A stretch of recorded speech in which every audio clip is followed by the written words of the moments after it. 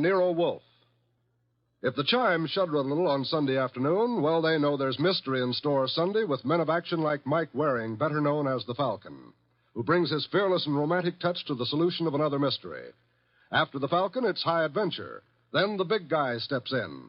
The new private eye, Charlie Wilde, concludes with a few casual homicides. The chimes mean mystery and action this Sunday afternoon on NBC. Transcribed. My boss is the smartest and the stubbornest, the fattest and the laziest, the cleverest and the craziest, the most extravagant detective in the world, Nero Wolfe.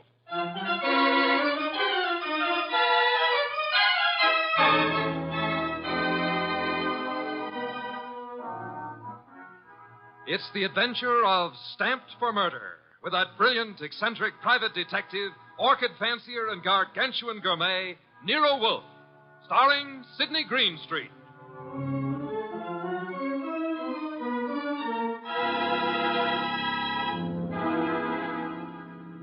Instructions for this morning, Archie. Your notebook, please.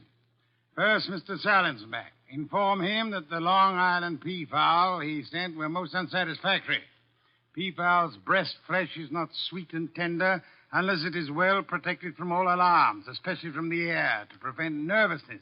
Long Island is full of airplanes. Look, Mr. Wolfe, I shall want a dozen chickens that have been raised on blueberries and a fresh-killed lamb for tomorrow. Mr. Wolfe, please listen. There's... Mr. Goodwin, be quiet, and then dinner on the following day becomes a problem. Mr. Wolfe, dinner any day is going to be a problem if we don't pay Sausenbach's bill. Then pay it. With what?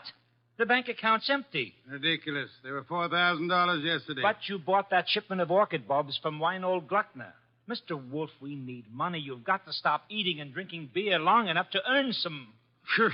You're an alarmist. Will you, for the love of heaven, stop turning down clients and turn an honest dollar?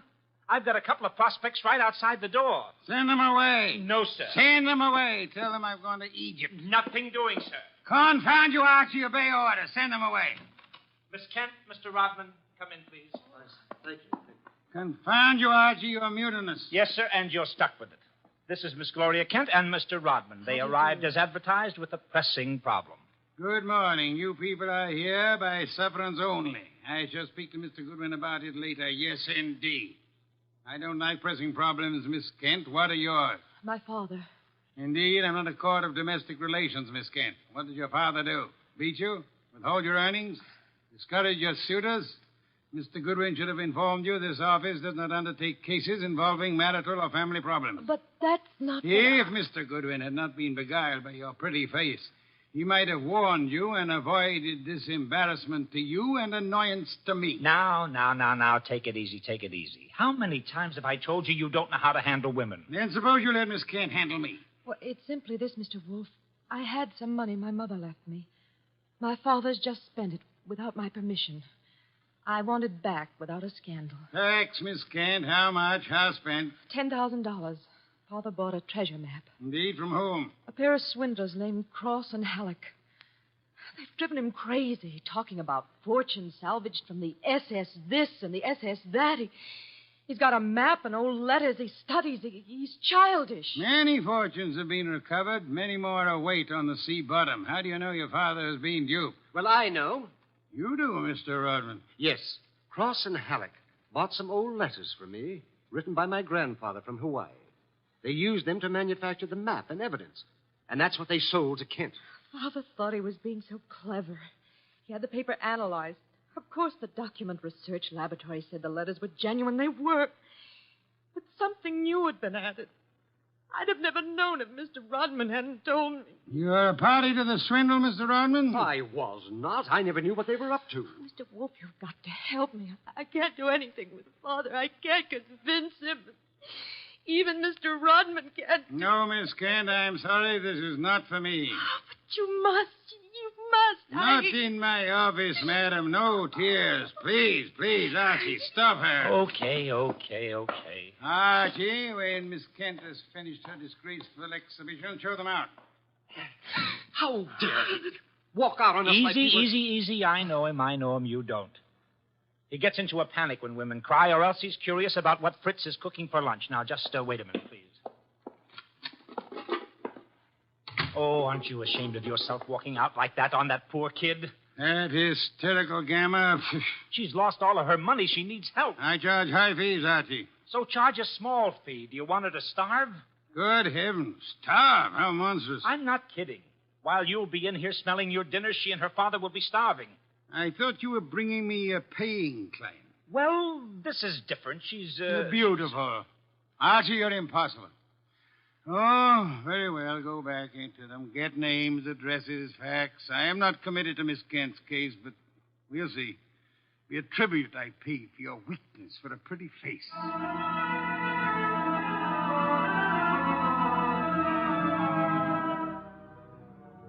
Rodman and Gloria Kent were gone, however. So all I had were the few facts they'd given me before they met Wolfe. I felt guilty about that when he came back into the office and sat down in his specially built chair. He closed his eyes, and I glared at him.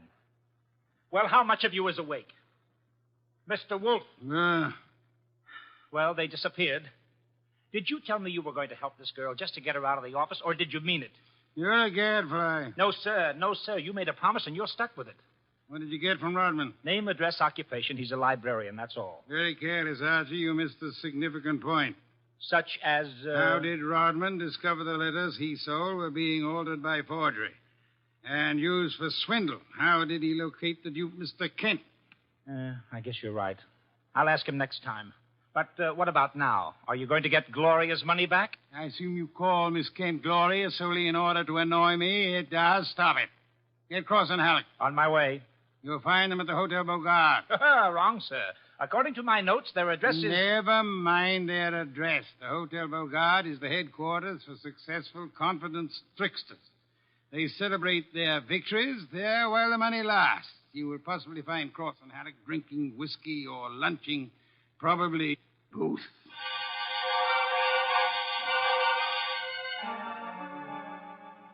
I located Cross and Halick in the hotel bar and lured them back to our place on 35th Street. Wolfe was sitting behind his desk with his hands crossed on his impressive middle, at peace with his lunch and the world when I ushered them in. He sat bolt upright and scorched me with a look. Good afternoon, Mr. Wolfe. The tall one's name is Cross, the short one is Halick. They want to help me invest my money. Gentlemen, Mr. Nero Wolfe. What? Who? Nero Wolfe. Hey, what is this? Confound you, Archie. How drunk are they? Not too drunk for business. Let's get out of here. Come on. Wait a minute. You want me to keep him here, Mr. Wolfe? Not by violence, Archie. Come back here, gentlemen. Unless you want 7 years in the state penitentiary. What? You got nothing on us, Wolf. Nothing. I have the Kent case. The Kent? That's a laugh. We're sitting pretty. Sitting pretty. You are not, sir. You imagine you possess legal immunity. Mr. Kent believes you are a grotesque balderdash and will not sue for fraud. Miss Kent cannot sue because she is reluctant to accuse her father of wrongfully obtaining her money. Ergo, you think you are invulnerable. Now, listen. But you forget me. I'm a detective with a fee to earn. A big fee. Quiet, Archie. I am determined to get that fee. Therefore, as Miss Kent's agent, I can and will bring action against you. I'm indifferent to her tears or her father's disgrace. I'm indifferent to anything outside of money. You will return the $10,000 to me at once, sir, or you will be in jail by morning. You mean that? I do, Mr. Cross. Alec. Come here.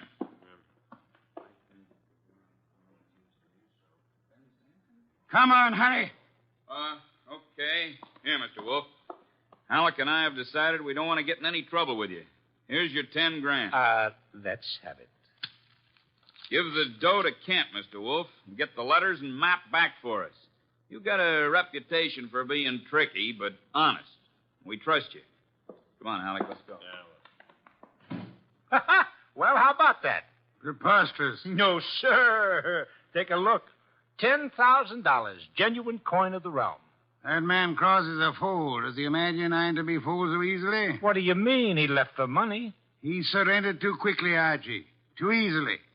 And that money in the envelope he was carrying all ready to refund. Why? Well, maybe he's got a better sucker. I heard him mention a Ben Sanford. Nonsense. Does he need Kent's forged letters and map to cheat this Ben Sanford? Couldn't he prepare another set? I guess you're right. Something's fishy. In any event, it's no concern of mine, thank heaven. Why not? I'm not committed to Miss Kent in any way. As a favor to you, I undertook to regain her money. I have done that. You may take it back to her and obtain the forged papers in return. But, Silence, Mr. Goodwin. Go to your red-haired charmer. Leave me in peace.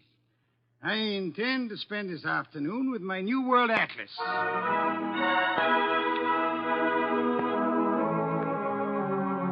I left him 3,000 miles up the Amazon with his magnifying glass and drove up to East 69th Street. The Kent house was a broken-down little brownstone, and as I went up the stoop, the door opened and Gloria Kent burst out like a skyrocket. Hey, Miss Kent, easy. Let go of me. Let go. What's wrong? Wrong. Nothing is wrong. Nothing at all. Well, how about seeing your father? You want to see my father? Come inside. Oh, for the love of heaven. Come inside, Mr. Goodwin. I'll introduce you. He's in a back room. Come right through the living room. What else came through this living room? A hurricane? No, Mr. Goodwin. Something else. There's my father, Mr. Goodwin. What in the devil? He's dead. His throat's cut. Father, this is Archie Goodwin from Nero Wolfe's office. He and his boss refused to help while they could. Maybe he can help you now. Stop it. All I'm good for now is revenge. That's all. Stop it and look at me. When did it happen? I don't know. When did you find him? Just now. Keep looking at me. Who went through this house like a hurricane? You? No. Where did you go after you left the office?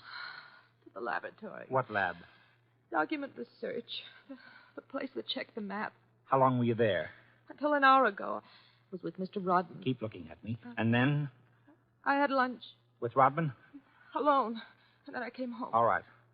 Now listen to me. I want you to go to Mr. Wolfe's house right now. Have you got cab fare? Yes. All right, take a cab. I've got to stay here, but I'll call Mr. Wolfe and tell him you're on the way. Now get.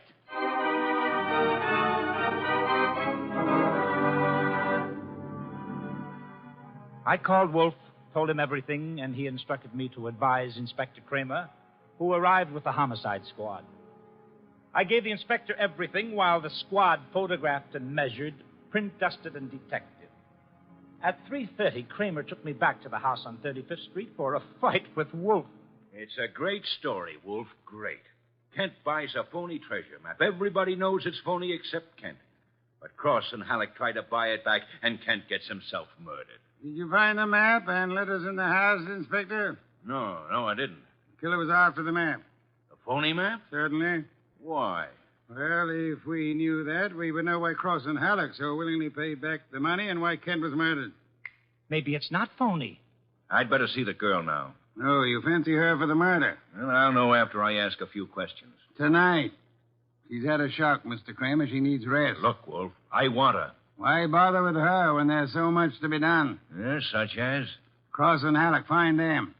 And the mystery man they spoke of, Ben Sanford. These are the men you want now, not this poor, overwrought girl. Yeah. All right. The girl will be here for questioning tonight, though, huh? Tonight, Mr. Kramer. Okay. You'll hear from me later on. Well, you buffaloed him out of that, okay. Say, why don't you want her questioned? Is she guilty? I don't know. Well, what did she say when she got here? She said nothing. She never arrived. She never what? She never arrived. Well, then why did you tell Kramer she was resting? Would he have believed the truth? She must be found. More important, we must learn why forged letters and forged map produces turmoil. Find the killer and you find the map. You said so. I said the reverse, which is an altogether different statement. Archie, I want a photograph of that map. Get it. Oh, sure. Any particular camera you want me to use? You'll find the photograph at 200 Vanderbilt Street. Are you kidding? The lab cannot check the authenticity of old papers without photographing them in ultraviolet light, infrared light, and so on. If this document research lab has examined those papers, they will have photographs. Get them.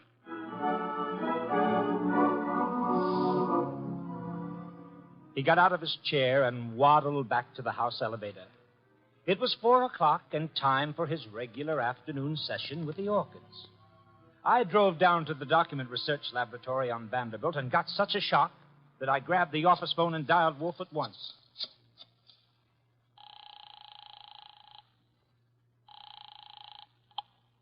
Nero Wolfe. Mr. Wolfe, Archie here. What's the matter? You lost? No, sir. No, sir, but I found something. Photographs? No, Mr. Wolfe, I don't think you'll ever see any photographs of the Kent map. I don't think any were taken. Indeed. But guess who runs the document research laboratory? No. Don't guess. You probably know. A man named Ben Sanford, and he's sitting right here looking at me. Bring him home with you. Home? But it's 4 p.m. This is the sacred hour when you pray over your orchids. Then Mr. Sanford can join the ceremony.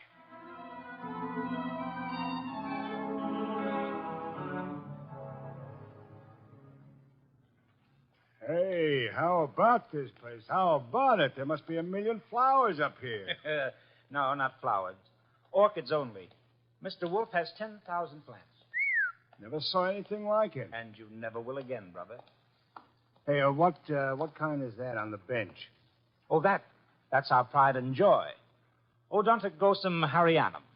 Above them, the Van Petersirana, and the pink ones are the Coelogiani panduratas.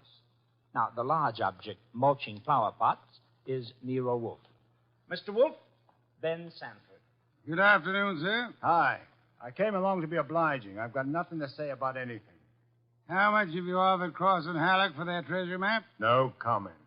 Mr. Sanford, I'm going to make some assumptions. I assume that you are not, in fact, a document expert, but an accessory to the fraud of Halick and Cross. No comment. That you actually prepare fraudulent maps for those swindlers, and then, in the guise of an expert, guarantee their authenticity. No comment. But this you must answer. You did guarantee the authenticity of the map and letters Kent bought. It's on record. All right, I did. Then will you admit they were forged? What are you, a comic? No. You guarantee the value of the Kent map? Yes. As an expert? Yes. Then you've convicted yourself of murder. Murder? What is this? Mr. Kent was murdered, sir. Evidently for the map and letters he bought. But of all persons involved, you alone believe in the value of the map. No one else does. Therefore, you alone would have murdered Kent for the map. For the love of... Now, wait a minute. Chew it over, brother. Chew it over. Either way, he's got you. Okay, you want me to level? Here it is. Level, Archie. Okay, boss. Thief-type talk. It means tell the truth. It's like you say. The letters were bought from Rodman. I forged the map and evidence onto them. I guaranteed them to Kent. It was a swindle. The letters are without value? Oh, sure, they're old, that's all, from 1851. Just tired family gossip and stuff. Indeed. There we have the problem again, Archie. Mr. Kent is swindled with a map and letters that are known to be worthless. He alone believes the fantasy of the treasure. There isn't any treasure, never was. Yet Cross and Halick refunded the swindle money so eagerly. It is obvious they want those worthless documents back badly. Someone else wants them so bad he murders Mr. Kent. Why? I don't know. Archie, we must find the girl. There's a chance she turned to Mr. Rodman for refuge. I'm sorry you'll have to go there at once. If the girl isn't there, bring Rodman.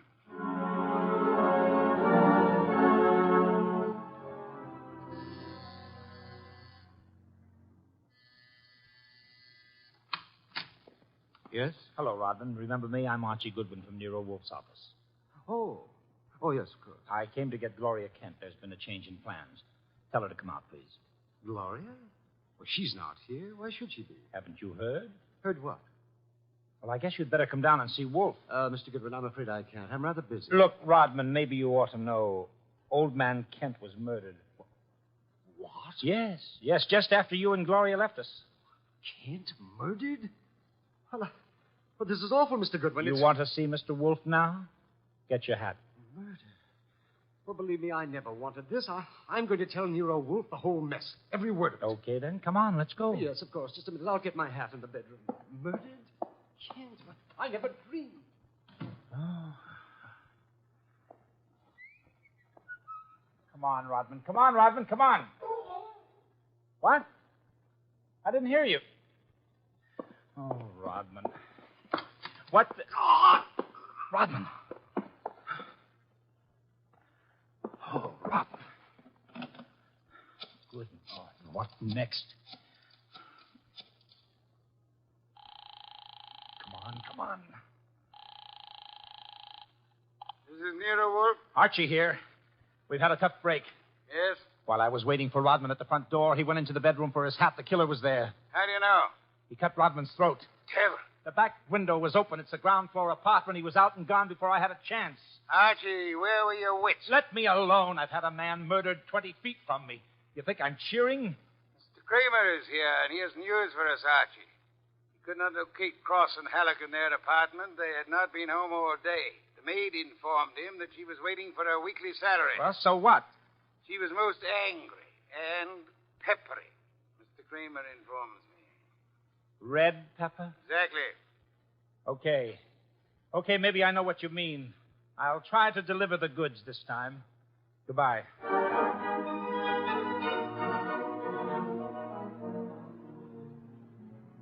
I drove down to the apartment house on Gramercy Square where Cross and Halick lived, took the elevator up to the 10th floor, found the right door, and slipped in with a passkey.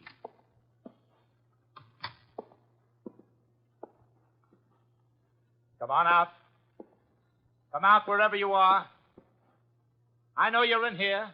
You fooled Kramer pretending to be the maid, but you didn't fool Wolfe. You'd better... Gloria!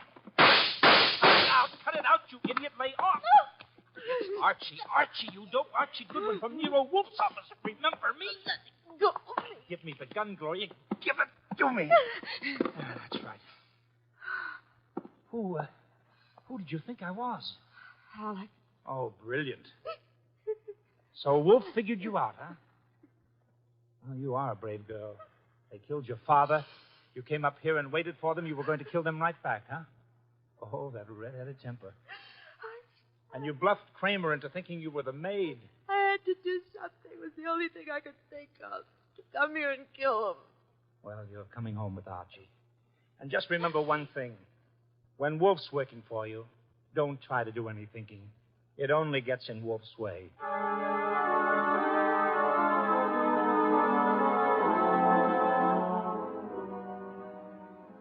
I got Gloria Kent back to the house at 7 o'clock. I parked the car, brought her into the office, and got the shock of my life. There was a convention on. Wolfe was there, with Inspector Kramer representing the cops. Cross, Halick, and Sanford were there representing the crooks. When Kramer saw Gloria, he scowled first at her and then at Wolfe. So it was a slick one after all, Wolfe. You didn't have the girl. You had no intention of producing her. Please, Mr. Kramer, that can wait. There are other matters more important. I dine at 8. That leaves me 1 hour to solve your murders. Murders? More than one? Yes, 2. Elmer Rodman. By heaven, Goodwin, if you... Please, Mr. Kramer, not now. First, Miss Kent. Good evening, Miss Kent. I presume you have met these gentlemen, Cross, Halick, and Sanford? Yeah, I'll take your purse, please. Well, why? Don't think me as naive as Mr. Goodwin, miss. When you left your home after the murder of your father, you took the map and letters with you. They're in your purse Well, now. that's not true. Archie, the purse. Thank you. We have here an interesting situation. There exist some old letters and map, forged and fraudulent. They're worth $10,000 and more to Cross and Halick, and worth 2 murders to a killer. Why? There must be something of great value in the letters. Yes, such as? Something which Mr. Sanford could not see, although he worked on the document closely. Yet something which could be made manifest. What is the answer, Miss Kent? You know it? I swear I don't. Secret writing, Archie. Bring the chafing dish from the dining room. Right. Secret writing. I saw nothing when I worked on those letters. Naturally, Mr. Sanford, the writing is invisible. But heat is an agent. It makes most forms of secret writing visible. The chafing dish, boss. Thank you, Archie. Place it before me and light it. Right. Now I open Miss Kent's purse. From it, you see, I withdraw these ancient letters which he took from her house after her father's murder. That's not true. Archie. That's enough, Gloria. That's enough. From now on, you just listen. We remove the letters from the envelope and toast them gently. The secret ink vintage 1851 will easily succumb to the agency of heat. Careful. Those envelopes will catch fire. Hey, they've caught. Don't be upset, Mr. Cross, Mr. Halick. The envelopes. They'll burn safely in the dish. We can concentrate on the writing. Watch closely. I don't want to be accused of trickery. You fat fool. The envelopes are everything. Put 'em out, Sanford. Don't sit there. Put 'em out. Why, Mr. Halick? Well, the stamps, the missionaries, are worth a fortune. The missionary. Of course. You know that. Mr. Cross knows. So does Mr. Sanford, right? Yeah. Cross Sanford knows, you old fool. Let me... Mr. Sanford is not alarmed. Why not, sir? I don't know what you're talking about. $50,000 or $100,000 is burning before your eyes, Mr. Sanford. Cross and Halick are burning their fingers, putting out the flaming envelopes. And you sit there quite indifferently. Why? Well, You know the value of the missionary stamps on the letters you bought from Rodman. But you know these aren't the real letters. Isn't that it? Not the real letters? I told you I'm tough to crack, Wolf. You didn't fool me with those dummies. Dummies, how do you know? Mr. Cross didn't know. Mr. Haddock didn't know. How did you? Well, I'll tell you, sir. Only one man could know I was framing Miss Kent as a decoy. Only one man could know I prepared these dummy letters and pretended to take them from her purse. And that is the killer. The man who murdered her father and stole the map and letters this morning. You, sir, Mr. Sanford. Well, I'll be... Mr. Kramer, there's your killer. You'll find the missing map and letters on him or concealed in his home or office. You won't need the evidence anyway. Look at his face. He's self-confessed. Self-confessed like fun. He was booby-trapped.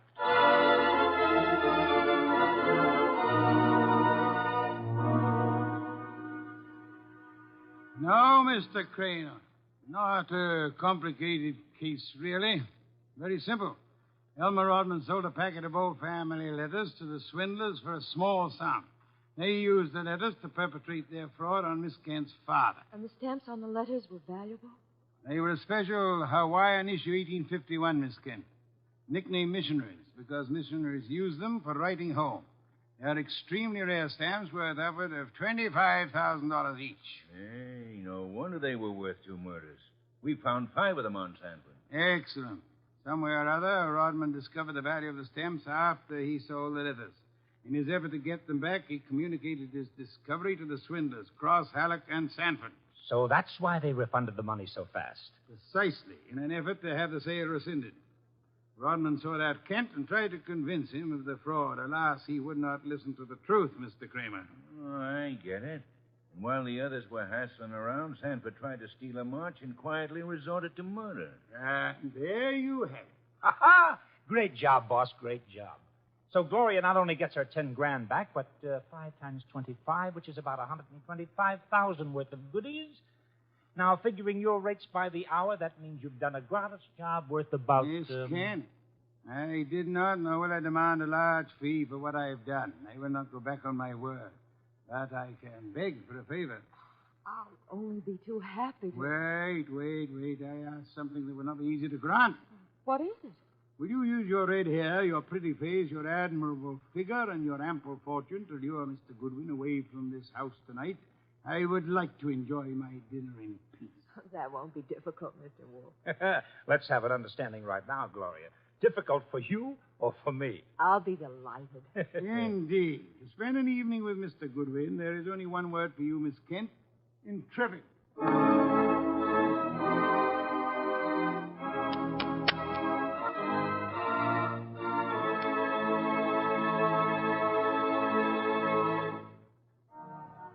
You have been listening to The New Adventures of Nero Wolfe, starring Sidney Greenstreet.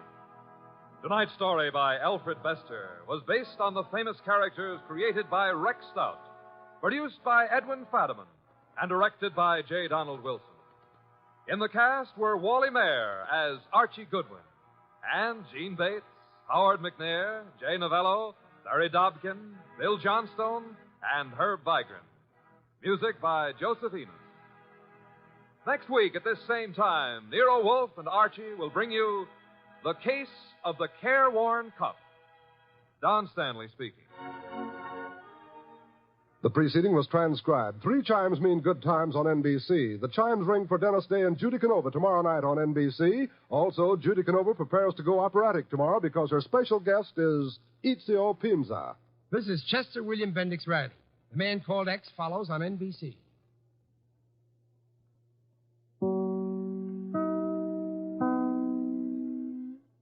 The Adventures of Sam Spade, Detective.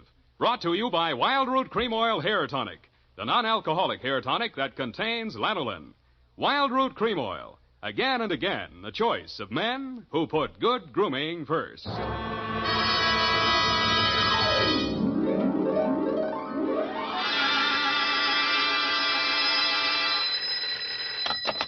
Spade Detective Agency. Sam, sweetheart. Any calls? Only one, Sam. Lieutenant Dundee of Homicide. He wants you to drop around so they can get your formal statement. No hurry, not now. He told me what happened, Sam. I'm sorry. Yeah, so am I.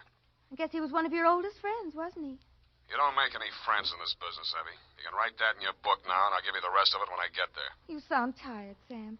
Wouldn't you rather just, What, baby? well, go home and, just put it off until tomorrow? Yeah, maybe I... No. No, I'll get it off my chest tonight. Stay there, Effie. I'll come on down and dictate my report on the Dick Foley caper.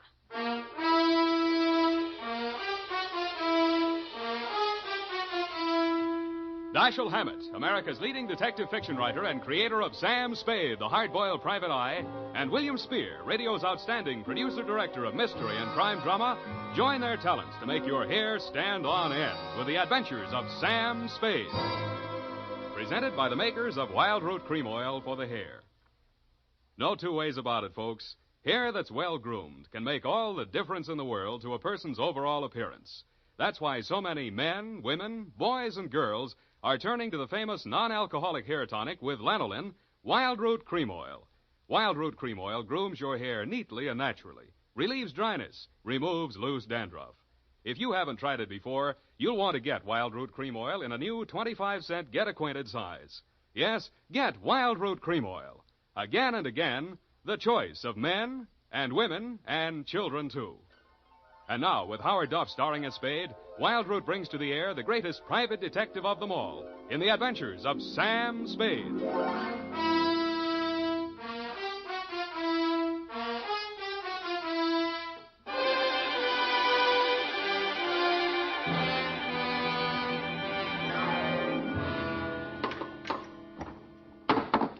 Nuts. Oh, here, Sam, let me. Am I that shaky? Say when. Just to the top of the glass. Now, that's enough. You'll spill it. Yeah. Sam, what you said over the phone about not making any friends in this business, you didn't really mean that, did you? Forget it. You can label this, a file on Dick Foley. Date, fill it in. Yes, Sam. To Dundee at Homicide, I guess, from Samuel Spade, license number 137-596. The facts are all here. If you can dig a formal statement out of it, you're welcome. I'd known Dick Foley ever since I took out my license. We'd worked several big capers together back in my days as a Continental Lot. He and Mickey Lanahan and I. Then he and Mickey opened their own office, Foley and Lanahan, Private Investigations. 5 years back, Mickey stopped the slug, and since then the sign on the door read Dick Foley Detective Agency. I'd seen Dick maybe 4 or 5 times in the last half a dozen years just to have a drink and chew the fat about the good old days. He never talked about his private life. I assumed he didn't have any. So when I went to his office day before yesterday in response to his call, I was surprised to find him in a clinch with one of the most beautiful nails I've ever seen. Oh, Sam. Well. Shall I come back after lunch? Sam, this is Maxine, my wife. Well, you don't deserve it, but I'm happy for you. I'll return the compliment, Sam. I've wanted to meet you for years, but Dick wouldn't introduce me. Now you know why. Well, you run along, honey. Sam's here on business. All right, Dick. You can bring Sam home to dinner if you like. There's plenty. If he's not too busy, but don't count on that. Well, try anyway, won't you, Sam? I will indeed. Bye now. Draw up a chair, Sam. Sit down. Oh. What's on your mind, Dick? You remember Claude Spicer, that grifter I sent over for that jewelry store hike back in 43? You never told me you were married, Dick. I'm very happily married. Now, please pay attention. Claude Spicer, yeah. Yeah, I remember the caper. Wasn't there a dame involved? Well, Spicer had a girlfriend, but the cops gave her a good bill of health. Spicer went up for a 5-year stretch. They spung him last month. Whatever happened to that dame? Now, look, about Spicer. He gunning for you? You hit it. How scared of him are you? Well, enough to ask you for help, Sam. What's eating him? Just revenge? Sam, I wouldn't tell this to anybody but you. But all the facts of that caper didn't come out at that time. I saw to that. How come? Well, I couldn't have stayed in business in San Francisco if it had been generally known that my partner was the inside man on that jewelry store heist. Mickey? Yeah, Mickey Linehan. You and I are both great at choosing partners, Sam. They both deserved what they got. Only one difference. I sent up the killer that plugged my partner. Some people thought the way you gave evidence at Spicer's murder trial wasn't so hot. Well, he was alibied, Sam. In fact, the robbery was his alibi for the murder. I don't know how he managed it. I've been trying for 5 years to figure it out. Spicer's afraid I might succeed someday. That's why he's out to get me. What's he waiting for? Oh, I don't know. He won't do it simple. He'll have a fancy plan like the other time. He's tricky. Where's he staying? At the Belvedere. Here's his mug. I kept a plant in the building for a couple of days, but he stayed holed up in his room. I think he spotted me. Okay, Dick, I'll give it a buzz. Now, wait a minute, Sam. Yeah? I'm not asking you to do this for love. Standard fee, $25 in whiskey money. Okay? Forget it. This one's on me.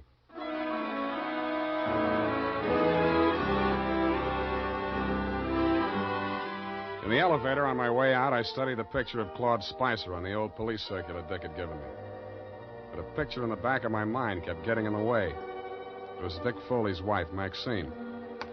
When I hit the street, I still saw her face before me, and it was no picture, only pretty as. Sam, I waited for you. I've got to talk to you. My pleasure. Shall we confer in an adjacent cafe? Wherever you say. Only I don't want Dick to know. Then you shouldn't have married a detective. Please, Sam. How's this? Black watch. Yeah. Looks dark enough. Oh, that booth in the corner, it's secluded. Why not? Slide in. Oh, no, over here, stupid, not facing the street. Oh, sorry. I'm not much good at this sort of thing. Sam, I'm not asking you to tell me what it is, but if he's in really bad trouble, I think I have a right to know. What makes you think he's in trouble? Well, I'm not blind. You can't live with a man and not sense it when something goes wrong. I never thought Dick was the type to show it. Oh, he's tried to hide it from me, and I haven't said anything. I thought if he wanted me to know, he'd tell me. It was a wise thought. Hold on to it. Well, I meant to. But then a terrible possibility crossed my mind. Sam, it isn't me, is it? In what way? Well, you know what I mean. He's been away from home nights so much lately, and he questions me so closely about where I go and who I see and so on, and Well, I may as well ask you right out. Did he hire you to check up on me? Then that is it. No. You're not lying to me, Sam. Why should I? Dick says you're almost his oldest friend. He's talked so much about you. Then he must have told you I don't do that type of work. Why do you keep looking at me? Sorry, trying to place you, Maxine. I keep thinking I've seen you someplace before. Oh, it must have been my picture. I was an actress. Yeah. Picture. Yeah, maybe that was it. Why do you say it like that? Like what? Well, as if you were angry with me. Because I just got the caption on the picture. Well, Sam, wait. Come back. Yes, I had. And the caption was from a newspaper circa 1943. And it read, Actress Lovely cleared in Lanahan slaying. I flashed my tin star at the room clerk at the Belvedere, learned that Claude Spicer was in, and stuck around to make sure the clerk didn't buzz the room to tip him off. Around 4 p.m., Spicer went out, very dressed up, umbrella, gloves and all. He walked down Geary to Grant and turned north. A cold San Francisco drizzle started blowing up from the bay. I wished I'd brought my overcoat. A half a block up from California, he entered Grayson's jewelry store. I peeked through the Rain Streak show window after him. Inside, pawing eagerly through a tray full of diamond clips while a long-suffering clerk eyed her hopelessly from his side of the counter, was the actress Lovely. Maxine shot Spicer a quick glance of recognition as he entered, but they didn't speak. He took up a pose of gentlemanly patience, shrugged his eyebrows sympathetically at the clerk, and leaned elegantly on his umbrella while Maxine found fault with every piece of jewelry that was shoved in front of her. The bored expression left his face only once. That was when the clerk opened the vault and brought out some unset stones. Their act may have been fooling the clerk, but it was as plain as the nose on Spicer's face, a very plain nose it was, that they were sizing up the joint for a pushover. Maxine left first. He stayed long enough to buy a cigarette lighter and then followed her out. As I took out after him, I stopped to read the sticker on the inside of the glass door. It said, These premises protected by Dick Foley Detective Agency.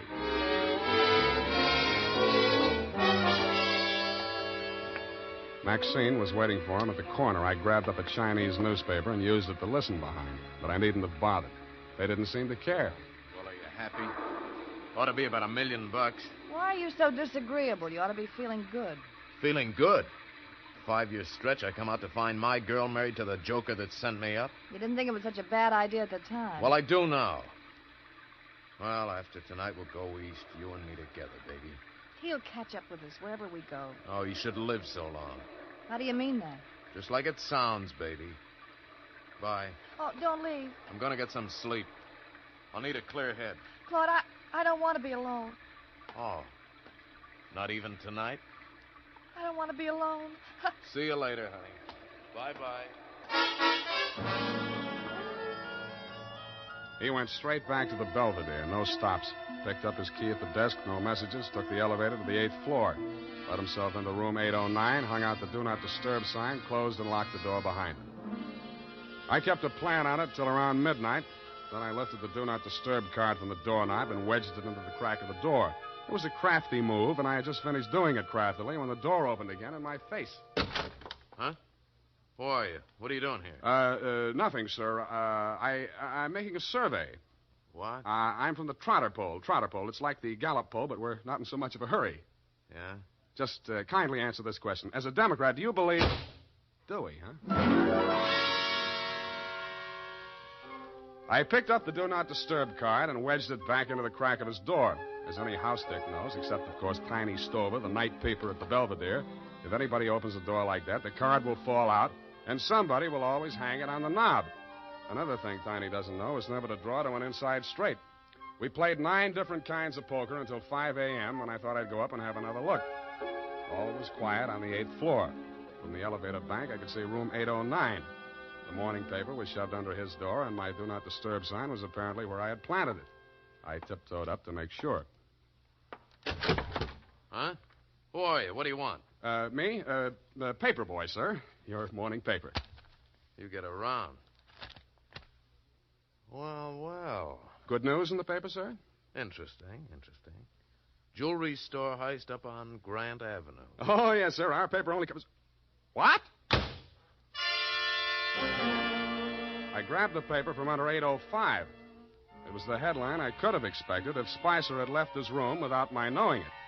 Grayson's Jewelry Store, the shop he and Maxine had cased that afternoon, had been taken for an estimated $1 million in uncut gems. But Spicer's door hadn't been opened, and there was no other exit. I sat down and thought. And what I thought of was that sticker on the front door of Grayson's said, "These premises protected by Dick Foley Detective Agency."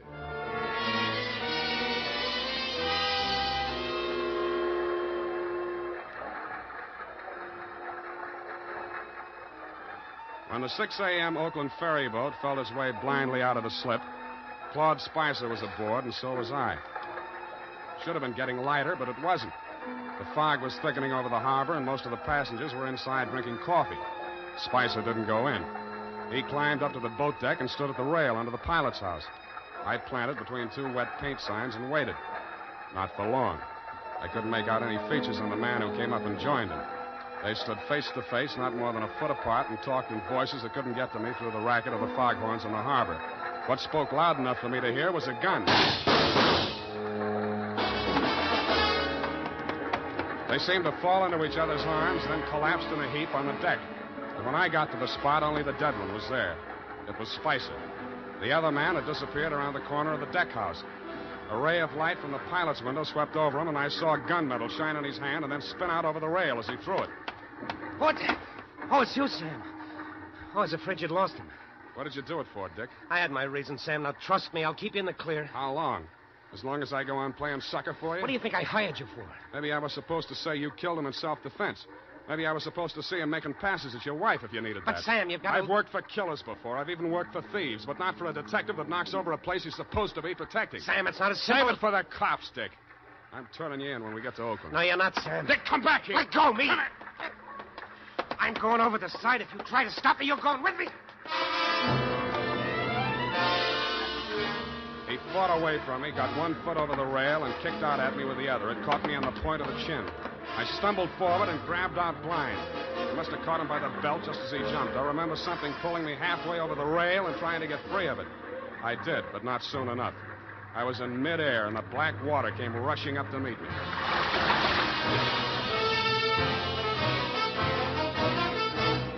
The makers of Wild Root Cream Oil are presenting the weekly Sunday adventure of Dashiell Hammett's famous private detective, Sam Spade.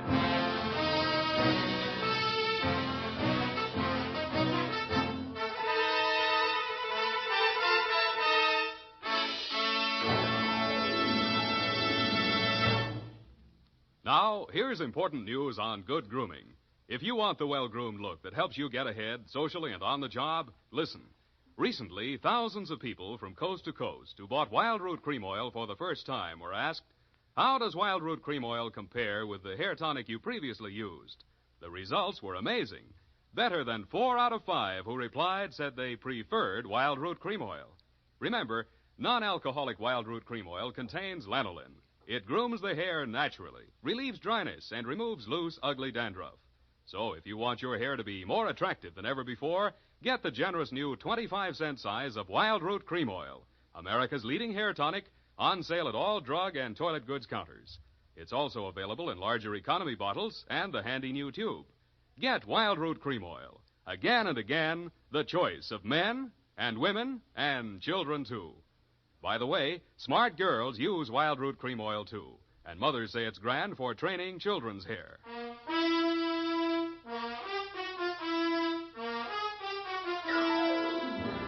And now, back to the Dick Foley caper. Tonight's adventure with Sam Spade.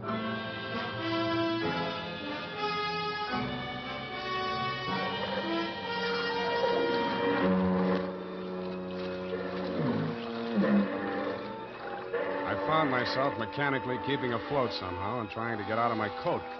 I felt heavy and logged as if I'd swallowed gallons of water. The murk hung low and thick. There was nothing else to be seen anywhere. I swallowed what felt like several more gallons before I got rid of the coat. From out of the misty fog blanket, from every direction, in a dozen different keys, from near and far, foghorns sounded. I stopped swimming and floated on my back, trying to determine my whereabouts. After a while, I picked out the moaning, evenly spaced blasts of the Alcatraz siren, but they came out of the fog without direction. Seemed to beat down on me from straight above. I was somewhere in San Francisco Bay, and that was all I knew. And I suspected the current was sweeping me out toward the Golden Gate. Then a light came up ahead of me suddenly. A boat passing a few yards away. I lifted my head and screamed. But the boat's siren, crying its warning, drowned out my shouts. It went on past, and the fog closed in behind it. Then I heard a new sound. Seagulls. I swam towards it, and it seemed to get lighter. Part of it was the dawn light beginning to cut through the fog blanket. But there was also a strange-looking man standing on the water and waving a green lantern back and forth. I yelled at him to wait for me, and a seagull got off his hat and flew away. When I got closer, I saw that it was not a man, but only a buoy, channel type. I used all the strength I had left to drag myself up on the base of it and let it rock me to sleep.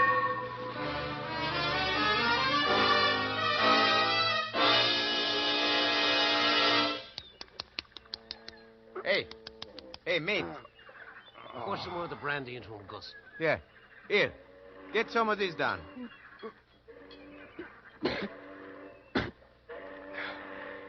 Where are we? Hey, it ain't heaven. You can tell that by the smell. Oh, Fisherman's Wharf. Yeah, take it easy. We got ambulance coming. You going to the hospital? No, I'll be okay. Hey, give me a hand. Yeah, okay. Hey, you do us a favor, will you? Don't fall down till you get out of sight this time. We're tired of picking you up.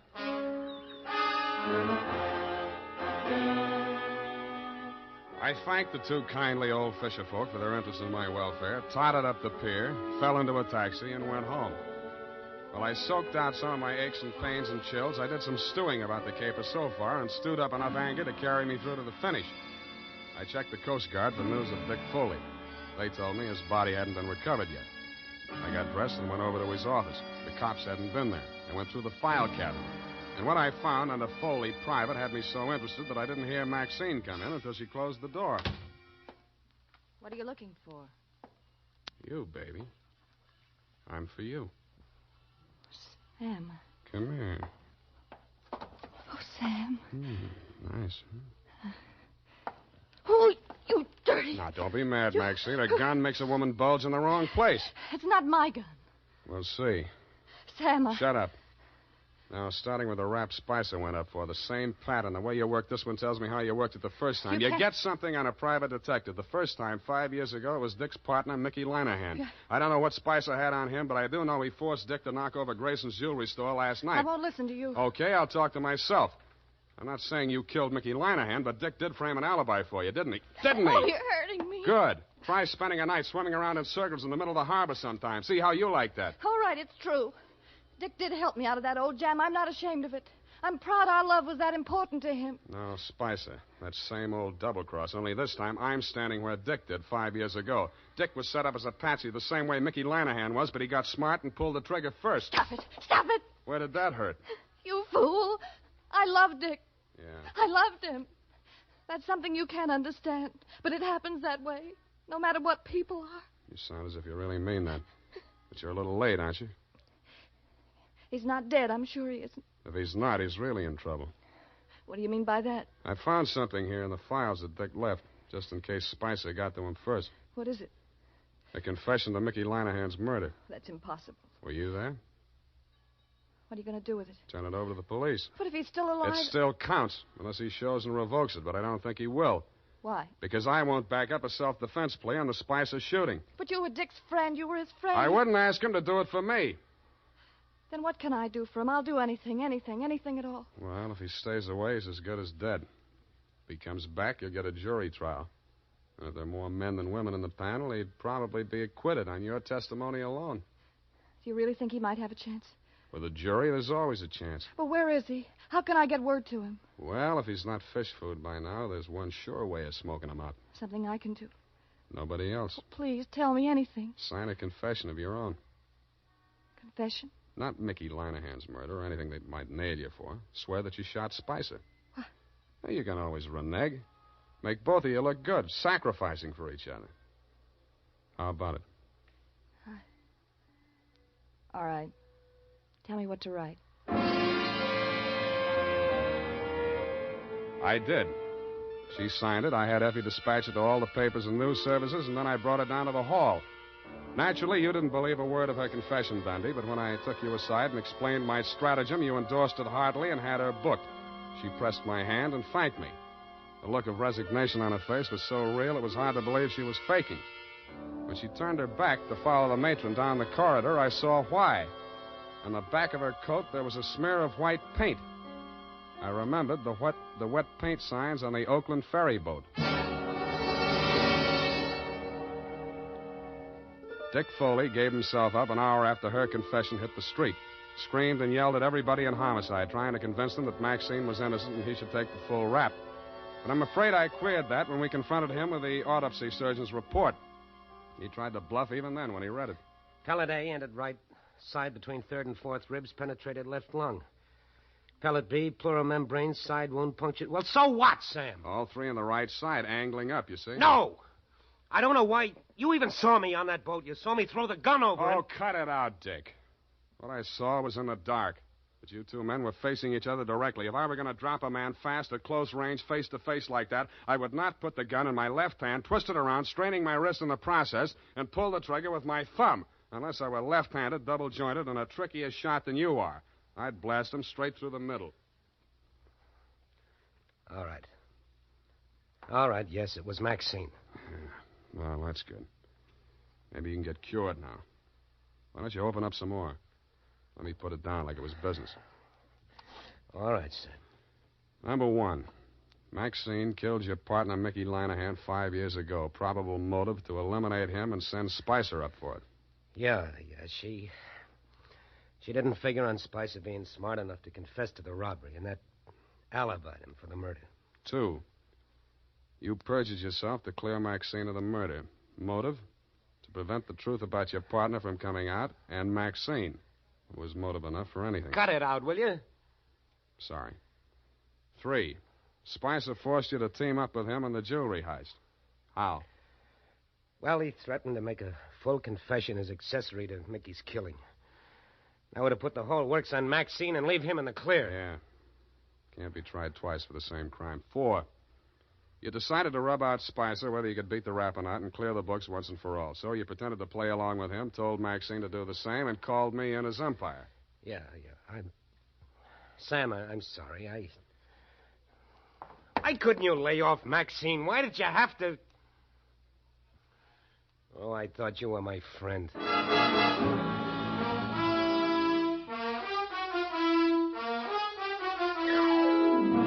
And that's about it. Period. End of friendship. Oh. You mean the confession that you tricked her into making turned out to... That's it, Effie. Oh. What'll happen to him? Hmm? What about Dick Foley? Dick? Oh, they got him on a number of things, I suppose. May take some time out of him. But I think he'll be an okay guy again. With her out of the way. With her out of the way. Sam? Go and type it up, will you? It's late. I want to get out of here.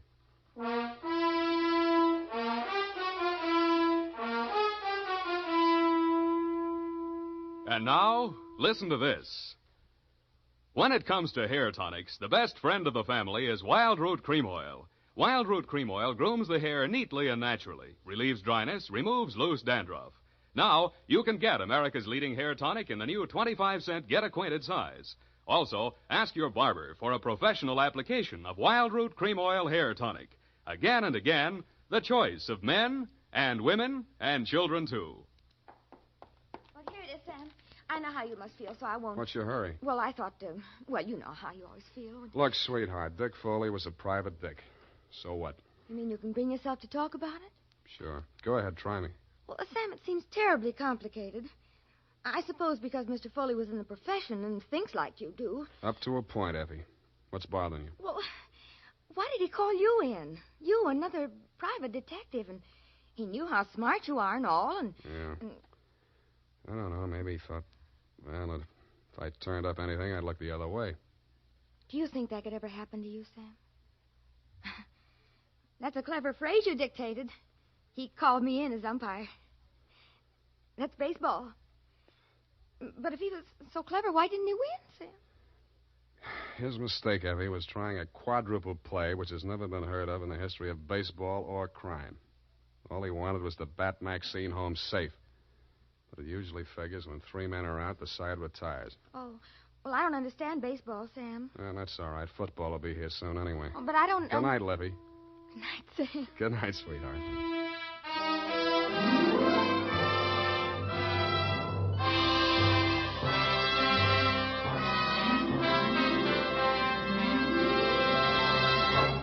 The Adventures of Sam Spade, Dashiell Hammett's famous private detective, are produced and directed by William Spear. Sam Spade is played by Howard Duff. Lorene Tuttle is Effie. The Adventures of Sam Spade are written for radio by Bob Tallman and Gil Dowd. Musical direction by Lud Gluskin, with score composed by Rene Garrigang.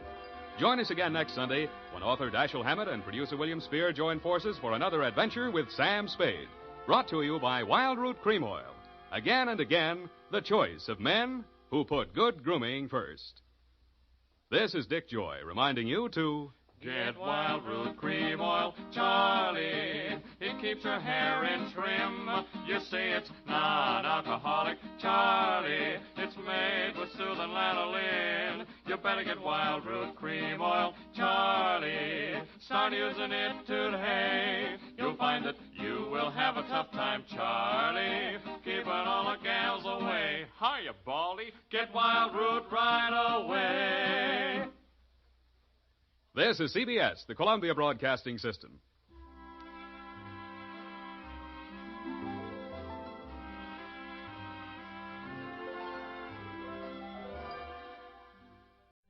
Stay tuned for Nero Wolfe. Saturday night chimes on NBC mean a full hour of fun with Dennis Day and Judy Canova. Dennis always appears perplexed and bewildered. But one thing that doesn't perplex him is how to make a popular ballad come to life in his thrilling tenor voice. And there's music also on the Judy Canova Show, plus comedy in the mischievous Canova manner. That's Judy Canova and Dennis Day, tomorrow night over most NBC stations. My boss is the smartest and the stubbornest The fattest and the laziest, the cleverest and the craziest, the most extravagant detective in the world. Nero Wolfe.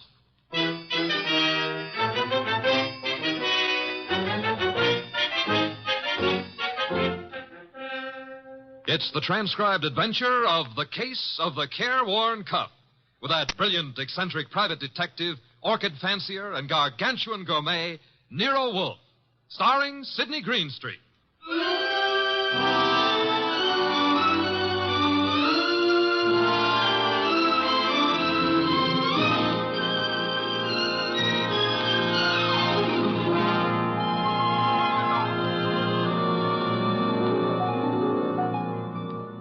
The place is Nero Wolfe's office.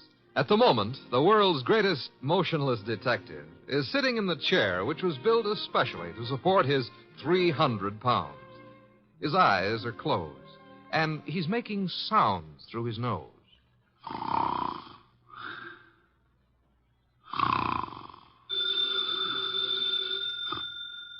Archie. Archie. Archie! Yes, Mr. Wolfe, what is it? The phone, if you please, Mr. Goodwin. But it's on your desk, only 8 3/4 inches from your left elbow. All you have to do is lean forward. Found it, Archie? What do you think I am, an athlete? Hello. No, wrong number, mister. Well, I'm sorry, Mr. Wolfe, if that old phone awakened you. Wrong number, and I was not asleep. I was merely concentrating. On what? We're out of work. There's nothing to concentrate on. May have escaped your errant attention, Archie. But there are other subjects for thought besides murder. Mm-hmm. Sure, blondes. And blondes. You're right at that, brunettes. Phooey. That's not a nice thing to say about any girl, even if she does happen to be a brunette. Archie. Yes, sir? Go away. You annoy me. Suppose I did. It would get you beer for you. Fritz. Tonight happens to be Fritz's night off. However, you can always get your beer for yourself. Don't be an idiot. There are exactly 23 steps between here and the kitchen. As you very well know, I abominate strenuous physical activity. 23 steps times 2 is 46. You could walk very slow. Nonsense. Now that you mention it, I happen to be mildly thirsty, Archie. Would you... Now that I mention it, you'd better let the beer go for tonight. Why? Our stock is running low. You being careless? I've been careful, because something else is also running low. What? Money? Fiddlesticks, there's plenty in the bank. Sure, but very little of it is yours. Mr. Wolfe, do you remember that batch of orchids you bought last week? Course I do. Magnificent and very rare specimen. I got a magnificent bill for him this morning, too. It was large? It was large. Confound it, Archie. I shall have to do some work. You turned down half a dozen cases in the last few weeks. One of them may still require me. Most of them hired other detectives. However, there is a Mr. Wenceslas who might still be in need. His problem is what? As I remember, he's being followed by midgets. He wanted you to do something about it. Not that he minded the midgets so much. It was the elephants they were riding. The man needs a psychiatrist, not a detective. Anyone else? I can check my files, but I don't think... Aha! Saved by the bell. Another cliche like that, and I shall... Answer the phone yourself? Assassinate you. See what it is. Okay. Hello? Yes, Mr. Wolfe is in. Yes, he'll be in. He always is. What? But... That was a Mr. Charles Porter. He was in a hurry. He's on his way over right now. Should be here in 10 minutes. Prospective client, I trust? $1,000 worth of prospective client. Splendid, Archie, my beer. Okay, but, look, I'm not sure you're going to accept his offer. Indeed? What does he want me to do for his paltry fee? That's the point. If I heard him right, he wants you to do nothing.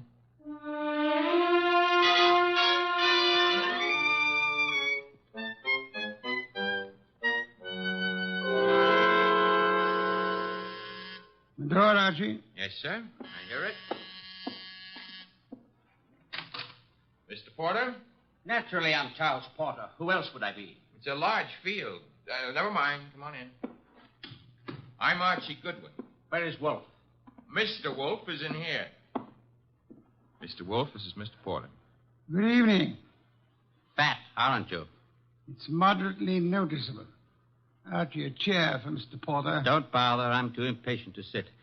When I've business to take care of, I take care of it quickly. Very well. Send him out of the room. Mr. Goodwin, nonsense. He's my assistant. He remains. I don't like it. Archie, show Mr. Porter out. Now, wait. There's no need to get temperamental. Perhaps I'm a little abrupt. Rude. I'm a worried man. And impatient. You're wasting time, Mr. Porter. I suppose I am. The reason I came to you... Young man, what are you doing with that notebook? Getting ready to make marks in it. But... Oh, never mind. Mr. Wolfe, you have a client named Dorothy Spencer. Have I? There's no need to be coy about it. I happen to know. Then you know. I want you to drop her. Drop her? Refuse to handle her case. Close the books on her. You know what I mean. Why should I? The girl has no money. I have. That doesn't answer my question. Perhaps this will. Appear to be a small package of dollar bills. It happens to be $1,000. Archie, will you? I will. It is $1,000. Thank you. Mr. Porter. Yes? You're paying me $1,000 in order that I refuse to act for Miss Spencer. Nothing more. That's right. What does she suspect you of? I said nothing about... Well, that is... You must know that as well as I do. Possibly, and nevertheless, what does she suspect you of? Being a blackmailer. Whereas your occupation really is? I'm a musician. Pianist. I'm appearing nightly at the Windsor Hotel. Archie, have you made out a receipt for Mr. Porter? Yep. Give it to him and show him to the door. Okay. Mr. Porter? Mr. Wolfe, I want your assurance that the entire affair is definitely finished. My association with Miss Spencer, you mean? You have my assurance that it is. You will forgive a classical allusion. The carver. Thank you. Good night. Mr. Wolfe, I have a secret about Mr. Porter. He smells. Some perfume or other. More important, his right coat cuff is more worn than his left cuff. And a carver happens to be a musical term meaning start again from the beginning. Oh? Porter thought it meant finished. Therefore, Mr. Porter is a liar. His ignorance of common musical term indicates that he's not a musician. The worn right coat cuff, that he is an office worker. That's kind of leaping to a deduction. But even if Porter's a liar, Mr. Wolfe, there is something else. He paid you $1,000 to drop a client named Dorothy Spencer. Mr. Wolfe, you never had a client with that name.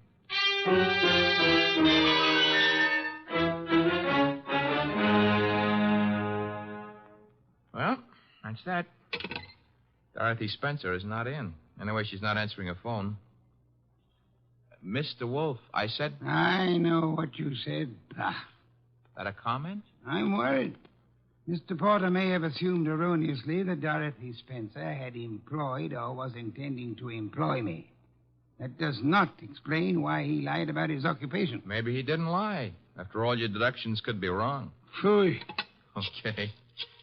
Take care of that right now. I'm phoning her. Hello? Windsor Hotel? Get me the manager's office. Thanks. Could you tell me if a Charles Porter plays the piano at... Uh-huh. She sounds blonde. I see. Thanks a lot. What do you do after work? Oh, so long. She goes home and beats her husband. About Porter, Archie. Bad news. He does play the piano at the Windsor in the move room. So where does that leave your deductions? Untouched, of course. Let me think. Yes, naturally. Naturally what? I came to the conclusion that Mr. Porter was an office worker. We have just discovered that Mr. Porter is not an office worker, therefore... You were wrong. I am never wrong. Therefore, the man who was here is not Charles Porter. Mr. Wolfe, do you think a man of your weight should climb out on a limb like that? Fiddlesticks. Look up Porter in the phone book and call him. Okay. Take a second.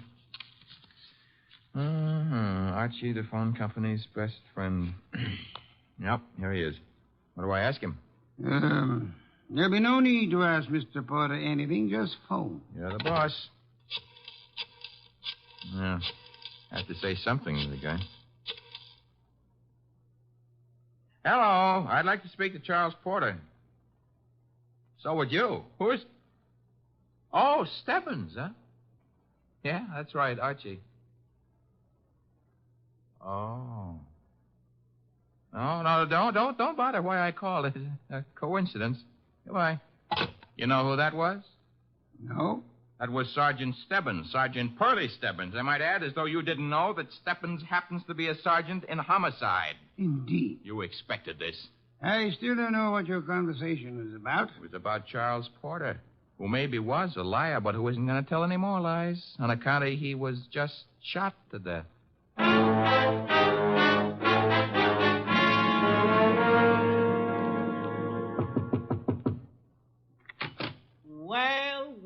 Well, if it ain't Archie Goodwin. Come in, Goodwin. Thank you, Sergeant Stebbins. I've been expecting you. Oh, that's sweet of you to say that, Pearlie. Why did you phone Porter? His right coat cuff was more worn out than his left. So for that, you had to kill him? No, actually, I killed him because he didn't know his da capo. Hey. Yeah, hey. He don't look good anymore, huh? Guys who stop bullets with their face never look good. Pearlie, you've been robbed. I did. That corpse is not Porter. Now, relax, Goodwin, relax. His fingerprints were on file, and they check. His girlfriend says he's Porter. If he could get up and talk, he'd tell you he was Porter. And what makes you think he isn't? Well, because when he visited us earlier tonight, he looked different. Not much, but... You said girlfriend? Yes, I said girlfriend. She's in the next room mopping up. She kind of broke down when we brought her here. You brought her here? Now, don't tell me what her name is. Why shouldn't I? It's Spencer. Dorothy Spencer. Ooh, that's what I was afraid of. Sergeant, Oh. Ignore him. He comes with the woodwork. His name is Goodwin, Miss Spencer. Archie Goodwin. Find what you were looking for? What I was looking... Somebody's gone through this place like a minor league hurricane. You? What business is it of mine? None, maybe. On the other hand, Nero Wolfe might have other ideas. Matter of fact, I'm sure he'd have. Miss Spencer, why don't you go see him? The address is 601 West 35th Street. I don't see why. You want your boyfriend's murderer found, don't you? Now listen, Goodwin, the police are working on this. Sure, they'll see to it nobody harms a corpse. Goodbye, Miss Spencer. Don't forget that address, 601 West 35th Street. Believe it or not, you used to be a client of ours.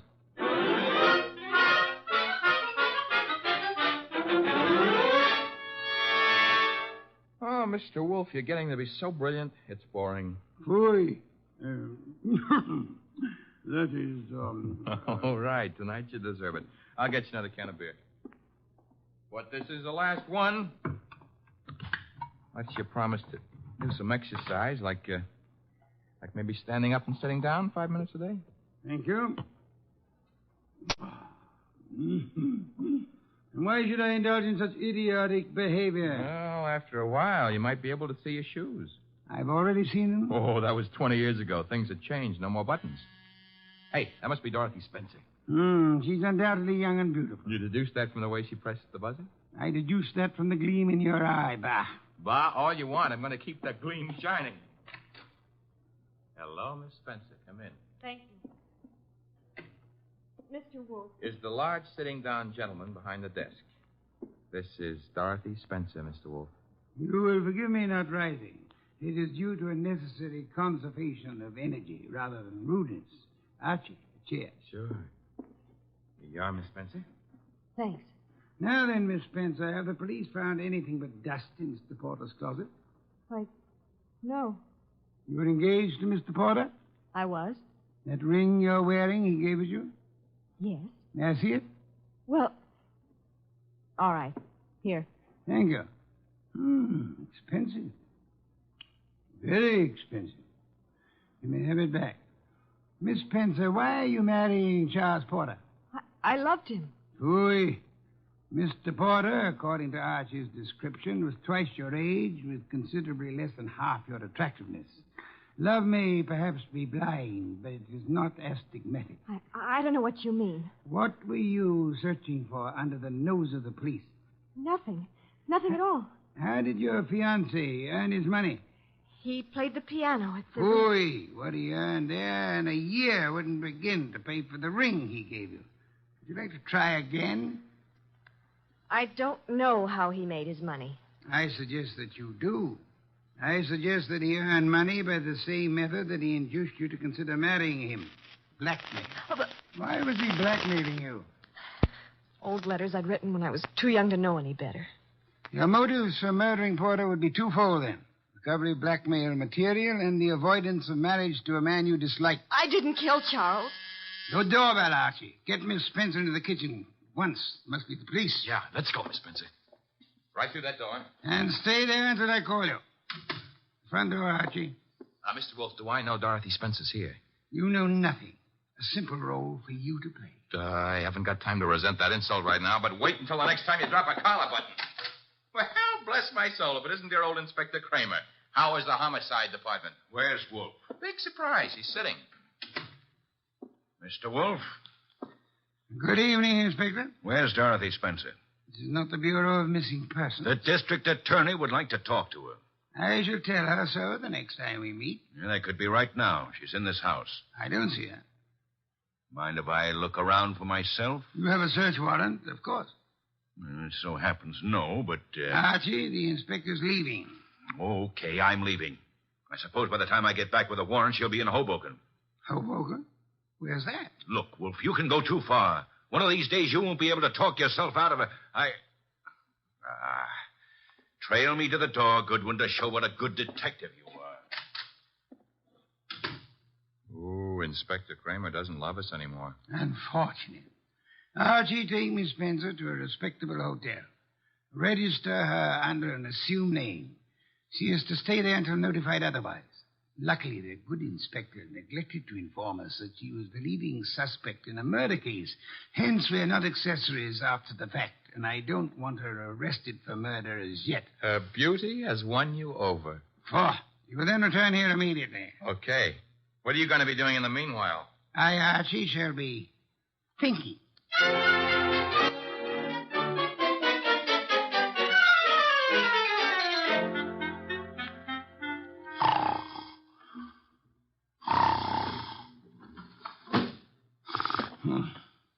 Archie? No. No, not Archie. Our impatient and non-musical friend came in through the window. How are you, Mr. Not Porter, of course. Where's the girl? Question is beginning to bore me. I don't know. I think she's here. So did the police. I might add that they were slightly closer to the truth. Incidentally, what makes you think she was Porter's accomplice? She must have been. Nonsense, she wasn't. Porter was blackmailing her, just as he was blackmailing you. In her case, it was letters. In yours, a previous criminal record, perhaps, that your employers might be interested in. I want to know where she is. Maybe this would help you remember. Good heavens, don't point a pistol at me. It annoys me. The police, I should think, opened the door for them like a good fellow. Oh, no. I'm leaving. But if I don't find that girl, I'll be back. Knock the blasted thing down if it isn't open. All right, well, I've got the search warrant. Also, no doubt, a fine tooth comb. Bah. By the way, Inspector. All right, boys, cover the house. All right, Inspector. Yeah, what did you want? As your men go through the house, will you have one of them shut the back window? I've just had a burglar, and I suspect he left it open. Unless the matter is attended to, the house might be filled with fresh air. Yeah, what's the matter with that? Fresh air, deadly poison. It clogs the lungs. And may I point out that the warrant you're clutching in your hot little hand is not a lease on the house. Finish your search quickly, if you please, and then, why not try Hoboken?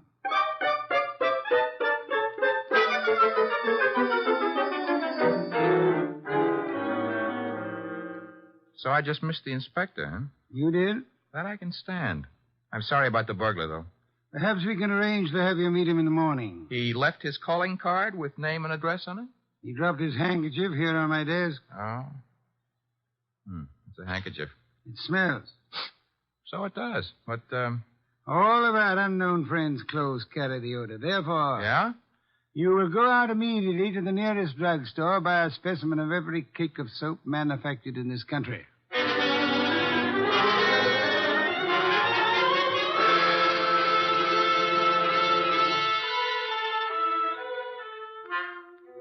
Mr. Wolfe? Be still. No. I never realized just how many different brands of soap are made in this country.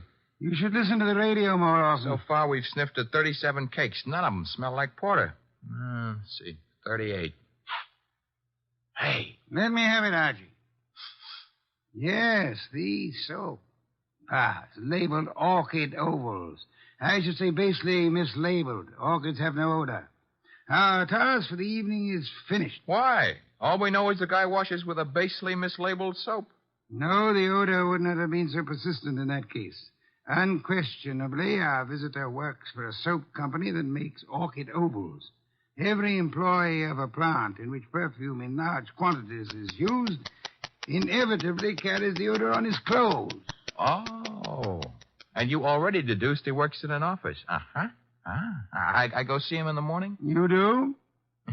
You know, Mr. Wolfe, what with hiring rooms for girls and paying visits to a perfume factory, I'm beginning to feel like a maiden aunt. No one would ever mistake you for a maiden aunt, Archie. Thanks. Is that another deduction? Maiden aunts rarely need a shave.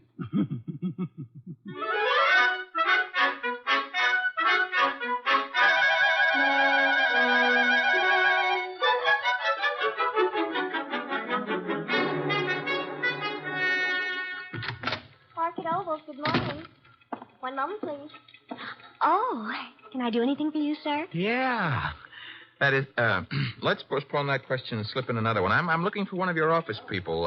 In his 40s, 5'10", brown hair and eyes, speaks in a sharp, quick voice. He owes you money, too. Who owes me money? Mr. Wheeler, the man you were describing. He owes everybody money, in spite of the fact that he's office manager and makes lots and lots of money. How much does he owe you? Oh, not an awful lot. It won't break me if I don't get it. Is he in yet? Well, he was, but he went home. He was sort of sick. Sort of. He got a phone call from somebody and rushed out. Too bad. Well, I better scram. Well, you didn't answer my question yet. I'm off at 5. My name's Gwen. Goodbye.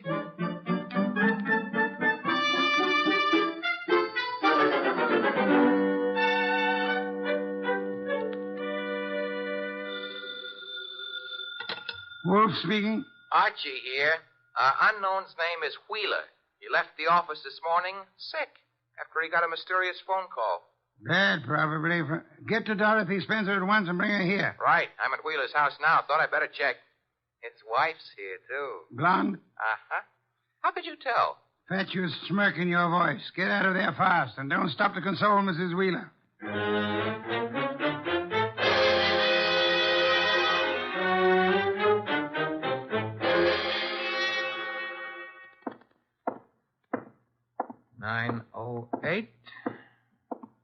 Room 909.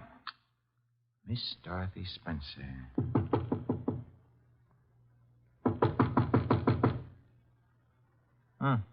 Nobody home. Shut that door behind you, Goodwin. Never mind pulling triggers. I'll shut it. Oh, Archie. I would prefer silence. Keep your hands high, Goodwin. It's unhealthy. All the blood had run into my head. Archie, he murdered Charles. He did. Tut, Mr. Wheeler. You really shouldn't have. It's against the law. Get into the bathroom, both of you. I already shaved. I phoned him. I thought maybe he had my letters. Porter couldn't keep his mouth shut about his other He victims. was going to force Dorothy to marry him. Did you find his material, Wheeler? Yes, in an office. He read it as a front. It's all burned. And why all the melodrama? You know about me, so does she. I can't trust anyone. Get into the bathroom, I said. Look, let's not lose our heads about this. Get moving, Goodwin. I like it here. All right, then. Here is where you'll get it. Hey, wait a minute. Something's wrong. I got shot and Wheeler fell down. I shot him, Goodwin. Stebbins. Dear Sergeant Stebbins. Oh, you little flat-footed angel. It's lucky for you my flat feet got staked out here in time. Just for that, I'll buy you a pair of arch supports for your next birthday. But I'm beginning not to believe this. You had it all figured out? Well, not exactly. Well, that is... Wolf sent you here. Well, he kind of phoned in and suggested one of us shoot down here and do some rescue work. That old devil. Hey, you're not kidding. What are you laughing about? Wolf wasn't sure whether you'd need rescuing from Wheeler or... Stop killing yourself with your own jokes. Or whether Miss Spencer would need rescuing from you.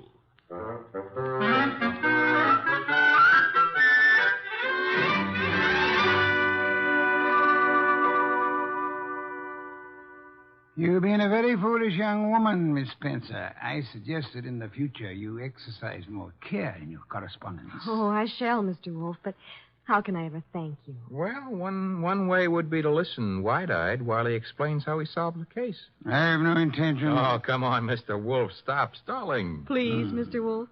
Well, I'd be very happy to. As a matter of fact, I'd like to see anyone try to stop me. A man came to me, offered me $1,000 to drop a client I didn't have. Why? Because obviously he wished to direct my attention to that client. Me. You, Miss Spencer. Now then, he identified himself as Charles Porter, a musician. But I tested him and discovered that he knew nothing of music. Ah, the da capo routine. Precisely. Therefore, he was an imposter. His purpose? Yeah? To indicate by no means subtly that enmity existed between Porter and Dorothy Spencer. Huh? Thus, when Porter was found murdered, I would presumably be convinced that Dorothy Spencer, balked in her effort to enlist my aid against Porter, had resorted to most foul and bloody murder. Most foul and bloody murder is very fancy, Dorothy. Shows he likes you. I thereupon asked myself, why should an unknown seek to convince me that Dorothy Spencer was Porter's murderer? And you answered yourself? One reason only, because he himself intended to murder Porter, as he did. For which peccadillo he has, thanks to Sergeant Stebbins' accuracy with a revolver, already paid with his own life. Quodirat demonstrandum. Latin for that's what you wanted to know. I think you're wonderful, Mr. Wolfe, and I'm going to... Ah, be careful. Kiss you. Archie, Miss Spencer is a very dangerous young woman. Today I feel brave. Do you, Archie? Very brave. What are you doing tonight? Nothing. Let's do it together. Bah. Oh, is that Mr. Wolfe? I said bah. Would you very much mind conducting your romance elsewhere? I would not. And do so at once. I have a very important matter to attend to. Goodbye, Mr. Wolfe. Goodbye. Night, sir. Very important. Very important.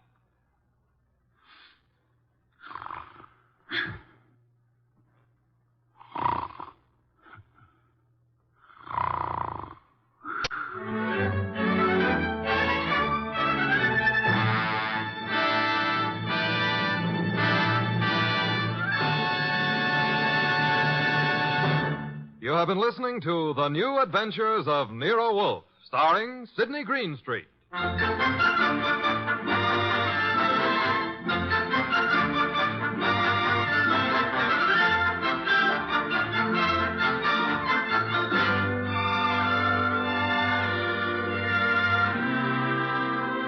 Tonight's transcribed story was based on the characters created by Rex Stout, produced and directed by J. Donald Wilson. In the cast were Lamont Johnson as Archie Goodwin, and Jane Webb, Peter Leeds, Bill Johnstone, and Wilms Herbert. Next week at this same time, Nero Wolfe and Archie will bring you The Case of the Dear Dead Lady. Don Stanley speaking.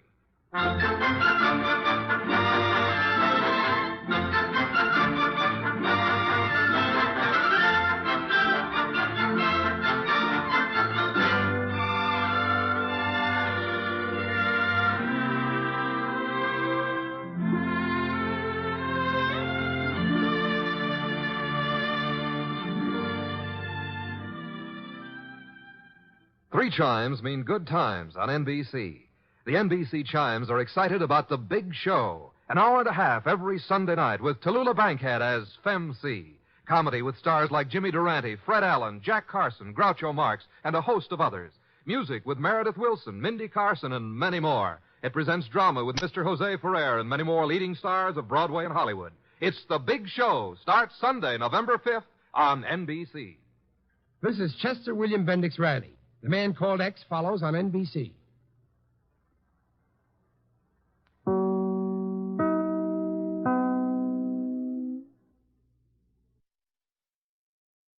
The Adventures of Sam Spade, Detective. Brought to you by Wild Root Cream Oil Hair Tonic, the non-alcoholic hair tonic that contains lanolin. Wild Root Cream Oil. Again and again, the choice of men who put good grooming first.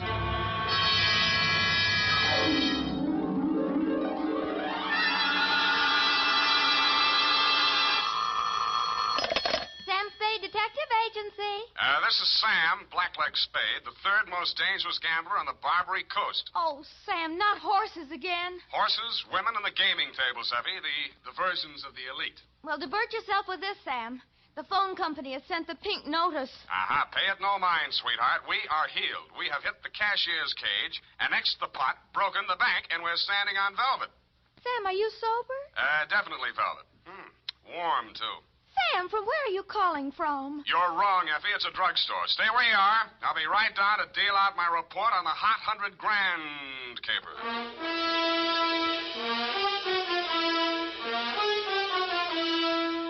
Dashiell Hammett, America's leading detective fiction writer and creator of Sam Spade, the hard-boiled private eye, and William Spear, radio's outstanding producer-director of mystery and crime drama, join their talents to make your hair stand on end with the adventures of Sam Spade. Presented by the makers of Wild Root Cream Oil for the hair. It's smart to buy things the whole family can use, isn't it? That's why I say it's smart to buy Wild Root Cream Oil Hair Tonic. To Mom, to Dad, to the children, Wild Root Cream Oil is really a friend indeed. Non-alcoholic Wild Root Cream Oil with lanolin grooms the hair neatly and naturally, relieves dryness, removes loose, ugly dandruff. I hope you have a big family-sized bottle of Wild Root Cream Oil in your home. Get Wild Root Cream Oil Hair Tonic. Again and again, the choice of men who put good grooming first. And now, with Howard Duff starring as Spade, Wild Root brings to the air the greatest private detective of them all in the adventures of Sam Spade.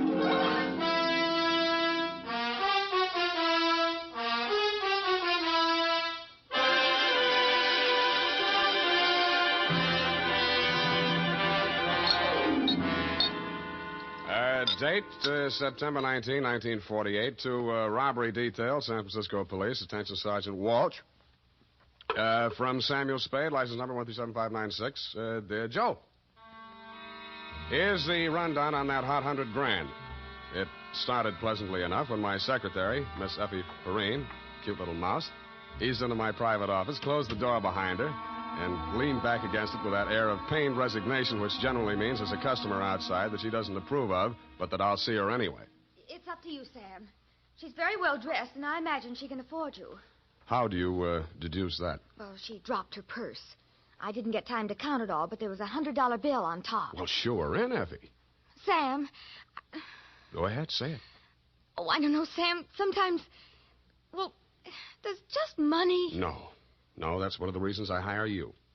What's the matter with her? Nothing. That's just it, Sam. She's very good-looking, cultivated, and very kind and considerate. And she seems sincerely troubled. You mean her act is a little too good? I felt that too, Sam. Thanks, Angel. I'll keep that in mind. Tell her to come in. All right, Sam. Mr. Spade will see you, Mrs. Kilcourse. Thank you. Thank you for seeing me, Mr. Spade. My pleasure. Won't you sit down? Oh, thank you. I'm Lorraine Kilcourse, Mr. Spade. It's about my husband, Leonard Kilcourse. Husband? Oh. We've only been married a short time. It was a quiet ceremony at the San Cedro Mission. Leonard didn't want to subject me to any publicity. The difference in our ages, you know? You mean you want me to keep it a secret? Oh, no, except for the newspapers, of course. Naturally, all of Leonard's friends know. Oh, he doesn't have many, from what I've heard. I've thought it strange, too, that such a prominent man should have such a small circle of acquaintances. I met him only a short time before I married him. He's been very kind and absolutely devoted to me, and I suppose I should feel ashamed of myself for coming to you. But there are so many things about him that are mysterious that sometimes I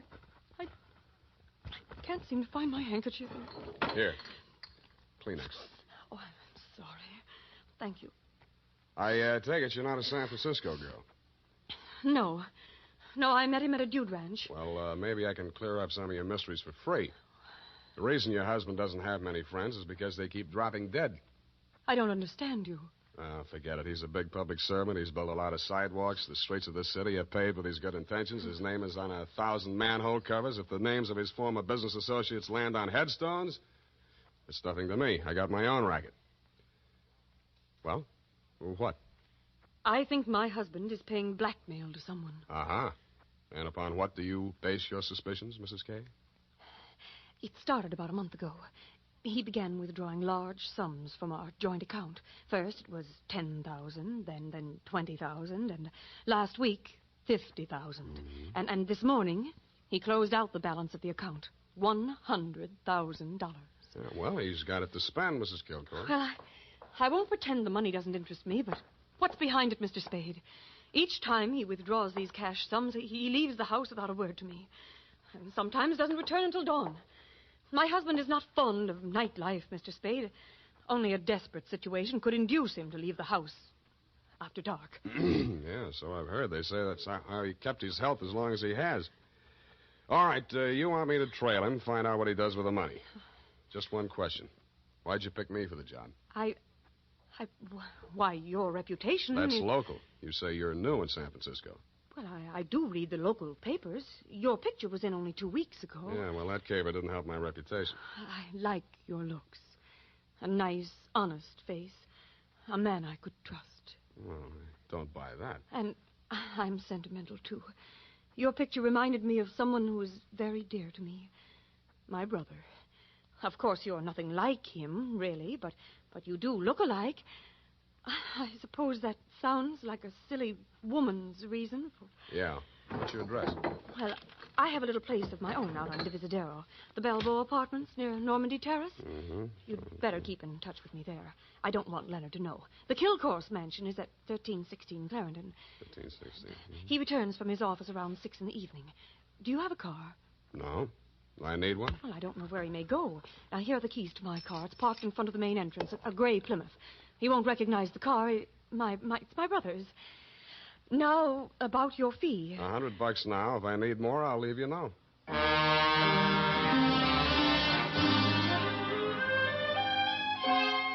I had an uneasy feeling I would need more. The last detective that tried to follow Leonard Kilcourse had hospital insurance. I don't.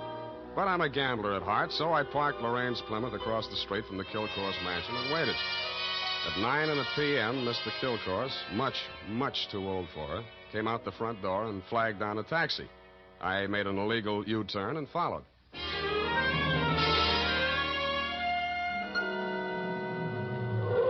The trail ended across the Golden Gate Bridge in Marin County. It was a country club-type building on top of a hill overlooking the bay. It did business under the name of Ernie Nogales' Racket Club. The racket had nothing to do with tennis. It came from two sources. The moans and groans of the customers losing money at the roulette wheels and crap tables, and the glad hand the management threw at my quarry as I followed him in. Well, Mr. Kilcourse, surprised to see you. Since when you go out after dark? Well, I thought a little nightlife might agree with me, Nogales. Oh, that sounds like you, Mr. Kilcourse.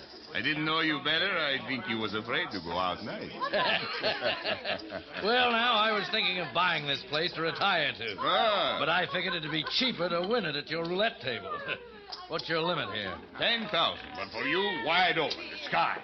A hot $100,000 for a starter? Well, any time they catch you with hot money, Mr. Kilcourse.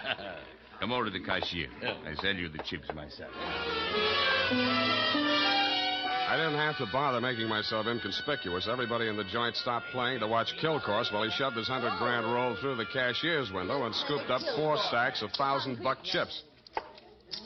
Make your bets, please. All right, you. Spin that wheel. Huh?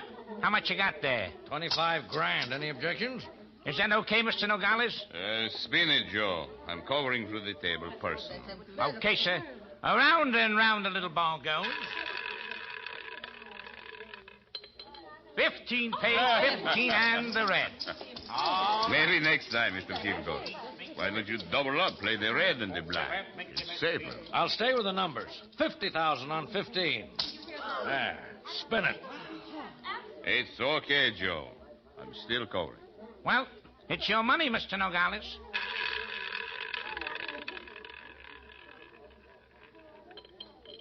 Number 4 pays. Number 4 and the red again. Well, $25,000 more on 15. Look, Mr. Kilcourse, go on, enjoy yourself. Take it off your income tax, but please spread them out a little there, those chips, huh? It looks bad for the house. What kind of a joint is this? Can't you cover the bets? Okay, Joe. He asked for it. Okay, sir.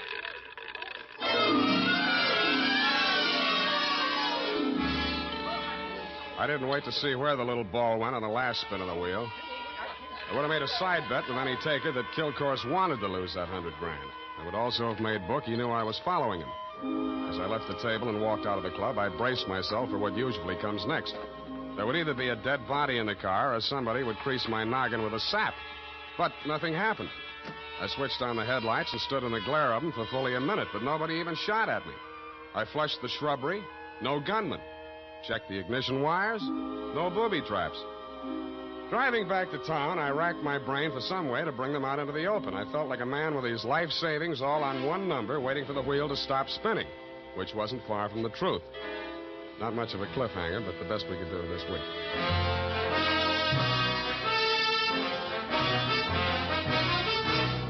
The makers of Wild Root Cream Oil are presenting the weekly Sunday adventure of Dashiell Hammett's famous private detective, Sam Spade.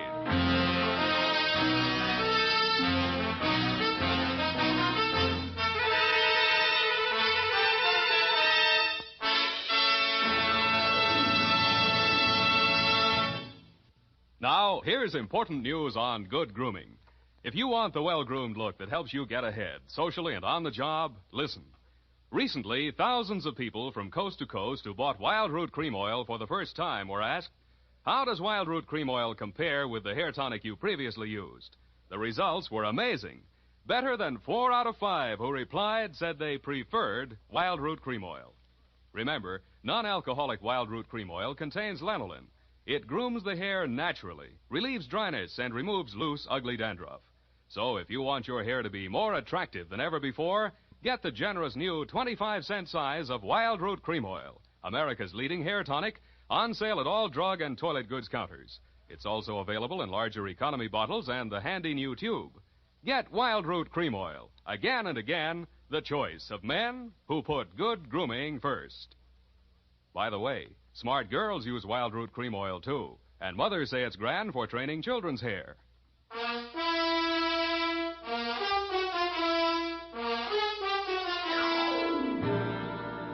And now, back to the hot 100 Grand caper. Tonight's adventure with Sam Spade.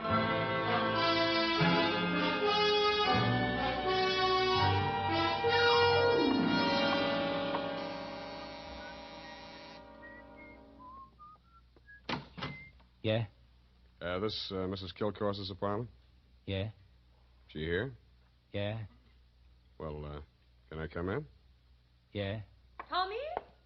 Yeah? Who is that, Mr. Spade? Yeah. Oh, this is the detective I was telling you about, Tommy. Remember? Yeah? The one who looked so much like you? Yeah. No. Oh, excuse me. This is my brother, Tommy Lane. Yeah. Tommy, won't you run down to the corner and buy me some cigarettes for about 20 minutes? I have something to talk over with Mr. Spade. Yeah.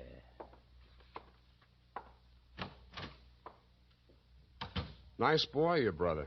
Small vocabulary, but big feet. Well, he's shy. Now, what did you find out about my husband, Mr. Spade? He dropped $100 grand in a gambling joint. Ernie Nogales' racket club. You know it? No, but I know Ernie Nogales. I knew him in Reno before I met Leonard. He lost his license there for running a crooked wheel. The way Kilcourse was playing tonight, that wheel didn't have to be crooked. He was trying to lose that $100 grand. But why? Why would he do a thing like that? One of two reasons. Either he's paying off to Nogales or he's paying off to somebody else, and Nogales is the go-between. Well, I don't believe it. Ernie is a crooked gambler, but he doesn't touch blackmail. And your husband isn't stupid enough to drop $100 grand in 3 turns of a wheel. Anyway, I'm not tangled with him and or the Ernie Nogales mob for $100 of your money or anybody else's. Here, take it. Well, and here are your car keys. No, wait, please. You can't desert me now. Why not? Well, I haven't told you everything. I'd hoped I wouldn't have to. About your brother? How did you know? The only place you get a green suntan is in a pokey. Besides, he acts kind of stir-crazy. Spent a little time in solitary, didn't he? He won't talk about it. But that's it, Sam. That's why Leonard is paying that blackmail money to Nogales. You just said Nogales wouldn't touch blackmail. Any other corrections you'd like to make in your copy before we proceed? Yes. Well, I might as well tell you everything. Why not? I knew when I came to you this morning that my husband was paying this money to Nogales. I knew because I asked him to. You and Ernie Nogales are working together? I'm not that rotten. I didn't say you were, but you're a rotten liar.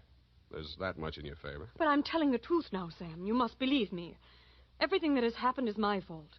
I persuaded Nogales to give my brother a job in his place in Reno. Mm-hmm. They quarreled, and when he got closed down, he blamed Tommy.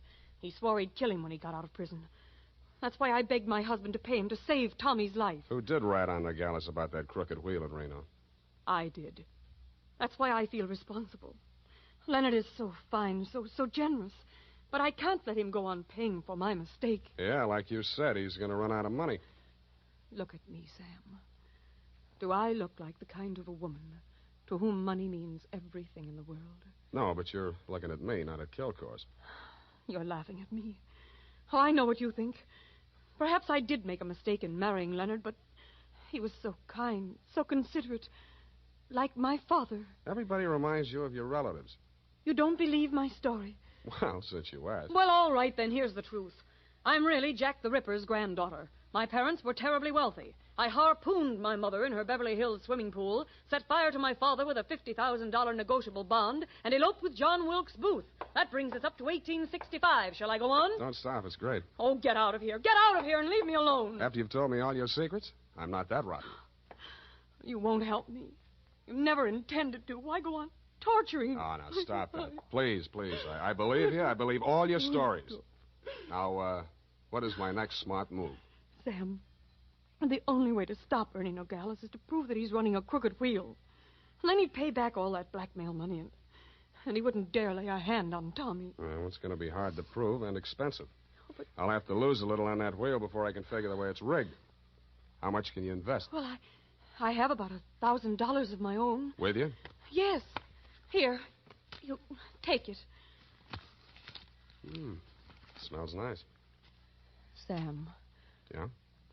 Sam, after all this is over, and after I've put things to right with Leonard, I should have told him before this, but I owed him so much. Oh, Sam, I'm so glad it's you. Yeah.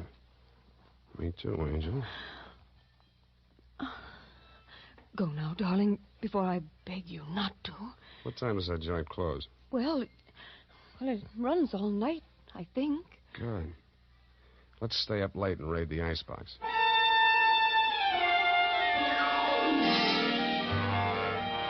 Around 2 in the a.m., when I low-geared the Plymouth up the long, steep driveway to Ernie Nogales' racket club, backed into the parking space nearest the road with the car headed downhill for a quick getaway just in case, and I went in. The joint was still going full blast. I bought $500 worth of chips, swaggered over to the table where Kilcourse had dropped his $100 and nonchalantly flipped the blue chip onto the red. Appalachia bets, ladies and gentlemen. Make your game.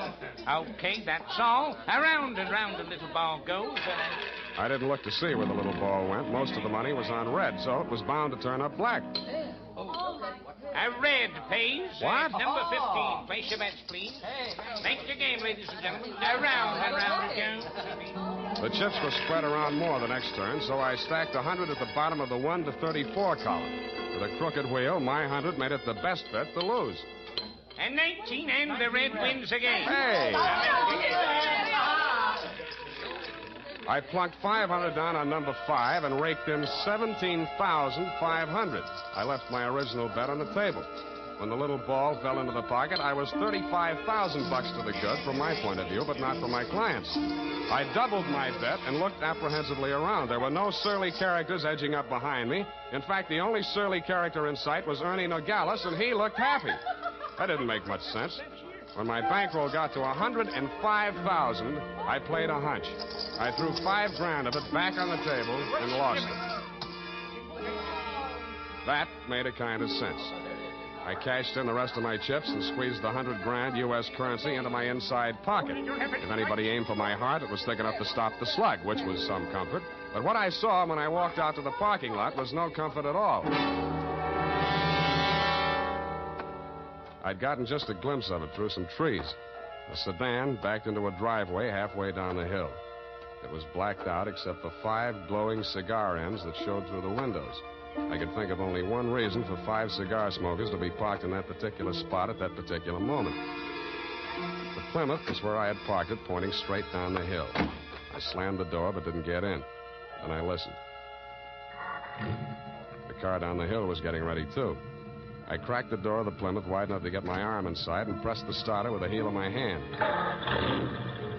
I switched on the lights, pushed the clutch with my left hand, used my right to shift it into low, Then I pulled the hand throttle out all the way and let it go.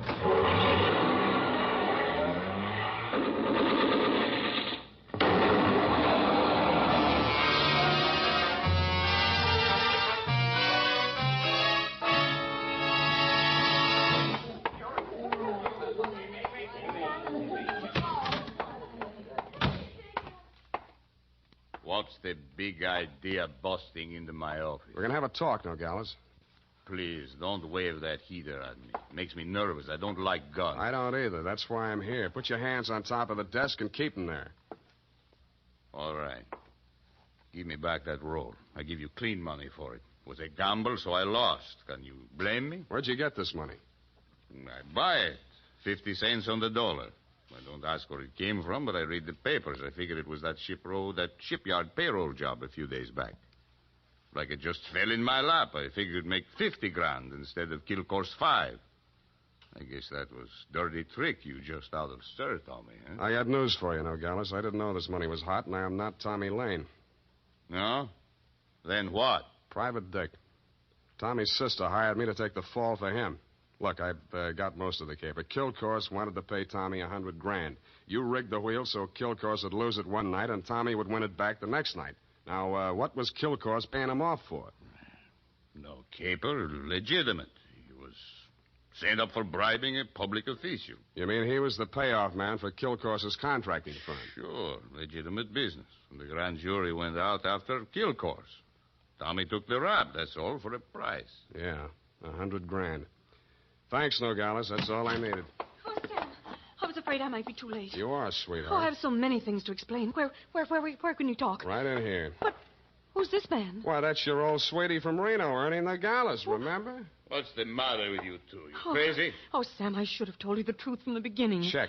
The Nogales yarn, I can understand, but why did you tell me you were Kilcourse's wife? I was desperate. I had to say something. It was the only explanation I could think of for my interest in this case without telling the truth. But you were making a pigeon out of me. I don't know about such things, Sam. All I know is I'm here in time to warn you.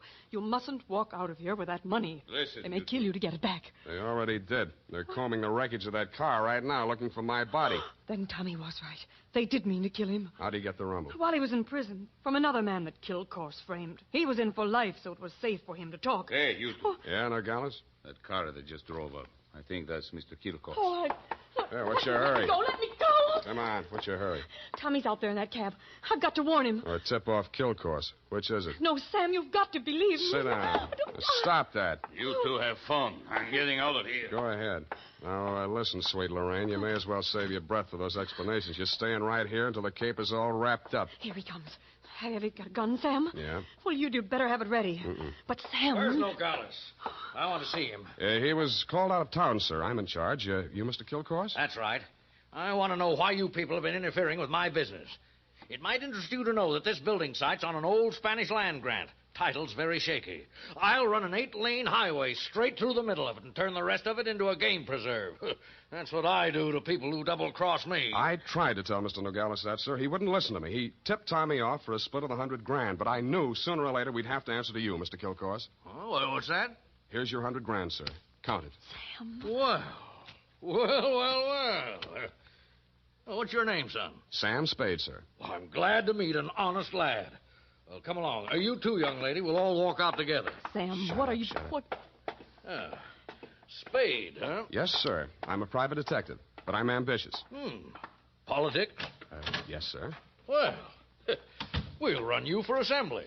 In the meantime, I believe there's an opening in one of the public services. Garbage disposal. Executive end, of course.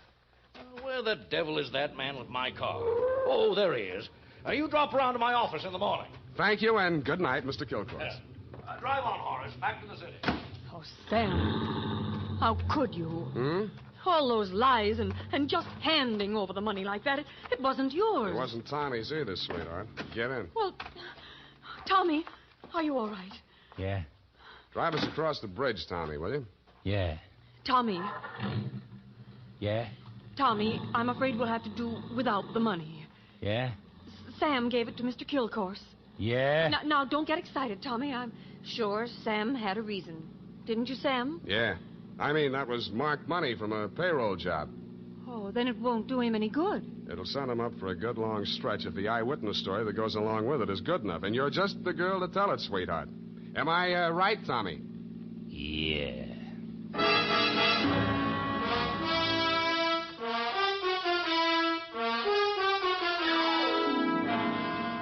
Period. End of report. Already? But, Sam. Yeah? What happened? Who were the 5 men in the car, the ones who shot at that Plymouth in the mistaken belief that you were in it? Their names are of little account, Effie. Suffice it to say that Kilcore's pointed his pudgy finger at them in the hopes of keeping the charge of attempted murder out of his indictment.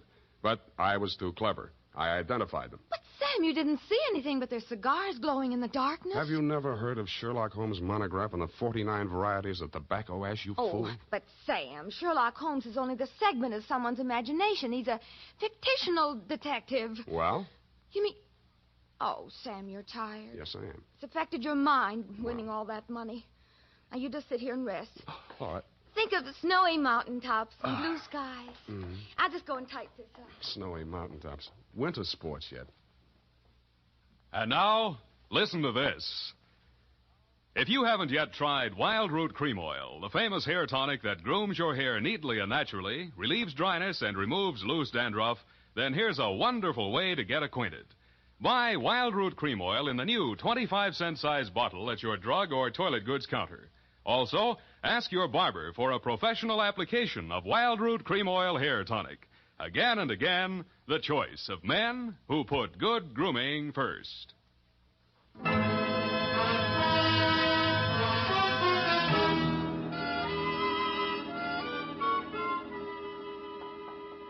here it is, Sam. And not that it made any difference, but how did you guess that she wasn't Mrs. Kilcourse? Simple. Kilcourse didn't recognize her. But, Sam, that was after you denounced her. I did no such thing. From the report, Sam, in black and white. Quote, why did you tell me you were Kilcourse's wife? Unquote. At that point, you assumed that she was not Mrs. Leonard Kilcourse. I did not. I merely wondered why she had told me.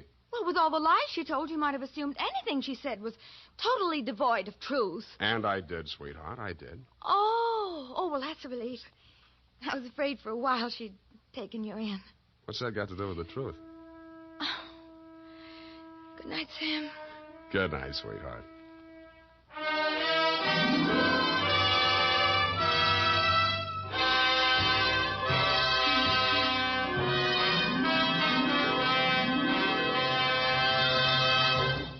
The Adventures of Sam Spade, Dashiell Hammett's famous private detective, are produced and directed by William Spear. Sam Spade is played by Howard Duff. Lorene Tuttle is Effie. Sadie Thompson appeared as Lorraine Kilcourse. The Adventures of Sam Spade are written for radio by Bob Tallman and Gil Dowd. Musical direction by Lud Gluskin. Score composed by Renee Garrigang. Join us again next Sunday when author Dashiell Hammett and producer William Spear join forces for another adventure with Sam Spade. Brought to you by Wild Root Cream Oil. Again and again, the choice of men who put good grooming first. This is Dick Joy reminding you to... Get Wild Root Cream Oil, Charlie. It keeps your hair in trim. You see, it's non-alcoholic, Charlie. It's made with soothing lanolin. You better get Wild Root Cream Oil, Charlie. Start using it today. You'll find that you will have a tough time, Charlie. Keeping all the gals away. Hiya, Baldy. Get Wild Root right away. This is CBS, the Columbia Broadcasting System.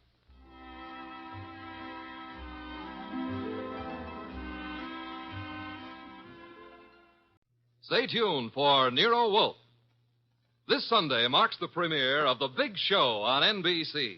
Not just any big show, it's the big show. NBC's hour and a half of comedy, music, and drama. The best of each. The Big Show will be heard every Sunday afternoon over most of these stations, with Tallulah Bankhead as Mistress of Ceremonies. Your stars for this Sunday's broadcast include Jimmy Durante, Fred Allen, Ethel Merman, Frankie Lane, Mindy Carson, Meredith Wilson, Danny Thomas, and hosts of others. All this and Tallulah, too. No wonder it's The Big Show. My boss is the smartest and the stubbornest, the fattest and the laziest, the cleverest and the craziest, the most extravagant detective in the world, Nero Wolfe.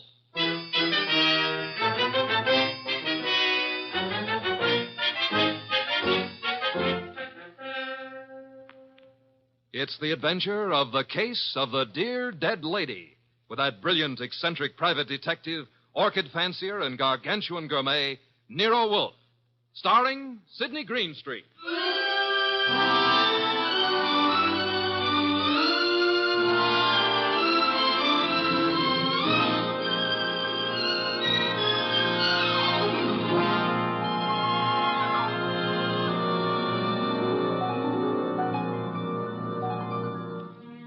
Nero Wolfe had just come downstairs, having tended to his precious orchids. He was, as usual, seated in the library, which served as the office. He had just dialed a phone number, and, with his eyes closed, was leaning back in his specially built chair, which was big enough for two, but not two of him.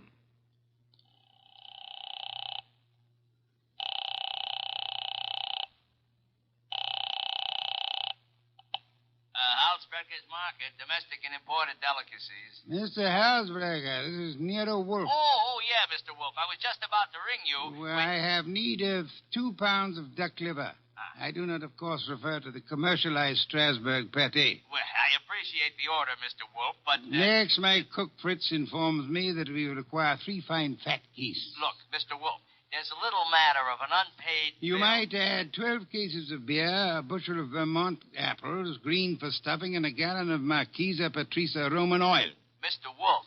In addition, Fritz has listed 6 dozen eggs, 4 braces of Sussex woodcock, and a few pounds of Westphalian ham. You have all that? Well, I can get it, Mr. Wolfe, but my bookkeeper... Thanks very much, Mr. Halsbrecker. That will be all. Now, now then, Archie. Yes, boss? You seem to be worried. Oh, I am. This means naturally that I'm supposed to handle Halsbrecker's delivery boy when and if he shows.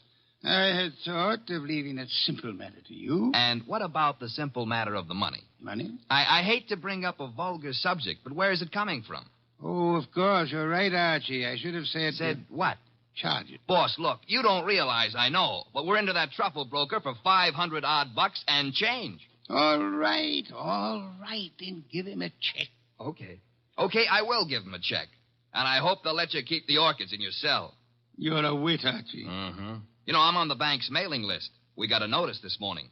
Don't mean... Oh, but I do. Again? Yeah, you just can't take money out of an account, boss. Sometimes you got to put some in.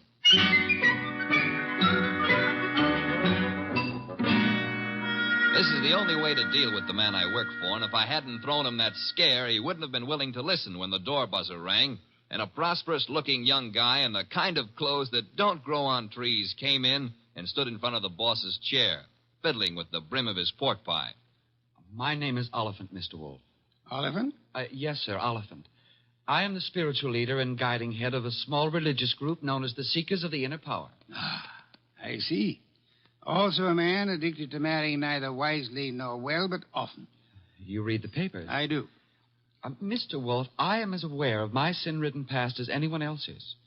The point is that I'm no longer that kind of man. Even a person such as I can see the light in time. Good. Might I ask why you've come to see me, Mr. Oliphant? I need your help, Mr. Wolfe. Concerning? A certain young lady with whom I'm deeply in love. Oh, I beg you not to confuse the present emotion with any of my earlier escapades. What I feel for Miss Dana is the pure and righteous glow of an upright seeker of the inner power. I promise to look on you as thoroughly redeemed, Mr. Oliphant. Proceed. Oh, by the way, do I recognize the name of your young lady as a Park Avenue socialite, an amateur swimming champion? Yes. But she's sweet, wonderful, beautiful. I've asked her to marry me, and she's given me some hope. In time, I fully expect to make her my wife. Well, then where's the problem? The problem is the presence of another man in her life. I'm sorry, sir. I'm a detective, not a matchmaker. This isn't a question of making a match, Mr. Wolfe. I have much too much respect for your talents to think of offering you such an assignment. Exactly. What do you want me to do? I want you to save Ilse Dana's life. Her life? Mr. Wolfe, this other man I spoke of is insanely jealous. Not only of Ilse's present, but of her past as well. He has threatened to kill her. I don't doubt your earnestness in this matter, Mr. Oliphant, but how would you know? I was listening on an extension in Miss Dana's apartment a few days ago when Hunter called. Hunter? Yes, sir, Jack Hunter, known as Jack the Babe Hunter. Wait a minute. I know that canvasback. Huh? Sure, he's a coffee and cake prelim waltzer. Oh, he's not. He's a boxer. Archie is being fancy. Overlook it, Mr. Oliphant. Is Hunter in love with this lady of yours? I doubt it. He's a man of complete moral and spiritual corruption, I believe. Naturally, you would. But what are the facts? In my opinion, he's after her for her money. She has money? To burn. And you, Mr. Oliphant? Me? Can you also afford to burn?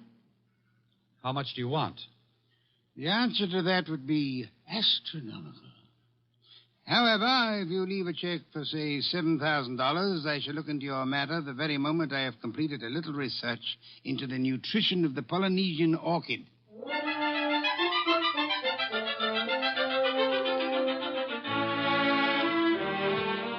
Oliphant's check gave our bank account a slight blood transfusion. I think it was the boss's plan to spend a week or two in the plant rooms before he got busy on the case.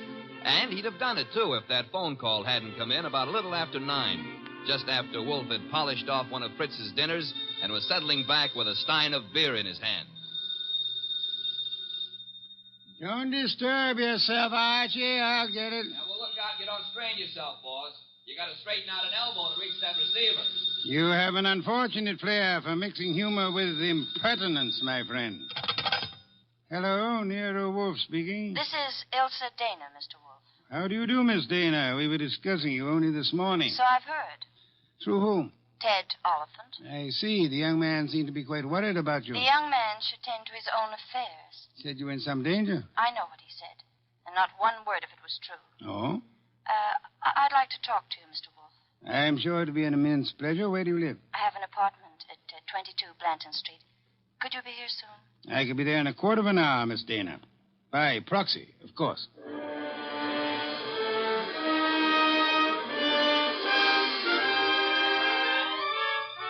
The proxy, naturally, was yours truly. 10 minutes later, at 20 past 9, I walked up to Elsa Dana's door with a nosy elevator boy giving me the 00. The reason for his interest was that her door was open and the room inside was empty except for a little twisted pile of pale pink satin, which at close range turned out to be a woman. Which woman turned out to be Elsa Dana. And Elsa Dana was dead. She used to be pretty. She isn't now. Yeah, strangulation doesn't help any girl's looks, son. Make anything of it? Well, the position of her body and the bloodstains on her pointed fingernails tells me that she put up a tough struggle before somebody succeeded in smothering with a pillow from the sofa over there. Yeah, that figures. When did it happen, I wonder? Yeah, the last 15 minutes, I'd guess. Say, who's been up in the elevator this evening? Nobody for her. Well, somebody came up. Oh, who says not? They could have used the stairs, you know. Yeah. How well do you know Miss Dana? I know exactly zero about Miss Dana. How could you write her up and down every day and know nothing about her? It's a rule of the house to keep your mouth shut.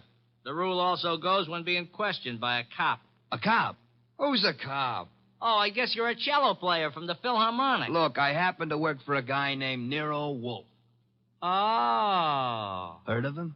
Maybe. Well, if your memory comes alive, son, I might see my way clear to spend a few dollars with you. Understand? I'll keep you in mind. Going down, mister?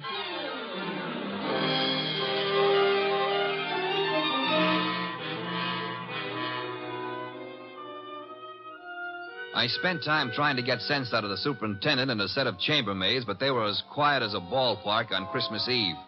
Then I called the cops and told them about Oliphant and Hunter. By the time I got home, the house was dark and Nero Wolfe was sleeping. Next morning, I gave him the details while he drank 3 bottles of beer. When I finished, he sat for a long time and then started another bottle. The prize fighter. What about the prize fighter, Archie? Hunter? Well, I phoned the hotel he lives in before you got up. And? They told me he wasn't in. You know, I begin to think that Mr. Oliphant brought us a more absorbing case than he suspected. You know, I'm glad you like it. I don't like it. I don't like work of any variety. But this thing has its points. Well, what do we do next? Next, we investigate my client. What? Merely because the reformed playboy employs a detective doesn't exempt him from suspicion, Archie. Oh, now who's that? I'm afraid we have no choice but to open the door and see. My name is Young. Barstow Young. It's nice meeting you, Mr. Young. What do you want? I want to see Nero Wolfe. About a certain young lady with whom I am deeply in love. What? Will you repeat that? I want to see Mr. Wolfe about a certain young lady with whom I am deeply in love. Her name, please? Ilsa Dana. Is it possible that you entertain plans of making her your wife? Why, yes, but there's a problem involved. Another man? Yes. Well, do come in. Do come in. I think we've been waiting for you. Oh, Mr. Wolfe. Here's another one. Ah, Mr. Wolfe. You've come to me about Miss Ilsa Dana, sir? I have come to you, more specifically, about a man who has threatened her life. How unusual. He's the treacherous kind. Mild-mannered, you know. As we say in my profession, he underplays it. Your profession, then, is the stage. It is, sir. Go on, you interest me deeply. I was present recently when he told her that he would certainly kill her unless she mended her sinful ways. Sinful? No one denies that Ilsa has had, shall we say, a checkered career. But the man's attitude is totally fanatical. What's his particular brand of fanaticism, Mr. Young?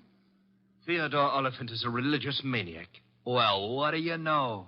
He's come to give Theodore a bad report card. I don't understand. I've come to ask Mr. Wolfe to prevent his murdering Miss Dana. Am I allowed a direct question, sir? Why, of course. Where were you between 9 and 9:20 p.m. last night? 9 and 9:20. Why do you ask? You said I was permitted a direct question. Oh, well, I was walking in the park, as I remember. Do you make a habit of walking in the park? I have lately. I'm preparing for an important role in a forthcoming production. What's so important about last night? From your point of view, a great deal, sir. Well, what do you mean? Last night, Miss Ilsa Dana was murdered. What? Mr. Goodwin here discovered the body. No. I'm afraid I must insist, Mr. Young. Why are you looking at me like that? Are you accusing me of... I have accused you of nothing, my dear sir. Well, now, look, you're making a mistake. Oliphant killed her. You may be sure of that. I have your word. I know him. He was trying to reform her, wanted to make her a devout follower of his cult, the Seekers of Power. I heard him tell her to her face that if she refused redemption, he would see to it that she didn't live on in her wickedness. You could produce other witnesses? Do you know, in your own smug way, you're as detestable a character as I have ever had. All right. Let's everybody take 5. Yeah? Nero Wolfe? He's busy. This is Archie Goodwin. You'll do, Goodwin. This is Jack the Babe Hunter. Oh? How are you? Great. Except the cops seem to want to talk to me about some murder fandango because, as I get it, you named my name. You got it wrong. I doubt it, and I'm coming over there to set you straight.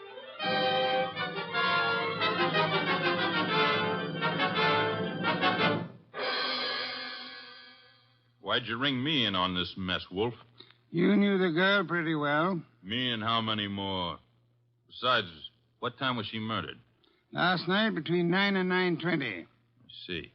So if you would inform the police where you were at the time, that should be that. Yeah. By the way, Mr. Hunter, where were you at the time?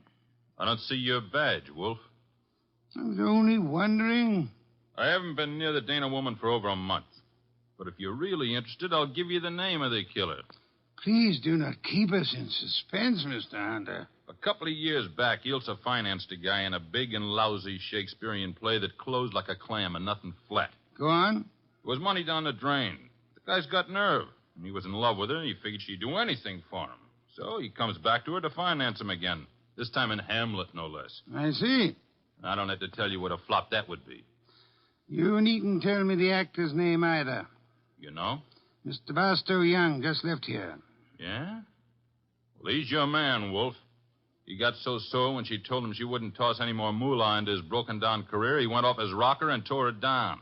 Your reason for thinking so? I met him on the street one day, and he started beefing to me with blood in his eyes.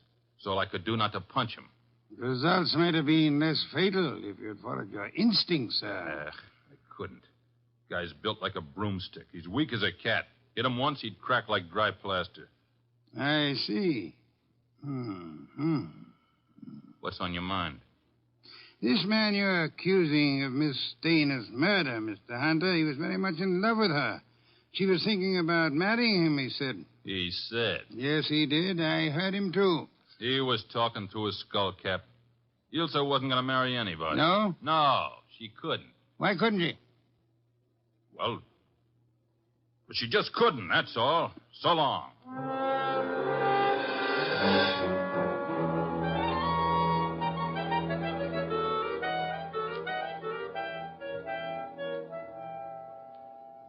Well, now we got a perfect circle with everybody pointing at everybody else and nobody able to prove a thing. What Hunter says isn't impossible, Archie. You think Young did it? I don't think at all yet. But if there's anything more dangerous than a woman scorned, it's an actor scorned. We have another visitor. Yeah, who are you expecting? At this point, anybody. Hi. Oh, you. Yeah, I told you might hear from me. Come on in. Who's this? Fellow runs the elevator at 22 Blanton Street.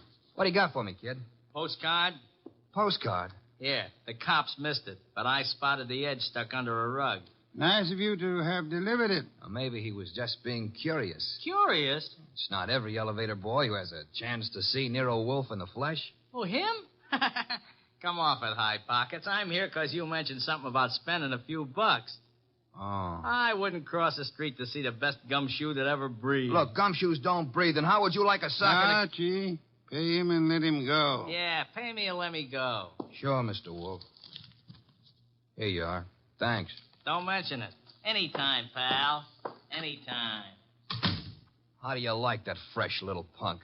Archie, the lad has done us nobly. Yeah? A typewritten card addressed to Miss Ilse Dana. Well, what's it say? Rather peculiar message. Have you prayed tonight? It's signed with a single letter O. Have you prayed tonight? Yes. Signed O? Exactly. Weird, isn't it? Well, what's weird about it? What could be plainer? Have you prayed tonight? Now, I ask you, who is the man in this deal who's interested in praying? All of us, I hope, are God-fearing. All right. But I ask you again, what does O stand for? It could stand for O'Brien, Obituary, Omaha. What about Oliphant? Oliphant, too. Look, what's with this indifference? The case is cracking and you slough it off. You remember what Young said? Oliphant threatened to kill her because she wouldn't join that cockeyed movement of his. Don't exhaust yourself, Archie. We have a hard night ahead. Yes, but I don't understand. But I don't mean to stifle your imagination, my friend. But if you'd reserve your deductions for a little while, you could lend me some much-needed assistance. What do you want? I want you to become a burglar. A burglar? I want you to hurry over to the dead woman's apartment on Blanton Street and ransack it. For what? How do I know? We need help. Anything may help us. Go through the place with a fine-tooth comb.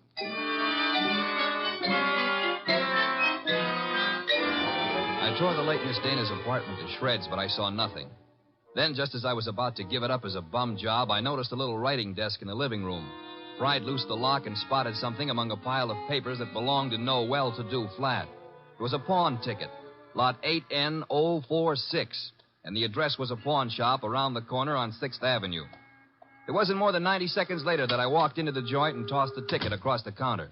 Oh, yeah, this, want to redeem it. And fast, huh, Pops? That's nothing that's worth much, mister. No? No. Oh, what is it? This? Small steel filing box. Oh. Anything in it? I don't know. Come to me locked, never been able to get it open.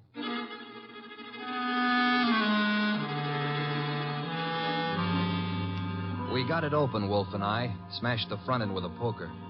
There were some odds and ends inside, old earrings, some thumbtacks, a cigarette lighter, just trash. Then the boss stuck his fingers in and pulled out a plum. This is it? What do you mean, this is it? You fail to recognize this classic document? Huh? A marriage license, Archie. A marriage license. Yeah, well, whose marriage license? The wording is self-explanatory. Listen. This is to certify, etc., thus licensing on this 3rd day of May, 1946, the marriage of Miss Ilse Dana to Mr. Johann Jaeger. Johann Jaeger? Exactly. Well, who in the world is Johann Jaeger? We'll soon see. I don't get it. I can understand. It's a befuddling little puzzle. It'll be very easy for one to make a fatal mistake here. But, of course, you won't. I won't. 3 hours later, I'd herded all the suspects into the office, and he sat in his chair and glared at them. Oliphant, Young, and Hunter. It was tense and tight, and the boss let it stay that way, saying not a word to anybody while he calmly sipped his beer. It was Oliphant who cracked first. I didn't kill Ilsa. I couldn't have. Jealousy is a very compelling motive, Mr. Oliphant. And you came to me, remember, complaining that there was another man in Ilsa Dana's life? Whatever I complained about, and jealous as I was, I didn't kill her as the sacred power is my holy judge. Being unacquainted with your sacred power, I'll have to ask you for a better authority. Sacred power. Oh, it simply wouldn't have been possible for me to have done it. Why not? Yeah, why not? Because I was at Mickey's Night Owl Club last night from 7 until 4 a.m. Contemplating the sacred power, no doubt. That can be proved, Mr. Oliphant? Let me call now. Let the head waiter tell you. Well, you take your embarrassment as an indication that you're telling the truth. Hey, wait a minute. You can't let him off like that. Don't be bothersome, Archie. Yeah, but we got that card he wrote, the one about have you prayed tonight, signed with his initial. He didn't write that card, Archie. Now, look. And the O is not his initial, is it, Mr. Barstow Young? I'm afraid I don't understand. On the contrary, I am afraid you do. But for the record, I'll explain. Oh, Archie. Yes, boss? Hand Mr. Young that large red volume off the shelf behind Mr. Hunter's head. This one? That one, thank you. Now then, Mr. Young, you will favor me by opening the volume to page 1133. But why? Open it, sir. Good. You will now count 6 lines down from the top and read what you see. Have you prayed tonight? Thank you, Mr. Young. What the devil is going on? Mr. Young has just given us a reading from a tragedy. The line, have you prayed tonight, is spoken by the hero to the heroine just before he murders her. The name of the heroine is Desdemona. And the hero, as I'm sure you all know, is Othello. Othello?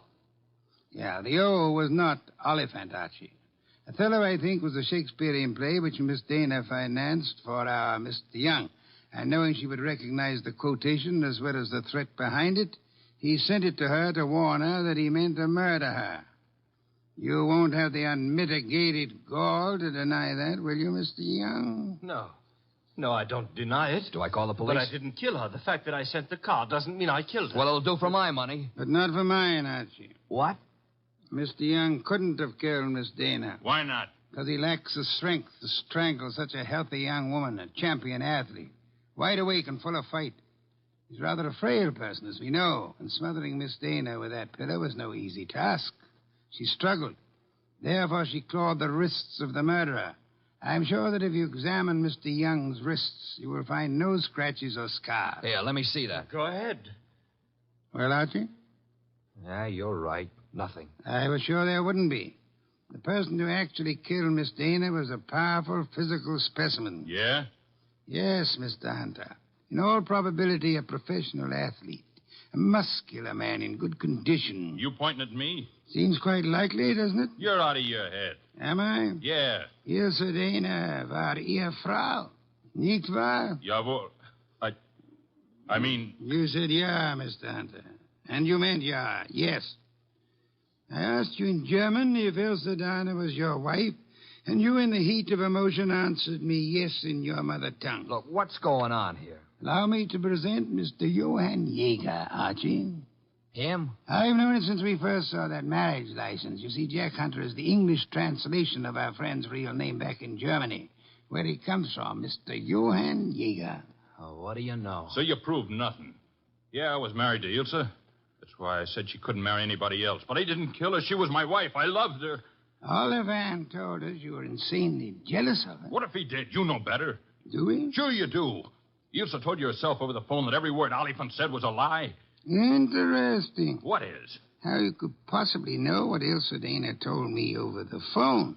I haven't mentioned it to you or anybody else. Oh, well, you see... I see most clearly, Mr. Jaeger, that you must have been in the apartment with her listening on the extension phone, or you couldn't possibly have that information. And it was only a few minutes after that telephone call that Ilse Dana was smothered to death. And I see it's about time I said good night. Wait a minute, Jaeger.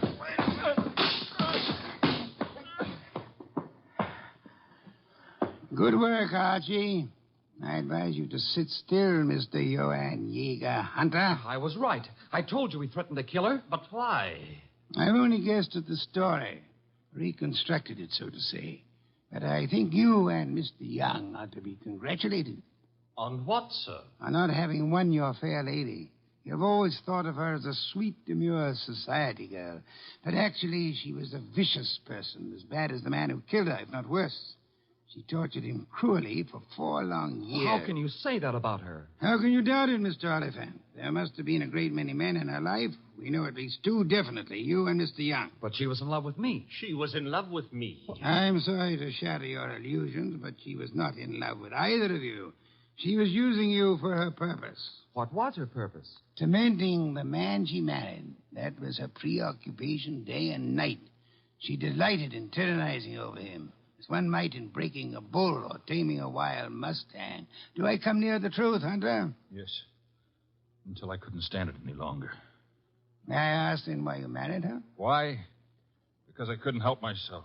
I crawled for her. I married her on the terms that nobody should ever know I was her husband. She was too good for me, she told me that to my face over and over. That we belonged to different worlds. But I was crazy about her, so I took it. What I've taken you wouldn't believe. Oh, I'm sure I would, Mr. Hunt. I'm a very understanding man. The question is, will a jury believe you? And that we must begin to learn immediately. Archie. Yes, sir? Phone for Inspector Kramer.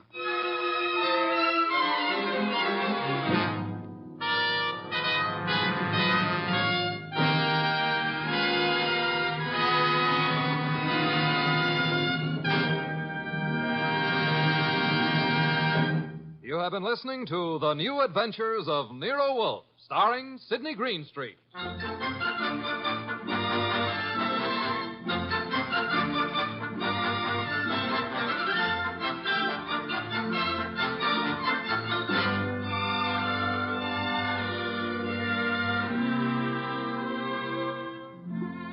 Tonight's transcribed story by Peter Berry was based on the famous characters created by Rex Stout. This is an Edwin Fadiman program produced and directed by J. Donald Wilson. In the cast were Herb Ellis as Archie Goodwin and Lee Millar, Marna Keneally, Larry Dobkin, Barney Phillips, and Jerry Hausner. Next week at this same time, Nero Wolfe and Archie will bring you The Case of the Headless Hunter. Don Stanley speaking.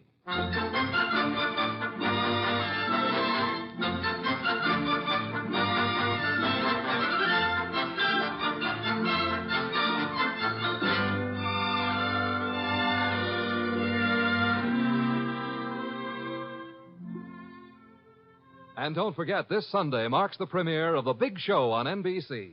Not just any big show, it's The Big Show. NBC's hour and a half of comedy, music, drama, and the best of each. The Big Show will be heard every Sunday afternoon over most of these stations, with Tallulah Bankhead as mistress of ceremonies.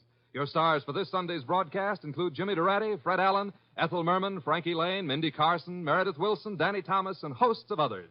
No wonder it's The Big Show. And Theater Guild on the air this Sunday presents Judy Garland in Miss Alice Adams. So don't forget, Tallulah Bankhead brings you The Big Show Sunday on NBC. The Adventures of Sam Spade, Detective.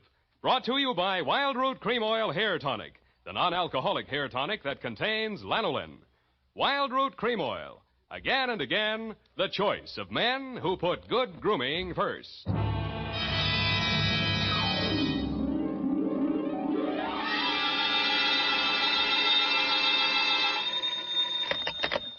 Detective Agency. Listen, you phone down to the drugstore and tell them to send up 3 gallons of black coffee. Who is this? Are you sure you have the right number? I'm sure I've got the right number, but I'm not so sure who I am. Oh, Sam, it's you. You must have had a frog in your throat. Did you oversleep? Effie, don't say things like that. Oh, I'm sorry, Sam. Oh, you poor dear, you've been working. You're tired, that's it. Tired? I've only just brought Lazarus back from the dead. Well, then you better get some rest, Sam. You can dictate your report tomorrow. That's what you think. Now stay where you are. If I'm asleep when I get there, wake me up. I'll be right down to dictate my report on the Lazarus caper.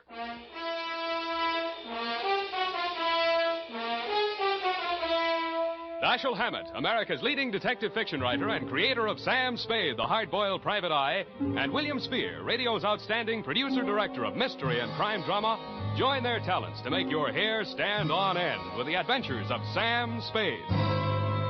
Presented by the makers of Wild Root Cream Oil for the hair. Next time you buy hair tonic, be sure you buy Wild Root Cream Oil. For you see, Wild Root Cream Oil gives you these advantages. It grooms your hair neatly and naturally, relieves annoying dryness, removes loose, ugly dandruff. Wild Root Cream Oil is non-alcoholic and contains soothing lanolin, so much like the natural oil of your skin.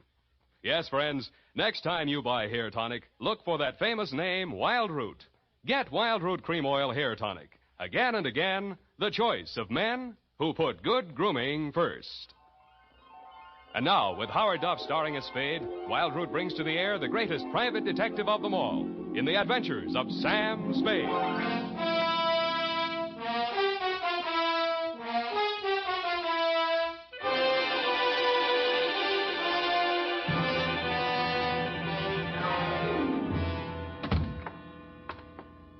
Effie! In here, Sam, in your private office. Private, she says. I'd like to know what's private about it. I have everything ready for you, Sam. What's this? Ovaltine, to relax. I don't want to relax. I don't dare. Oh, there you go again, Sam. Going on nerves. How long do you think you can keep it up? With your help, I'll be in a coma inside 3 minutes. Thank you, Sam. Now, you just lie down here on the couch, and I'll take your shoes off. Now, look, And I can take dictation while you're relaxing. Nuts. Where's that black coffee? Sam, you're angry with me. Your eyes. Please don't glare at me like that, Sam. I can't bear it when you... I am not glaring. I'm trying to keep them open. Now, sit down. I got to keep moving around. Oh, you moving shouldn't around. drive yourself like this, Sam. Please, Effie, please. Date, fill it in. Well, it's your life. Go on. Burn yourself at both ends. Let's see. To A.J. Tatspaw, claims manager, All Risk Insurance Company, Tide Building, San Francisco. From Samuel Spade, license number 137596. Dear Sir, the following is an accounting of my services to your company in connection with a claim of Emma R. Lazarus on the life of the assured Timothy R. Lazarus. The latter called at my office yesterday at approximately 11:30 a.m. He was tall, bald, gray-faced, and dusty. He looked as if he'd been buried and dug up several times. This may sound like a poor sort of jest, Mr. Spade, but my name is Lazarus, and I want you to bring me back from the dead. Well, sounds interesting. Why did you die? When did you die? And how did you die? I was declared dead by the appellate court of the state of California, August 28th last year, by reason of 7 years' absence. Who took it to court? My wife, Emma. Insurance? Yes. My wife and I agreed between ourselves to insure my life in the amount of $100,000 that she would collect on legal presumption of death after my disappearance and continued absence for 7 years. That's the law, Mr. Spade. Yeah, it's been tried a lot of times. What went wrong in your case? Wife double-cross you? If that's your attitude, I'm afraid I've come to the wrong man. Uh-huh. You're still in love with her. Well, that makes it tough. You know they'll nail her for perjury if you prove you're still alive? But that's why I didn't go to the police. Even though we'd planned the deception together, she had reason to believe that I was actually dead. Suppose you cover the whole thing from the beginning, Mr. Lazarus. Yes. I married her back in 1940. And for a while we were happy. And then she became restless. You mean you were not able to support her in the manner to which she was accustomed? She was young, lovely. You wanted her to have nice things, but on your meager salary, it was impossible. Oh, I know it's an old story, but life is like that. Well, you said it. Yeah, well, there you are. I was assistant cashier at the Golden Gate Bank. Oh, no, not that. I started taking small sums at first, meaning to repay them later on. Look, let's not go through the whole script. How much did you embezzle? $20,000. Yeah, so you decided to take it on the lam before the auditors came in, and... I was going to give myself up, but Emma wouldn't let me. We made our plans that night, and I left for Mexico the following day. In Mexico City, I had plastic surgery done on my face, and then I settled down to wait the 7 long years until I would be declared legally dead. I suppose you might call it poetic justice, but just before the end of the 7th year, I contracted malaria. I was confined to a hospital for more than 11 months. You have had it. Oh, the doctors gave me up for dead and asked me to notify my next of kin. I gave them Emma's address. I never notified her to the contrary because it seemed to fit in so well with our plan. Too well, huh? Yes. I'd been to see her, and she refuses to believe that I am her husband. Oh, of course, my appearance is very much altered, but there must be some way to prove my identity. You worked in a bank. They must have taken your fingerprints. I removed them from the files and destroyed them. How are your teeth? My teeth? Teeth. Who was your dentist here in town? Dr. Smith, the Drake Professional Building. He'll still have your dental x-rays on file. They're as good as fingerprints. You go there this afternoon. Don't give your name. Tell them you're Mark Humboldt. Have a new set of x-rays taken, and I'll do the rest. What's your wife doing these days? Why, Emma's married again. Who's the sucker? Pardon me? The man. Oh, he's a doctor. Dr. Ernst Wilhelm. Wilhelm? He's quite well known, I believe. Yeah, and the cops would like to know more. Now, about my fee. Mr. Spade, I have no money. Oh, that's great. You have no money, and all you want is to hire a man to bring you back from the dead. And the more I succeed, the less chance I'll have of collecting. If I might make a suggestion, Mr. Spade, I don't know the ethics, but perhaps the insurance company? You would be doing them a great service. I think you're going to live, Mr. Lazarus. They can't keep a good man down. I'll collect from them.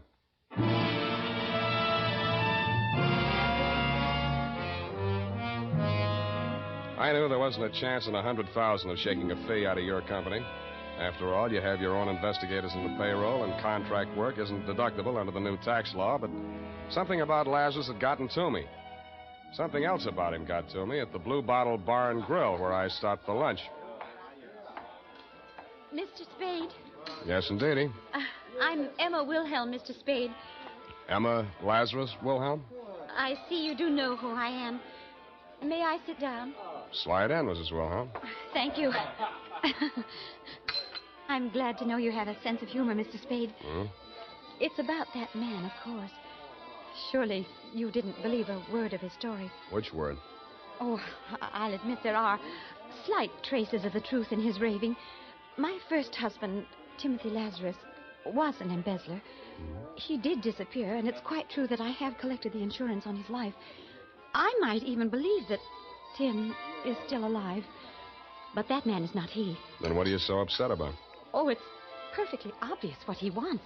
He's an extortionist. You're wrong. He doesn't want money, Mrs. Wilhelm. He wants you. Oh, Mr. Spade, how much do you know about my husband? Which one? Don't be flippant. Dr. Ernest Wilhelm? He made his first million panning lead nuggets out of gang war casualties and lost it on the stock market. He cut his second million out of Nob Hill and called it surgery. He lost that on horses, blinds, and malpractice suits.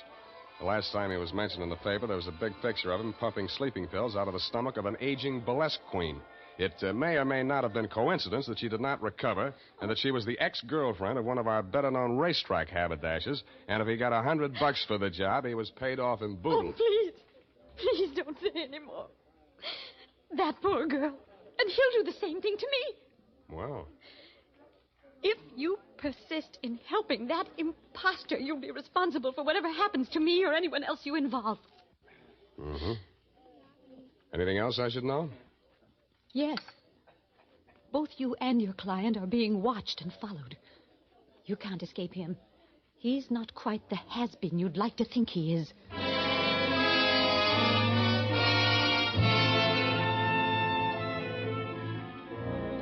After she had gone, I scraped the tears off my butter, finished my lunch, washed my hands with a nationally advertised soap, and mushed over to the Drake Professional Building.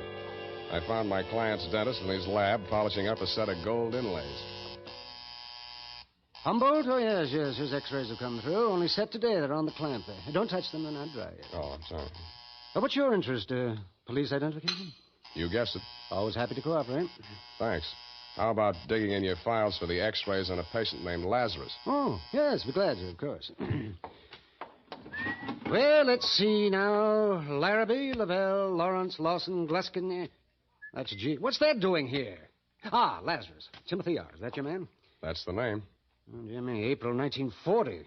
Should have been in for dental hygiene. Have to remind Miss Baker. That's my nurse. These pictures, how do they compare with this new set? Well, now, let's have a look. Switch on the light there, will you please? And let's see. Malocclusion, by cuspids, impacted third molar. Ah, erosion inlay. Yes, it's very interesting. You mean they're the same in both sets of pictures? Oh, dear, no.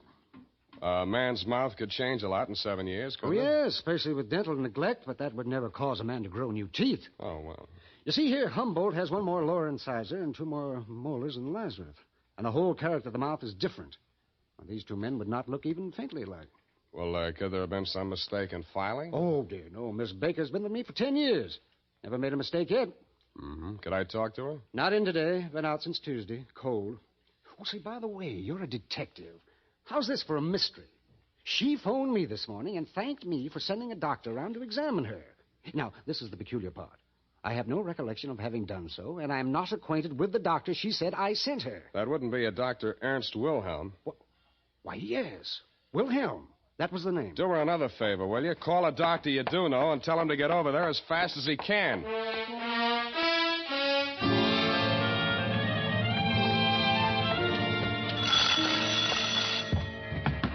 Come on, open up. Keep your shirt on. I'm coming as fast as I can.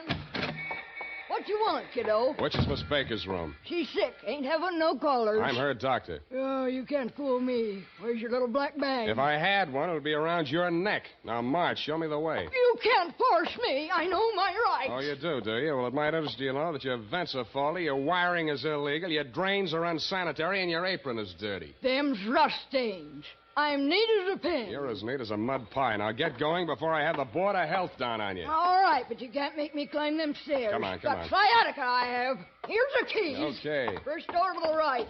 Whatever she's got, I hope you catch it. Thank you, Elsa Maxwell.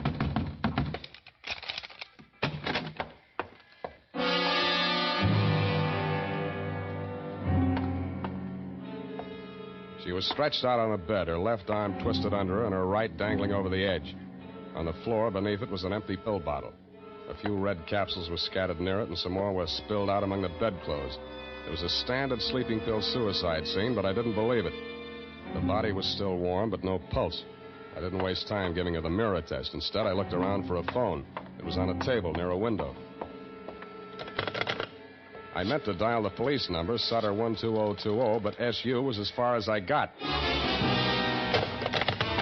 It felt like a bee sting or a quick jab with a needle. I spun around and swung out blindly. The face that I missed was suntanned under a shock of iron gray hair. It was wearing the same white-toothed grin that Dr. Ernst Wilhelm always wore for newspaper photographers. I started towards him, and he backed away, still grinning.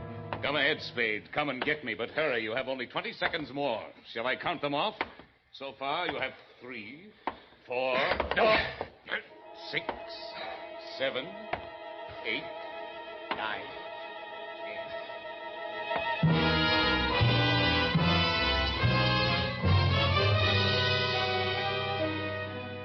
The floor kept dropping a foot at a time as I walked toward him.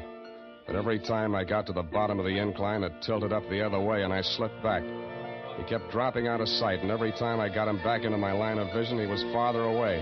The walls of the room opened out and disappeared into some clouds. The ceiling spun around faster and faster until it whirled away like one of those flying discs. Then the floor turned into gelatin, and I sank into it.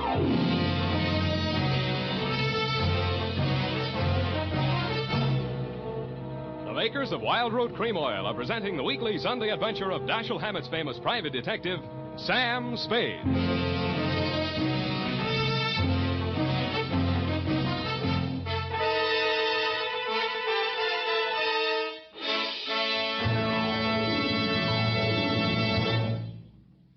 Now, here's important news on good grooming. If you want the well-groomed look that helps you get ahead, socially and on the job, listen. Recently, thousands of people from coast to coast who bought Wild Root Cream Oil for the first time were asked, how does Wild Root Cream Oil compare with the hair tonic you previously used? The results were amazing. Better than 4 out of 5 who replied said they preferred Wild Root Cream Oil. Remember, non-alcoholic Wild Root Cream Oil contains lanolin. It grooms the hair naturally, relieves dryness, and removes loose, ugly dandruff. So if you want your hair to be more attractive than ever before, get the generous new 25-cent size of Wild Root Cream Oil, America's leading hair tonic, on sale at all drug and toilet goods counters. It's also available in larger economy bottles and the handy new tube. Get Wild Root Cream Oil. Again and again, the choice of men who put good grooming first. By the way, Smart girls use wild root cream oil, too. And mothers say it's grand for training children's hair.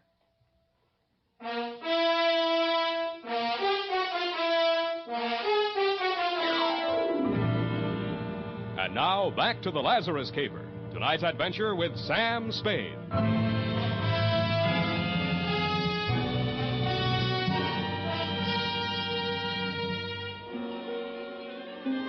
The dream lasted about 300 years. Around Christmas time in the year 2247, another bee stung me. I opened my eyes, but the lights on the tree were too bright, and Santa Claus was bending over me with a brandy breath. Come on, man. Come on.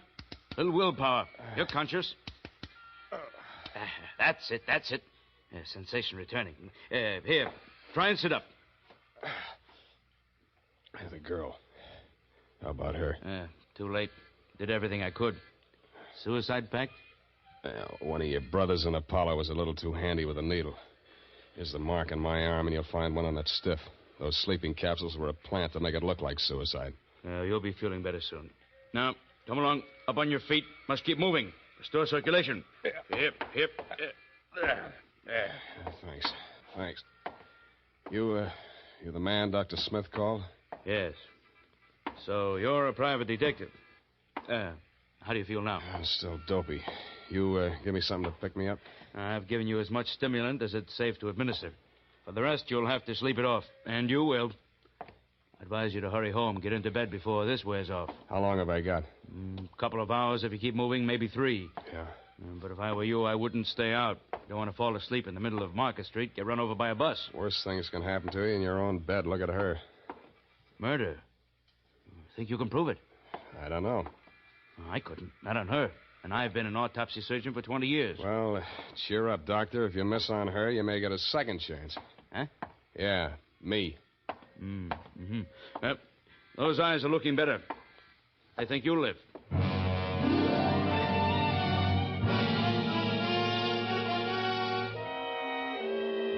I wasn't so sure.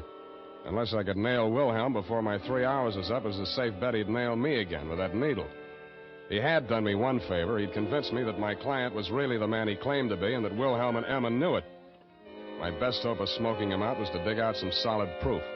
I spent 10 minutes of my 3 hours getting to the Hall of Records and 10 more finding out there was nothing there on Lazarus but his death certificate. I had a gander at the wanted file at police headquarters. They'd checked him out in August of 47 when the court had pronounced him dead. I looked at my watch. With 2 hours and 17 minutes of wakefulness left, I just didn't have time.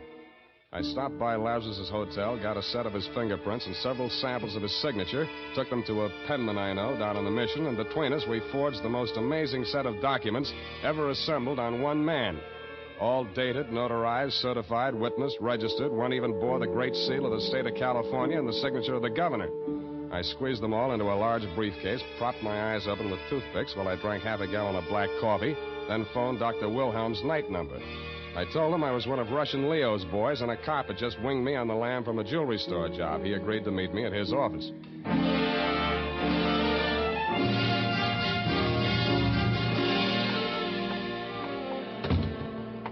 Hello, Wilhelm. Yes? Is that all you got to say to the guy you knocked off an hour ago? I'm afraid I don't quite follow. Who are you? Look, I know that you know, and you know that I know.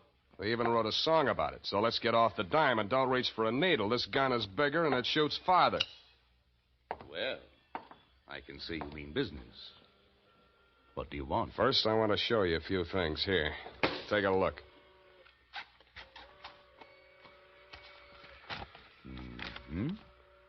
Well, this is very impressive. Yeah, I thought you'd be impressed.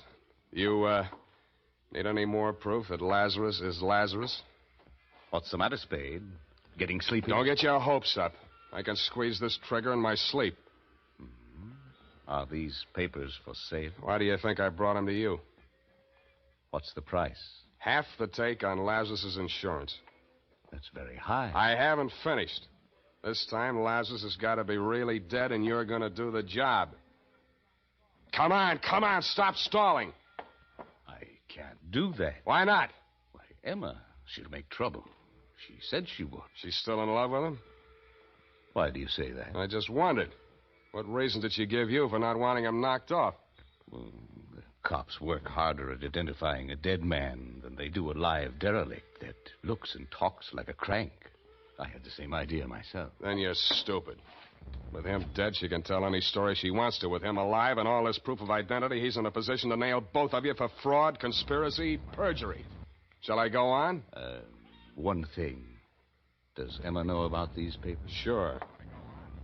You're lying. Sure I'm lying. And those documents are forgeries if that's the way you want it. I haven't got time to argue. I can't stay awake much longer, and you can't bring it off without me.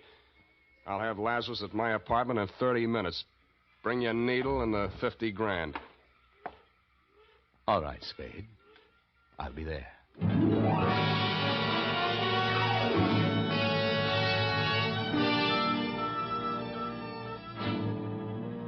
I made 2 phone calls on my way to pick up Lazarus, one to Emma and one to Lieutenant Erlinger of homicide. Dundee was asleep. The lieutenant and Sergeant Poolhouse were perched on the fire escape outside my window, and Emma was waiting in the living room when we got there. Tim. Oh, my poor darling. Emma, you recognize me. Of course, darling, from the beginning. But I didn't dare speak out in front of Ernst. I know. Mr. Spade's told me. Now, listen to me, you two. You're sure you can go through with this? Oh, are you sure there's no danger? That's him now. Come on, Lazarus, get in the bedroom there. Now, do what I told you. Don't worry, Emma. Oh, I'm so frightened. Quiet.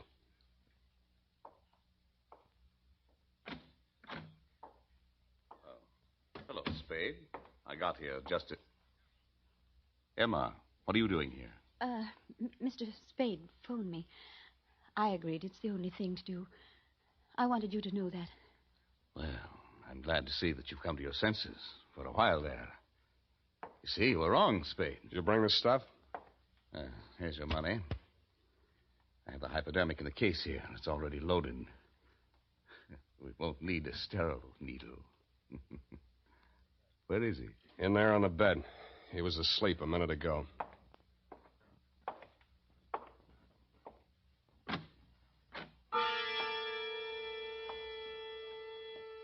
The grogginess that had kept coming back over me in waves for the last 2 hours swirled over me again as Wilhelm leaned over the bed where Lazarus lay, stretched out with his eyes closed. For a split second, I blanked out, and I was afraid it had already happened. But then I saw Wilhelm's hand coming down at an oblique angle toward Lazarus's forearm. Then my vision blurred again, and my arms felt too heavy to lift. It was Emma's scream that jolted me back. I clawed out blindly. Drop it. You let go of it. You get it in your own arm. Let go. Swine, you double-crossing. Now, here's a little sleeping medicine for you. Okay, boys. Come and get him. Good boy, Sam. Good boy. We won't forget this. Yeah, a likely story. All right, get that broken glass, Polehouse. Put it in the Dixie cup. Now, handle it careful. We want to analyze that medicine. You okay? Who are these people, Sam? Accomplices? Yeah, but not for homicide. What about Ernst? They won't let him go free, will they? Don't worry. He's out of circulation for good. Mr. Spade. Yeah, Lazarus. I don't know how to thank you. Yes. You don't know what this means to us. Yes, I do. It probably means another long separation. The state prisons aren't co-ed. But if you insist on being alive, you have to take life as it comes.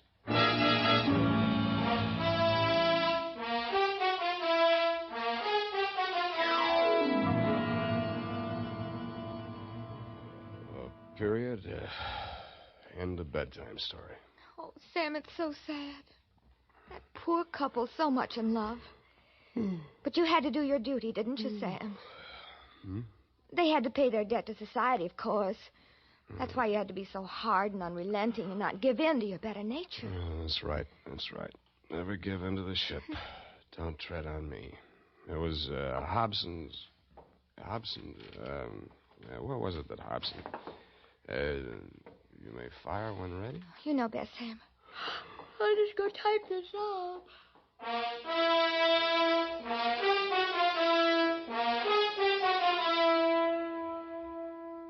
And now, listen to this. A good friend of the family. That's Wild Root Cream Oil Hair Tonic, folks. Wild Root Cream Oil grooms the hair neatly and naturally, relieves dryness, and removes loose dandruff. Now, get Wild Root Cream Oil at your drug or toilet goods counter in a new 25-cent Get Acquainted bottle. Also, ask your barber for a professional application of Wild Root Cream Oil Hair Tonic. Again and again, the choice of men who put good grooming first.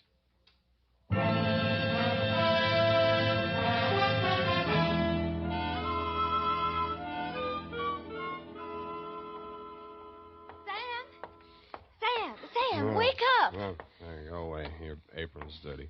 Sam, I'm not wearing an apron. Then why didn't you let me sleep? Sam, you've got to wake up. Your coffee's here. And tell them I'm in conference. No, Sam, no. The black coffee. You said to order 3 gallons. What? I couldn't carry it all. I'll make another trip. 24 cardboard containers. You'll have to drink it up fast now. They're leaking already. Abandon ship, all ye who enter here. Oh, Sam, what am I going to do with it? Open a restaurant. Good night. Oh, good night, Sam. Number 3 turret, open fire.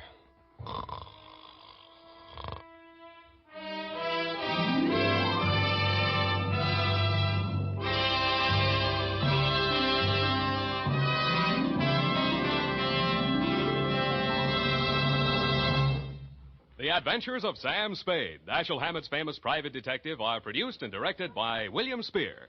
Sam Spade is played by Howard Duff. Lorene Tuttle is Effie.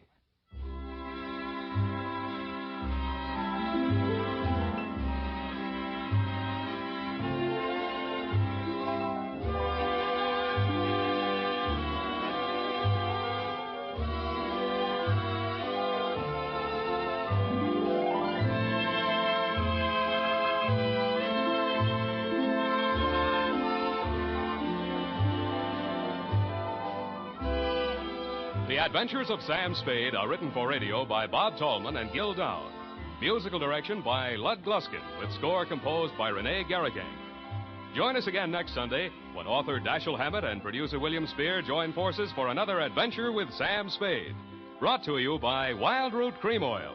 Again and again, the choice of men who put good grooming first. This is Dick Joy reminding you to... Get Wild Root Cream Oil, Charlie. It keeps your hair in trim. You see, it's non-alcoholic, Charlie. It's made with soothing lanolin. You better get Wild Root Cream Oil, Charlie. Start using it today. You'll find that you will have a tough time, Charlie. Keeping all the gals away. Hiya, Baldy. Get Wild Root right away.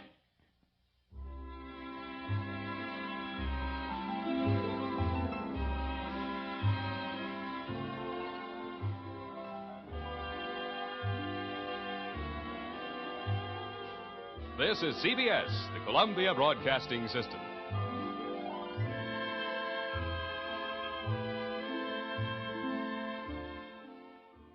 Stay tuned for Nero Wolfe, which follows transcribed in 30 seconds. What's on the menu at Duffy's Tavern tonight? Well, there's a full serving of laughs with Archie the manager, played by Ed Gardner, and his unpredictable friends, Miss Duffy, Clifton Finnegan, and Eddie the waiter. It's Duffy's Tavern later this evening over most of these NBC stations. And this Sunday, the big show comes your way once again with Bob Hope, Jimmy Durante, Perry Como, Jose Ferrer, Mindy Carson, Eddie Cantor, Meredith Wilson and his orchestra, and many, many more. And, of course, your MC once again will be Tallulah Bankhead. That's this Sunday for the big show. Now, ladies and gentlemen, we take you to the most famous brownstone house in New York City, the one located at number 601 West 35th Street. Oh, Mr. Wolfe. Mr. Wolfe. Want something, Archie? Would you be interested in taking on a case involving a woman who was found stabbed to death in one of New York's fancier men's clubs? Can't you see I'm already occupied, Archie? My Oncidium hybrid is ailing. But, sir, cash. C-A-S-H. Remember, you need it to live on? Well, you're actually learning to spell. You'd better learn to count. We're broke. Thank you, Mr. Goodwin. Now, if you'll just go away and stop interfering. Oh, just a minute. Yes, sir? On your way out, switch on the fan.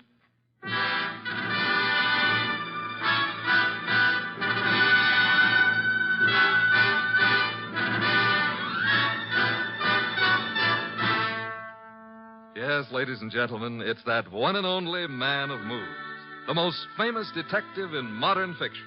that corpulent, orchid-raising, beer-drinking gourmet who also happens to be a genius. Rex Stuff's incomparable Nero Wolfe, starring Mr. Sidney Greenstreet. Tonight, Nero Wolfe's long-suffering assistant, Archie Goodwin, tells us of the case of the careless cleaner.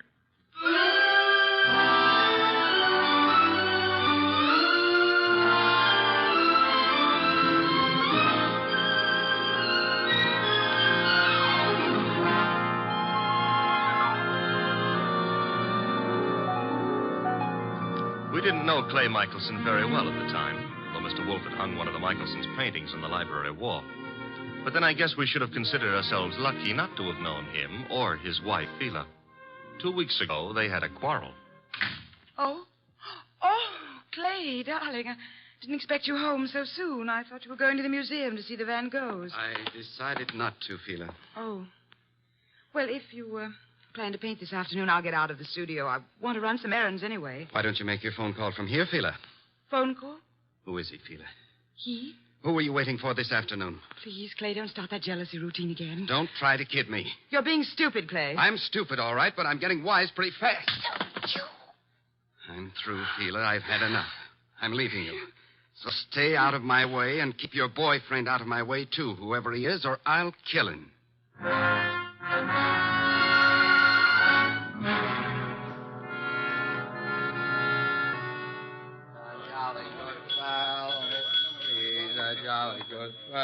Yes?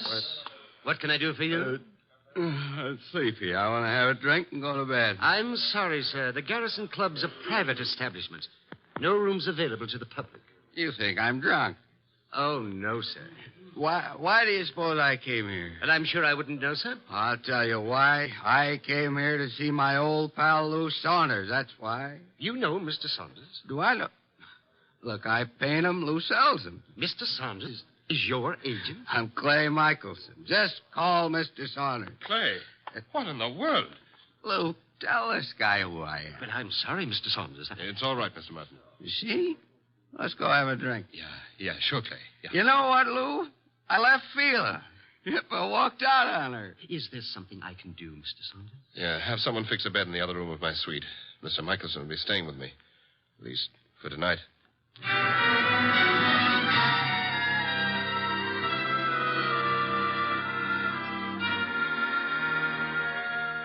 Mr. Wolfe? Yes, Archie? It's Friday. Good. Fish for dinner, then. Nope. I was not referring to dinner. You were not? I can think of nothing more interesting at the moment. Oh, I can. My salary. Of course, according to the Julian calendar. We're on the Gregorian, so let's stick to it. Today is Friday. Today I get paid. Archie, there's a drop. Oh, don't exaggerate. You can't be getting the cold shutters just because I'm asking for my money. I can distinctly feel fresh air flowing into the room. Well, it's possible I might have opened a window 6 inches. You're insane. Shut it at once. Nope. Are you trying to blackmail me? Think it might work? Never. Then the window stays open. You're fired. I accept your offer. All you have to do is pay up. I've hired you again. Oh, Mr. Wolfe, you've cleaned out the bank balance again? Well, that is... Well, had you seen those Miltonians? Would I have voluntarily given up my paycheck for them? Orchids are very beautiful, Mr. Wolfe, but blondes are... The door, Archie. I am unemployed. Found you'd maybe a client, and if it is, and we can extract the fee. You follow me, Archie? I'm already on my way to the door. Mr. Wolfe, I've got to see him at once. Well, come in. Thank you. Mr. Wolfe, this is... My name is Saunders, Mr. Wolfe. We've met before. I remember. As a matter of fact, you sold me a painting of Michelson. Yes, well, that's why I'm here. It's about Michelson, Mr. Wolfe, that I've come. Frankly, I think the man's about to go mad. He and his wife have split up, and such a splendid artist, too. A pity. I don't know what to do. He's drinking like a fish. For 2 weeks, I've been letting him live in part of my suite at the Garrison Club, but he's just steadily getting worse. I try a hospital. I can't. The publicity. Mr. Wolfe, Clay admired you so that time we all had dinner after the painting transaction. I thought maybe you could talk to him. Maybe you could get him on his feet again. I'm not a doctor, Mr. Saunders. But I'm sure he'd listen to you. Excuse me a moment, Mr. Saunders. Nero Wolfe speaking. Inspector Kramer. Good evening, Inspector. Got a guy called Lou Saunders at your place? Garrison Club said he'd gone to your place. Yes, he's here. Well, see to it that he doesn't leave until I get there. I'd hardly do that, Inspector. I have no reason to detain Mr. Saunders. There's plenty of reason. It so happens a woman's just been murdered in his suite. Murdered? Yeah. A Miss Hilda Lundgren. What's happened? Now will you hold him? Do you know a Miss Hilda Lundgren, Saunders? Hilda Lundgren? I've never heard of her. She seems to have chosen your suite to be murdered in. I'd better get right over there. Mr. Saunders says to tell you he'll be right over, Inspector. Now listen, Wolf. Good day, Inspector. Murdered in my suite. Mr. Wolfe, you've got to come with me. Mr. Goodwin will accompany you after the formality of a retainer, Mr. Saunders. Oh, anything you say. Here, I'll write a check. Good. 500. 500? Fine. My friend and assistant, Mr. Goodwin, will go with you. I have great confidence in his ability to bring back every detail of a murder, particularly where a woman's involved.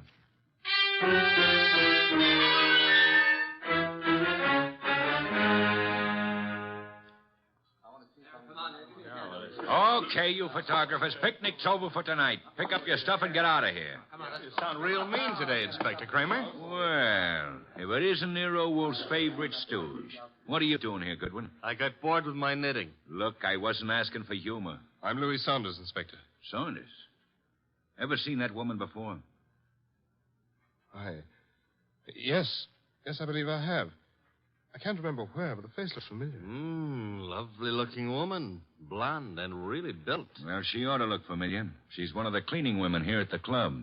She is? Cleaning? Well, since when have gals like this been reduced to cleaning floors? What's happening to the world? There ought to be a law. Yeah, there is. She was killed with a knife, or haven't you had time to notice? That's not a knife, Inspector Kramer. That's one of Clay's Chinese letter openers. What was that? Well, nothing. Nothing at all. Yes, it is a strange knife. What were you saying, Mr. Saunders? Just said that looked like one of the letter openers belonging to one of my friends. Who is this Clay? Clay Michelson, the artist. You can't possibly think he'd do a thing like this. I think everybody did it until we know otherwise. When were you last up here, Mr. Saunders? Me? Why, just a little while ago. I changed my clothes just before I went to see Mr. Wolfe. She wasn't here then? Well, I don't know. I didn't come into this room, just in my part of the suite. Your part? Who occupies this room? Mr. Michelson. He's been staying with me. Strange wound, no blood. What do you think you are, Goodwin, a medical examiner? Oh, but Yeah. The killer probably wiped the blood away. Saunders, have you any idea where your artist friend might have run off to? I haven't seen Clay all afternoon.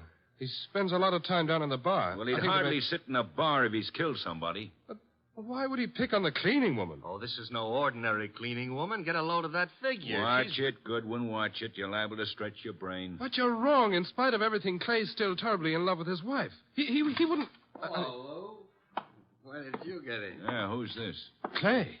We're your friends, Lou. They won't serve me any more liquor down at the bar. I gotta find my flask. Mr. Michelson, may I introduce you to Inspector Kramer of the police? Who's this guy, Lou? He's Nero Wolfe's assistant. Wolf? Police? Well, what do you all want? Somebody park overtime? Where's my flask? The one with my initials. I just bought it this morning. Mr. Michelson, do you know that somebody was murdered here in your room? Murdered? Why don't you guys go away and joke with somebody else? Where's my flask? You better get hold of yourself. I said there's been a murder. Understand? You serious? Yep. And I wouldn't be surprised if Inspector Kramer here considers you top suspect. Me? They think I did it? You better pull yourself together, Clay. Yeah, because I got a lot of questions. Excuse me, the phone. Sit down, Mr. Saunders. I'll answer it. Hello? Hello? This is Fila. Who is this? This is Inspector Kramer. Hello? Hello? Who is Fila? Anyone know? Well, that's my wife. Your wife? I want to speak to her. Come back here, Michelson. Let me alone. You're not going anywhere. Now stay back there. You're wrong, Inspector. I am going somewhere. Junior's got a gun. Yes, Inspector. You should be more careful about your gun when you shove people. Now, look, Mr. Michelson, I'll see Mr. Wolfe myself. Stay back, Inspector. You haven't a chance. We'll nab you before you get a block away. Well, then I'll just jerk these phone wires. There. And I'll lock the doors. That should hold you long enough. Good night.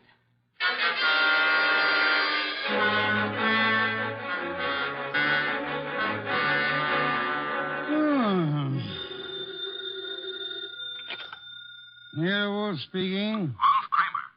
Indeed. Clay Michelson may be on his way over there. Hold him until I get there. Hold him, why? Not more than 10 minutes ago, he held me up at the point of a gun. He carries a gun. It was my gun. Careless of you, Inspector. Goodbye. Come in. Mr. Wolfe? Yes? My name is Clay Michelson. Yes, I was rather expecting you. You've got to help me. They think I murdered someone. You shouldn't have run away from the police. I've been drinking a lot, but I wouldn't murder anyone. Fela'd tell you that. Your wife. Was she the model in that painting of yours I purchased? What difference does that make? I tell you, they're after me for murder. You obviously loved your wife deeply at the time you painted her. Oh, here you are, Mr. Wolfe. Michelson. Clay. Good Lord, man. The police are on their way over here. He came for my help, Mr. Saunders. Oh, I'm glad he did, Mr. Wolfe. But we left Inspector Kramer talking from a phone booth. He'll be here any minute. And we have only a minute to decide why anyone would want to kill a cleaning woman. I didn't kill anybody. She was a beautiful woman, Mr. Wolfe. I gathered that, Archie, from your unusual interest in the case. She was stabbed with a letter opener from Mr. Michelson's house. Which might add Mrs. Michelson to our suspect list. Fela? You can't suspect Fela. You're very gallant to Michelson. Just how was this beautiful young cleaning woman, this Miss Lundgren, stabbed? In the heart. Her eyes were wide open, pupils dilated with shock. Details later, Archie. Kramer will be here shortly. The moment I would like to know where everyone was. Well, Mr. Saunders was here with us, you remember? I don't know where Mrs. Michelson was, but I could go see her and find out. No, it won't be necessary, Archie. Mr. Michelson, where were you? Me? Why, I'm not sure. I can't seem to remember. It's hardly what we would call helpful. I was drunk. Maybe I went to Fela's. I've been over there lots this week trying to talk to her. Yet I must have gone over there. Have you ever seen the murdered woman before? No, I never saw her before in my life. I've seen her before, Mr. Wolfe. Indeed, Mr. Saunders. I seem to remember your earlier statement to the contrary. Well, I didn't know her name, but when I saw her, I remembered her. I understand she was quite an alcoholic. Unfortunate woman. Beautiful. Well, look who's here, Inspector Kramer. Oh, here you are, Michelson. And as usual, you didn't have the courtesy to ring the bell, Inspector. And give you a chance to get this guy out of here? Nothing doing, Wolf. Now, come on. We're going to headquarters. Mr. Wolfe, you can't let him take me. I didn't do it. I'm afraid there's not much I can do about it, Mr. Michelson. Come on. You come along, too, Saunders. I got to get a statement from you. Of course. This way. Come on. Very well. All right. I just got an angle. Really, Archie? Sure, it's simple. Saunders been going for this beautiful cleaning babe. Clay worms in. Saunders kills her. Perhaps there was jealousy somewhere in this case, Archie.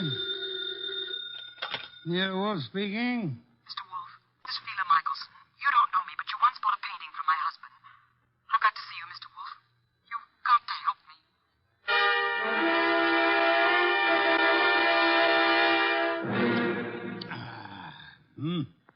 Mrs. Michelson, have some of this delicious beer.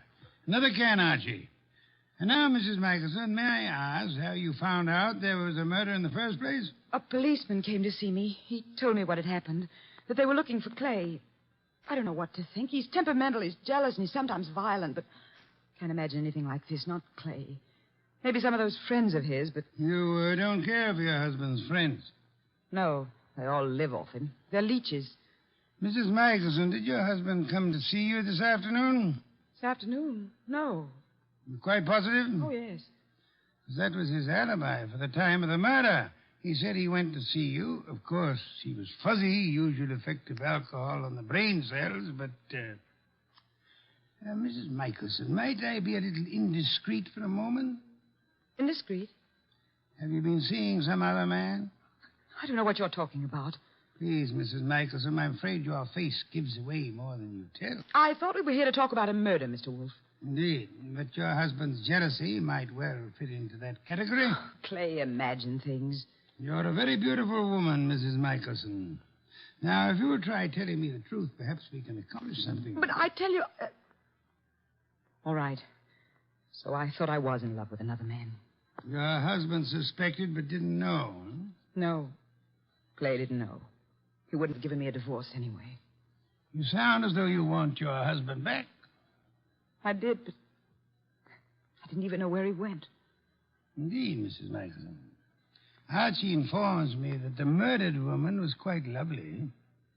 What are you trying to suggest? You said yourself you wanted your husband back. Yeah, one woman jealous of another, that's always murder. Why, that's stupid. Clay wouldn't play around with a maid. That's stupid. Clay loves me. I'm not jealous of anyone. No one, do you understand? Archie, if you'll see Mrs. Michelson home... Yes, sir. Thank you. I can find my own way. I'd prefer Archie took you, Mrs. Michelson. You wanted my help, didn't you? Thank you. Thank you, Mrs. Michelson. If you will just wait outside for a moment, please. What have you got in mind, Mr. Wolfe? Try exercising your own judgment just once, Archie. You mean she's the one who's jealous? Perhaps, Archie. Perhaps she may want us to think she was jealous. Perhaps she actually doesn't want her husband back at all, only to pin a murder on him. Oh. You see, in this case, it would be simpler than divorce. Yeah? Yeah, she might just be trying to get rid of him. She might, Archie. But then she's a woman, so don't count on anything. She might even be telling the truth.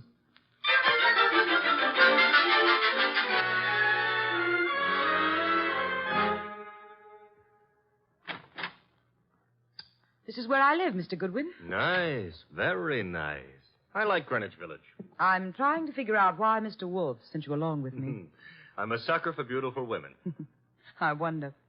Archie, Huh? does Mr. Wolfe believe me? He hasn't made an official statement yet. Nice furniture and things. You sound like an appraiser or someone looking for something. It's because it's November. Mr. Wolfe sent you to search my You apartment. could be wrong. I don't... Oh. What's the matter now? Thought you said your husband hadn't been here today. He wasn't. And what's his flask doing among these papers on the desk? Very prettily decorated with his initials. He was looking for it at the club. Flask? I don't know what it's doing there. Yeah, sure. You're trying to help, Clay. Right into the electric chair. His only alibi was his being here this afternoon, and you said he wasn't. Then what is his flask doing here? He said he just bought it this morning, so he must have been here today. I don't know what you're talking about. Where's your phone? Well, you've got things wrong. I don't know anything about that flask. Hey, the lights... Who switched off those lights? Fila, put those lights on. Put on those lights.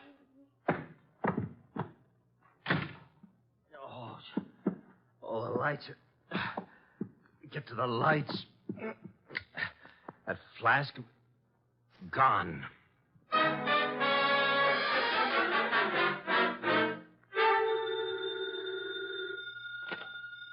Nero Wolfe speaking. Wolfe, where's Fila Michelson? Fila, perhaps you might try the lost and found, Inspector. Now, look, I know she was over at your place. I thought you were interested in Clay Michelson. Well, I let him and Saunders go, for the present.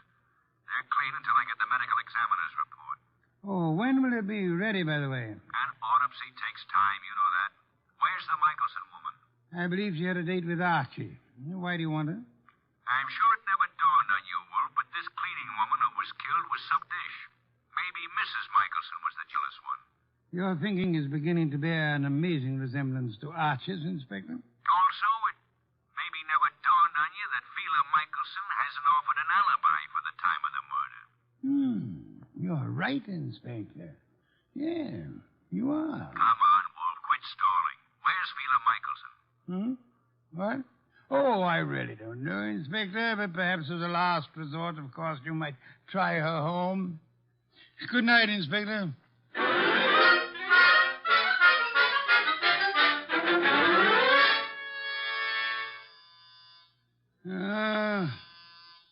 Inevitable.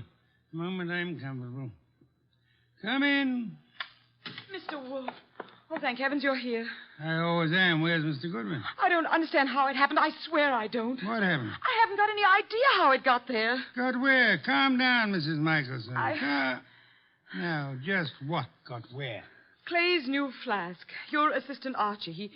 He came home with me, and that new initial flask was there. He thinks Clay was there this afternoon, and that I'm trying to frame him or something. Oh, here you are. She's here, therefore. This is our gal, Mr. Wolfe. She's been lying right down the line. I tell you, Clay wasn't there. Then why did you give me this clout on the head and grab the evidence and run? I didn't hit you. I ran, but I didn't hit you. And I didn't take that flask either. Oh, next thing she'll say there wasn't any flask. Stop gaping at Mrs. Michelson, Archie, and open the door. Yeah, sure. Well, Mr. Wolfe, they let Clay and me go for the... Feeler, what are you doing here? After your visit this afternoon, Mr. Saunders, she decided to come down and see me. After my visit? What makes you think I was at Feeler's? It was Mr. Saunders, not your husband, who came to visit you this afternoon, wasn't it, Mrs. Michelson? I don't have anything to do with Mr. Saunders. Then might I ask why you called him today? I wasn't calling him. I was calling Clay. You told me earlier yourself that you didn't know where Mr. Michelson was. Well, all right. So what if it was Mr. Saunders who came this afternoon? As he has for many afternoons. What are you trying to get at, Mr. Wolfe? Saunders? He and Feeler? Yes, Archie. Mr. Saunders, the artist's friend and agent, happens to be the one who was making a fool of the artist. But that's all over. I told him. That's what I was talking to Mr. Saunders about this afternoon. I didn't want Clay to know. Clay would never have come back. All right, so it was Feeler and me. I admit it, but that's not murder. I suggest that it is, Mr. Saunders. I suggest that one of you two murdered the cleaning woman. Whichever one of you carelessly left the whiskey flask in Feeler's apartment. This is murder, Mr. Wolfe. Not a joke. Not at all a joke. You see, our cleaning woman was not murdered by the knife found in her body. She was poisoned. What do you mean? Not by the knife? Poisoned. She undoubtedly drank from Michelson's flask while she was working in his room at the Garrison Club. But she was stabbed. True. However, Miss Lundgren was an alcoholic. Saunders mentioned that, and I checked with the club manager. But how does that prove there was poison in the flask? That she was poisoned? Archie, would you mind repeating your description of the dead Miss Lundgren? First, as to the wound. Okay. There was no blood. Someone advanced a fantastic theory about wiping the blood away. And now, Archie, the description of the body of Miss Lundgren. I mentioned the fact that her eyes were wide open, the pupils were dilated. Hey, dilated pupils? Yes, Archie. The lack of blood had already made me wonder about the entire affair. When you added the dilated pupils... What's special about dilated pupils? In death, that is a common symptom of poison by a certain vegetable drug of considerable potency. But what was the point of stabbing her? The poison did the job. However, the killer later used the letter knife in an effort to deceive the police. However, he unhappily forgot that the dead don't bleed. I think you're guessing, Mr. Wolfe. Am I? All I can say is that I was at the pool in the early afternoon. You're very certain you were at the club pool when the murder was committed, Mr. Saunders? Certainly. From 1 until 3. Excuse me, please. Wolfe speaking. Inspector Kramer, medical examiner's report just came in this minute. And get a load of this, Wizard. The dame didn't die of stabbing at all. I know. You know? She died of drinking a fatal dose of poison known as deadly nightshade. What? How do you know that? Inspector, do they know what time she died? Time? The medical examiner says 2:30. Thank you, Inspector. Oh, incidentally, if you care to drop over here, you may pick up the murderer. Goodbye. I heard him, Wolf. She died at 2:30. As I told you, I was in the pool at 2:30. Which is exactly how you prove yourself a murderer, Mr. Saunders. Oh, I proved myself... Even the police didn't know what time she died.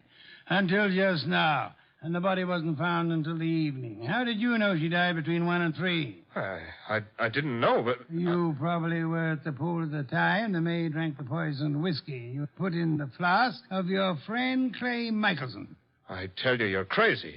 You planned to get rid of Clay, who stood in the way of your marrying Feeler. When you came back to your room at 3 and found that the maid had drunk it instead, you stabbed her with Clay's letter opener to cover up the real cause of the murder and throw suspicion on Clay. Oh, this is nonsense. Ridiculous. And then, when you learned that the woman for whose love you were willing to commit murder was through with you, you took Michelson's new flask to Feeler's home, confident that it would be found there. Yes, and then he attacked me and stole that flask again in order to make it look like Feeler had done it. Exactly, Archie. Mr. Saunders, the chances are that your fingerprints will be found on that whiskey flask.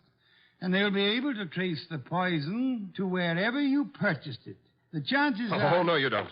Careful now, all of you. Guns bore me, Saunders. Oh, yeah? I'm leaving. You are Clay! Oh! Clay. Yes, Mrs. Michelson. Your husband has been there for some time. Clay, are you all right? Yeah, I'm all right. Well done, Mr. Michelson. I think you proved that an artist's life may indeed be exciting. I've been an awful fool, Mr. Wolfe. Mr. Michelson, you might remember for the future that unreasoning and unjustifiable jealousy sometimes creates the very conditions that it fears. You're being very kind to me, Mr. Wolfe. How can we ever thank you? By prompt remittance of your check on receipt of my bill in the morning. Good day, Mr. and Mrs. Michelson. Good day, Mr. Wolfe. Good day. What's the matter, Archie? You look glum. Yeah. I always have the lousiest luck. Meaning? A hectic case with two beautiful dames. Michelson gets one, the undertaker gets the other, and what do I get? Hey, that reminds me. You got a fee. I get paid.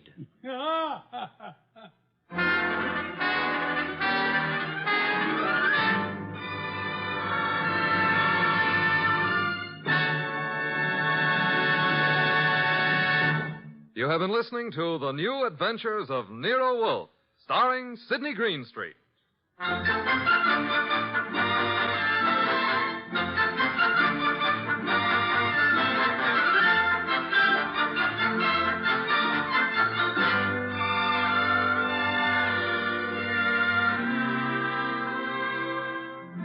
Tonight's transcribed story was written by Cheryl Hendricks and based on the famous characters created by Rex Stout. This is an Edwin Fadiman program, produced and directed by J. Donald Wilson. In the cast were Larry Dobkin as Archie Goodwin, and Betty Lou Gerson, Howard McNear, Dan O'Hurley, Vic Perrin, and Bill Johnstone.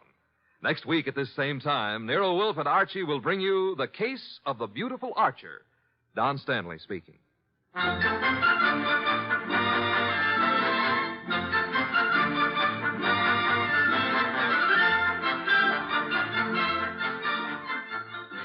Three chimes mean good times on NBC. There's fun and laughs with the chimes later this evening when Ed Gardner stars in Duffy's Tavern. As usual, Duffy won't be there, but Archie the manager will definitely be on hand to spread his whimsical advice where it'll do the most damage. Tomorrow night, there's action on NBC with Herbert Marshall starring as the Man Called X in another exciting battle against the forces of international intrigue. Next, Sam Spade. Later, William Bendix on NBC.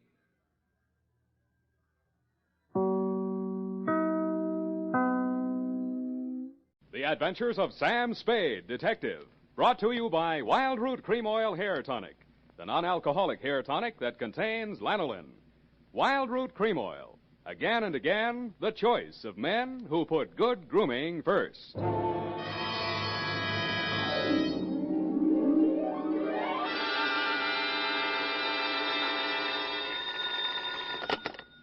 Detective Agency. That is the correct answer. You have just won $104 million, 6 deep freeze units, a stable of polo ponies with matching saddle soap, a terry cloth robe with chocolate bars pre-melted into the pockets, and a full-size, real, honest-to-goodness dreadnought, such as is used by Uncle Sam's Navy. Oh, I'm sorry you'll have to call back. I'm expecting to be taking dictation from my employer very shortly. Oh, I am sorry. Your time is up. And Edna St. Vincent Markowitz, who sent in the question, gets bumped off in front of the studio audience gathered in the Dredgewood room here in Columbia Square. Next night, don't answer your phone, stupid. Oh, Sam. Let's have no coaching, please. Oh, well, did you find the cup? Was it murder?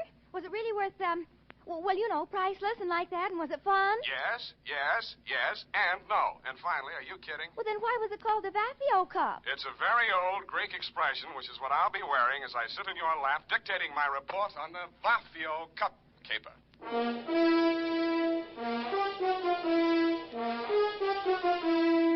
Dashiell Hammett, America's leading detective fiction writer and creator of Sam Spade, the hard-boiled private eye, and William Spear, radio's outstanding producer-director of mystery and crime drama, join their talents to make your hair stand on end with the adventures of Sam Spade. Presented by the makers of Wild Root Cream Oil for the hair. Remember the Romeo of yesteryear? Hair parted in the middle, all plastered down? Man, what a difference today. Today, all a guy has to do to impress a gal is use Wild Root Cream Oil Hair Tonic. Wild Root Cream Oil grooms the hair neatly and naturally, relieves dryness, and removes loose dandruff. If you're still using old-fashioned hair tonics or none at all, then for her sake, spruce up today with Wild Root Cream Oil Hair Tonic. In bottles or the handy new tube, it's again and again the choice of men who put good grooming first. And now, with Howard Duff starring as Spade, Wild Root brings to the air the greatest private detective of them all in the adventures of Sam Spade.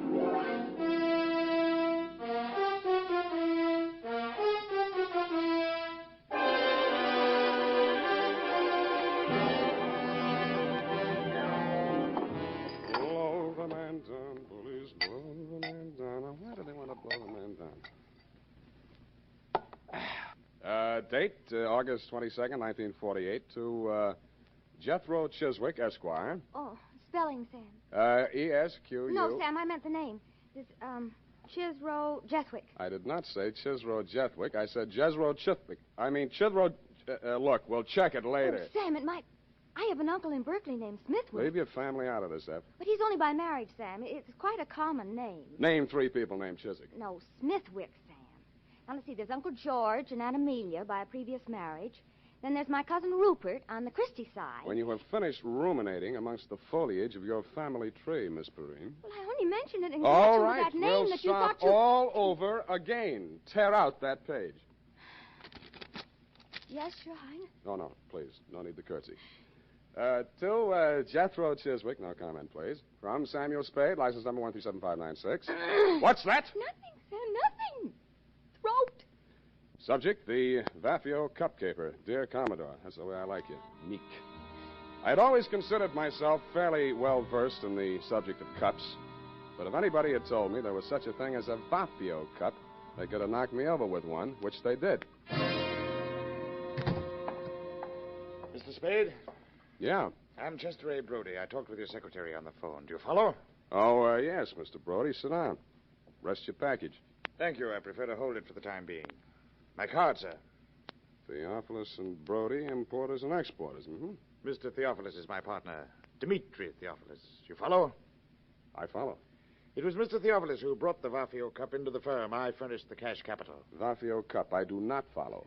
Yes, indeed. The only one of these treasures to fall into private hands. One of the fabulous Vafio cups. Those exquisite and cunningly wrought examples of the art of the ancient Grecian goldsmith, excavated by the great Schliemann from a beehive tomb in Sparta. Beehive. Mycenaean age. Just west of the Lion Gate. Oh, the Lion Gate. Pardon me, Mr. Brody. Are you trying to tell me that this cup is very valuable? Priceless. And that you have finally managed to find a buyer? Do you follow? And that you want me to deliver that package containing your priceless cup and return with your customer's cash? Accurately put. I presume you're bonded. Uncork me and see for yourself. You are a droll fellow, to be sure. I had a light breakfast, drolls and coffee. Now, what is this Vafio cup? I will show it to you. You're about to see a treasure but few eyes have looked upon in our time, Mr. Spade. The Vafio cup. Handle it carefully. It's fragile. You could crush it in your hand like so much tinfoil. Yet this golden relic of a golden age has come down through the centuries miraculously unscathed. Note the delicately wrought lines of the bas-relief, the exquisite draperies on the figure of the caryatid, the anguish on the face of the fallen hunter, the sheer brute force of the wild boar charging to the kill. Holding this golden cup in your hands, you encompass 3,000 years. Do you comprehend why there's no question of insurance here? Frankly, I don't. My dear man, an item such as this is worth only as much as a collector will pay for it. This particular collector has offered $200,000. It might never be offered again. You follow? I follow. Very well. Here's your fee, $100. I follow.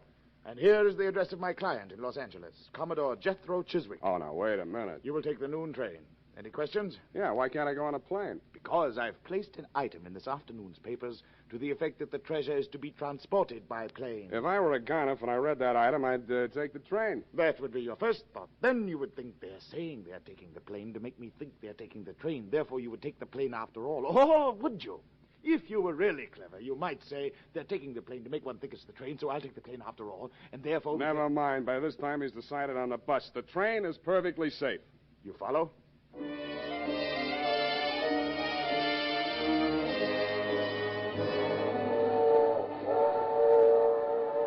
The package was light in the drawing room, and the train was comfortable. Seemed like an easy way to earn $100. I knew it wouldn't last. Never does. I was prepared for the knock on the door, and I got ready for the inevitable small, dark man who plays the Peter Lorre part, but this one fooled me. He was a tall, thin actor with sandy hair. Okay, Shamus, hand over the package. It won't be no trouble. Sure, there it is on the seat. Take it. Huh? It's okay. You got me covered. I won't make any move. Hey, what are you trying to pull? It's a stick-up, isn't it? Hey, maybe I got the wrong compartment. No, that's it. The cup's in there. Unwrap it and see for yourself. Oh, no, you don't. I ain't picking up no booby traps. Oh, you're yellow, huh? I know that one, too. Don't cut no ice for me. Suit yourself. Game of gin? Hey, you're nuts. I'm getting out of here. Hey, wait a minute, pal. I'll buy you a drink. I don't drink. Lunch? In I go. Yes, indeed, Mr. Spade. I agree. Clarence is a very comical fellow. So are you. I took the liberty of stepping into your forecastle whilst you had your bit of raillery in the after companionway with my mate, dear Clarence. You mind? Not at all. Well, sir, I'm afraid you're going to mind a great deal. Oh! And that's how I met you, Commodore. I was so busy sizing up the .45 in your right hand that I didn't even notice when you left, whipped out of your coat pocket with one of the largest saps I have ever felt. The next time I saw light, you were gone, the Vafio Cup was gone, and the train was pulling into San Jose. I got off, rode back to San Francisco with a truckload of chickens, and headed straight for my client's apartment.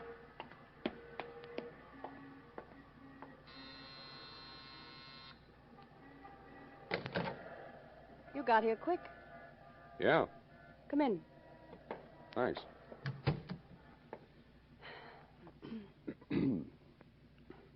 Well, Well, what? look, we can't both play this deadpan. We'll stay no place. It's in the back room. What is? The body. You're from the police, aren't you? I'm a private dick. How dare you? Hey, what was that for? For spying on me. You and all the other cheap gumshoes my husband hires. You're Mrs. Brody? I'm Enid Theophilus. Did my husband hire you? My name is Sam Spade. I was hired by one Chester A. Brody, your husband's business partner. Well, Sam, I hope he paid you in advance, because he's the body. Chester A. Brody was just barely identifiable. Somebody had worked hard trying to persuade him to say or do something he either couldn't or wouldn't do. The only interesting clue was in the wastebasket. At first, I thought it was a flattened beer can. But it was the Vafio Cup, or a facsimile thereof. Well, how do you like it, Sam? I don't. He was my client. I wasn't hired to protect him. I didn't like him, but he was my client. How would you like me for a client? I'll give you the name of a lawyer, sister. My name is Enid. Ain't it? Now, let's see what I can squeeze out of you before the cops do. Brody was your husband's business partner, and you're, You don't have to be subtle. He was mad about me. I'm all broken up about his death. So is he. That wasn't funny. That time I deserved it. You don't like me, do you? Can't you get it through that steel-jacketed brain of yours that you're in bad trouble, that there's a dead man in the next room, beaten to death, and you're not supposed to be here? Oh, I was supposed to be here. We were going to elope as soon as you brought back the money from that, Greek thing. Yeah, what about that Greek thing? It was an antique. It was called the Vafio Cup. Yes, I know about that. Yes, well, my husband dug it up in Greece and smuggled it into the country. Yeah? It was all he had, but it was such an important piece that he was able to persuade Chet, the late Chester Brody, that is, to let him in as a full partner. Then what? Well, they quarreled. My husband made some bad investments, and Chet wanted to sell the cup to save the firm. Dmitri refused. I didn't think it was fair, so I got the keys to his safety deposit box where the cup was, and Chet arranged to sell it to the Commodore. Did you get the money from the Commodore? All I got from the Commodore was lumps. He stole the cup? Roger. You've got to get it back. I've got it. Where? Here, take a look. Oh, it's ruined. Where did you find it? In a trash basket where it belongs. Dmitri did it. He must have suspected something and substituted a fake. That's it. He knows where the real one is. Somebody thought that your boyfriend knew. The one that killed him? That's the way it looks. And maybe that's the way it was meant to look. You know, somebody might get the idea that you palmed the genuine when you got it out of that safety deposit box. If I did, it was legal, and don't you forget it. A wife can't steal from her husband. Legally, they're one person. You can't steal from yourself. That's the law. I was wrong. You don't need a lawyer. Will you help me? I may hurt you, and it'll cost you anyway. I know what's good for me. Money. Find that cup.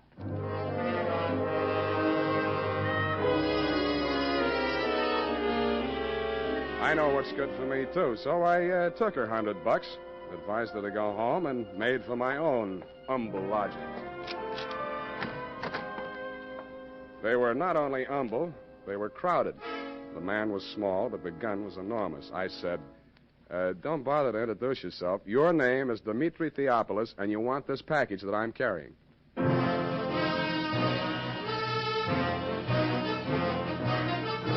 The makers of Wild Root Cream Oil are presenting the weekly Sunday adventure of Dashiell Hammett's famous private detective, Sam Spade.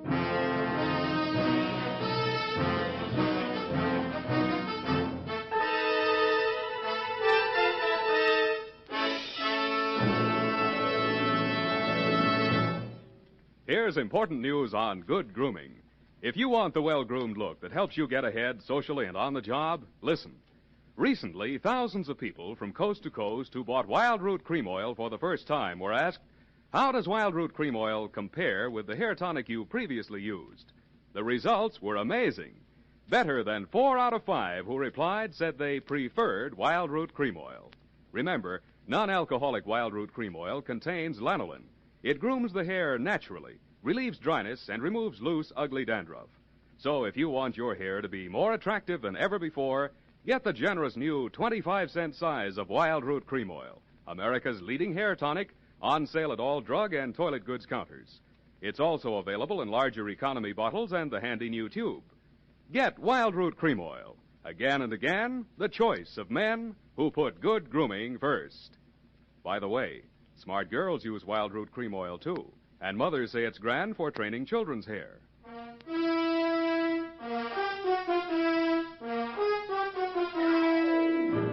And now, back to the Vafio Cup Caper. Tonight's adventure with Sam Spade.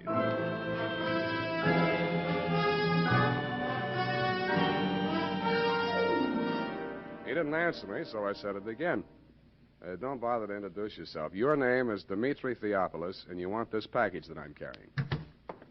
Of that be assured. You obtained this from my dear wife. And how did you find my darling? Not at the city pond, surprisingly enough.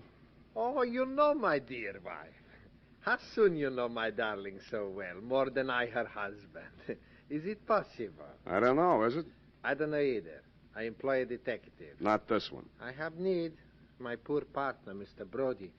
You are interested? If you are interesting about who killed your partner, that's one thing. But if you want somebody to dig out your family secrets, that is nothing. With me, you are, shall we say, no place. But why don't I get the right to know? There'll be no trouble, no scandal, no divorcement suing. Of that be assured. Even poor Chester is dead, so he's what one calls ancient history. While he lived, I knew nothing. I was blind. After he died, I see certain things. Yeah, well, do you see that maybe your wife had a hand in Brody's death? What then? Well, if it so happens that you cannot separate my darling from that, do you follow? Not quite. I'm not an old man, Well, I wouldn't but say my that. dear wife is but 22 and a truly lovely person. Yeah, she's all right. Would it not be the part of husbandly wisdom to have, shall I say, a hold over her? If she's guilty, you won't need it. Good. Please, I cannot hold the gun and handle my wallet at the same time. Please. No, thanks. You keep the gun. I'll take the wallet. Oh, you trust me. You will work for me. Yeah, I'll work for anybody. Here, I left your cab fare. Oh, assuredly, you are so very kind. Oh, I'm not so Now kind. the package, yes? No. Then I don't hesitate to suit you. Now, wait a minute. Yes? This is the fake. You sure you want this? Assuredly, yes. A man has already been killed for it. Your life's a high price to pay for a fake, though fancy, tin cup. You still think that's the price? Brother, I know it. Then you know I will kill you for it. Okay, if it means that much to you, and I guess it does, it's all yours. Okay, thank you. Please remain where you are. If you follow me, I will surely suit you.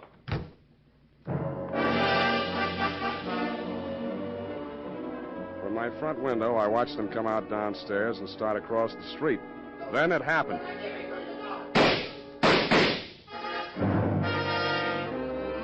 I saw the gun flash as it fired, and Theophilus slumped to the pavement. The package slid away from him into the gutter. I beat it down to him. He'd taken all 3 pellets in the midsection from close range. His pulse fluttered once or twice and then stopped.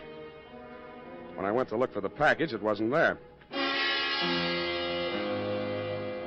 I called homicide and waited until they took him away. When I told Lieutenant Dundee what I had in mind, he congratulated me on my brilliant scheme and told me to go ahead with it. That was his mistake.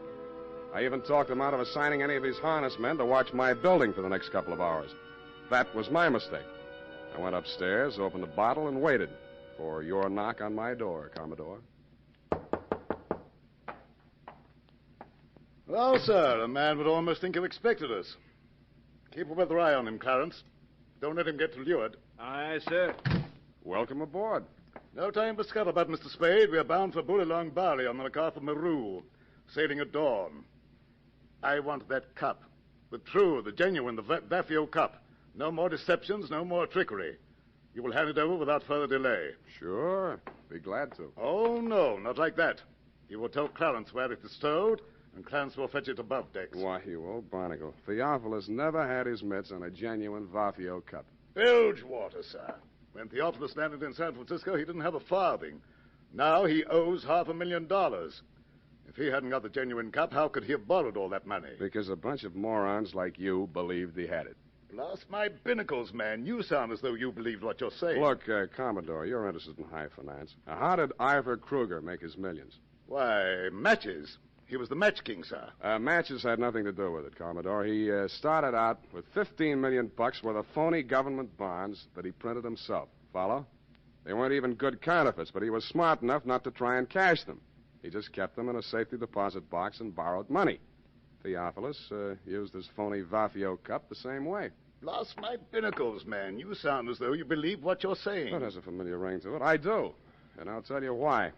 He knew that was the fake in the package when he held me up for it. He was willing to risk his own life to get it out of circulation. Dash my timbers. Old Theophilus has left us without a shot in the locker. You steered us onto the shoals. We're on our beam ends. Hey, turn them off, Commodore. You're pumping bilge flush. We better haul our wind. Yes, indeed. I'm afraid it's getting rather warm in San Francisco. Bullylong beckons. You won't make it past the potato patch. What? The cops are going to want some answers about a couple of stiffs you left behind in San Francisco. I'm glad you reminded me. Shall I plug him? No. We're taking him with us. Oh, that's what you think. Take it easy, mate. This ain't going to hurt him.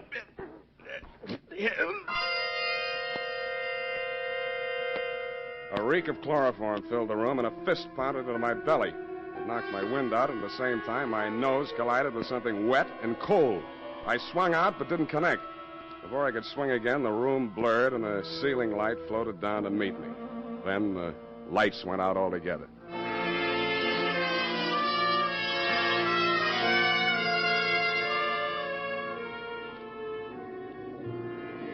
At first, I couldn't figure it. It sounded like what a doctor hears through a stethoscope, or maybe an earthquake, or maybe ship engines, which it turned out to be. When the lights came on again, I was lying on a bunk in a stateroom. I staggered across to the wash basin and splashed water in my face. Hello, you. Oh, Enid, as I hardly live and breathe. It could get worse. Yeah, where are we? Oh, not very far out. Not past the Farallon. Good. I'm a stowaway, and I'll put me off with the pilot. Oh, no, you're not. Your passage is paid. Mine? It is, huh? It is. Do you know who you are? Who am I? Chester Brody. Then I'm dead. They'll bury me at sea. Roger. Who are you? I'm your widow. What's the score, widow? Chester and I booked passage on this ship a week ago. It was part of the plan. Chester and the Commodore worked it all out. Yeah, the cup was to have been stolen from me on the train. Yes, but when the Commodore discovered it was a fake, everything fell to pieces. Yeah, he thought Chester was double-crossing him. They forced Chet to talk. He told them Dmitri still had the genuine Vaffio cup and had hired you for the double cross. Maybe he really believed it. Anyway, they killed Dmitri. Yeah. Well, there's nothing on them yet. But you're a material witness, sweetheart, to at least one of the killings. That's extraditable. When that dawns on them, they'll scuttle you, too. It's already dawned on them. I'm desperate. Yes, I notice. To you, you're practically hysterical. We have to face facts. Yeah, well, give me a couple to face right now. Where are the Commodore and Clarence? Up on the bridge. Good. All you have to do is walk straight up to the captain. He'll put him under arrest. Well, that might be a good idea, darling. Only What? Only the Commodore is the captain. That torrid. Your salty talk had fooled me, Commodore. I never dreamed that you were really an old sea dog, and I do mean dog. But two can play at that game. From my own intimate knowledge of sea story magazines, I realized that all hands would be turned to on the cargo gear, and the crew quarters would be, therefore, empty. In more time than it takes to tell, Enid and I had fitted ourselves out in dungarees, jumpers, and watch caps, and turned to with them.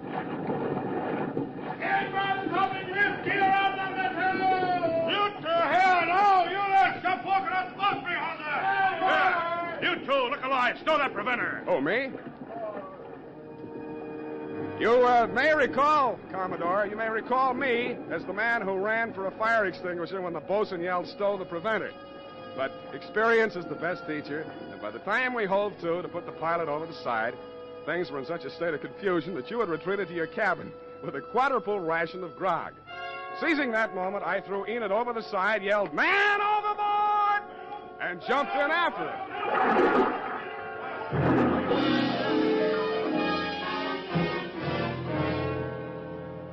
Once safely aboard the pilot schooner, we revealed our true identity, and a merry laugh was enjoyed by all. It dropped us at the foot of Market, and we waved warm farewells to our erstwhile rescuers, then to the snug haven of my office in a friendly cup, if you'll pardon the expression, in the grateful warmth of a gas radiator. Unhealthy. Who, me? Gas fumes. Why don't you move into a building with steam heat? I like this building. Yeah, I've been here for a long time. You don't make much money, do you?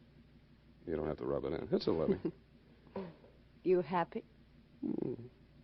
Sure I am. I guess. Well, I guess it's all right then.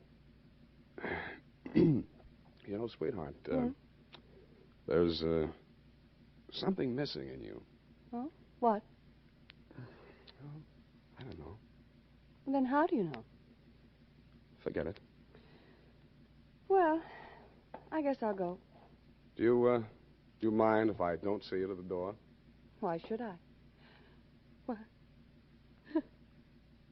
Hey, you are human. Yeah, they're wet. Go ahead, sweetheart. Cry all you want to. It's been tough.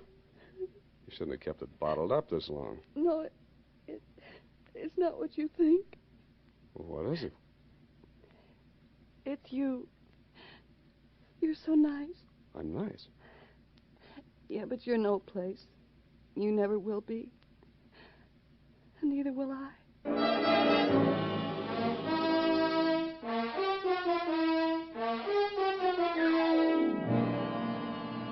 And that, Commodore, is the cargo. It was nice seeing you again down at the hall. They tell me you and Clarence are both trying to turn state's evidence. But according to the late bulletins, Clarence was leading by a neck in the stretch. Get it? The DA was afraid the jury might not understand your salty talk. Period. End of sea chanty. Oh, Sam. Yes, what? Oh, Sam. Well, I just can't. Why can't you? Are you feeling okay, F? Oh, Sam. You betrayed your trust. You... Effie, speak to me. What is it? I betrayed my trust. What? Those criminals were on that boat. Yes? And you jumped overboard. You feel that I was recalcitrant? Is that it? That my actions were not true blue, clear cut? Is that it? Oh, I'll just go type this up, and I'm sure you can explain. I hope you can. I hope. Sour racket.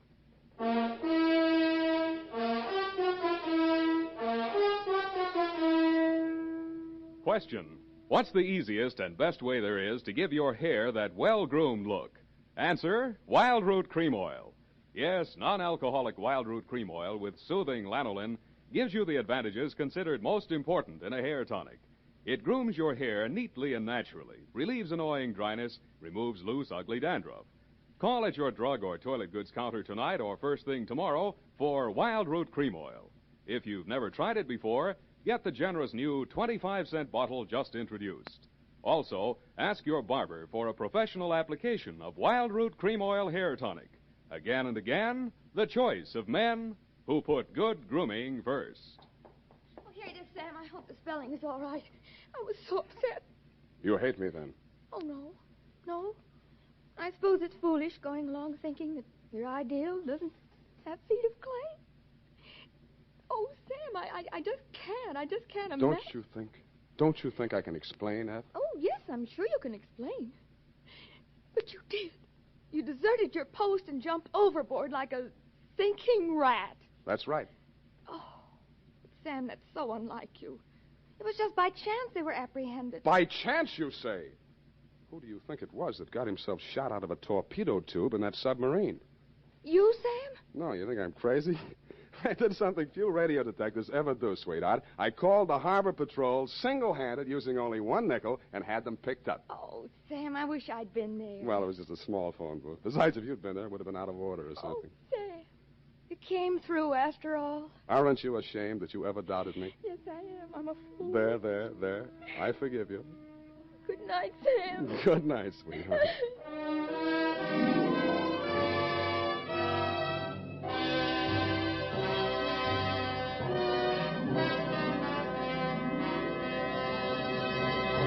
The Adventures of Sam Spade, Dashiell Hammett's famous private detective, are produced and directed by William Spear. Sam Spade is played by Howard Duff. Lorene Tuttle is Effie. The Adventures of Sam Spade are written for radio by Bob Tallman and Gil Dowd. Musical direction is by Lud Gluskin, with score composed by Rene Garrigang. Join us again next Sunday when author Dashiell Hammett and producer William Spear join forces for another adventure with Sam Spade. Brought to you by Wild Root Cream Oil. Again and again, the choice of men who put good grooming first. This is Dick Joy reminding you to get Wild Root Cream Oil, Charlie. It keeps your hair in trim. You see it's non-alcoholic, Charlie. It's made with soothing lanolin. You better get Wild Root Cream Oil, Charlie. Start using it today. You'll find that you will have a tough time, Charlie, keeping all the gals away. Hiya, Baldy. Get Wild Root right away.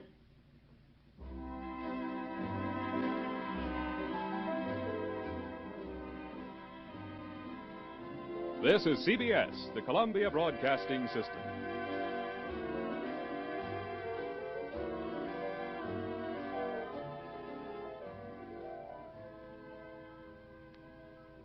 There's a full serving of laughs on the menu at Duffy's Tavern tonight with Archie the Manager, played by Ed Gardner.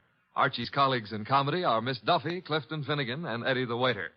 This Sunday, the big show comes your way once again on NBC. And just listen to a few of the stars who'll be with you. Fred Allen, Jack Carson, Mindy Carson, Ed Archie Gardner, Ed Wynn, and many, many more. And, of course, your MC will be Tallulah Bankhead. Listen Sunday for the big show.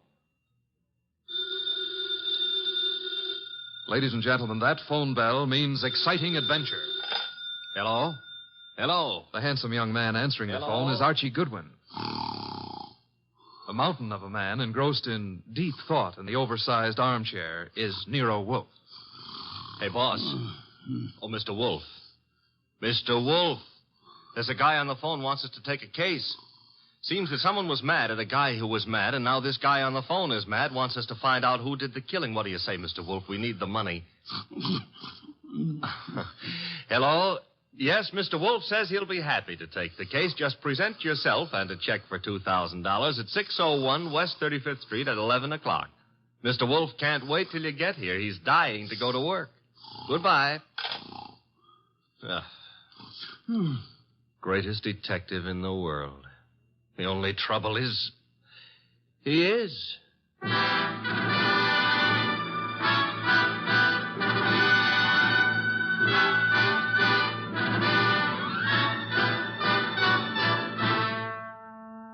Yes, listeners, Archie is so right. He is the greatest detective in the world, and the fattest, and the least energetic. He's Nero Wolfe, created by Rex Stout and brought to you over this NBC network in a new series of adventures by Mr. Sidney Greenstreet.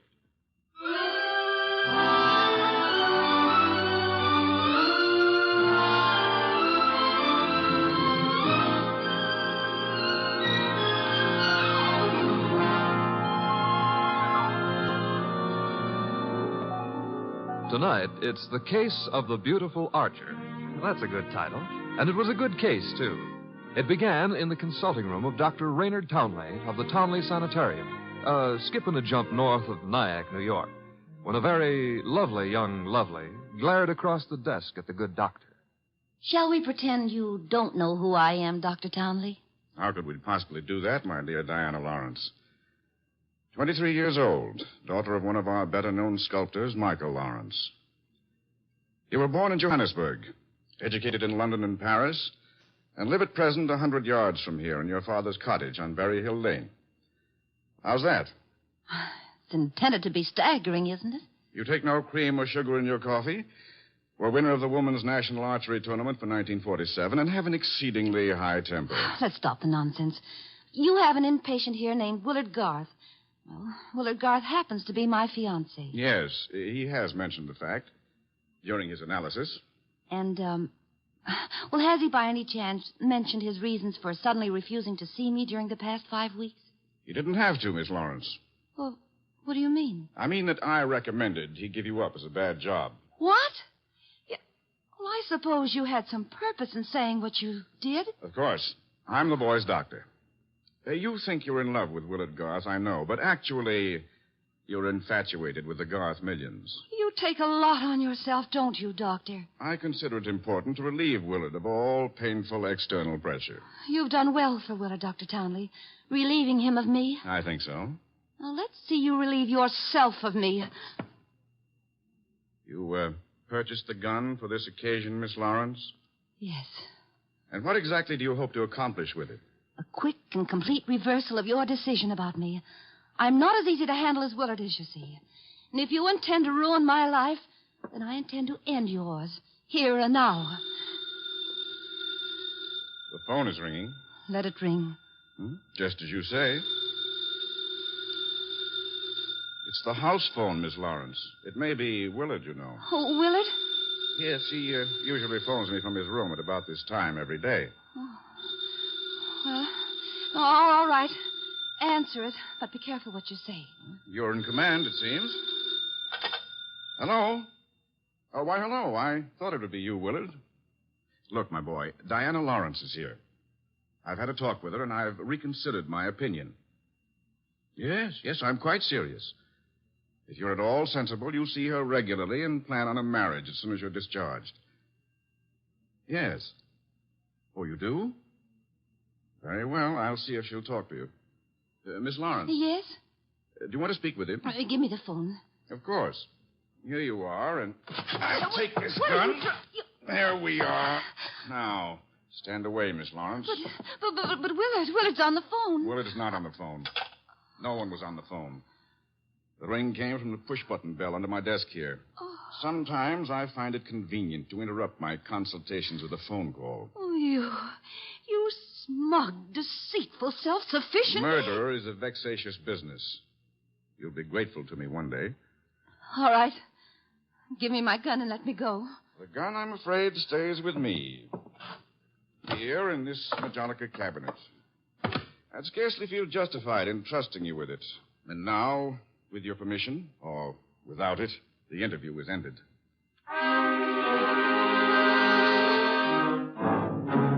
Later that day, the phone in the Lawrence house on Berry Hill Lane began to jingle. And this time it was no phony.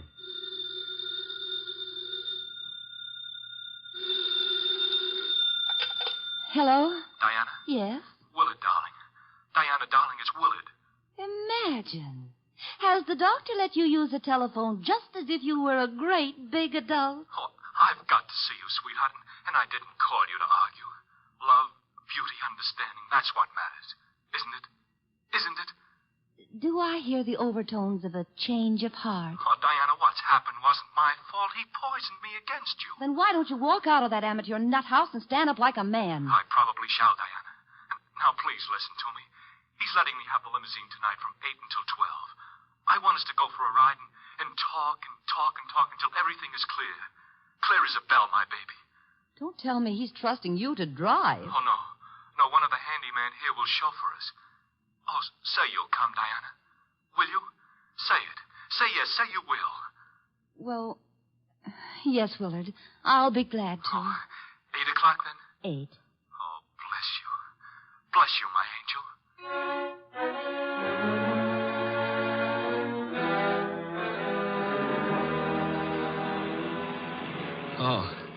Oh, so that's it. You want my father's money. That's what you love, not me. Willard, the chauffeur will hear you. It's the way Townley says it is. He's right. He's right. Oh, why did I let you talk me into this? What a fool I was to have come at all. You're sick inside, Willard, so utterly, hopelessly sick. Oh, so now I'm hopelessly sick. Yes, you are. You're trying to confuse me. Take advantage of me. Wind me around your finger. Just because I love you too much. That's it. That's my illness. Of course, I see it now. You're the thing I must get rid of. You with your beautiful, beautiful face and your twisted values. You're at the bottom of all my agony. Willard! Willard! I'm saving myself. I'm saving myself. Once you're dead, the sickness is ended. I'll be safe. I'll be safe. I'll be safe. Willard.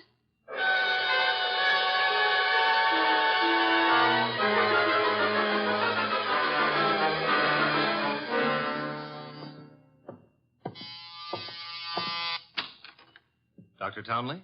Yes. Come in. Mr. Wolfe's been expecting you. Come in, Dr. Townley. Come in.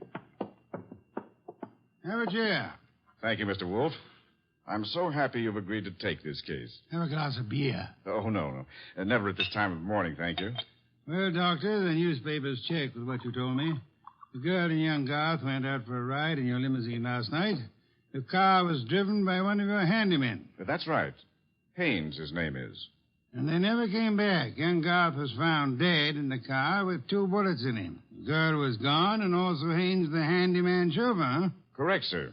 Have you any idea where he could be? No, sir. And the young lady, tell me about her.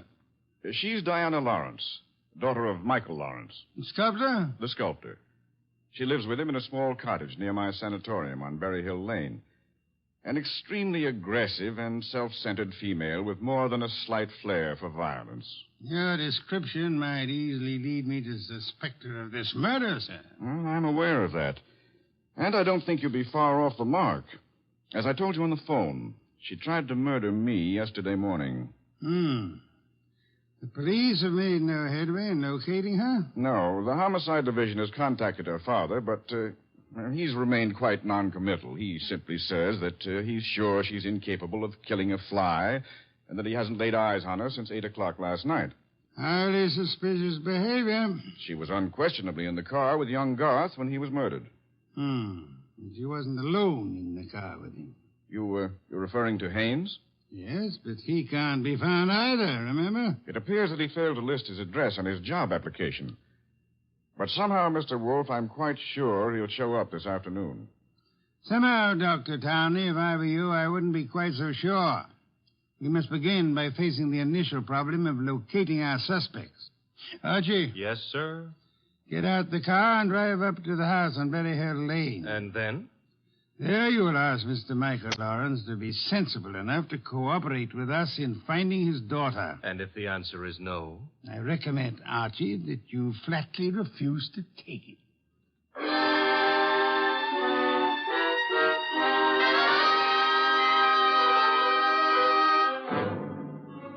Mr. Lawrence was no simple baby to handle. He was in a studio when I walked in, chiseling on a statue of a boy and a girl, both wearing less clothes than the law allows. And before I got a chance to state my name, he commenced giving me a free lecture on the marble work of art. She's good. Really good. She's practically superb. The Ariadne. The what Ariadne? The girl in the statue. Oh. That's Ariadne, tragic nymph of Greek mythology. Don't tell me you're not familiar with Apollo and Ariadne. All right, I won't. The Apollo, on the other hand, is unfinished. The face, you see, it lacks something. The passion of yearning, Olympian desire. And yet, you know, the two figures have motion. Like your daughter? Eh? Your daughter, Diana. She's got motion also. As I hear it, she's been in motion ever since she murdered Willard Garth last night in the back end of a limousine. So you're another flatfoot. Not exactly. I'm paid in private by Nero Wolfe. Nero Wolfe? Yeah. You don't mean that a creditable man like Wolfe thinks Diana killed young Gar? Well, he'd like to talk over the possibility with her. How laughable. Look at that face. Is there anything of the murderess in a face like that? In a face like what? Oh, I'm sorry. Diana posed for the Ariadne, you see, and the likeness is exact. Do you think a girl of this type, classic, sensitive, civilized, could descend to the clumsy, brute level of murder? Well, it's a little hard to imagine. There. Even you agree with me. On the other hand... Shall we discuss the other hand over a cup of coffee? I'm quite exhausted. If you insist. I do. Sit down and inhale the atmosphere of culture at its source. There's a pot warming on the stove. Pot of what? Coffee or culture? Well, wait to see what he means. Should never ignore a phone call. Who knows? Might be something important. Yes? This is Diana, Father. Oh, yes, Diana. It's all over the papers. Yes, I know. Well, I don't think they'll find me where I am, and I'm staying here until things quiet down a little. Where are you, honey? What did you say? I said, where are you? You said honey. Daddy, you never call me honey. I know it's because I'm excited. Where are you, sweetheart? Well, you mustn't let anybody find out. Not a soul in the world. Where are you? Well, you know where Tyne Pike turns off to the left beyond Bartsville? Yes? Well, I'm... Call me later, Angel. But, Father, Oh, get that motorman's number. You will live, my friend, but not long if you don't control your curiosity. You hit me. With that mallet you hit me. What was the big idea? Do you really have to ask that question? Weren't you trying to trick my daughter into disclosing her whereabouts? The police are pretty interested in her whereabouts. Then let them find her. But you can't be surprised, my friend, if I choose to protect Diana's interests.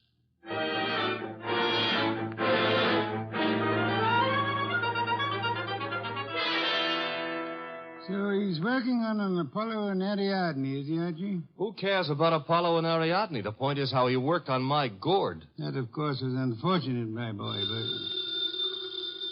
Did you get that piece? Mm-hmm. Hello? Inspector Kramer. Hold it. For you. Here. Thanks. Yes? Wolf? How are you, Inspector? I hear you're in on the Garth killing. Not very deeply, I am afraid. We are still trying to locate the Lawrence girl. Well, you can forget about that. Yeah? Yes, we've already located her and released her on a habeas corpus. That sounds interesting. Her father had a lawyer on our heads before she was in here 10 minutes. Too bad you couldn't have held on to her. Oh, I don't know. I'm not so sure we want her. Why not? Well, first of all, it's not likely she did it. No? No. Ballistics stated that the bullets that killed Willard Garth were not fired from point-blank range.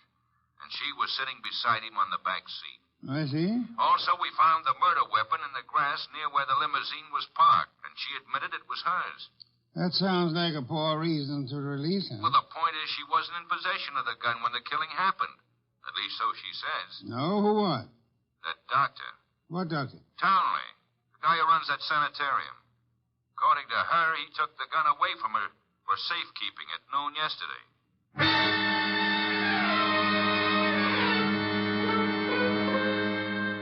There was a little more talk between them, something about fresh cigar ashes that were found in the dashboard ashtray of the limousine. After that, the boss hung up and exerted himself enough to put a call through to the Townley Sanatorium. I'm afraid the doctor is very busy just now.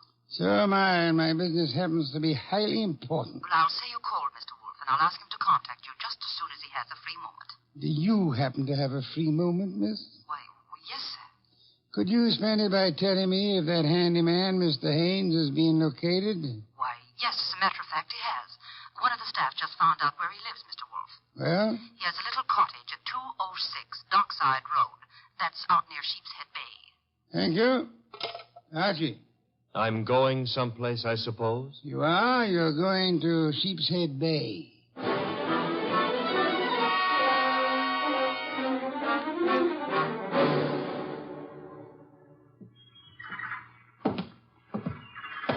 Hello there. Looking for a guy I can't find. Oh? Yeah, his name is Haynes.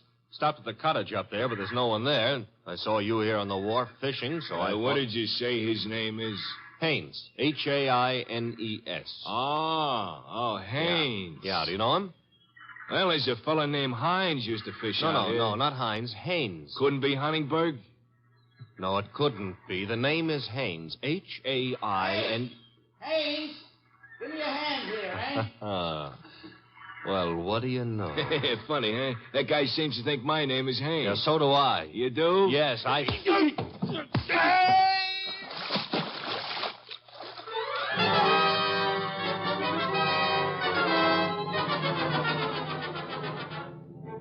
I got back to our house soaked to the skin and minus Haynes, and just in time to see the boss in the exhausting process of walking across the room to answer the phone. Hello? This is Dr. Townley. You called me. So I did. About the murder? More specifically, about the statement from Diana Lawrence that you removed a firearm from her possession yesterday morning. That's quite correct. It's here in my Majolica cabinet. Is it? Of course it is. I suggest you check. Just a moment. Mr. Wolfe. Yeah? I'd like to see you at once. The gun, I suppose, has vanished. What? How did you know?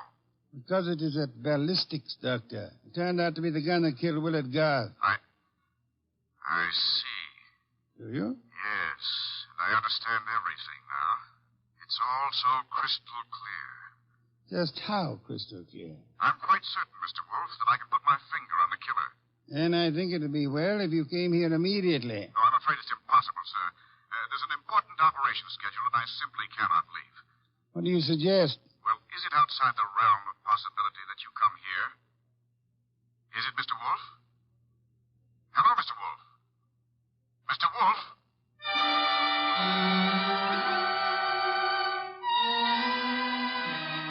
When my boss has to leave the house, it's a major tragedy. Sometimes he rages, sometimes he curses the whole detective business, lock, stock, and barrel. And sometimes he keeps very quiet and grips the side of the car desperately and tries not to inhale any fresh air. This was one of the quiet times. Just go slowly, Archie, but get there as quickly as you can. Oh, you don't want a chauffeur, Mr. Wolfe. What you need is a magician. Keep your eye on the road and don't strain yourself to make superfluous witticisms. Why don't you try relaxing a little? I hear there hasn't been a man-eating tiger sighted on the Sawmill River Parkway in the last 500 years. Your liberty is out of order. Don't try to make light of a deplorable situation.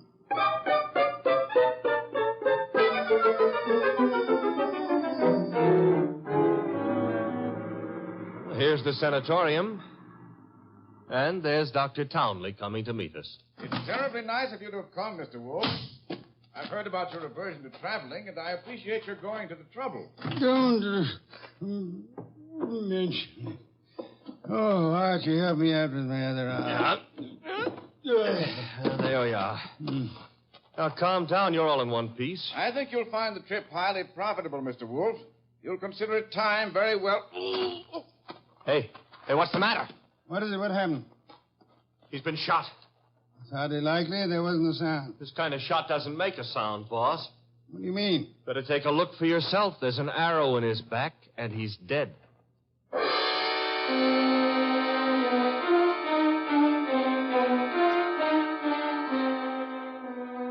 We remembered that Dr. Townley had said Diana Lawrence had won the Women's National Archery Tournament for 1947. The Lawrence house was visible through the trees 100 yards away, so we started for it and the sculptor's studio. There's no one around. So this is his latest effort, Apollo and Ariadne. Yeah. Done a little work on it since I was here. The Apollo's face is more finished and... Hey, boss. Yes? You know, somehow or other, Apollo looks a little familiar.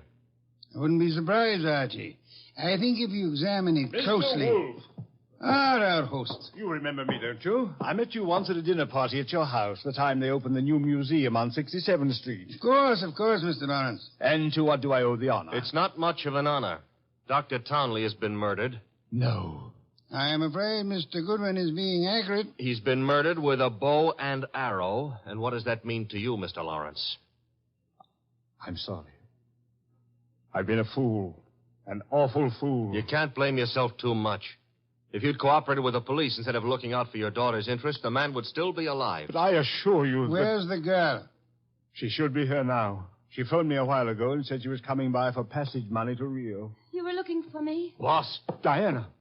Put the gun down, Angel. And tie a rope around my neck? Might I inquire if your plan is to kill us all, Miss Lawrence? Oh, what would yours be if the world was after you for something you didn't do? Wouldn't you be willing to risk persuading a jury of that? Thanks, no. I'll skip that chance. Father, get me the money. Diana, sweetheart, don't make me a part of your murders. That's asking too much of love. Don't you know I'm not guilty? No, Diana, I don't. Leave that gun away, Diana. Haynes. Looks like I walked in on the nose. That's him, boss, the guy who soused me. Take a little of your own advice. Relax, Archie. What do you want here, Mr. Haynes? I want to give up and try to straighten out this little deal. Mr. Lawrence. Yes? Here's your money back. You got a right to call me a welcher. I promised I wouldn't give evidence against the girl, and you paid my price. But enough is enough, and right here and now I'm unloading. Just what does this mean? It means I saw her do it. Oh, you stupid, lying, rotten... Oh, yeah. Grab her, Archie. Grab her. Get the pair of them out of here.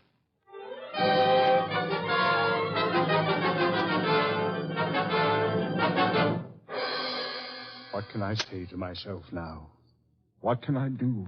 I'm sorry, Mr. Lawrence, but it's not necessary to eat your heart out. Many fathers before you have done their best and failed. But I had a special duty toward Diana. Special duty? Yes. Well, you see, you'll find it out sooner or later, so I'd best tell you now. I'm not a real father. I adopted her 9 years ago when she was 14. I see. And I should never have done it. I realize now that I wasn't equal to the task. Well, all's not lost yet. They may not convict her, you know. Eh? I said they may not convict her. But how could they fail to convict her? She killed Garth, didn't she? Did she? She shot him. But the gun was in Townley's possession. She could easily have stolen that. She could have broken into his office later. It wasn't locked. What wasn't locked? The Majolica cabinet. I believe you mean what you said, Lawrence, the Majolica cabinet. For the life of me, I can't see how you could know whether it was locked or not, unless you had the experience of opening it. Could it be that you went looking for the gun yourself after Townley said he had confiscated it? That you killed Townley with a bow and arrow, which you handle as well as your daughter, because he was just on the point of telling me that you knew where the gun was, and that you were the likeliest murder suspect? You must be mad. Oh, sir, not I. But you are mad and more than a little. You hated Willard Garth. It was you who were making the marriage impossible. You loathed him, and in the end, you killed him. How could I have killed him? I'll tell you a little secret, Mr. Lawrence. The police found cigar ash in the dashboard tray of the death car. Chemical analysis showed that the ash was from an El Adoro cigar. What have you got in your left hand, sir? In my... an El Adoro cigar. And in my right hand, a Derringer.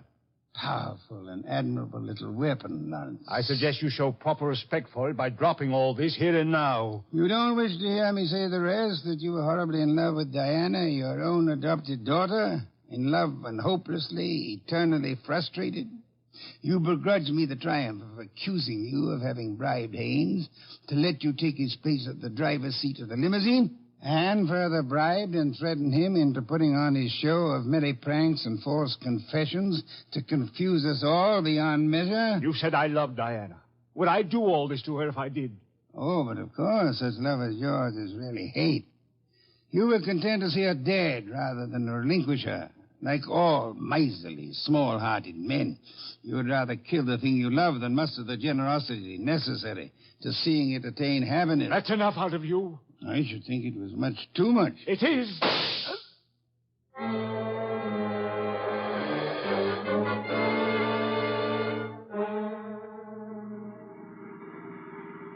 Archie, my boy, I'm grateful to you, both for coming back into the house when you did and for being such a good shot. Hope you remember that next time you feel like insulting me. Mm-hmm.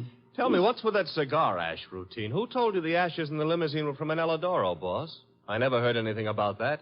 As a matter of fact, neither did I. No one could possibly have determined the brand by any chemical means in existence. I knew that, you see, and I took the long chance that Lawrence didn't. Oh. But I still don't get the mainspring of the deal. How did you know he was in love with Diana? That was genius. I have to admit it. You see, it all hinged on the statue of Apollo and Ariadne. According to the Greek myth, Apollo fell deeply in love with the nymph, but because they were of different worlds, he was condemned to pursue her always and never to catch her. Well, what's that got to do with the price of eggs? Isn't it perfectly obvious? Didn't he tell you that Diana had posed for the Ariadne? Yeah, but I still don't... And you yourself remarked on the fact that the finished Apollo looked somehow familiar, didn't you, Archie? Yeah, I did, boss. Don't you know why that was? You mean that... I mean that Michael Lawrence unconsciously revealed the true state of his heart.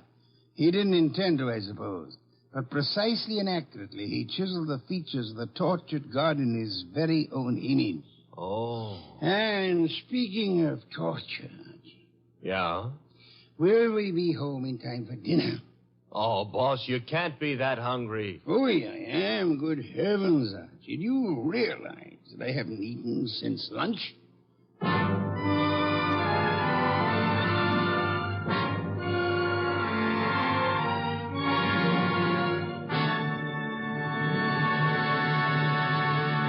You have been listening to The New Adventures of Nero Wolfe, starring Sidney Greenstreet.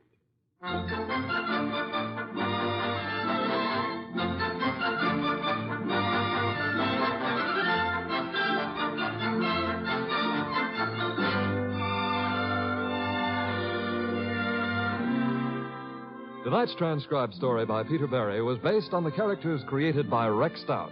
This is an Edwin Fadiman program produced and directed by J. Donald Wilson.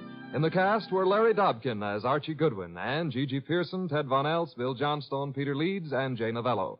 Next week at this same time, Nero Wolfe and Archie will bring you The Case of the Brave Rabbit. Don Stanley speaking. There's fun and laughs later tonight when Ed Archie Gardner stars as Archie the manager in Duffy's Tavern. As usual, Duffy won't be there, but Archie will be there, armed with his own whimsical version of the English language. Another Friday favorite you'll hear later is The Delightful Life of Riley, starring William Bendix as Chester A. Riley.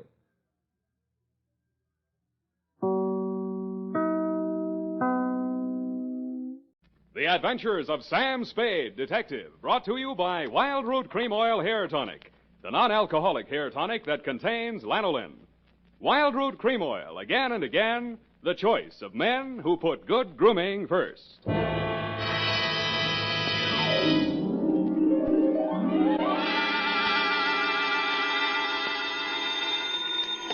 Sam Spade Detective Agency.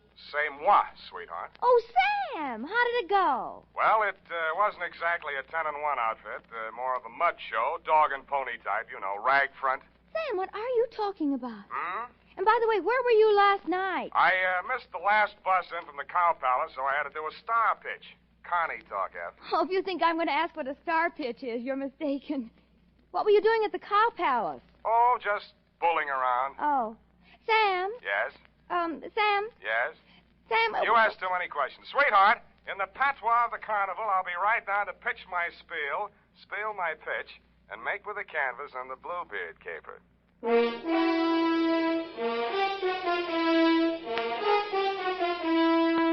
Dashiell Hammett, America's leading detective fiction writer and creator of Sam Spade, the hard-boiled private eye, and William Spear, radio's outstanding producer-director of mystery and crime drama, join their talents to make your hair stand on end with the adventures of Sam Spade. Presented by the makers of Wild Root Cream Oil for the hair. Say, Mom, if the summer winds are making Junior's hair drier and mussier than it should be, why not borrow a little of Dad's Wild Root Cream Oil and restore that sweet, angelic look? You'll find Wild Root Cream Oil Hair Tonic comes in handy for every member of the family. It grooms the hair so neatly and naturally, relieves that summer dryness, and removes loose dandruff, too. Better check on your supply right now. If it's running low, then tonight or tomorrow, first thing, get Wild Root Cream Oil Hair Tonic. Again and again, the choice of men who put good grooming first. And now, with Howard Duff starring as Spade, Wildroot brings to the air the greatest private detective of them all in the adventures of Sam Spade.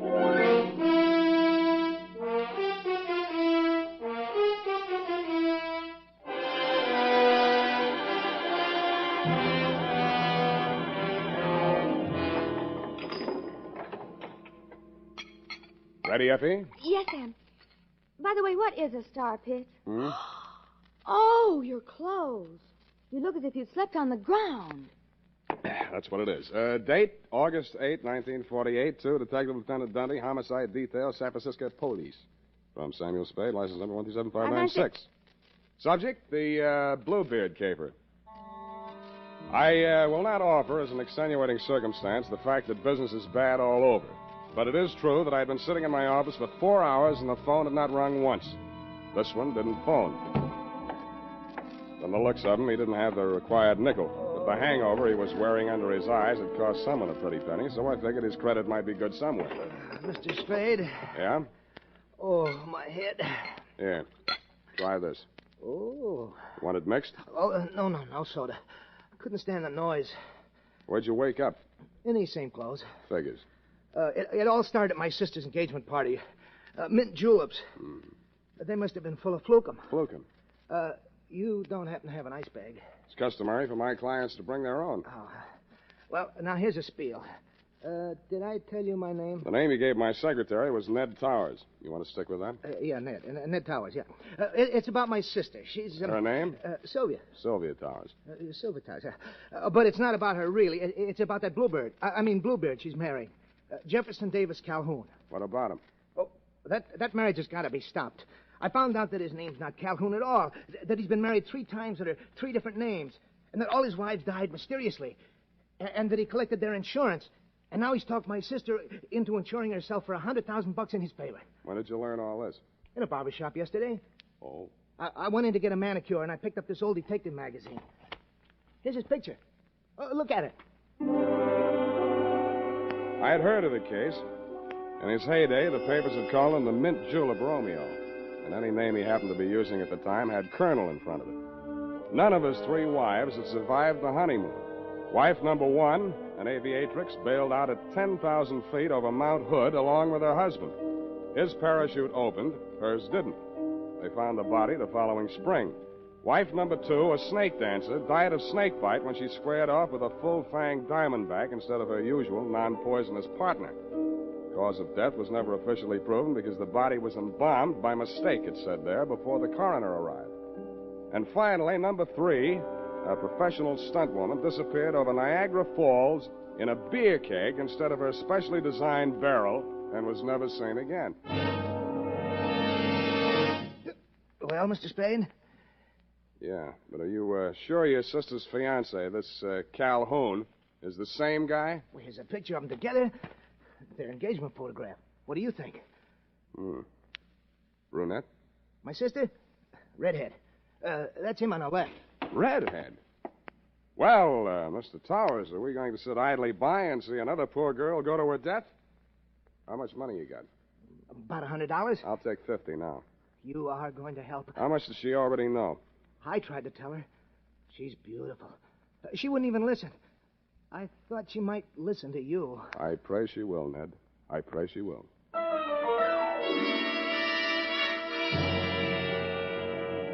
There were 2 aspects of the case that I wanted to look over more closely. A, Sylvia's red hair, and B, the red splotches on my client's face. I had a hunch she might be suffering from more than a hangover. So I dropped in at the address of a medical friend of mine who specializes in poisons. He said the tests would take most of the afternoon, so I decided to find out who was Sylvia, what was she as kind as she was fair. Such a face as drifts through dreams. Yes? Yes. I beg your pardon? Miss Towers? Yes, I'm Sylvia Towers. Are you the florist? You were expecting maybe a detective? Come in. Thanks, I will. Well, as a matter of fact, I wasn't expecting a florist or anyone else. But I'm glad to see you. I really am. Huh? Sit down here. I was just relaxing. Oh, no, over here. Oh. Well, why not? There. Isn't this more cozy? Hmm. Take your hat off. Oh. You'll have me believing you really are a detective. What do I look like? Well, I'll have to mull it over. Now, don't tell me. Let me dream. Look, Sylvia, Miss Powers, I mean. Oh, Sylvia, I like the way you dress. Nice and casual. Oh, you do? But, you really should wear a handkerchief. Hey. You ticklish. Now, look, if you want to frisk me, get it over with. It's your apartment. You got a right to. Well, isn't this way nice? Sure, it's fine. It's just that, I just didn't expect. I just didn't expect. Well, what do you want, a butterfly act? No, it's just that my feelings have hurt you. Haven't asked me who I am, or what I'm doing here, or anything. Oh, I don't care. I like you. Is this how you got engaged to Calhoun? No, he was selling some phony stock certificates, so I bought a few. They were phony, so you bought a few. Figures. He'd had bad luck with marriage. It was the only way I could force the issue. You're forcing him into marrying you? Darling, don't be so critical. I did it very nicely. I'm sure you did, but why? Oh, I don't know. He's so courtly. A real Southern gentleman. How real? Hand me that cushion, darling. Oh. Oh, no, here, behind my head. Oh. Oh, that's better. Oh, don't go away. Why do you want to be number 4 on the Bluebeard parade? Oh, do you really think he did kill them? Oh, that's one of two theories. He either did or he didn't. Oh, I love your hair. So nice, bristly. Does this bother you? Yeah, but don't stop. Now, wait a minute. Look, I got my client to think about, and I'm trying to think about it. Darling. I didn't want to take this assignment, but he really seemed to be worried about you. Oh, now who on earth would be worried about me? I'm a little worried about you myself, and I'm not even distantly related to you. Well, don't say that yet. This marriage may not last long. Don't you say that. Oh, I know his marital life has been full of tragedy.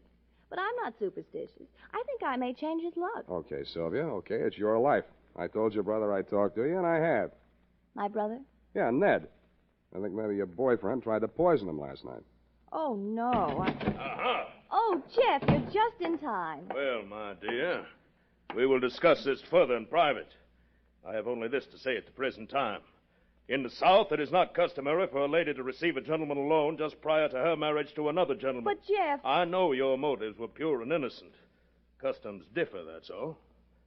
I am Colonel Calhoun at your service, sir. I'll call you when I need you. I'm afraid I must ask you to remain.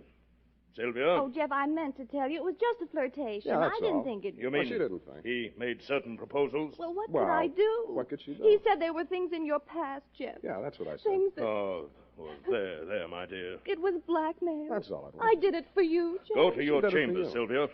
I will deal with this adventurer.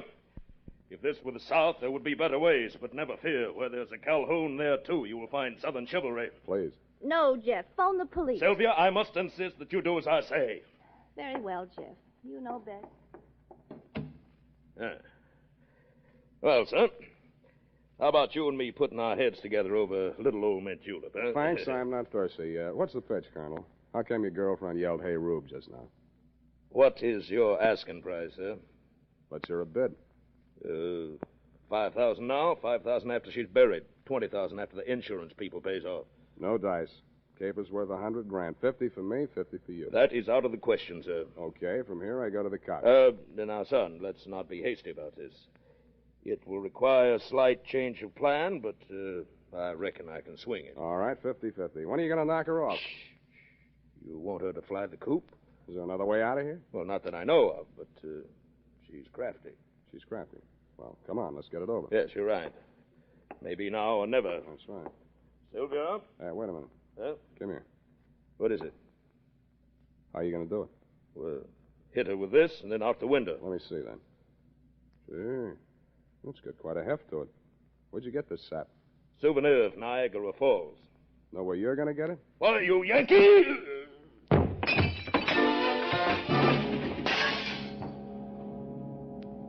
The souvenir of Niagara Falls was deadlier than I thought. The blow spun him around like a top, and he went down on the other side of the room, taking the bar and the mint julep ingredients along with him. I headed for the room Sylvia had disappeared into. But she had already disappeared out of it.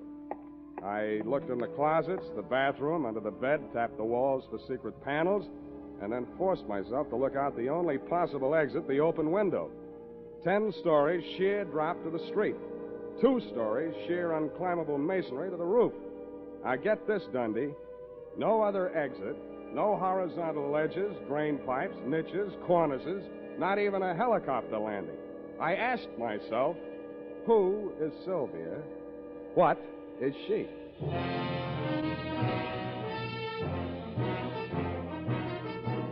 The makers of Wild Root Cream Oil are presenting the weekly Sunday adventure of Dashiell Hammett's famous private detective, Sam Spade.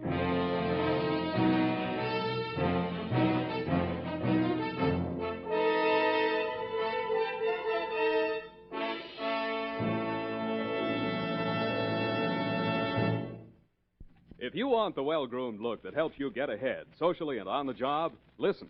Recently, thousands of people from coast to coast who bought Wild Root Cream Oil for the first time were asked, how does Wild Root Cream Oil compare with the hair tonic you previously used?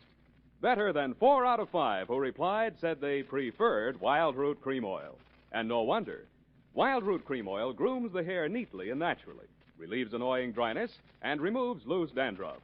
What's more, non-alcoholic Wild Root Cream Oil is the only leading hair tonic that contains soothing lanolin. So ask for Wild Root Cream Oil Hair Tonic. Again and again, the choice of men who put good grooming first. By the way, smart girls use Wild Root Cream Oil, too. And mothers say it's grand for training children's hair.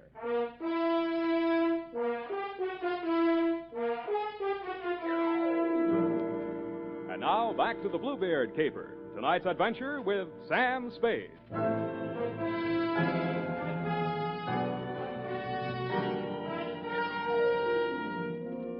There was no use wasting any time trying to figure out how Sylvia had done whatever she had done to escape from that escape-proof room. There was nothing of interest in it but a diving helmet, deep sea type, and the current issue of Billboard, a magazine which records the movements of show people. Under carnivals and tent shows, an item was circled. Colonel Carlisle's Colossal Carnival and Tent Show, which was currently playing San Francisco out by the Cow Palace. That reminded me of the colonel in the next room. I went in to hit him again, but somehow his not being there didn't surprise me a bit. What I found on the roof did surprise me a little. It was a rope and grappling hook, human fly type, which fitted with the circusy aspect the caper was beginning to take on. But I'd never have taken Sylvia for a stunt woman. I did a deep knee bend to get into condition for what lay ahead, slid down the banister to the top floor, somersaulted into an elevator, and rode it down to the lobby, no hands. Pausing only to acknowledge the applause of the scrub woman, I skated on over to the phone booth. Sylvia's hands like the night. Dr. Mandel's office. Bernie, Sam Spade. Oh, say, I'm glad you called, Sam. That patient you brought in here, Ned Towers? Yeah, what about him? Well, your hunch was right. There was enough poison in him to kill him twice. Uh-huh. And that ain't all. He dead? No. Then what's all? Well, his stomach had enough foreign objects in it to keep all the newspapers in town in Monday morning feature stories for the rest of the year.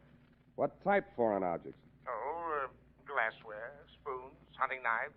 Well, nothing valuable. Where'd you send him? Oh, he wasn't a hospital case, Sam. Enough poison to kill him twice, glassware, spoons, hunting knives, and not a hospital case, huh? The poison, he's developed an immunity. The other stuff, it's harmless. Harmless, huh? Do you want me to send you the complete report? No. Forget it, Bernie. You've given me enough. Thanks.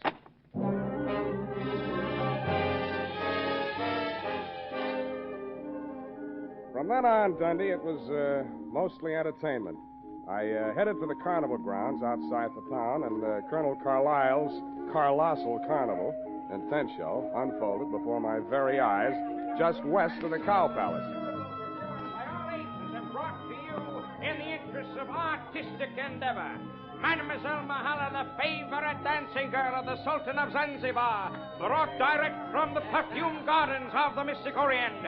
Every muscle of a gorgeous body shakes. And now, ladies and gentlemen, in the interest of science and the furtherance of national defense, one of the medical miracles of the 20th century.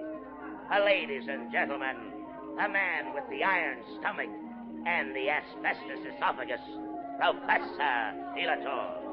Professor, if you please, sir, give the folks a sample of your control over the fiery element.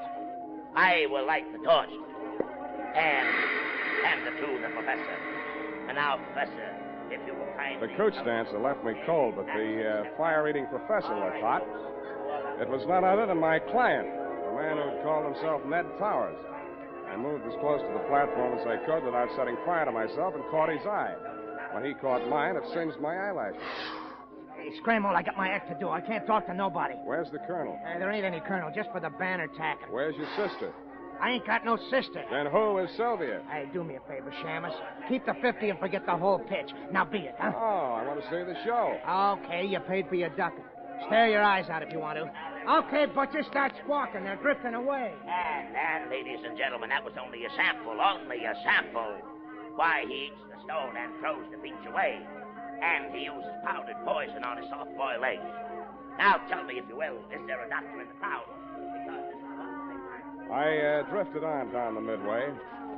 There was Boona Boona, Nature Boy, Gilda and Hilda, the Siamese twins. There was Shorty, the fat man, and Fatty, the short man, a bearded lady, and several natural freaks of nature. At the very end, there was a big canvas enclosure. The act was called the Three Death-Defying Darlings. From the noise inside, I judged that to be an understatement.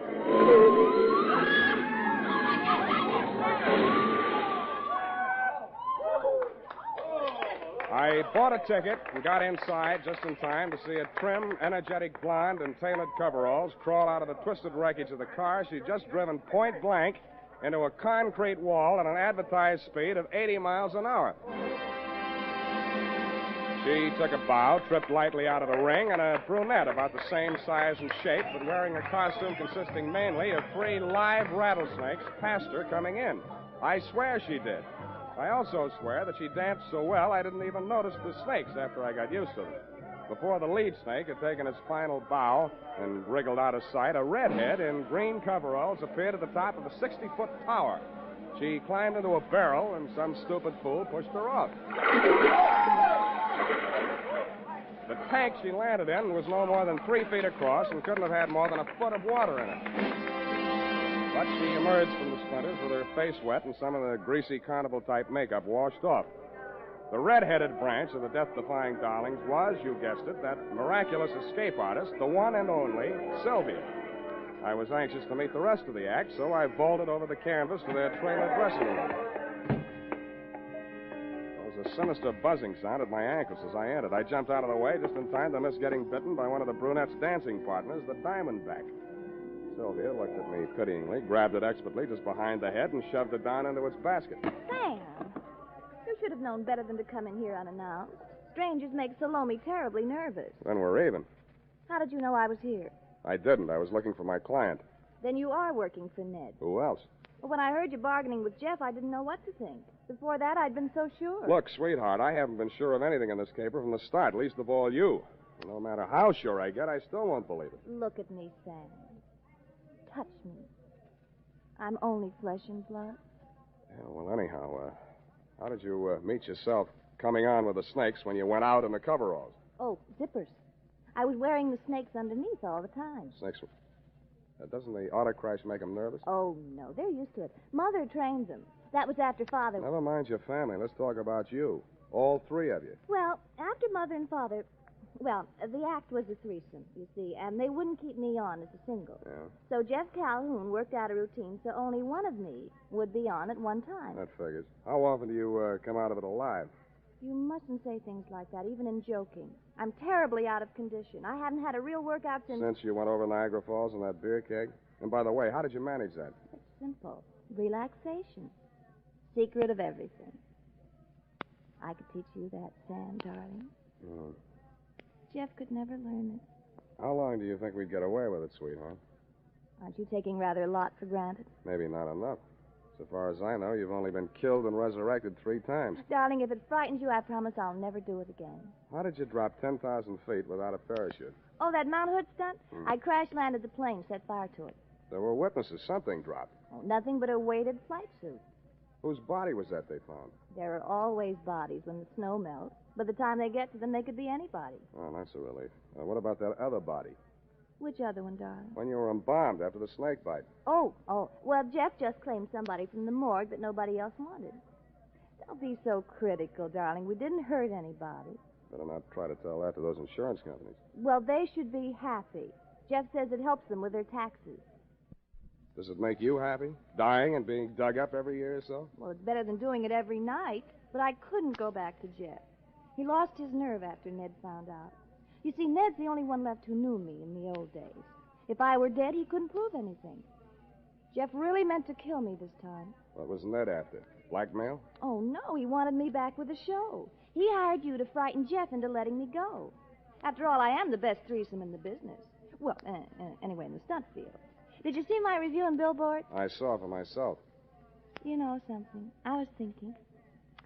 With all you know about crime... Don't say it. But, darling, it's so easy. And we could have a honeymoon every time I came back and we got married again. Thanks for the offer, but if I get married, I want my wife to stay alive every night. But I wouldn't really be dead. Only legally for the insurance. Only legally, Sam. Come here. Sam, darling. Look, sweetheart, let's not relax. You're not safe. Not as long as that insurance policy's floating around with Jeff's name on it as beneficiary. He'd never think of looking for me here. Well, the same. You better take that policy into town in the morning and make some changes. Where is it? Oh, it's in my safe. You got a safe here in this trailer? Well, it's just a secret place. I only call it a safe. But it is Well, safe. dear, I thought I'd find you here.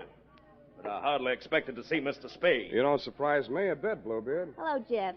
Sit down and stop waving that revolver. What do you want? That policy. I heard every word you two have been saying. Not that that piece of paper means anything. You won't even be around when the bank's open. But having the original policy in my hand will save a lot of delay, red tape. Of course, Jeff. Where is it? Oh, what's the use? It's in the basket, right by the side of your chair. Wait a minute. Don't move, Spade. If you do, I'll blast you. Listen to me. Don't raise so that this is lid. your safe. Still a child, aren't you, Sylvia? Don't do it, Calhoun. Don't do it.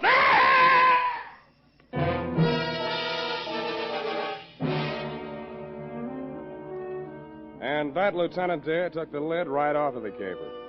Due to my Boy Scout training, my split-second timing, and the fact that Salome's fang missed an artery by a 30th of an inch, I understand Calhoun will live long enough, which, as far as I'm concerned, is any length of time you care to name. About Sylvia, I really don't know how to advise you there, but if you're planning on charging her with attempted homicide, you'll find that there are 3 Darling sisters listed as U.S. citizens and residents of California. It might be hard to figure out which one of her to indict. Period. End of Nightmare Alley, Bluebeard Division. Any questions, F? Oh, just one, Sam. A grammatical error, but I'll correct it. And just whom do you think you are to be correcting my grammar? Who, Sam? Nominative case. Nominal. Nominative, Sam. The most frequently used cases in English are nominative, accusative, and possessive. Now, I'm referring to your sentence which reads, it might be hard to figure out which one of her to indict. Yeah. Of course, you meant them, since there are 3 Darling sisters. Her being singular. Indeed, her was singular, Effie. Oh, Sam, you made a joke. It's a very small one. Now, type that up and leave my grammar as is. It's colorful. Oh, very well, Sam. I'll just fix the syntax as I go along. Syntax? In California?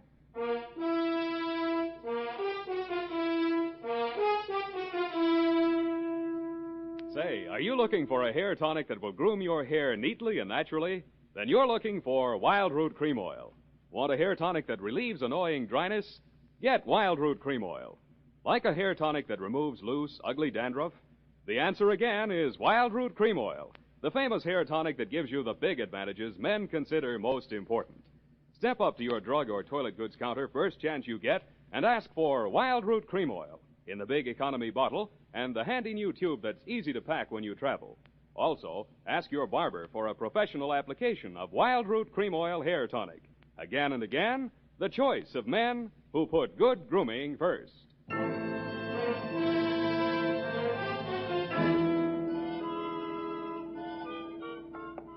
it is, Sam. You were quite right. She was only one girl, so I left it to her and made the correction back farther. Back where, The Twinkle sentence Toes? just prior. Hmm? Twinkle Toes. Hmm. You know, where you said 3 Darling sisters, I changed it to 1. That's impossible. It takes 2 to make a sister. That is not funny, Sam. Who's laughing? It's no laughing matter, Sam. After all, that Sylvia, or the Darling sister, whatever she's... And I don't care if she can go over Niagara Falls in a barrel. Let's get it right, a beer keg. In fact, the only funny thing is you being taken in. After all, snake charmers of that type are a dime a dozen. Oh, here's 20 cents. Phone up that place. What place? Where you get the red-headed snake charmers, 12 for 10 cents. Dime a dozen, Sam. It's a figment of speech. You can say that again, sweetheart. Pretending to be three people, all with different hair, and wearing snakes under a coverall. Oh, Effie. No normal girl would do that, Sam. I don't know. Women do all kinds of work. Oh, Sam. Why can't I be an adventuress like some girls are? I wouldn't trade you for 30 cents worth of snake charmers. Oh, Sam. That's the nicest thing you ever said. Well, next to the nicest. Good night, Sam. Good night, Salome. Twinkle, toes.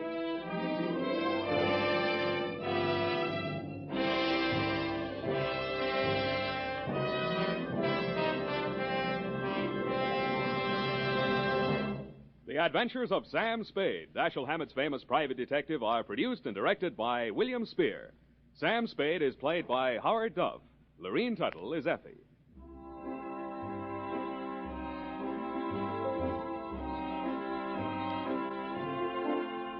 The Adventures of Sam Spade are written for radio by Bob Tallman and Gil Dowd, with musical direction by Lud Gluskin. Join us again next Sunday when author Dashiell Hammett and producer William Spear join forces for another adventure with Sam Spade. Brought to you by Wild Root Cream Oil.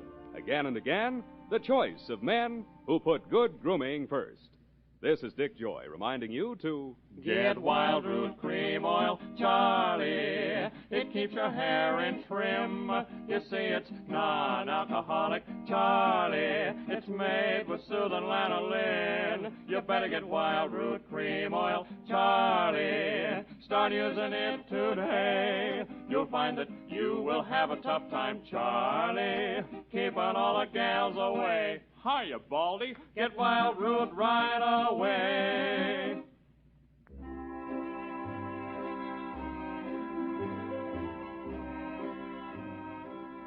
This is CBS, the Columbia Broadcasting System.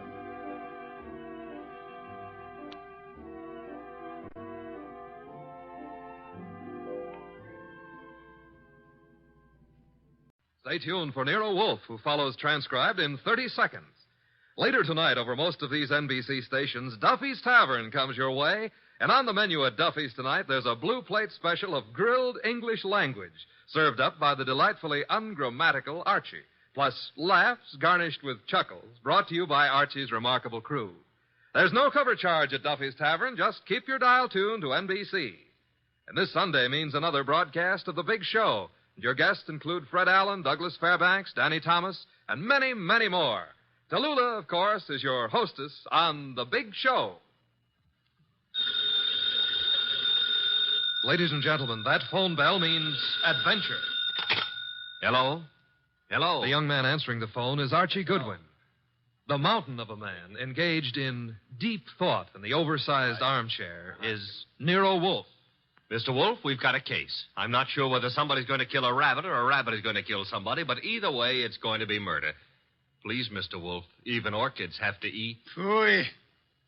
Yes, sir, Mr. Wolfe will take the case. As a matter of fact, he's working on it right now. Money, work, bah. Greatest detective in the world. Only trouble is, he is.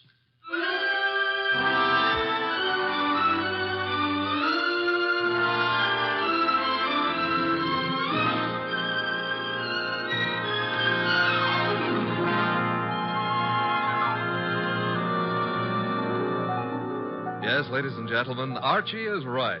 Nero Wolfe is the greatest detective in the world, and the fattest, and the least energetic. Nero Wolfe, created by Rex Stout, and brought to you over this NBC network in a new series of adventures by Mr. Sidney Greenstreet.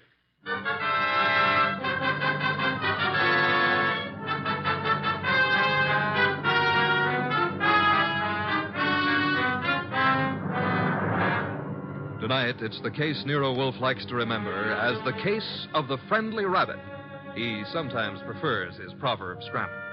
It began in lots of places. Let's take a look at a few of them. In particular, the richly appointed library of a man named Veek. Mr. Veek, what's happening? Relax, Haynes. Your blood pressure. I thought it was a gag, but You really are shutting the club down. I'm shutting it down. Why? I got the joint rolling. The suckers are pouring in. And next week, the governor's committee. Huh? It's moving out of Baylor County. Our joint enterprise is in Baylor County. I think the club needs a rest. Crime committees so rarely admire gambling. Oh, that's different. So it is. The club needs a rest. You need a vacation. Florida, perhaps? I don't like Florida. Pick any place you like, just so long as you get out of reach of a subpoena. The heat's on, huh, boss? You've just coined a phrase that may very well catch on. Get out and stay out of the state until I send for you. Okay, Mr. V. Sure, Mr. V. Marshal? Yeah? That about covers us in Baylor, am I right? You're right. The dear governor's dear committee will be sorely disappointed. However, I doubt it'll give up quite so soon. I wouldn't think so. Therefore, have the truck driver deliver another shipment of carrots to the rabbit farm. Eh, Marshal?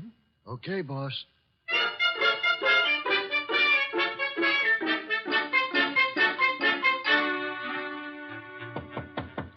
Come in, Williams. Good afternoon, Governor. Good afternoon. Williams, I'm disturbed. The crime committee, sir? It was doing well, very well. And then I know, sir. there's a leak. Someone is passing on confidential information. Who? That's the problem. Who? Started 3 weeks ago. A three-man committee, Wilson, McCarthy, Tolliver. One of them, Williams? I'd stake my life, sir, no. Then who? You've forgotten Collier, committee secretary. You have reason to suspect him? No, nothing that means anything. Except... You do suspect him? Well, he's been watched, telephone calls checked, mail. I have no reason to suspect him. Except that one thing bothers me. What's that? He has a small farm in Greendale County. He rarely went near the place in all the time he's been up here at the Capitol. But that suddenly changed. 3 weeks ago? Yes, sir. He's been staying at the farm for 3 weeks. Is there anything unusual about that farm? Nothing unusual. Except Jimmy Collier has gone in for raising rabbits.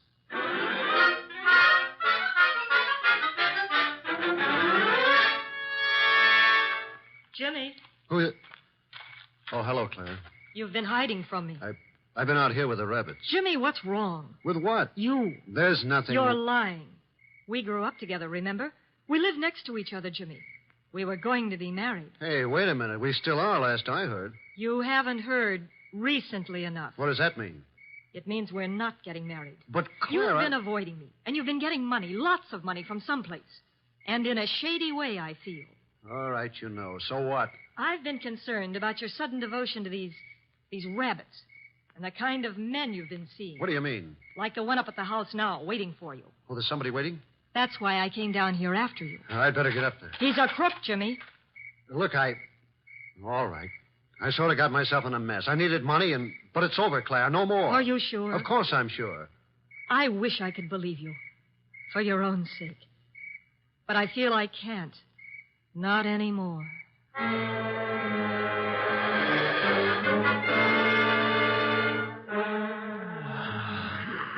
Archie. Yes, Mr. Wolfe. Either stop breathing so heavily or... Take the evening off? Stop breathing. Old Dr. Tidmouse wouldn't approve of that. Who in blue and assorted blazes is old Dr. Tidmouse? My family doctor. Mavis keeps your puny mind, but you don't have a family. Answer the phone. Oh, but it might be a case. It might be very important. It might mean work, Mr. Wolfe. Archie. W-O-R-K. You've got millions in the bank. Why worry? Confound you. Do you want me to answer that phone myself? Now you've got me. No, Mr. Wolfe. Couldn't let you knock yourself out lifting a telephone receiver. Nero Wolfe's office. Archie Goodwin speaking. What? Wait, Mr. Wolfe is to go up to Greendale? Oh, now, look, friend. Mr. Wolfe does not go anywhere, and that includes Greendale. He wouldn't stir out of the house for anybody short of the... What? I see. Yes, sir, in an hour. Goodbye. Mr. Wolfe, brace yourself. You've got an appointment with a Mr. Williams at the Starlight Hotel in Greendale for 1 hour from now. You're insane. No, I'll admit I've been tempted. Sure, were it not for the fact that often the native hue of resolution is sicklied o'er with a pale cast of thought. Quoting Hamlet will get you no place. I would fire you. And then who would drive you to the Starlight Hotel in Greendale? I'm not going to Greendale. Nevertheless, in an hour you will be there. And who, may I inquire, says so? The governor of the state.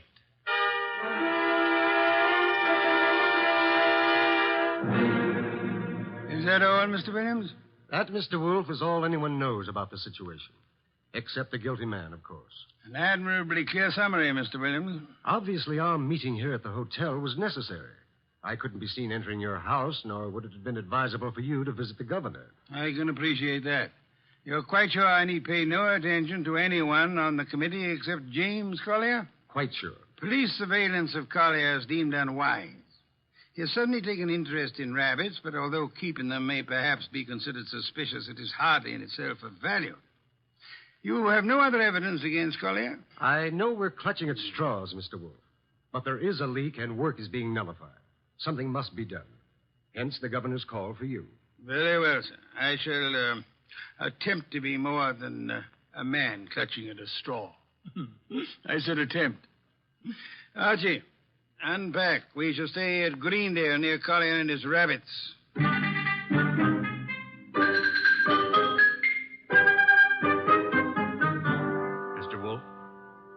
Mr. Wolfe. Oh, naturally, I know that shutting your eyes and pushing your lips in and out indicates you're thinking feverishly, but there's nothing for you to think about. Three. Oh, I accept your correction. What are you thinking about? Hotel beds. They're notoriously flimsy. Oh, you gave up on the case so soon. Fiddlesticks. I already know exactly what role the rabbits play in our problem. Therefore... We're going to drive out to Collier's farm? You are. While you test the hotel beds, fine. It'll be necessary for you to spend the night at Collier's place. You'll drive out there and pretend you've lost a cylinder or something. Oh, a lost cylinder. Oh, fine. Confound you, Archie. You can invent something plausible as a pretext, and if you are properly charming, Mr. Collier will, I hope, invite you to stay the night. And during the night I sleep, happily breathing the fresh country air. Trust nothing. Okay, Mr. Wolfe, I accept the assignment. I will learn all I can from Mr. Collier's rabbits. Incidentally, remember the play Harvey? I do? Why? Harvey was an invisible rabbit, a figment of a man's imagination. I hope this rabbit venture is more tangible, Mr. Wolfe. It is, Mr. Goodwin. Will you desist and depart? Okay. Oh, if anyone calls, just say I've gone out to Greendale to cross-examine a rabbit. Archie, I think you're going to be quite surprised. Yes.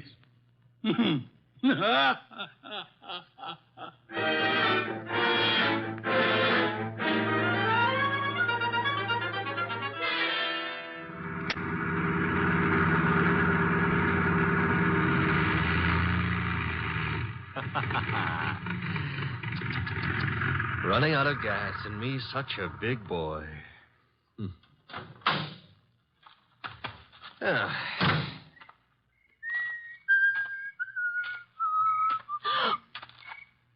Hello.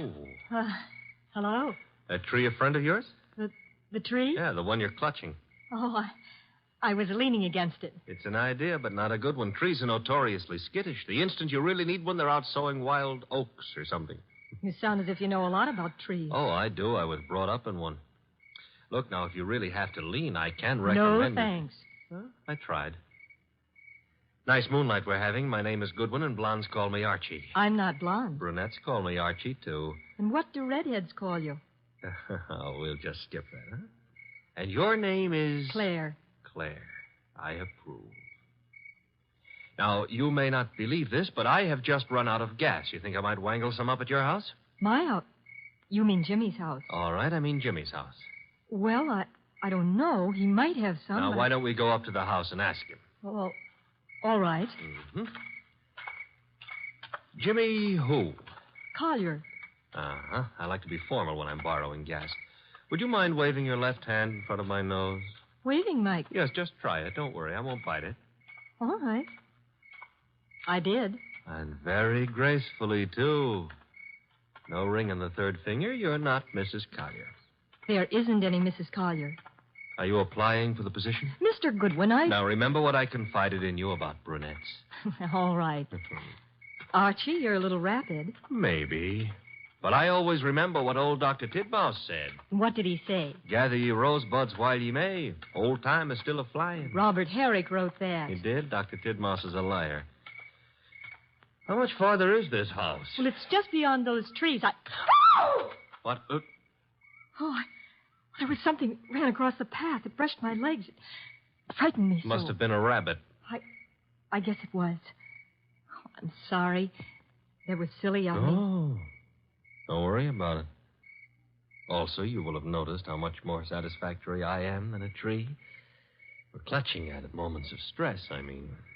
Archie. Mm-hmm. But you better let go now. What And we'll get on to the house. See, I don't need a haircut, and you're not the right type for Delilah anyway. You mean something by that. Something nasty. Well, that depends. What I meant is you've already signaled whoever you're supposed to signal. Nothing frightened you back there. Why? That scream had a lot of carrying power. Oh, that's the house, huh? Looks peaceful enough. Archie, Who were you supposed to warn if anyone came up the path to the house? Well, no one. Something did frighten me. Honey, I've been lied to by experts, and you're not one. Ah. Think I ought to knock? No, we don't think I ought to knock. Dark inside, except for a handful of moonlight filtering in through the windows. Kind of early for Collier to turn in, isn't it?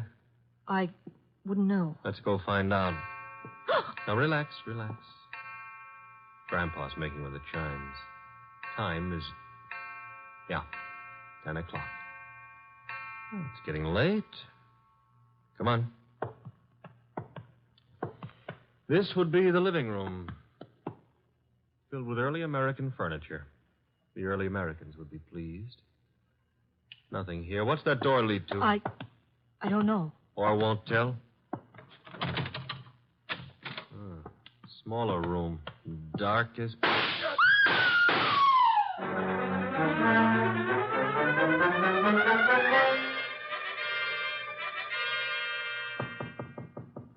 Come in. Put the beer on it. Oh, you're not the bellboy. I'm sorry. I should have remembered to bring some beer. Indeed, and you are? I'm a fellow guest at this hotel, Mr. Wolfe. My name is Veek.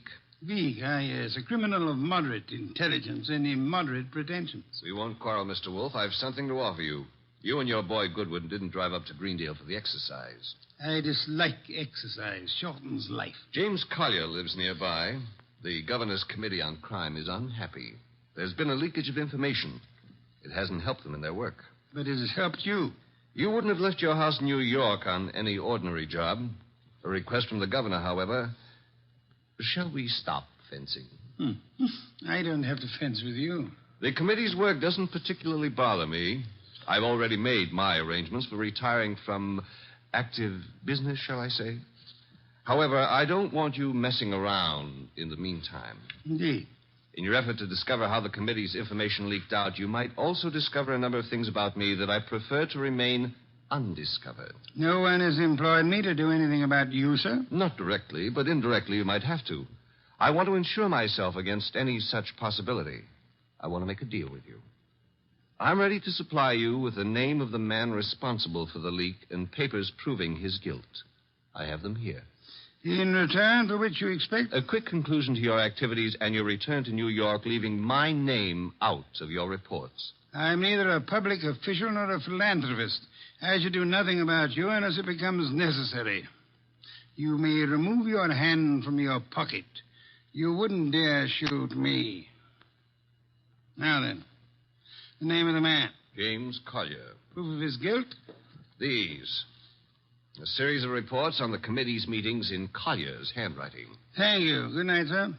Good night. And I hope for your sake that we do not meet again. Phew. Archie, answer the... Oh. Hello? Mr. Wolfe? Yes, Archie. I'm at the Collier place. Since it takes only 10 minutes to get there, may I congratulate you on your speed? I've been at the Collier place for nearly an hour. Doing what? Oh, meeting Claire for one thing, discussing rosebuds. Your delay has been explained. Good night. And for another, I was being around when someone got murdered. Ah, you laid hands on the murderer? No, the room was dark. By the time I got Claire untangled from me and started looking for somebody with a gun, he'd left. I see. And the dead man, of course, is James Collier. No, sorry. Found it had to be. Who was he? Total stranger. Archie. I'm not being difficult. There was no identification on him. Strange. A description. Early 30s, height maybe 5'10", weight around 175 pounds. Blonde hair, blue eyes, a very natty dresser. Suit custom tailored with a built-in shoulder holster. Don Juan shirts. Manicured but very dirty fingernails. And he... Uh-oh. Company. The police? Mm-hmm. Very well, you tell them whatever you think proper, without mentioning the governor's committee, of course. You'll then bid them farewell and come to the hotel. Can't I say goodbye to Claire, too? You cannot. Confound you, Archie. Do you think I want to wait up all night?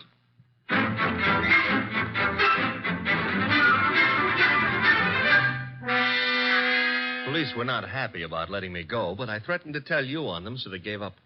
You have told me the entire story of what occurred at the Collier farm, Archie? Mm-hmm. All details. If you like, I wouldn't mind repeating the parts about Claire. Phooey. You may call it phooey, I call it love. By the way, did you know that it was Robert Herrick who wrote that book? Confound you, be quiet. Okay, push your lips around, but you've missed something. I have? Mm-hmm. The burning question of the day. Night, rather. Which is? Where is James Collier? Ah. Stop buying. The cops want him on suspicion of murder. The way it shapes up, he shot our unknown pal and then headed for the nearest border. Nonsense. Mean he didn't shoot our unknown pal? I mean, Collier's whereabouts are not a mystery. You know where he is? I know where he is. I don't believe it. You couldn't know. You haven't been out of the hotel. You haven't had any calls. Archie, I use my intelligence. If you had used yours instead of holding the girl... I still wouldn't know where Collier is. Never mind. I'm impressed. What do I do now? You get Mr. Veek on the phone. Huh? He's staying here at the hotel. Oh, old home week. Operator. Mr. Veek, please. Hello? Hello, Mr. Veek.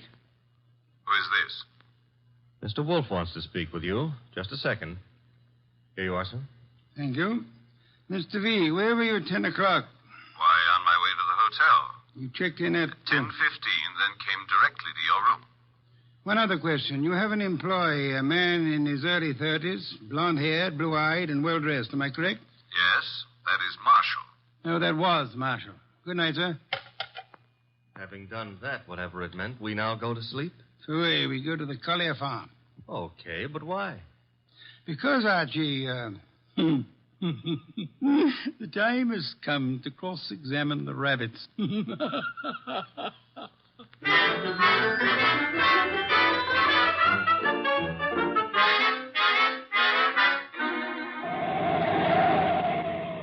Confound you, Archie. You're not driving a truck. Be careful. Truck drivers are careful. Also, they're courteous. Indeed. Furthermore, they will always stop to help a motorist in time of trouble. Archie, are you training to become a truck driver, or have you fallen in love with a truck driver's daughter? Her name is Susie, a hair the color of wheat fields at high noon. Never mind turning purple. I'm about to change the subject. Boss, I have a theory. Stick to truck drivers. As follows. Our boy Collier, who'd been selling information to Veek, had a change of heart and decided to turn ethical. But Veek's man, Marshall, at Veek's orders, tried to apply pressure, so Collier shot him and headed for Canada. And the girl's role? Was to brighten my life. Oh, you mean about her playing sentry?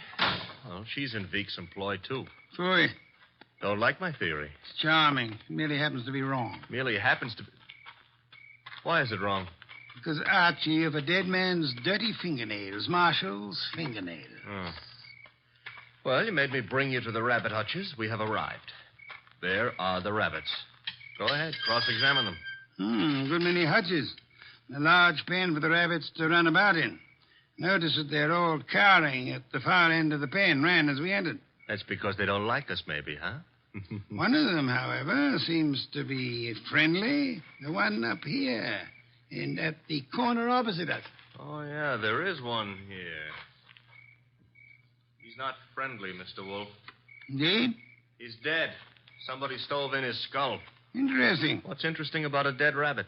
He may be dead now, Archie, but he was friendly. Too friendly.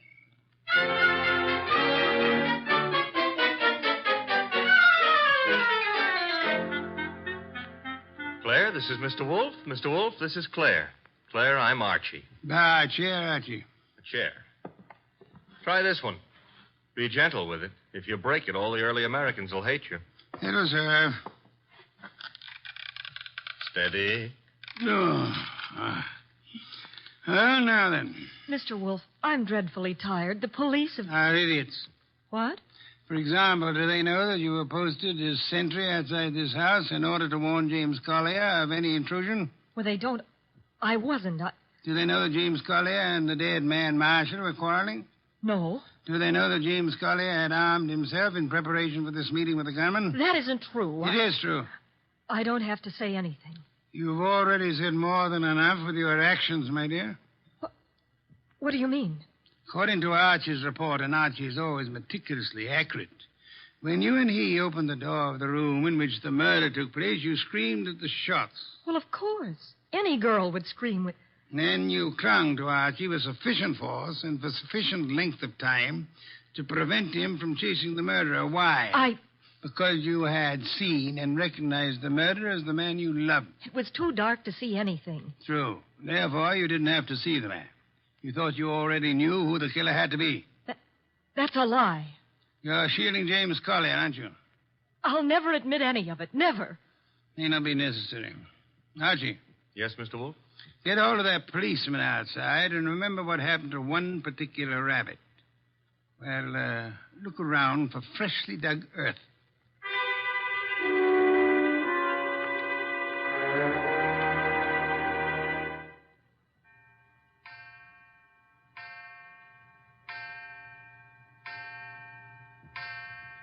Midnight.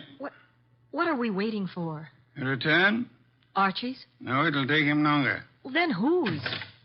Mr. Veek's, of course, complete with revolver. Come in, Mr. Veek. It couldn't have been easier. No one outside, only the two of you here. I warned you, Wolfe. Fiddlesticks. You merely tried to use me as a prop for an alibi and a rationalization for a motive. I don't understand. Mr. Wolfe does. Indeed, I do. Did you really think me fool enough to believe your proposal, Mr. Veek? It was plausible. It was nonsense.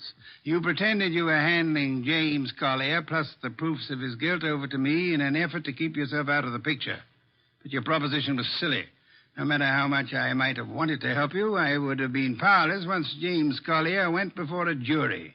You're too intelligent not to know that. That couldn't have given you enough to go on. It didn't. You yourself gave me more. I did. When you came to my room, you told me you knew Mr. Goodwin and I had come to Greendale, checked in at the hotel. I did. However, when I phoned you later and asked for an account of your movements between 10 and 10:30, you replied that you had driven to the hotel, signed in, and came directly to my room. Obviously, you already knew of my presence in the hotel. How? Only one way you could have known. You had seen Archie at some time prior to the time you checked in at the hotel, and the only place where Archie was here, at the farm. Yes, which told me Mr. Veek had been here at the time of Marshall's death. What was Veek doing here? Only one thing. Murder.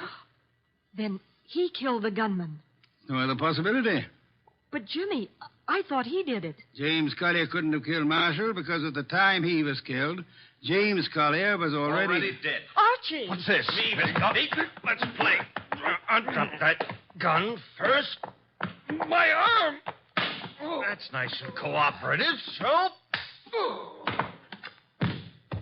You'll be quiet for a while. A cop is back in the rabbit pen, Mr. Wolfe, guarding Collier's grave. Grave, Archie? Yeah, with James Collier in it. Oh, poor Jimmy. Veek knew the expose was coming. He had to shut Collier up. So he had his gunman, Marshall, kill Collier and bury him in the rabbit run back of the hutches. You spotted that, boss, because of... You dead rabbit. The others scuttled away from the man who bore James Collier's body to that lonely spot. But one rabbit overcame his fear. He was too friendly. And got killed for it. There was that and the dirty fingernails of Marshall, the gunman who killed and buried James Collier. Your description indicated extreme neatness. The dirty fingernails were a wrong note. Yeah, indicated he'd been digging. So we know now, don't we? Veek killed his own trigger man to frame a dead man for it. Collier would be thought guilty. He'd be hunted among the living. And all the while... Oh, I'm sorry, Claire. It's all right, Archie. I didn't love Jimmy. That was all washed up. Mr. Wolfe, I understand everything, except why did Jimmy suddenly start staying at the farm with the rabbits? He knew he'd be watched. He couldn't risk conveying his information by telephone or the mails. Nor could he be seen holding conversation with men who might be traced to Veek. But Who would suspect a truck driver delivering carrots for the rabbits as being the go-between for Jimmy Collier and Veek? Nero Wolfe. Which is why I hope there's an adequate bed in this house for Mr. Wolfe. I'm sure I'll be able to find one. Splendid, Archie. You will have the police remove Mr. Veek, and then... And then maybe Claire would like to go gathering rosebuds, huh? By moonlight? I would like to. Phooey. I shall go up to bed now. I've seen the moonlight more times than I care to remember. However, while you and Miss Claire stroll through the moonlight, Archie... Yeah? You might remember that rosebuds have thorns.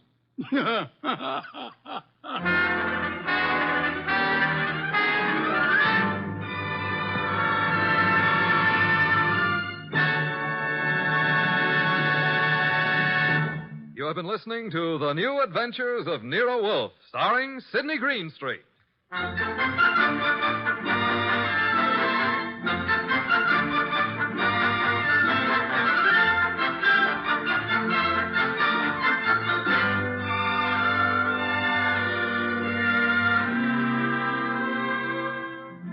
Tonight's transcribed story was based on the characters created by Rex Stout. This is an Edwin Fadiman program, produced and directed by J. Donald Wilson. In the cast were Larry Dobkin as Archie Goodwin, and Martha Shaw, Hal Gerard, Herb Butterfield, Howard McNear, and Bill Johnstone. Next week at this same time, Nero Wolfe and Archie will bring you The Case of the Impolite Corpse. Don Stanley speaking.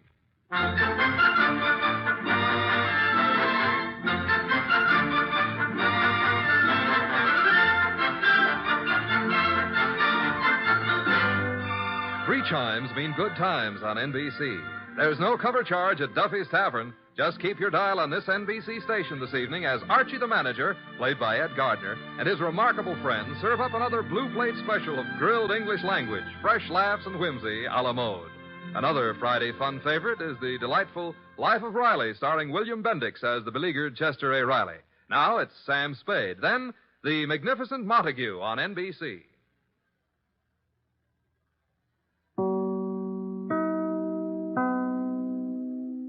The Adventures of Sam Spade, Detective, brought to you by Wild Root Cream Oil Hair Tonic, the non-alcoholic hair tonic that contains lanolin. Wild Root Cream Oil, again and again, the choice of men who put good grooming first.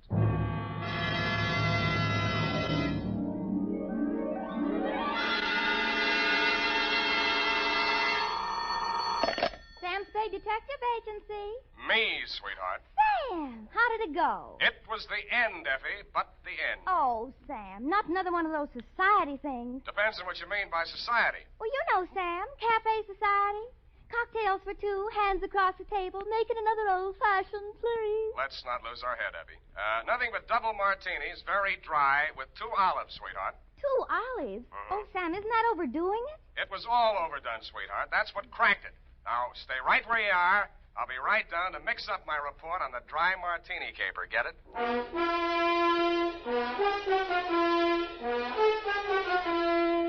Dashiell Hammett, America's leading detective fiction writer and creator of Sam Spade, the hard-boiled private eye, and William Spear, radio's outstanding producer-director of mystery and crime drama, join their talents to make your hair stand on end with the adventures of Sam Spade.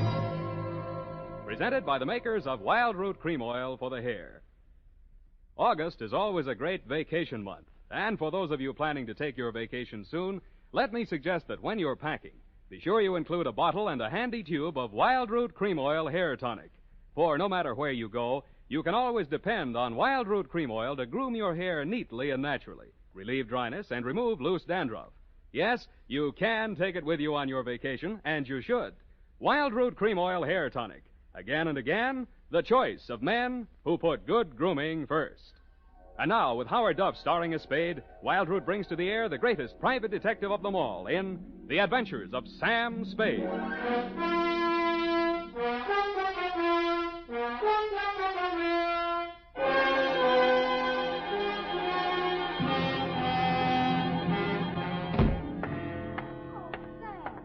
You look sober as an owl. Wise as an owl, sober as a judge, F. Oh.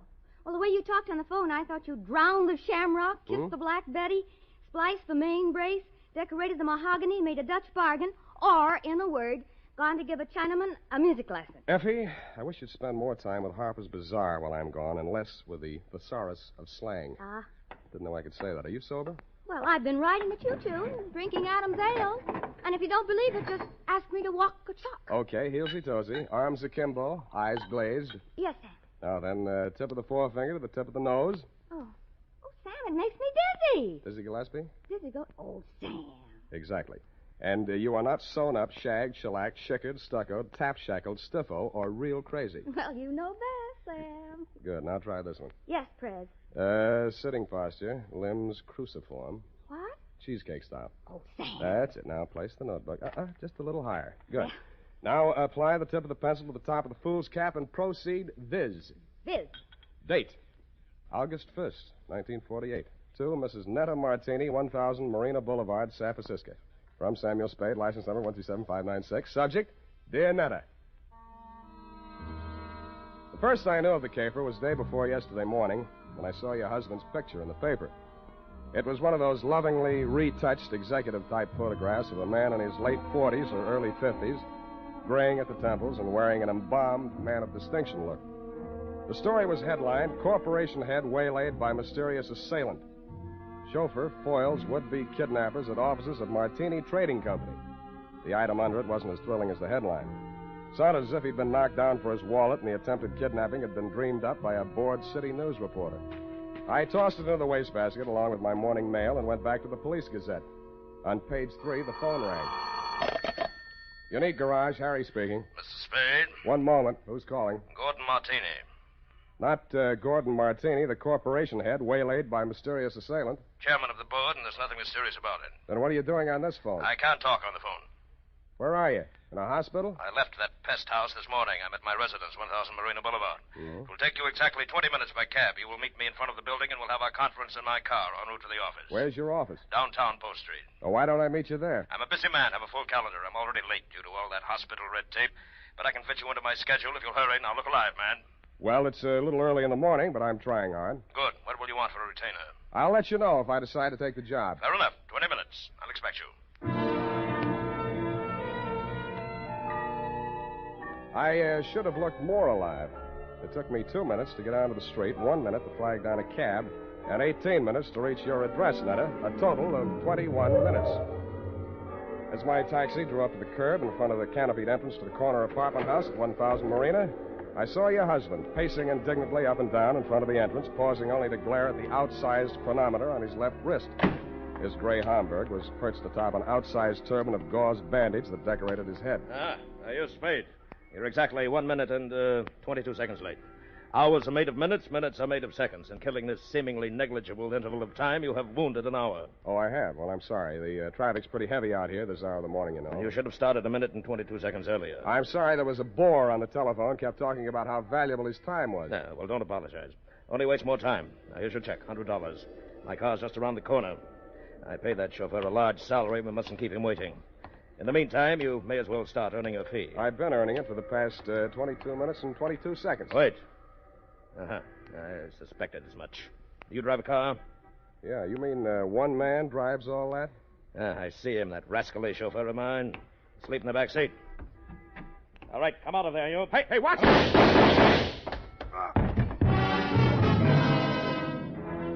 I was behind him and a little to the right. The shock of the rapid-fire 30-caliber slugs lifted him off his feet and knocked him against me. I went down under his 300 pounds of dead weight.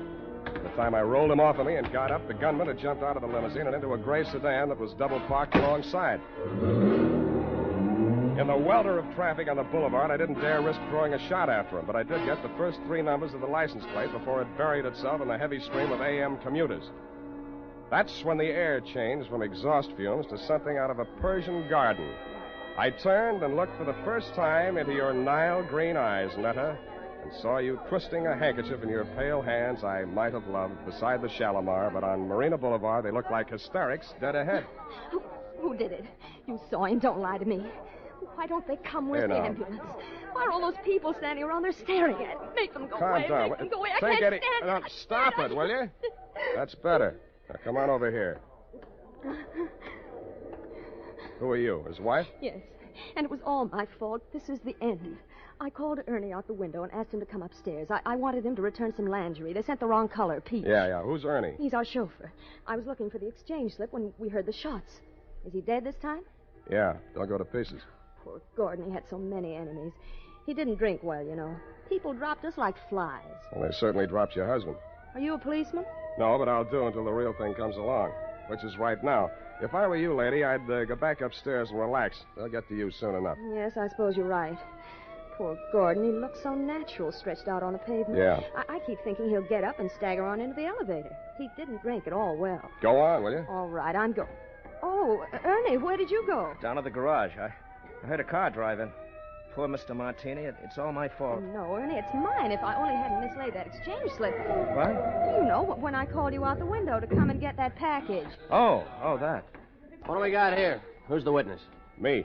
Oh, Spade. Lost another client, huh? Not quite. I hadn't cashed the check yet. Well, they got him anyway. All right, clear a space in there. Let him through with that stretcher. Step over here out of the crowd, Sam. I want to get that statement. Yeah. Okay, Gary, take it down. Got a pencil? Yeah, and I want it back. Let's have it. This guy is Gordon Martini. Mm-hmm. He headed up a local firm, the Martini Trading Company. Yeah. Last night he was working late at his office.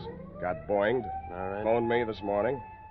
Didn't know why. Thought maybe he wanted a bodyguard. Anyway, he needed one. Mm-hmm. Gunman was crouched in the back seat of the limousine, shoved the carbine out when Martini opened the door. Carbine, huh? Didn't get a good look at him. You could see why, the way it's closed in. No side windows. Foreign car, isn't it? Stop drooling. You can't afford one. You getting all this? What about the getaway? Martini fell on top of me. I saw the getaway car on the back of his head. Yeah. The car was a gray sedan. The back of his head was a standard make, too. Only got the first 3 digits of license plate, 5D9. 5D9. Anything else? Yeah, give me back my pencil. The homicide boys want some help. They know my fee. Mr. Spade. This is Martini. Why aren't you and Ernie upstairs getting your alibis shaped up? Oh, please, I can't face the questions just yet. Would it be legal if I just avoided them till I can collect myself? I don't know about legal, but it might be smart. Where can we talk? What do you suggest? Well, there's a little cocktail lounge up on Lombard where Ernie and I all... it's just around the corner. Very handy. Let's go.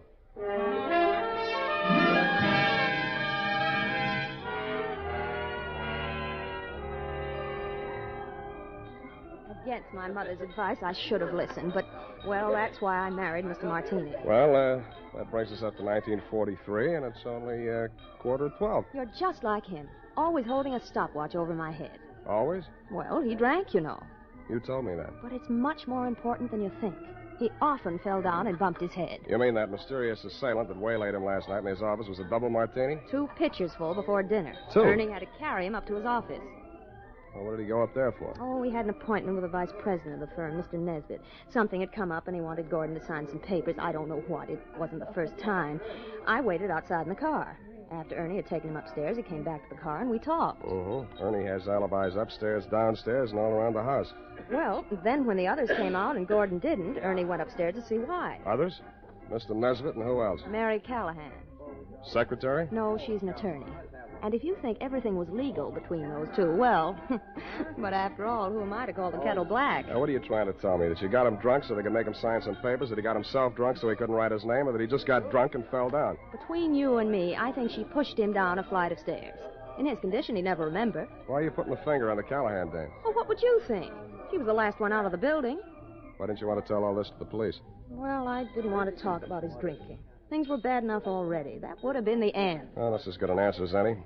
What do you want me to do for you? Prove that she did it and Ernie didn't. I'll let you take care of Ernie. Oh, no. I don't want to alibi him unless I have to. He might get the wrong idea.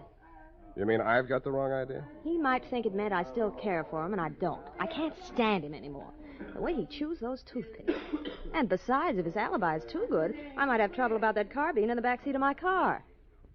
Pardon me. It sounded as if you said you might have trouble about a carbine in the back seat of your car. That's what I said. Where is your car? In the garage. But somebody had it out this morning. They scraped the fender coming back in, and they ran into the wall. They must have been in an awful hurry.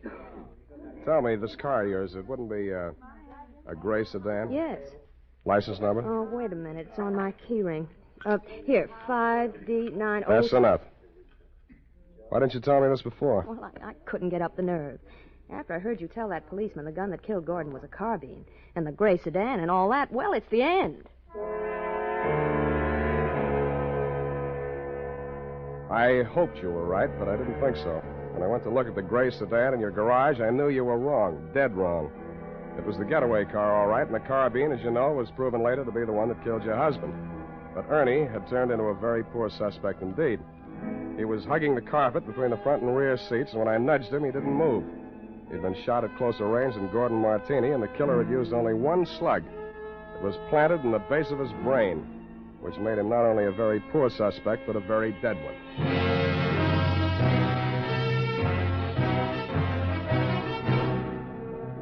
The makers of Wild Root Cream Oil are presenting the weekly Sunday adventure of Dashiell Hammett's famous private detective, Sam Spade.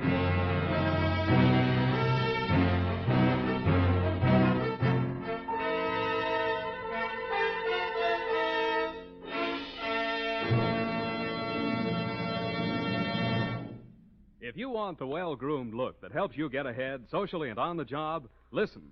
Recently, thousands of people from coast to coast who bought Wild Root Cream Oil for the first time were asked, how does Wild Root Cream Oil compare with the hair tonic you previously used? Better than 4 out of 5 who replied said they preferred Wild Root Cream Oil. And no wonder. Wild Root Cream Oil grooms the hair neatly and naturally, relieves annoying dryness, and removes loose dandruff. What's more, non-alcoholic Wild Root Cream Oil is the only leading hair tonic that contains soothing lanolin. So ask for Wild Root Cream Oil Hair Tonic. Again and again, the choice of men who put good grooming first. By the way, smart girls use Wild Root Cream Oil, too. And mothers say it's grand for training children's hair.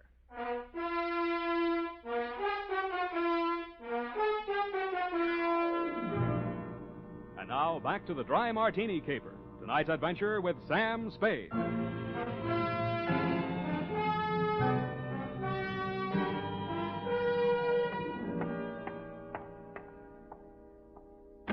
Martini Trading Company, good afternoon. I'm sorry, Mr. Nesbitt is in conference. I'll see that he gets your message. Well, what can I do for you? I would like to see Miss Callahan. Miss Callahan is in conference with Mr. Nesbitt. Good. I would like to see them both. But I have orders not to disturb them. You do not have to. I will. Just a minute. You can't go breaking in like that. Yes, and I'll tell you something else. He won't ever get away with it. Why, everyone in this town knows about your underworld connection. Why, you doddering old fool, when I get through with you, if you don't go to the gas chamber for Gordon Martini's murder, you'll wish you Oh, had. If I go to the gas chamber, it'll be for killing you, not Gordon. Oh, you said it. Oh, why didn't I have witnesses here? Miss Callahan? Did you hear that? You weren't talking loud enough. I didn't hear a thing. Well, come on in here and I'll tell you a thing or two. Close that door. Now, sit down. Thanks. I listen better on my feet. Oh, so you're the detective Netta Martini employed, eh? What's she paying you? That'll depend on how much I have to do for her. Well, I'll tell you how much you'll have to do for her. You'll have to make a case against me, and that's not going to be easy. Why do you think she's out to get you? Why, indeed. For years, this moth-eaten mouthpiece, this parboiled Portia, has been victimizing poor Gordon, taking advantage of his weakness for drink. Oh, Now that she's liquidated him, she appears with 55% of the common stock. Motive enough, eh? Why, you fraudulent old fool. I simply bought up his debts and threw an attachment on those stocks. Unethical, but perfectly legal. Look, Why, you're not even a proper thief. You're nothing but a bumbling old embezzler. Now, listen You had here. to tell because he was going to call in the auditors, look over those books of yours. The Dean of Double Entry, Mr. Spade. Look, will you save this for the courtroom scene? Now, you've convinced me. You're both crooked. I'll see that you both go up for something. That's a promise. Oh, Mr. Spade, I gave you credit for better sense. Do you know that this Medusa of the magistrate's court, this harpy of the Hall of Justice, What? tricked him into changing the beneficiary of his insurance the very night she pushed him down the stairs? And you were all in favor of it when you thought you held the controlling interest in the company. Answer that. You see, Mr. Spade, he can't answer that. Good. I'm glad one of you is temporarily lost for words. Now, I only want to know one thing, and I want a straight answer. And if either one of you starts off on another speech, I'm going to push you into the nearest cloakroom and lock you in together. Why, you wouldn't dare. Try me, sweetheart. Well, what do you want to know about this Amazon ambulance chaser, this Trilby of the traffic court? Watch it. Well, what do you want to know? About Martini's insurance policy. Now, you say he changed the beneficiary. Please answer in 10 words or less. Who was the beneficiary, and who is the beneficiary now? I'll have to answer that question in 2 parts. The beneficiary was his wife. He changed it to the Martini Trading Company, a corporation of the state of California. Thank you, and goodbye, Mary Callahan.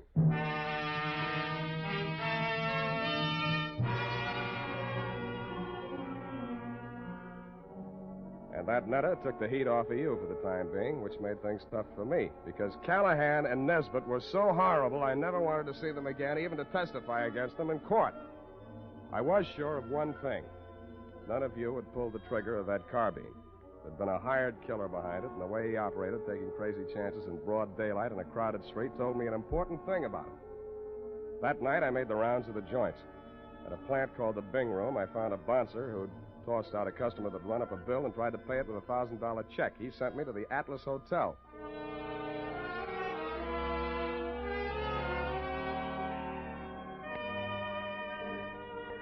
The Atlas Hotel is off of 3rd Street down near the railroad yards. Not even a flea bag. The fleas sickened and died a long time ago. They couldn't take it. And from the look of the guests sprawled out in the mission furniture of the lobby, they wouldn't be able to much longer. A half-dead room clerk came back to the land of the living long enough to mutter a room number and wave me feebly toward a flight of crummy stairs.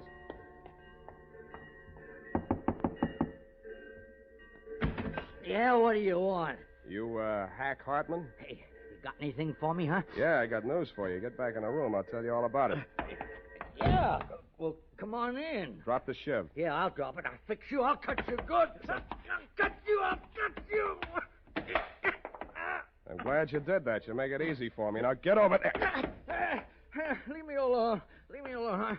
I'm not feeling so good. You can feel a lot worse. Who hired you to put the burn on Martini? You don't get nothing out of me. Who gave you that check? Oh, leave me alone. I got all night, Hack, and I feel better than you do. Now, what did you do with that check? I'll shake it if your teeth come out with it. Come on. All right. Stop it. I don't feel so good. Okay. Where? Pocket. My shirt. Don't reach. I'll get it. It was a company check, which is what I'd expected. It was for $1,000 drawn on the Golden Gate Trust and Loan, but I wasn't expecting to find the signature on the bottom line. It was signed in a bold, firm hand, Gordon Martini. Who was the penman on this? He wrote it himself, right in front of me. What was it supposed to be for? He wanted I should knock off his brother. You get mixed up? Well, he's dead, ain't he? That's what I mean. Gordon Martini's dead. The papers got it wrong. That was his brother, his twin brother. And that other guy, that chauffeur, kept hanging around the garage so I couldn't get out. I had to burn him, too. You know what you're saying? Yeah. I'm making sense. Now get out of here. I'm getting steamed. Don't let it worry you. I got a nice, cool place all picked out for you.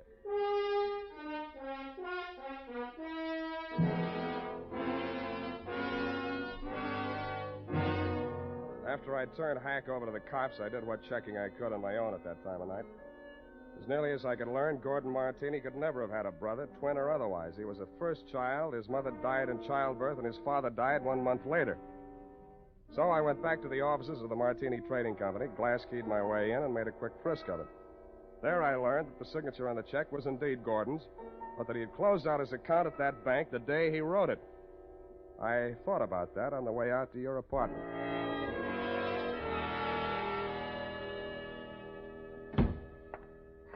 Sam, I've been calling and calling, trying to reach you. I've been so worried. It's the end. This time you might be right.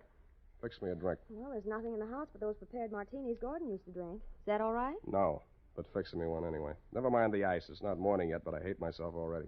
Why don't you just relax and let me get it for you? I'll relax. You get the martinis. What happened? What'd you think of Mary Callahan? Isn't she the end?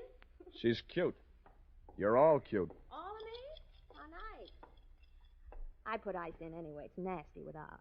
It's nasty anyway. I hope it doesn't make you fall down the way it did poor Gordon. Thanks. What? Well, what's the matter? Too dry? You open this bottle fresh? Why, yes. What's the matter? Where are they, the rest of the bottles? Oh, yeah. More of the same. Is this all your husband ever drank? Yes, gallons of it. It's a special brand. He even took it with him to bars and people's houses. He'd sit and drink them right out of the bottle like a little child. Then he'd be falling down drunk, of course. And that's how we lost so many friends. They dropped us like... Like flies. Yeah, it was the end. Who you phoning? City morgue. Maxie, Sam Spade. Sammy, what can I do on you? On Martini, Maxie. They got around to the autopsy yet? Yeah, they rushed him through. Got the report handy? Right in front of me. Funny thing, Sam. The doc said they should have saved themselves the trouble. He'd have been dead in a week or two without no help. What from? Brain tumor. Malignant, it says here. Any alcohol in him? None from drinking, Sammy. What about the head wounds? Accidental fall due to periodic fainting spells. Part of his condition. Thanks, Maxie. Well, what is it, Sam? Were the martinis poisoned? No, sweetheart. The martinis were colored water. Why, they couldn't. Well, what made him get so drunk? He didn't. He was sick. But, Sam, who killed him? He killed himself. But he couldn't have. He hired a gunman to do it. He planned his own murder. But that's... Well, why didn't he leave a note or something? He could have ruined us all. Come here, sweetheart. Put your little head on Uncle Sam's shoulder. Why, Sam... That's, just what he wanted you to do. He wanted to ruin you. He let Mary Callahan fleece him out of his interest in the company. He let Nesbitt juggle the books. He let you go your way with Ernie. He let all three of you fix yourselves up with as nice a set of motives for murder as a jury could ask for. He couldn't have... The real joker was the check he used to pay off the man he hired to kill him. It bounced. It also proved he'd planned his own murder. But he still has his revenge. Because the insurance that would have kept the corporation from going broke won't be paid off on account of the self-liquidating cause. Oh, Sam, darling, what's going to become of us all? Well, Callahan and Nesbitt will probably sue each other to death. You might have to go to work and earn a living. Well, I have $500. I might invest it in something. You already have. Here's my bill. But, Sam, you didn't help me. What? This is the end. No, it isn't, sweetheart. This is the beginning. Come here.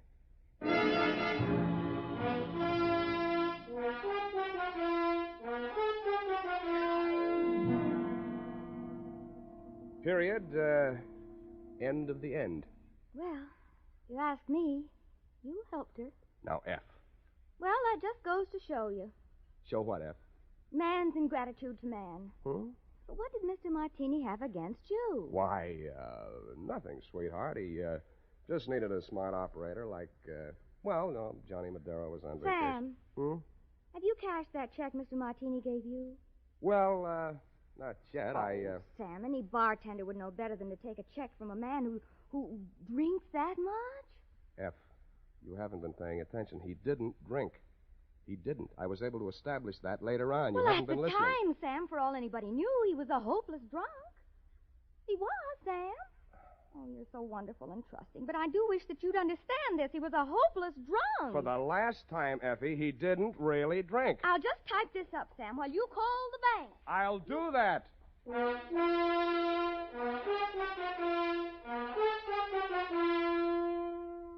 A final reminder, friends. Whether you're going on a long vacation trip or just a weekend to the beach, be sure you've got a bottle and tube of Wild Root Cream Oil tucked away in your suitcase. Do this, and you'll find it's easy and quick to spruce up again after stepping out of the water or off the tennis court. For no matter where or when you use it, Wild Root Cream Oil grooms your hair neatly and naturally, relieves dryness, removes loose dandruff. So at home and away from home, help yourself to handsome hair with Wild Root Cream Oil. And next time you have a chance, ask your barber for a professional application of Wild Root Cream Oil Hair Tonic. Again and again, the choice of men who put good grooming first. Well, here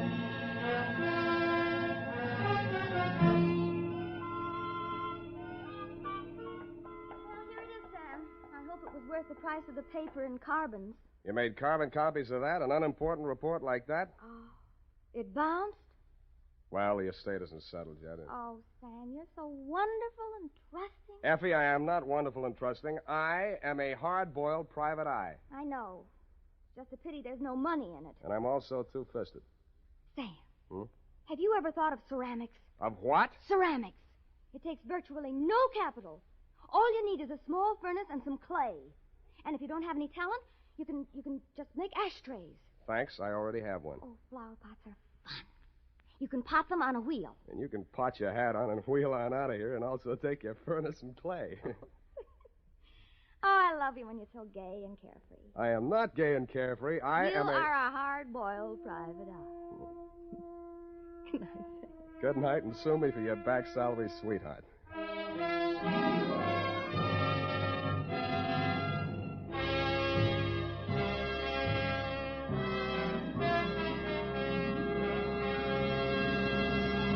The Adventures of Sam Spade, Dashiell Hammett's famous private detective, are produced and directed by William Spear.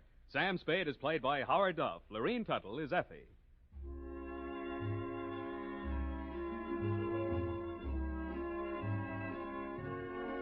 The Adventures of Sam Spade are written for radio by Bob Tallman and Gil Dowd, with musical direction by Lud Gluskin. Gil Dowd directed tonight's broadcast in William Spear's absence. Join us again next Sunday for another adventure with Sam Spade, brought to you by Wild Root Cream Oil. Again and again, the choice of men who put good grooming first. This is Dick Joy reminding you to get Wild Root Cream Oil, Charlie. It keeps your hair in trim. You see, it's non-alcoholic, Charlie. It's made with soothing lanolin. You better get Wild Root Cream Oil, Charlie. Start using it today. You'll find that you will have a tough time, Charlie, keeping all the gals away. Hiya, Baldy. Get Wild Root right away. This is CBS, the Columbia Broadcasting System.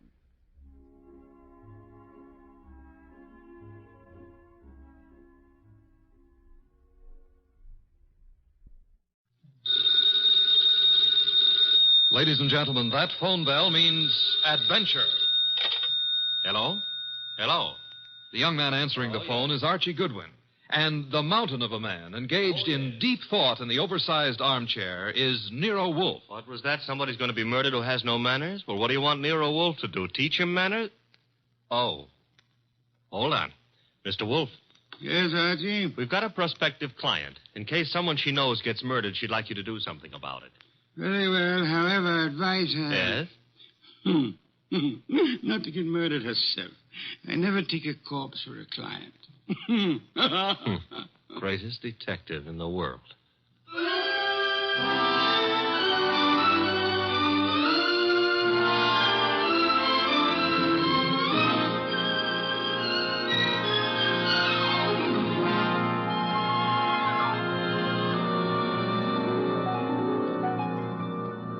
Yes, Archie is so right. He is the greatest detective in the world, and the fattest, and the least energetic.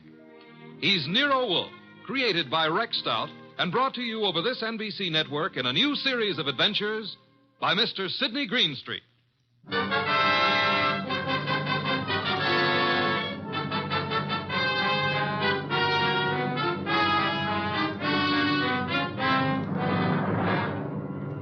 Tonight, it's the case of the impolite corpse.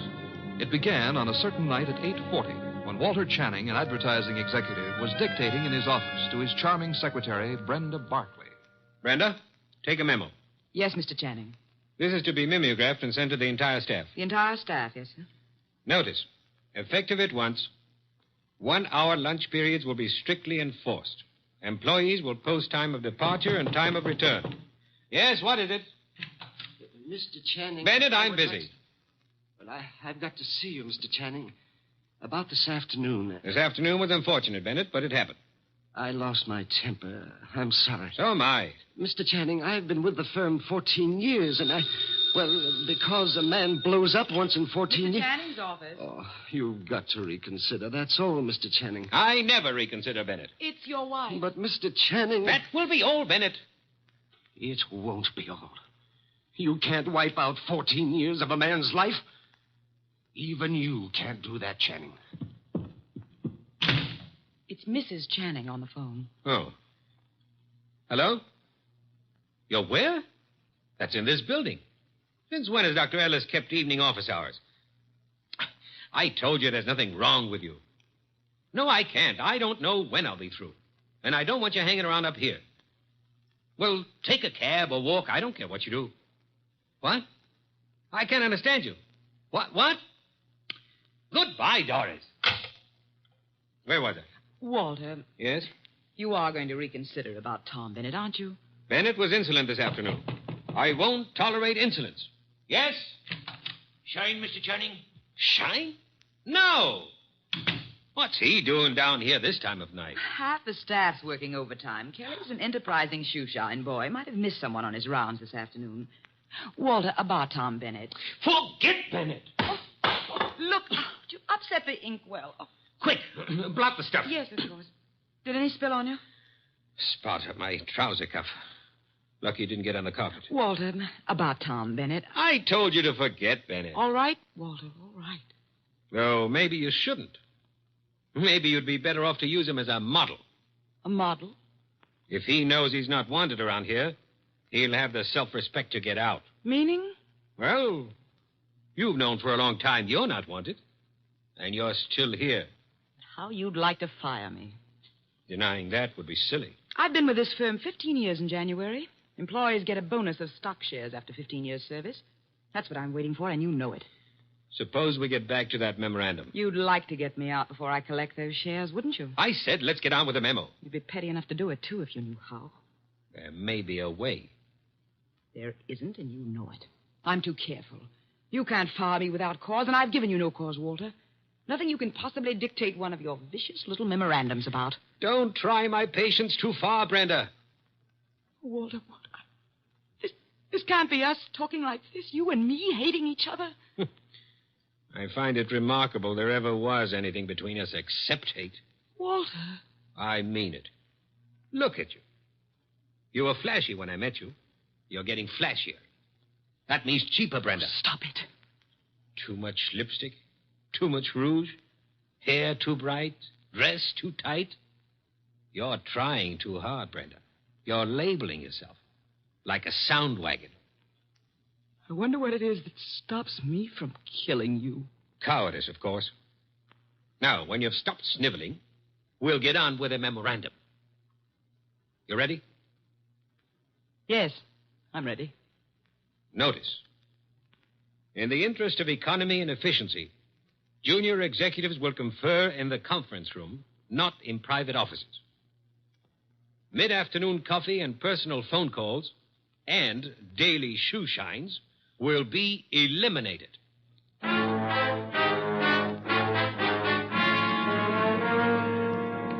Your name is Barkley, Brenda Barkley. Very well, Miss Barkley. What can I do for you? Mr. Wolfe, I don't know how to begin. Well, maybe I can make this easier all around by briefing Mr. Wolfe on the Walter Channing case.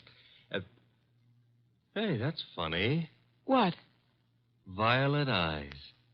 I always thought they were something the poets made up. Archie? Huh? Oh, the Channing case, yes. One moment. Miss Barkley, look this way, please. To me, an eye is functional object found in mammals, birds, fish, potatoes, and horticulture. Thank you. Go on, Archie. Walter Channing was the boy wonder of advertising. At 33, executive vice president of Winslow, Hart, and Straightmeyer. Just 24 hours ago, they found him at his desk, shot through the heart. They? Who is they? A night porter and a shoeshine boy, is that right? Yes. He'd been dead about an hour. The bullet went through Channing, his desk chair, and lodged in the windowsill behind him. Police thought at first it was suicide. The gun? 38, found it on the floor, 10 feet away. No fingerprints, anyhow, no clear ones. Seldom are on a gun butt.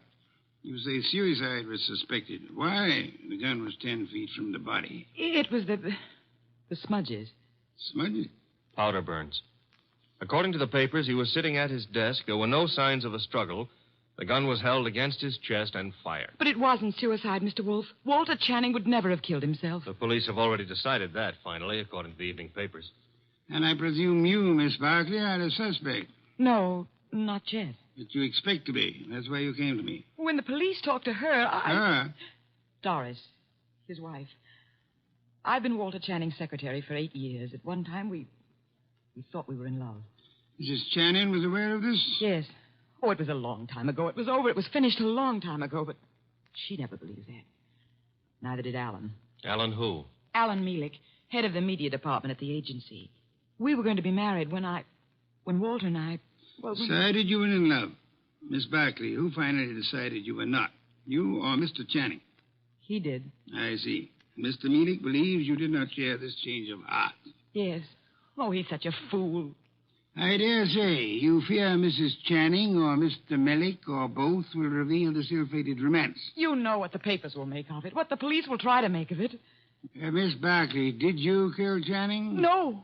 Oh, no, I swear I didn't. Oh, Mr. Wolfe, I didn't. Please, for heaven's sake, no tears. Archie, put her in a cab. Yes, sir. Then come up to the plant room. There are some things I'll want you to execute for me. Yes, sir. Women. Bah! Yes, Mr. Goodwin, I'm Abe Jackson, the night porter. I was working late that night. Mr. Channing, his secretary, Mr. Bennett, Mr. Mealick, and his secretary. About 10:30, I met the shoe shine, Kelly, on Mr. Channing's floor. There was a light burning in Channing's place. We went in to turn it off, Kelly and me, and there he was, sitting at his desk, a hole this big in his chest. Tell me, Mr. Bennett, did Channing have any enemies in the agency? Channing was a slave driver, Mr. Goodwin. The girls hated him and men were afraid of him. He'd send out memos like this one around. Here, take a look at it. It's typical. No coffee, no shoe shines, no office conferences. If you want my opinion, as one employee out of 150, whoever killed Walter Channing did the rest of us a favor. You're Amy Long, secretary to Alan Mealick. Now, what can you I can tell you plenty. How she jilted Mr. Mealick, took up with Mr. Channing, got thrown over by him. I wouldn't go so far as to say Brenda Barkley would murder anyone. But if she did, Walter Channing would be 1A. Channing get his shoe shined by you? I called the agency man, sir. You know, it was Jackson and me found him. Everyone else had gone and left himself, poor soul, sitting at his desk, dead.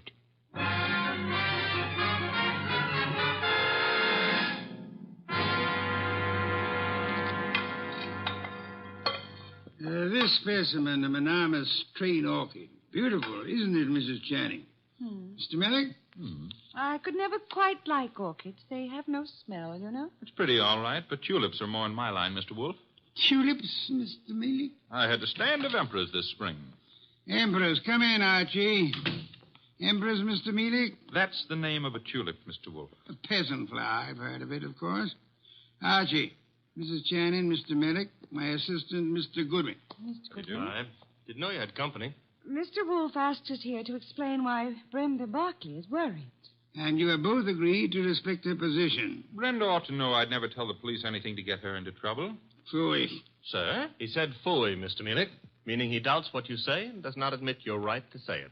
Archie, Mr. Mealick, you say you had never intentionally informed on Miss Barkley. Certainly not. The tongue slips, sir. We would expect you to guard yours. What? Do you think What I started to say. You asked us here because Brenda Barkley is your client. I despise Miss Barkley. Everyone knows that, and why. But I wouldn't stoop to implicating her in murder. You believe her innocent, then, Mrs. Channing? I believe she lacks the gumption to pull a trigger. Poison, I wouldn't put past her at all. Mr. Mealick, would you be kind enough to see me home? Of course, Mrs. Channing. Good day, Mr. Wolfe. Good day. And Mr. Goodwin. You have, I suppose, an exhaustive report from me, Archie? 7 pages of notes. Save them and get me a bottle of beer. You're in a rosy mood. What happened? I said I would like a bottle of beer. No, you wouldn't. Archie, you better... Don't puff up about it. Those vest buttons won't stand the strain. I can't get you a bottle of beer. Why not? You ordered me to hold you to 4 a day. I rescind the order. You also ordered me not to let you rescind the order. What's the matter with you, anyhow? I have had to entertain 2 very dull people too long. Both those dull people are prime suspects. Mrs. Channing is a woman scorned. Mealick lost his girl to the guy who was killed. I can't blame her for throwing him over. Archie, the man grows tulips. What? Tulips. Well, give me a report. I checked the agency, everybody who was working down there the night of the murder. Also, I dropped in on Inspector Kramer at homicide. Also, I visited the morgue. Why the morgue? Because if I hadn't, you'd have said, why not the morgue? Go on. I drew a blank there. Kramer let me look at the clothes Channing was wearing. There was an ink stain on the left trouser cuff. An ink stain? And a hole through his shirt front with plenty of powder smudge like the paper said. He was shot with a .38 at point-blank range, sitting down. An impolite corpse. What? Discourteous. He didn't rise to meet his murderer. That is most significant, Archie. I know. I've got a theory about this case. No theories, facts, if you please. But look, Channing owned a 38. That's a fact. It's disappeared. That's another fact. The murder gun was a 38 with the numbers filed off, and it could be Channing's own gun. Thereby proving what, Archie? That his wife had access to it. Your theory involves Mrs. Channing, then? And Malik. She decides her husband is less trouble to her, dead than alive. A regrettable tendency of wives. Have you noticed? And she sells Malik on the idea. Now, that wouldn't be hard. They figure to make it look like suicide, but Malik loses his head and runs, drops the gun on his way out, and... Oh, you don't buy it. Enough of theories. The facts, Archie. Out of your notebook. 1. 9 people were on the scene that night, working late for one reason or another. Mrs. Channing tells me she was visiting a doctor's office in the same building, by the way. 2, every one of those people hated Channing. 3, here's a sample of why he wasn't popular. Memorandum, Dictated the night he was killed. The staff got it the next morning. A whip cracker, Mr. Channing. Fact 4, the ink stain on his trouser cuff was partly rubbed out. With what? Cleaner of some kind. I didn't get the brand. Fact 5, there's a spot on the carpet near Channing's chair. Spot of what? Ink? Blood? Looks like ink. It looks like ink. Well, I didn't analyze it on the spur of the moment. My chemical set isn't working so good, boss. Phooey. Archie, I want 2 things. Yes, sir? Get over to headquarters. The police have Channing's trousers. Suggest to Inspector Kramer that he have the stain analyzed. Suggest also that the spot on the carpet be analyzed at the same time. Be around him when the information arrives. This is Be Kind to the Police Week? Phooey. I never have sought to beat the police on matters of fact, only on interpretation, deduction. Get going. Oh, and Archie. Yes? When you return, I should discourse upon the sanctity of deskhood. The sanctity of what hood? Deskhood. Now be off with you, and please remember you're tracking a murderer. Don't stub your toe.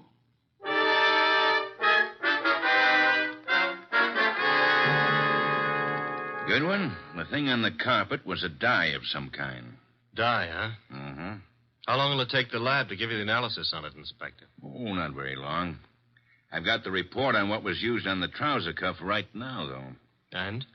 They found traces of carbon tetrachloride. Wait a minute. This goes in the notebook. Okay, carbon tetrachloride. And something else. Goodwin, what's Wolfe after? Interpretations was what he said, Inspector. You object? No. Maybe I'll get an interpretation, too. The something else was perchlorethylene. Perchloreth... Why, Inspector, such language.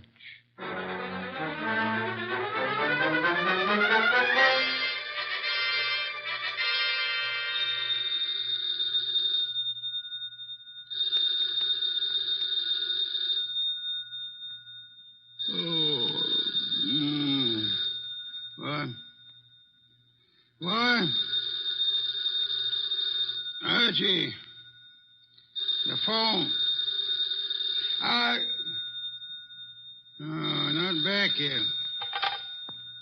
Hello? Mr. Wolfe? Yes? This is Brenda Barkley. Oh, Mr. Wolfe. What is it, Miss Barkley? You've got to come to Mr. Channing's office right away, Mr. Wolfe. Mr. Goodwin has been to your office. Everything I need to know. You've got to come, Mr. Wolfe. Nonsense. I don't go out. My digestion disapproves of it. I disapprove of it. But, Mr. Goodwin, he's in danger. What's that? Terrible danger. He needs you here at once. Archie, danger? Let me talk to him. Please come. Hurry. What's happened? Hello. Sparkley. Fritz, get out of the car. Bring me my wool muffler and worsted vest. See if you can find my galoshes. Confound it, I've got to go out.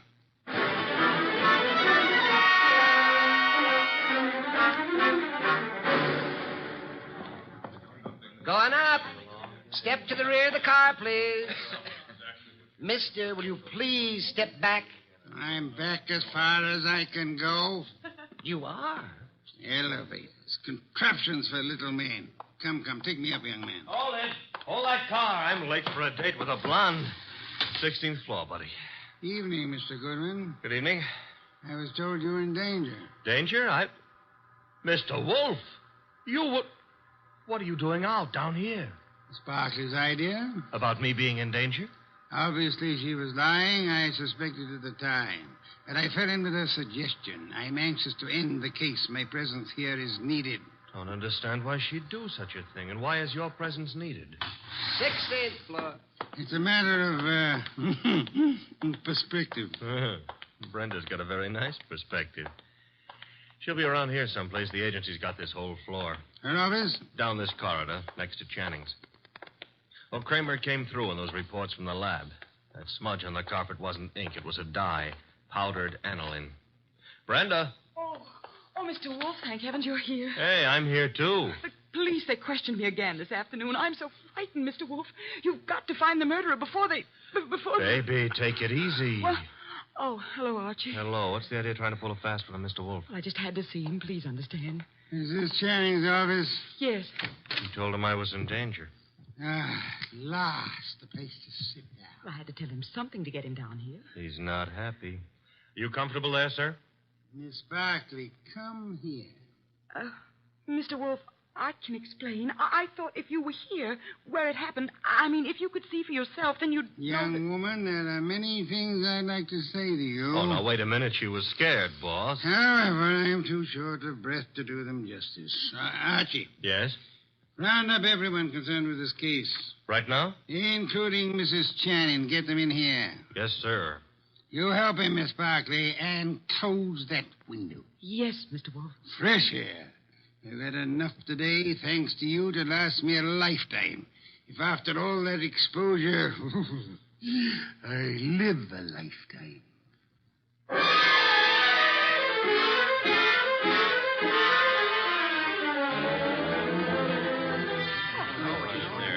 What's going on here, anyhow? A tea party. Find yourself seats. Keep your knees steady. All right, Mr. Wolfe, everybody's here. Mr. Shoeshine Kelly? Here, sir, here. It was you who found the body. Him and me, Mr. Wolfe. I'm Abe Jackson, the night man. You gentlemen can help us if you will. Oh, to be sure, Mr. Wolfe. I'd like to know the exact position of the body when you found it. Well, he was sitting up. That's it, sir. Sitting up straight as you please. You'll oblige me if you'll demonstrate. Sit in the chair, please. His chair, sir? If you please. Abe, you.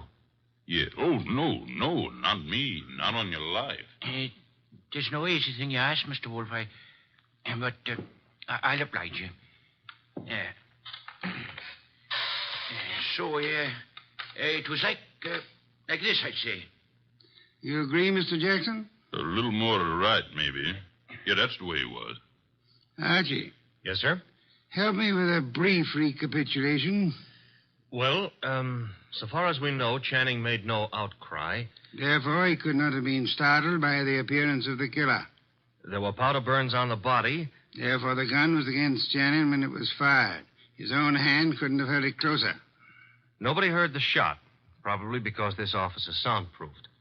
The gun that killed him was lying on the floor 10 feet from the desk. In the direction of flight through that door. Go on, Archie. The killer was almost certainly well known to Channing, or Channing wouldn't have let him come that close without a struggle or an alarm. Also, the killer had access to this office. Another proof that he's not a stranger. One more point, if I may, Archie. The killer, he or she, is present here now. Here in the room. Quiet, everyone. We come now to the point I mentioned to you last night, Archie. The point I call the sanctity of deskhood. Sanctity of what? Deskhood, Mrs. Channing. Explain, Archie. Still figure it's so important? Absolutely essential. Well, I wrote it here somewhere. Oh. Deskhood refers to that area behind a desk where a man earns his livelihood, makes his career, builds his reputation. You mean here, where I'm sitting? So long as a man sits at his desk, he enjoys a curious area of privacy. He is remarkably safe from intrusion. That's it, Mr. Wolfe. The sanctity of deskhood. Think about it a moment. You'll see what I mean. Nonsense. I've gone around that desk hundreds of times. I'm sure she has. Many more hundreds. If you mean what I think you mean, Mrs. Channing, you... Please, ladies. Mrs. Channing, when you approached your husband at his desk, what did he do? What did he... Why, he stood up and... He stood up. Miss Barkley, you agree? Well, yes, he'd have to stand up. At least he always did. But for his murderer, he did not. Archie, resume from your notes, please. Well, whoever killed Walter Channing went around the desk without Channing rising, held a gun to his chest, and pulled the trigger. Excuse me. If you will go behind the desk and stand facing Mr. Kelly, Archie. Here. This the way you mean? You know the angle of the body wound to the hole in the chair? There wasn't any angle. One was in a straight line with the other. From where you stand now in front of Mr. Kelly, if you wish to inflict an identical wound upon him, could you do it? Not from where I stand. I'd have to kneel. You'd have to kneel. Do so.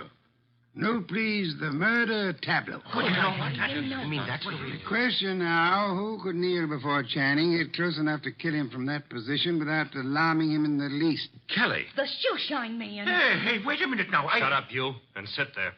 His motive is crystal clear. The memorandum. Memorandum. You have a copy, Archie? In my notebook. Ah, yes. Miss Barclay, read the part which could explain Mr. Kelly's action. No, not now. The memo was all over the office. Kelly must have seen it. Oh, wait a minute now. Notice effective at once. Yes, here it is. In the interest of economy, daily shoe shines will be eliminated. That'd cut off Kelly's bread and butter. Kelly, I can't believe it. Nor can I. What? It's obvious Kelly murdered Walter Channing. Mr. Wolfe, now listen, I did nothing of the But kind. the obvious can be too obvious. Meaning what exactly? Archie, Yes, sir? brief these people on the ink-stained trousers. Channing spilled ink on his trouser cuff the night he was murdered. Somebody tried to clean the spot off. With what? According to the police analysis, carbon tetrachloride and perchloroethylene showed up. Both non-inflammable ingredients used in many commercial cleaners. Exactly what are you getting at, Mr. Wolfe? One moment, Mrs. Channing. Mr. Goodwin also has an analysis of the spot on the carpet behind the desk. Archie? A powder form of dye, aniline dye. Used in what, perhaps? Well, the lab suggested a shoe dressing. I got no powder dye. I swear I ain't, Mr. Wolfe. I'm sure you haven't, Mr. Kelly.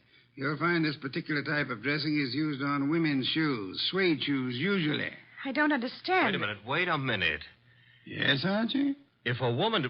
Now, suppose a woman knelt in front of Channing to clean that ink spot off his trouser cuff. That smudge could have rubbed off the tip of her shoe onto the carpet. Exactly.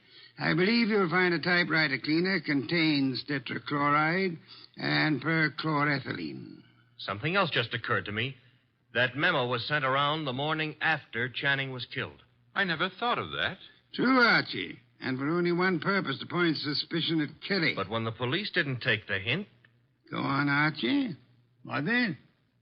Somebody else was brought down here who would. Comes around to three questions, doesn't it? Who knew about the memo? Who had access to Channing's file where he kept his gun? And who made sure Nero Wolfe would see the evidence against Kelly?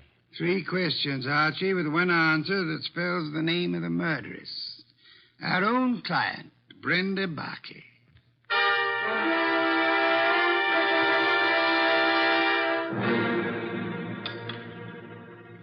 Steak, Archie, marinated. You like it?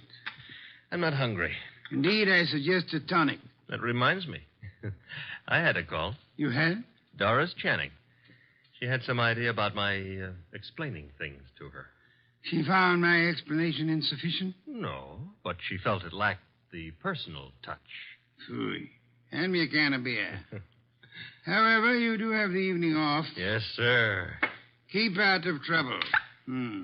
Doris Channing is a blonde. That is, try to keep out of trouble. In the company of a blonde who wants to. Good night, sir. Good night, Archie. Good night.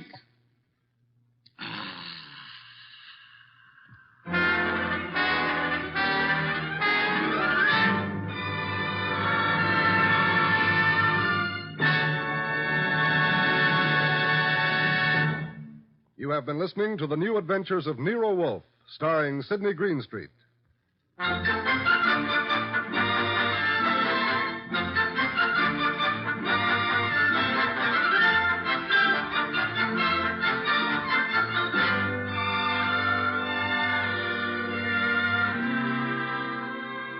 Tonight's transcribed story by William Kendall Clark was based on the characters created by Rex Stout. This is an Edwin Fadiman program produced and directed by J. Donald Wilson. In the cast were Larry Dobkin as Archie Goodwin, and Donald Morrison, Betty Lou Gerson, Bill Johnstone, Howard McNear, Mary Lansing, and Barney Phillips. Next week, at this same time, Nero Wolfe and Archie will bring you the case of The Girl Who Cried Wolf. John Storm speaking.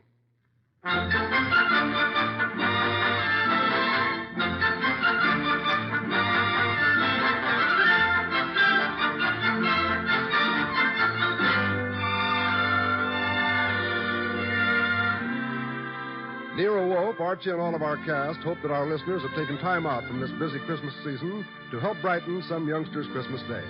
Be sure to send a thing, your choice of anything you think a child would like for Christmas, to the groups in your own town who are distributing these toy gifts to less fortunate children. 3 chimes mean good times on NBC.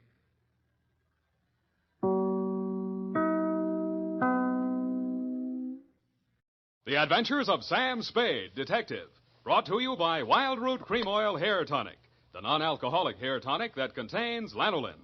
Wild Root Cream Oil. Again and again, the choice of men who put good grooming first. Sam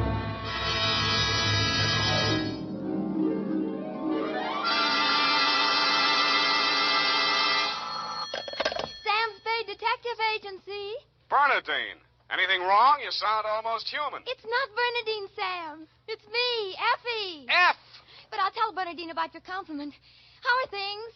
Well, I've made out as best I could. I don't want you to think that I begrudged you a vacation. After all, you have worked hard. You did deserve it. Sam Spade, is that all you have to say to me? I'm not putting the blame on you. After all, it is a state law, so I can hardly accuse you of letting me down at a time when I needed you most. Well, you might at least ask me if I had a good time. I'm sorry if your conscience bothered you. Oh, well, it didn't.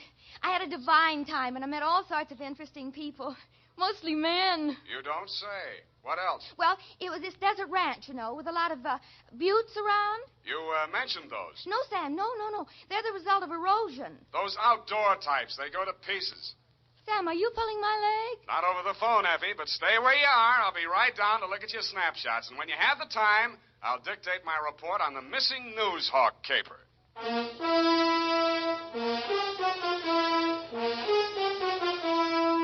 Dashiell Hammett, America's leading detective fiction writer and creator of Sam Spade, the hard-boiled private eye, and William Spear, radio's outstanding producer-director of mystery and crime drama, join their talents to make your hair stand on end with the adventures of Sam Spade.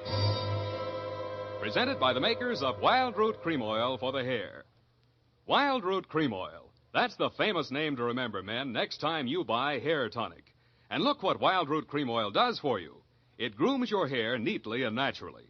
Wild Root Cream Oil also relieves dryness and removes loose, ugly dandruff. Yes, men, Wild Root Cream Oil is your shortcut to really handsome hair. So be smart. First chance you get Wild Root Cream Oil Hair Tonic. Again and again, the choice of men who put good grooming first. And now, with Howard Duff starring as Spade, Wild Root brings to the air the greatest private detective of them all in the adventures of Sam Spade.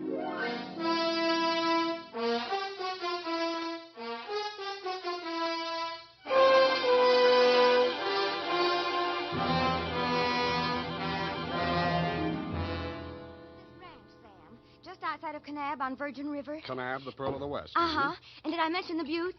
Oh, well, they're very interesting. The result of erosion. Yes. And it's authentic, too. Fay Hamlin's ranch. You mean a working ranch? Yes. You see, that way you get into the spirit. Mm-hmm. My job was to feed the chickens. And that's how I met him. One of the buttes?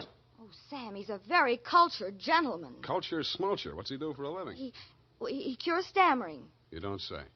What's his name? Charlie Shank. Charlie Shank? He's the founder of the Shank Institute of Articulative Correction, which I should learn. Articulative Correction.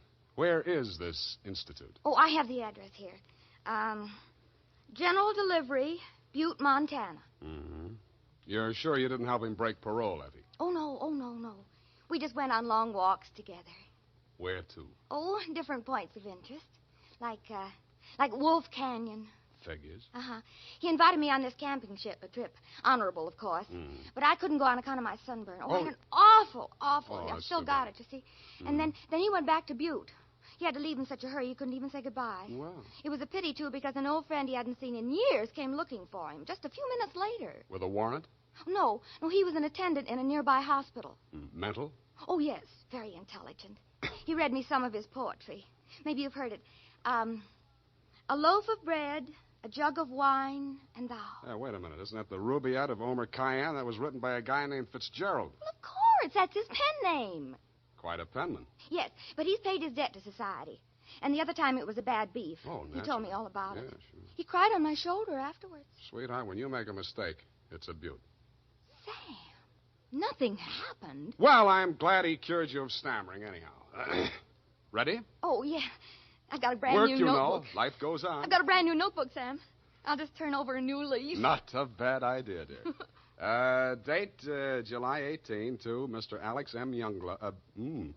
Try that again. Mr. Alex M. Youngblood, P.O., Box 317, San Francisco, from Samuel Spade, license number 137-596. Dear Mr. Youngblood, I need a vacation myself. You need trolley shank. You sound tired, Sam. Fortunately, until I met you, my only experience with any of the men and women who make your newspaper run had been with one of your corner newsboys who shortchanged me 2 times within as many days. I have not read your rag since. But your name looked imposing, and so did the $300 check upon which you had written it.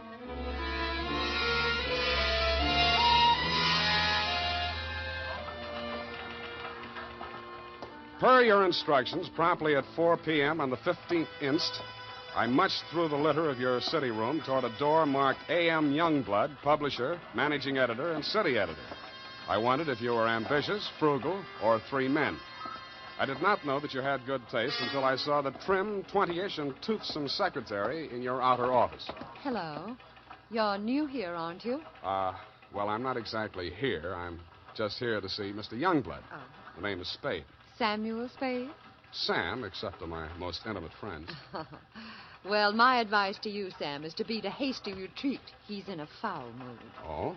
Why? Is he blind or older than he feels? I refer, of course, to your spectacular charm, Miss, if I may call you Miss. Please, this is neither the time nor the place. My name is Phyllis Watson, and my phone number is in the directory, if you're really interested. I could be. Thank you. And if a man answers, tell him you're my French teacher. Oui. You better go in now. If you're late to an appointment with him, you're through. Do you have any more words of wisdom? No, but I hope you can do something to improve his state of mind. He's been awful lately. Good luck, Sam. Thank you, Phyllis Watson. Come in. Now, 1 minute past 4. You must be Mr. Spade. That's right. You're almost late. Sit down, Spade. Cigar? No, thanks. Well, don't expect me to offer a drink. You aren't a drinker, I hope. You don't listen to the radio, do you? Well, you'll not drink in this office. Nothing here but a cooler filled with water from a clean, gurgling, laughing mountain stream. You sound like a reformed drunk, Mr. Youngblood. What's that? Well, it was a good many years ago. If you don't mind, I'll just paste up the weather report for my morning edition before we talk. Oh, you do that too, huh? Yes, obviously. And with good reasons. I remind myself that I was once a copy boy, and I find it a splendid way to, at least once each day, to lower myself to the level of the working man. There we are. Very hot in Phoenix, I see. Mm-hmm. Just what do you want a detective for, Mr. Youngblood? I was coming to that, Mr. Spade. Sorry. Now, well, first let me warn you that your assignment is a highly confidential one. They all are. In this case, a man's life may be at stake. Mm-hmm. The situation: my newspaper, at my order and under my guidance, has launched a campaign against crime. Not aimed at the petty criminal, but at the easy-living leeches at the controls of the rackets, the hoods in bankers' clothing, the mansion-house parasites who direct the pickpockets, the second-story men, the housebreakers, who gamble away $500,000 a year and pay income tax only don't go to fraction pieces. of that amount. Yes, I understand. You're after the boys on the safer side of the fences. Nicely put, Spade, yes. Thank you. Well, the long and short of it is this. The author of the expose series, Ray McCulley, my top crime reporter, has been missing for 2 days. I want you to find him. What makes you think he's still alive? Good heavens, Spade, why must you suggest that he isn't? Because if I were a mansion-housed parasite in danger of being unhoused by a newshawk, I'd see said newshawk standing in a cement block in the bottom of the bay. I will accept that only when no stone has been left unturned. Every straw and every haystack has been searched. Every... nook and cranny? Yes. Sounds as though you need at least one police force, Mr. Youngblood. Now, why don't you just... No, impossible. We've already had a brush with the police over the expose. I'll not be dictated to at this stage of the game. I started this investigation, and I'll finish it alone. Well, it's a pretty big order, Mr. Youngblood, but times are tough. I'll see what I can do. Good. I hereby turn over to you all the resources and power of this, my newspaper. When one of my reporters is in trouble or danger, sir, I will spend every penny of my fortune, if necessary, to deliver aid and succor to his side.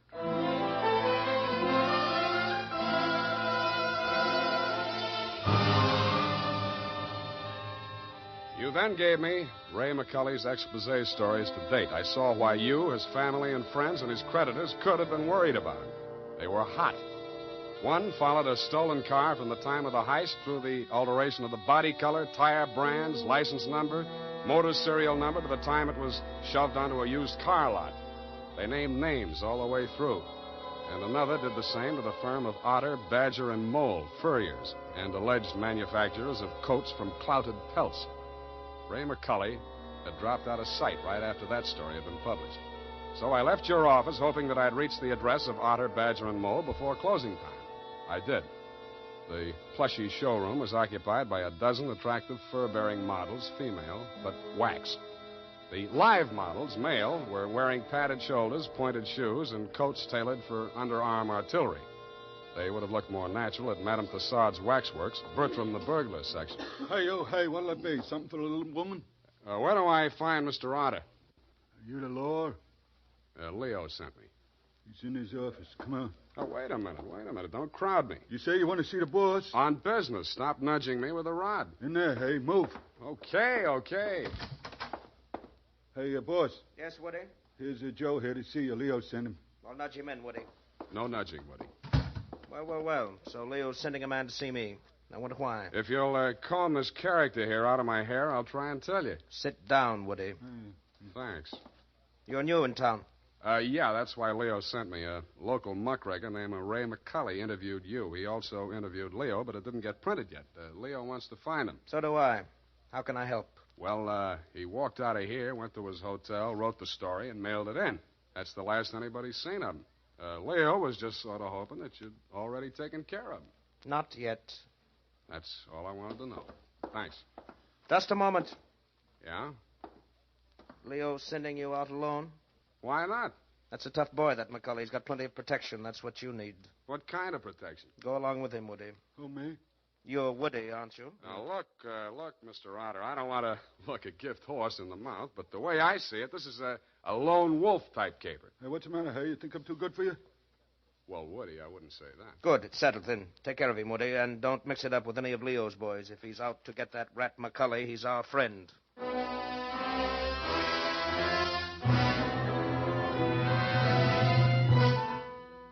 I was beginning to wonder who Leo was.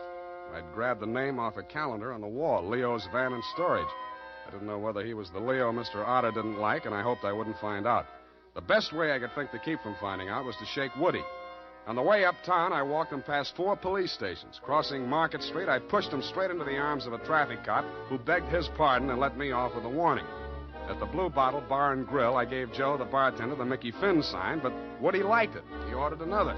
Then he said he knew a place on Columbus where the drinks were even better. It was called Leo's Place. I wondered if that meant anything. Hey, oh, hey. Who, me, huh? I want your drink. Don't you like this joint? Yeah, sure, it's fine. We're not getting anywhere, though. You really take your work serious. Me, when I go gun for somebody, I go where I'm least likely to succeed. You live longer. Yeah. Woody, what do you know about this guy, McCully? You hear the boss. He says he's a rat. Yeah, but he said he's got plenty of protection. Who's furnishing it? Well, you see, there's a... Boy, oh, boy. Look at what just walked in. I looked. What I saw was not disappointing. She was wearing a skin-tight black satin with a plunging neckline and the new look only in places where it didn't matter. But she still looked enough like your secretary, Phyllis Watson, to be out of place in Leo's place. She didn't stay there long. She made a beeline through the kitchen to the rear exit. I made a beeline right after her. Woody was breathing down my neck as I started up the rickety outside stairway at the back of the building. I stopped at the landing and turned around to face him. See you later, Woody. I didn't wait to see if he made it all the way to the bottom of the stairs. I was more interested in what was going on at the top. The door had opened, and Phyllis stepped inside. The man who let her in looked like Ray McCully. Who are you? The name is Spade. I don't know that name. Your boss hired me to find you. Private Dick? Yeah. Can I talk to you for a minute? Sure. Put your hands behind your neck and walk up slow. Okay. All right. Go inside. What's the matter? You're not acting glad to see me. This is the guy, Phyllis. Yes. Alex hired him this afternoon. There, you see. Now, what do you want me to tell Youngblood? You're not going to tell anybody anything. Oh. It caught me right behind the ear. The last thing I saw was that plunging neckline as Phyllis rushed forward. I didn't know whether she was rushing to my rescue or to get in a few licks of her own. 5 seconds later, I didn't care. As the design on the linoleum slammed up at me, I had just time to wonder why, of all the people who were looking for Ray McCully, I had to find him. Then I was out. Boinged. Maced for my pains.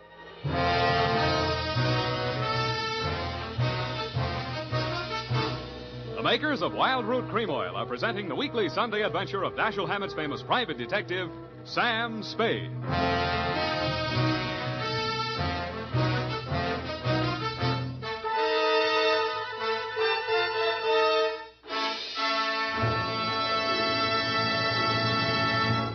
If you want the well-groomed look that helps you get ahead, socially and on the job, listen. Recently, thousands of people from coast to coast who bought Wild Root Cream Oil for the first time were asked, how does Wild Root Cream Oil compare with the hair tonic you previously used? Better than 4 out of 5 who replied said they preferred Wild Root Cream Oil. And no wonder. Wild Root Cream Oil grooms the hair neatly and naturally, relieves annoying dryness, and removes loose dandruff. What's more, non-alcoholic Wild Root Cream Oil is the only leading hair tonic that contains soothing lanolin.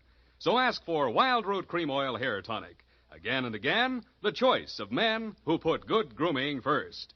By the way, smart girls use Wild Root Cream Oil, too. And mothers say it's grand for training children's hair.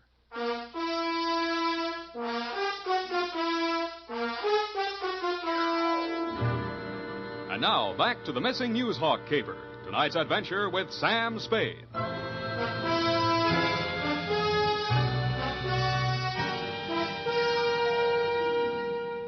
I was lying on the floor in a room with nothing in it but a sink, an army cot, a square of dirty linoleum, and a body. I staggered to my feet, ran some cold water over my head, and took a closer look. It was Ray McCully. He was a very dead, crusading reporter. He'd been stabbed clean through with a long-bladed kitchen knife. It set on the handle, property of Leo's place. I went through his pockets. In his wallet, a press card, a police card, union card, and 10 genuine, crisp, new $1,000 bills. That gave me a line on the killer. He was crazy. So was I. I left it on him, too. Folded up in his vest pocket, I found 2 newspaper clippings, one from the Chronicle and one from your paper. Both weather reports for the same date. It was very hot in Phoenix, according to both papers. But according to your weather report, the temperature in Needles, California was 135 degrees. That needled me. So did the slip of paper I found in his shoe. The number 9 and a date had been stamped on it with a rubber stamp. The date was the same as that of the weather reports. I turned it over. It said Ruthie's Booth, Manson Bowling Alley.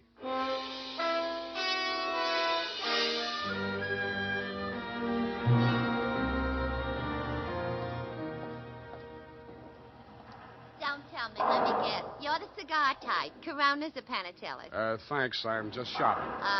I got a nice line of notions. So have I.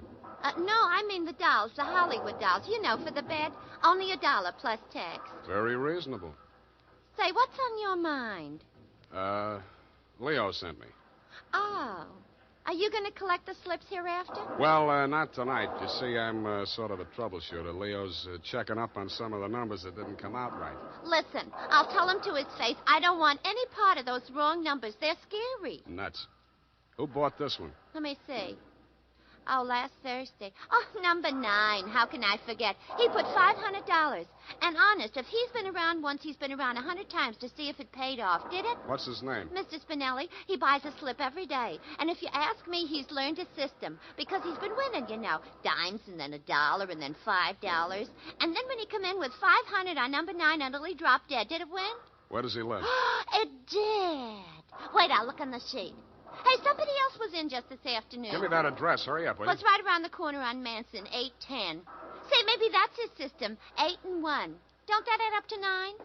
Hey, what's the matter? Where are you going in such a rush?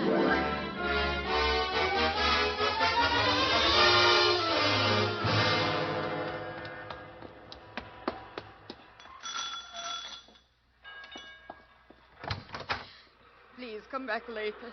Tomorrow. Next week. Are you Mrs. Spinelli? Yes, please. I had so much trouble. Is your husband home? Oh, my poor man. They take him away. He's dead. Oh, I'm sorry. How did it happen? Who are you? I'm a detective. Maybe I can help you. May I come in? All right. Come on.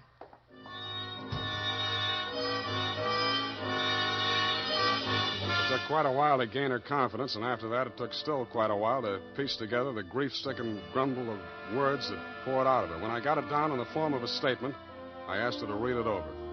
Item, statement by Mrs. Arturo Spinelli.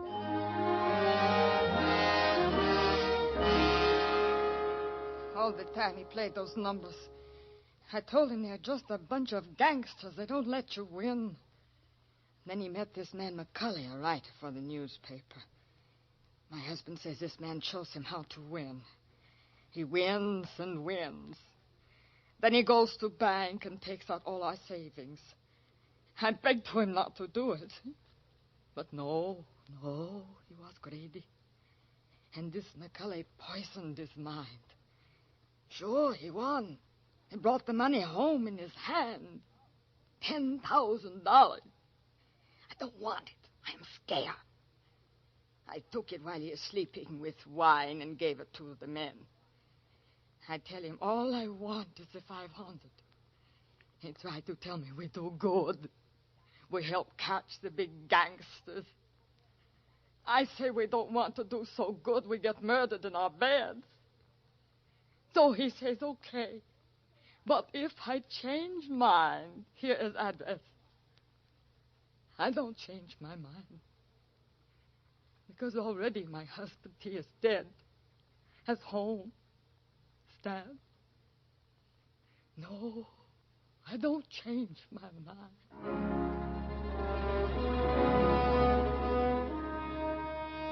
She signed it, and I left her alone with her grief. I wasn't working for you anymore, Mr. Youngblood. You hired me to find you a reporter, and I had. And I wished I hadn't. The rest of it I did for myself. You weren't in your office when I got there, but Phyllis was. I found her behind the city desk in the act of dropping tomorrow morning's weather report into the slot. I grabbed it out of her hand. What? Oh, it's you. Where's your boss? At home, I guess. We'll talk in his office. Come on. Sam, I can explain how I happened You're going to be... explain plenty before I'm finished with you. Sit down. Oh, you... I don't have to be so rough. What's the matter with you? Plenty. I'm stupid. I was stupid to take this job, and I was stupid to play it cagey with you. I should have beaten the story out of you before the trouble started. It's a little late in the day now, but not too late to send you up for McCulley's murder. Why, you're insane. Ray McCulley was... I'm the only one who ever tried to help And him. I'm the only one who can place you in that room, not 10 minutes before the murder. I told you I can explain Stop why... trying to save your own skin. Spinelli was only one of a 500,000 poor dumb yucks that lose their nickels and dimes and dollars every day in the policy racket. Only he had the bad luck to win.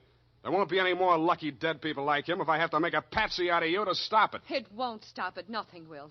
Ray talked big and brave like you. Now he's dead. Yeah, with $10,000 dirty money in his wallet. I won't let you say things like that. Ray was an honest reporter, too honest. He thought Youngblood meant what he said about that cleanup campaign. Yeah, he did. He wanted to run this town by himself, clean up his competition. When Ray started collecting material on the numbers racket, he still thought Youngblood was on the level. But that was before he stumbled onto the thing about the weather reports. Yeah, that was a new one. The old Dutch Schultz mob used to add up the stock market quotations. If they cheated, they knew their customers weren't good enough at arithmetic to prove it. But who knows how hot it is in Phoenix unless they live there? I don't know what you're talking about. Listen, that's how the number game works, sweetheart. The suckers pick a number from 1 to 10, see? The operators tally up the slips, and the least popular for that day has to win. The weather report doesn't have to pass through the copy desk, and with Youngblood pasting it up with a few strategic corrections, it was easy to make their winners look as if they were on the level. Oh. But, of course, you had no way of knowing that. You only watched them do it day after day. You know, I couldn't understand why he did those things. It seemed silly falsifying a weather report, but it didn't seem as if it could do any harm. What did you meet McCulley for? To get your cut of the 10 grand Spinelli was killed for? How dare you? I went there to warn him about Who you. killed him? I don't know. You're lying. All right, I'm lying.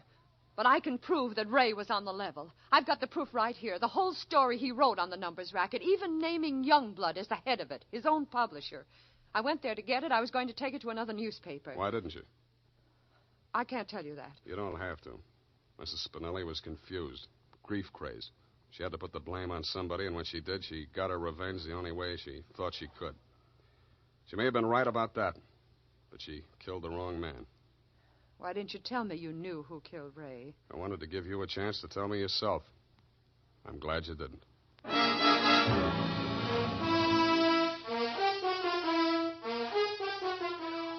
And that, Mr. Youngblood, is the crop. I'm sure you appreciate the fact that I gave the double scoop to your paper.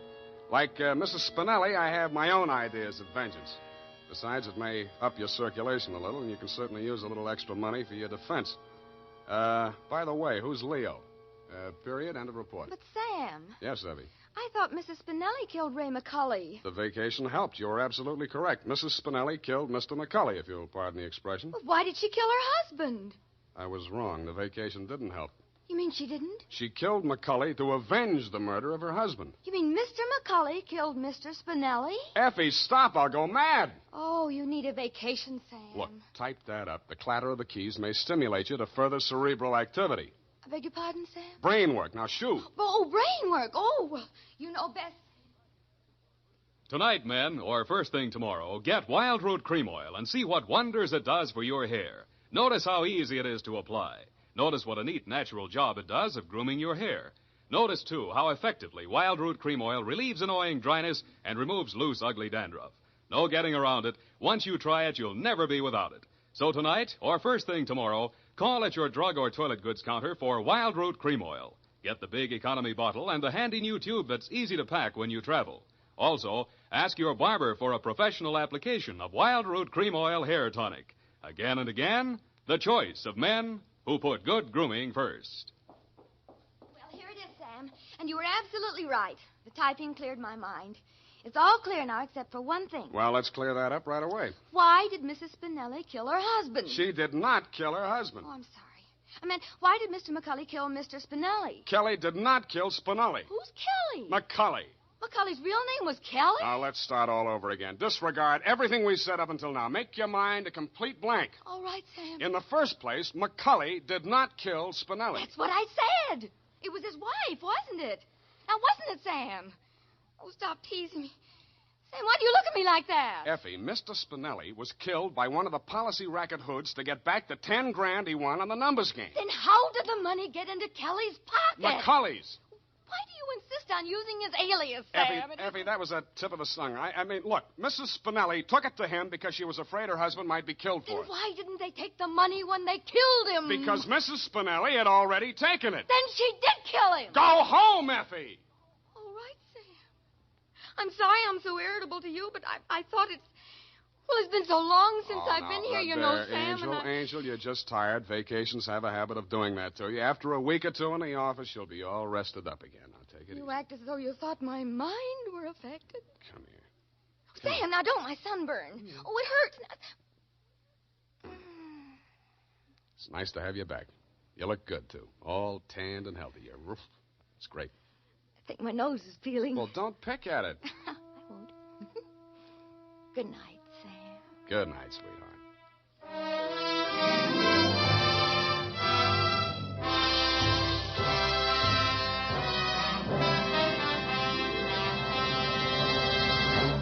The Adventures of Sam Spade, Dashiell Hammett's famous private detective, are produced and directed by William Spear. Sam Spade is played by Howard Duff. Lorene Tuttle is Effie. The Adventures of Sam Spade are written for radio by Bob Tallman and Gil Dowd, with musical direction by Lud Gluskin. Gil Dowd directed tonight's broadcast in William Spear's absence. Join us again next Sunday for another adventure with Sam Spade, brought to you by Wild Root Cream Oil. Again and again, the choice of men who put good grooming first. This is Dick Joy reminding you to... Get Wild Root Cream Oil, Charlie. It keeps your hair in trim. You see, it's non-alcoholic Charlie. It's made with soothing lanolin. You better get Wild Root Cream Oil, Charlie. Start using it today. You'll find that you will have a tough time, Charlie, keeping all the gals away. Hiya, Baldy. Get Wild Root right away. This is CBS, the Columbia Broadcasting System.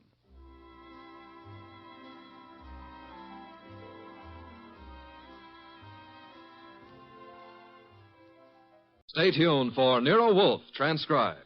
Later this evening, the unique Mr. Monty Woolley stars once again in the new comedy series, The Magnificent Montague, the delightful saga of an embittered Shakespearean ham.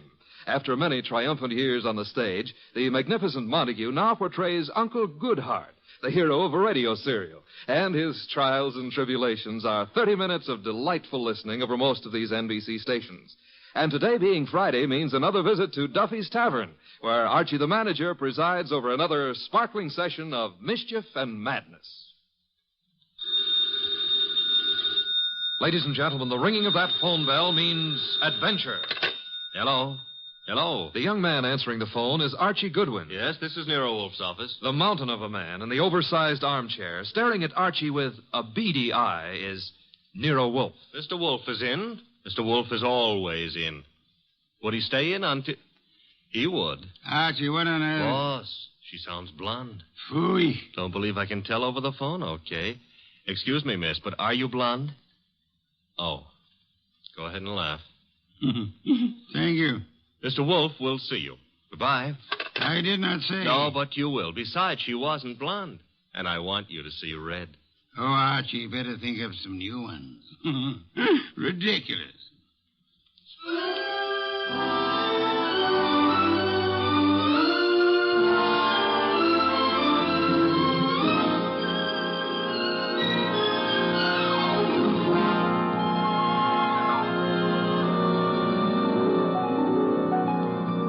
Ladies and gentlemen, it's the bulkiest, balkiest, smartest, and most unpredictable detective in the world. That chair-borne genius, Nero Wolfe, created by Rex Stout and brought to you in a new series of adventures over this NBC network in the person of Mr. Sidney Greenstreet.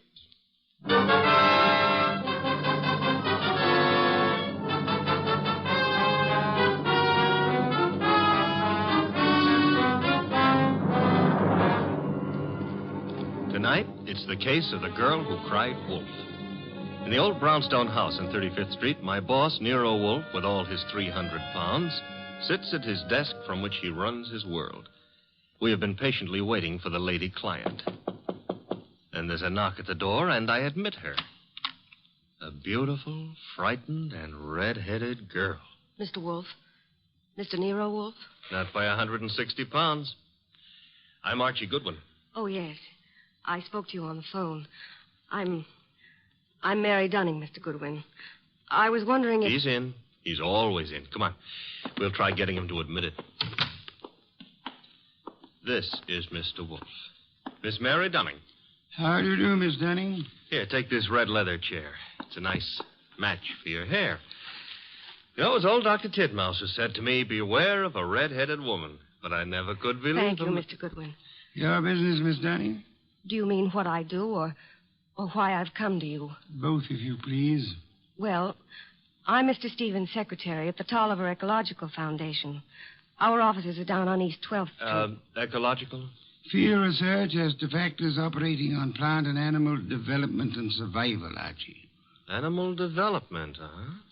Miss Dunning, the foundation has several agricultural research projects throughout the country, hasn't it? That's right, Mr. Wolfe. And Donald Stevens is executive director. Or was until... Was? He's disappeared. It's been 3 days now. He's not been near the office nor his apartment.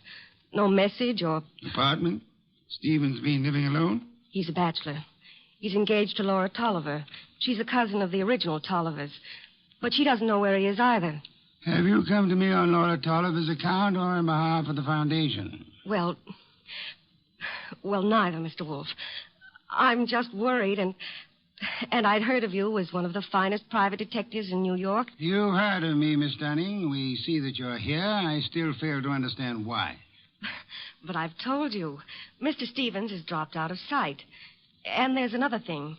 The last time I saw him, he had a caller with him in his office. Caller? Male? Female? I don't know. We're in a converted old brownstone house, and, well, the way the offices are laid out, I don't see all the people who come in unless they make a point of coming to my desk. Mm-hmm. I see. All I know is that Mr. Stevens stepped out for a moment, looking either scared or angry, I couldn't be sure which, and asked me to see if there was a policeman at the corner. Which corner?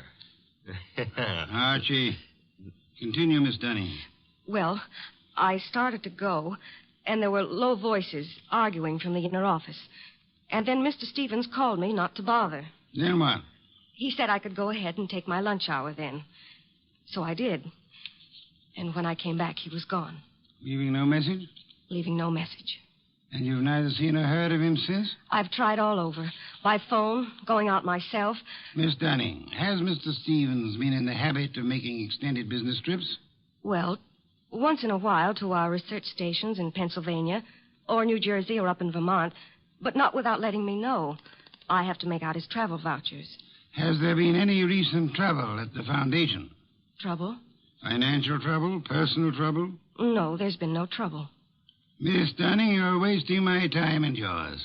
This is a problem for the police, if there is a problem.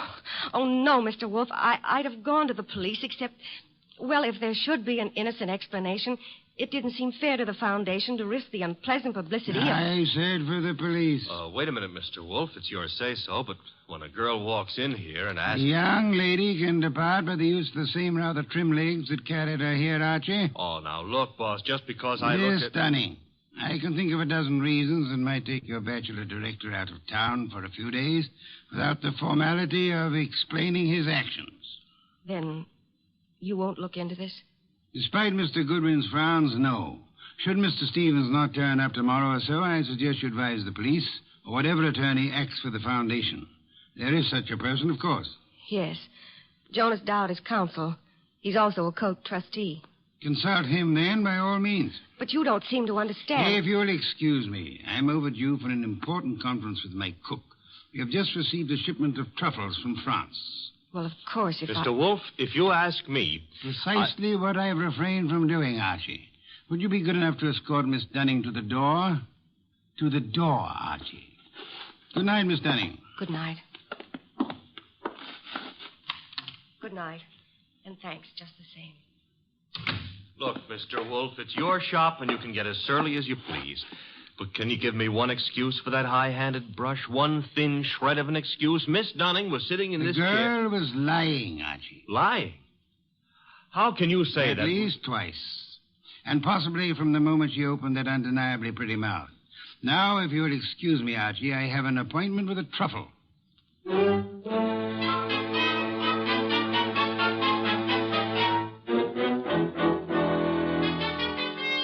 You say you have a surprise for me, Archie. Enough to yank you 3 inches out of that chair.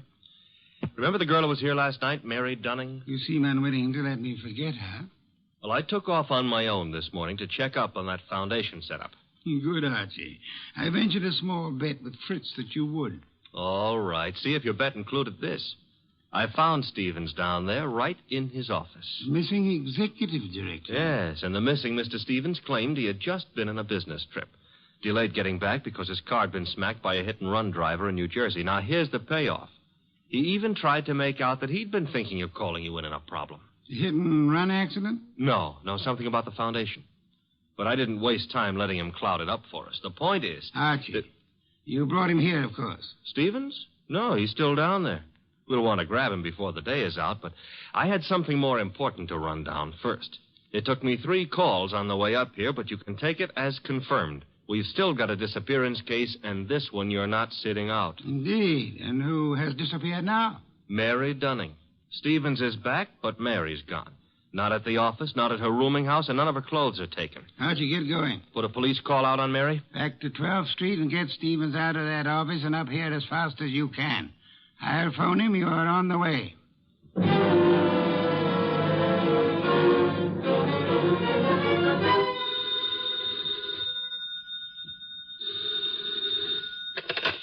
Hello? This Donald Stevens? Yes, this is Donald Stevens. This is Nero Wolfe. I understand you've been thinking of consulting me. Well, as a matter of fact, I have, Mr. Wolfe. I started to explain to Mr. Goodwin, but... Are you alone there at the office? Why, well, yes. As it happens... Be careful. I don't think your car smash-up was an accident. I've just sent Mr. Goodwin to ask you to come here. Meanwhile, I'd suggest... Oh, excuse me, Mr. Wolfe. There seems to be someone coming in now. Wait, Mr. Stevens. There hasn't been time for Archie to get there yet. Excuse me, Mr. Wolfe. Don't. Just hold the wire a moment. Wait, Mr. Stevens. Come on in. I haven't had a chance yet. Oh, what? No! No!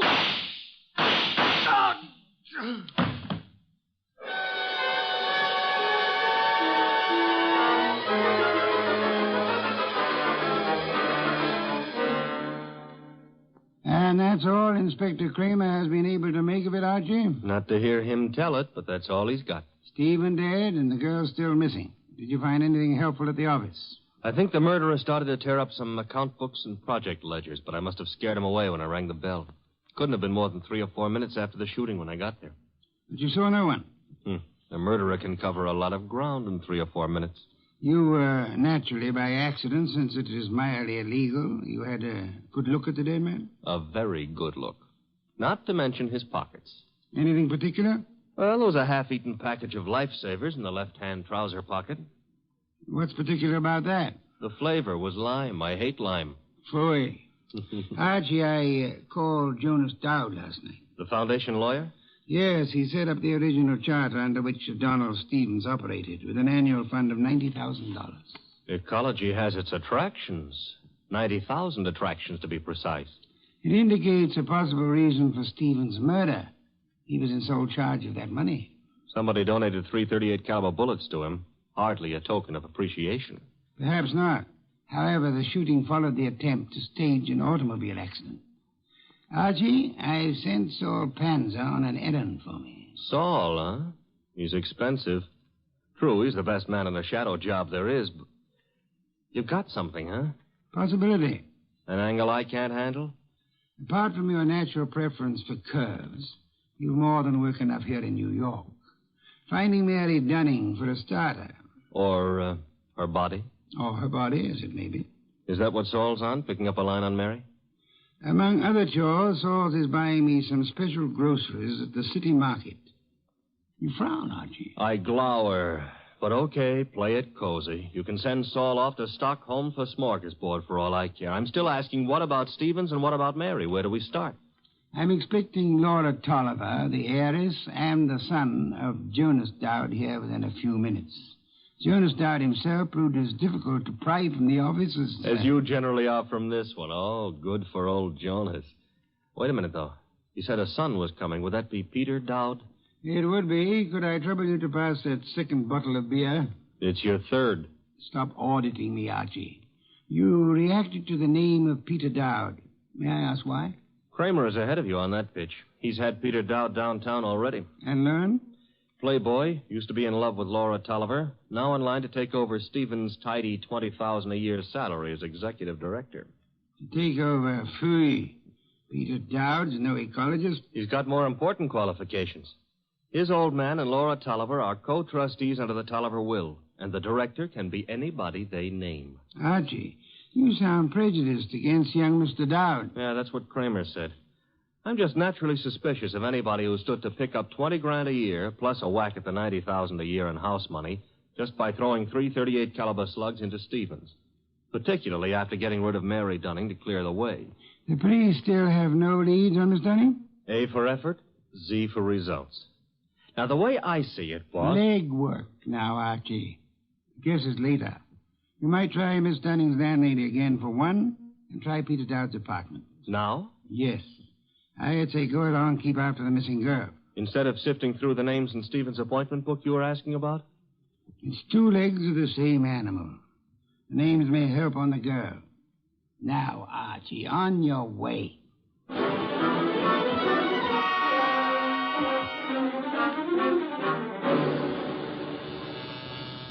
Come in. Mr. Wolfe? Yes, come in, Miss Tolliver, Mr. Dowd. Sit down.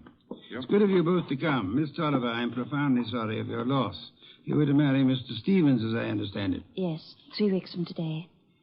I was trying to warn poor Stevens just as the murderer came in. But he evidently knew his caller well enough to feel no alarm. The police told us that, Mr. Wolfe. We've just come from Inspector Kramer's office. I know, Mr. Dowd. Did you gather the inspector meant to see you again? Why should he? How could anyone think that Peter could have anything to do with this horrible business? I see that you have no doubts about Mr. Dowd here, Miss Oliver. Easy, Laura. Yes, Mr. Wolfe, I gathered that Kramer was interested in me. He's got a man outside here watching us now. You're alert, Mr. Dowd, or... Oh, what? Or aware that Inspector Kramer may have grounds for keeping you under surveillance. Look, Mr. Wolfe, I didn't come here to be put through the jumps again. First Kramer and now you. I'm acting for the Tolliver Foundation, Mr. Dowd. I have been since your father retained me last night. Why jump on me, then? Young man, at my age and weight, the chances of my jumping on anyone are about as likely as, as unlikely as to expect that you're not still in love with Miss Laura Tolliver here. Mr. Wolfe, we haven't admitted that we... Miss Tolliver, your concern a moment ago at the possibility that this young man might be charged with Stevens' murder. Now, wait a minute, Mr. Wolfe. Climb back on me if you want, but let Laura alone. If you're trying to I'm no longer trying, Mr. Dowd. You both confirmed the point for me. All right. I am still in love with Laura. And I think Laura's known ever since she accepted Stevens' ring that their engagement was a mistake. What are you going to make of that? Did Stevens know you hadn't given up on Laura? I told him twice. I even went down to the foundation just... Just when, Mr. Dowd? This morning while I was telephoning Stevens, for example? I haven't been near the foundation office for days. I've been out of town. Mr. Wolfe, you've no right to twist and turn everything Peter says. I do love him, but Laura. Well, that's the first time you've come right out with it since... I'm sorry, Peter. I've wanted to tell you 1,000 times. But, you kept going away on all those trips, and I never knew whether it was for some other girl or... Mr. Dowd, Miss Tolliver, could this tender exchange be postponed till you two find yourselves alone? Go ahead, Mr. Wolfe. Ask anything you want, as long as I know it's all right with Laura here. Roundly spoken, Mr. Dowd. May I ask about Mary? What's Mary Dunning got to do with this? I'm glad you're aware of the Mary I meant. Well, I've met her at the foundation, of course. We've all heard she's missing. You couldn't suggest where she might be. How would Peter know? Let's return to Mr. Stevens. Can either of you explain his 3 days' absence from the city? I've been out of town myself. Miss Tolliver? He could have been inspecting any one of the research plants. He didn't tell me, if that's what you mean.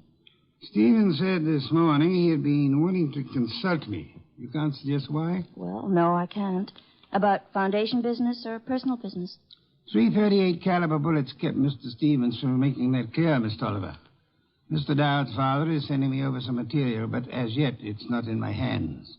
Are you familiar with the personnel at the research stations? There aren't any more than 4 or 5 project managers. Halsey in Vermont, Schwartz down in Pennsylvania. Excuse me. Nero Wolfe? Archie. Yes, Archie. You can take it back about Mary Dunning.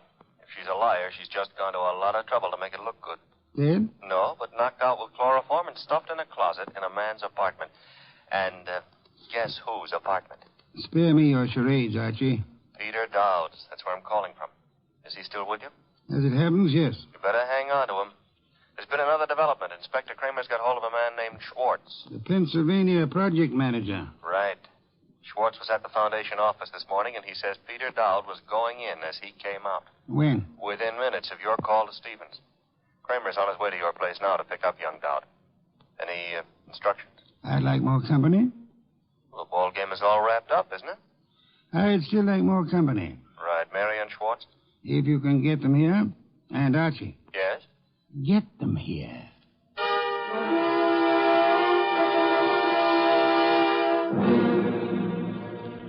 I'll have that 5th bottle of beer, Archie. 7th and quarter for the night.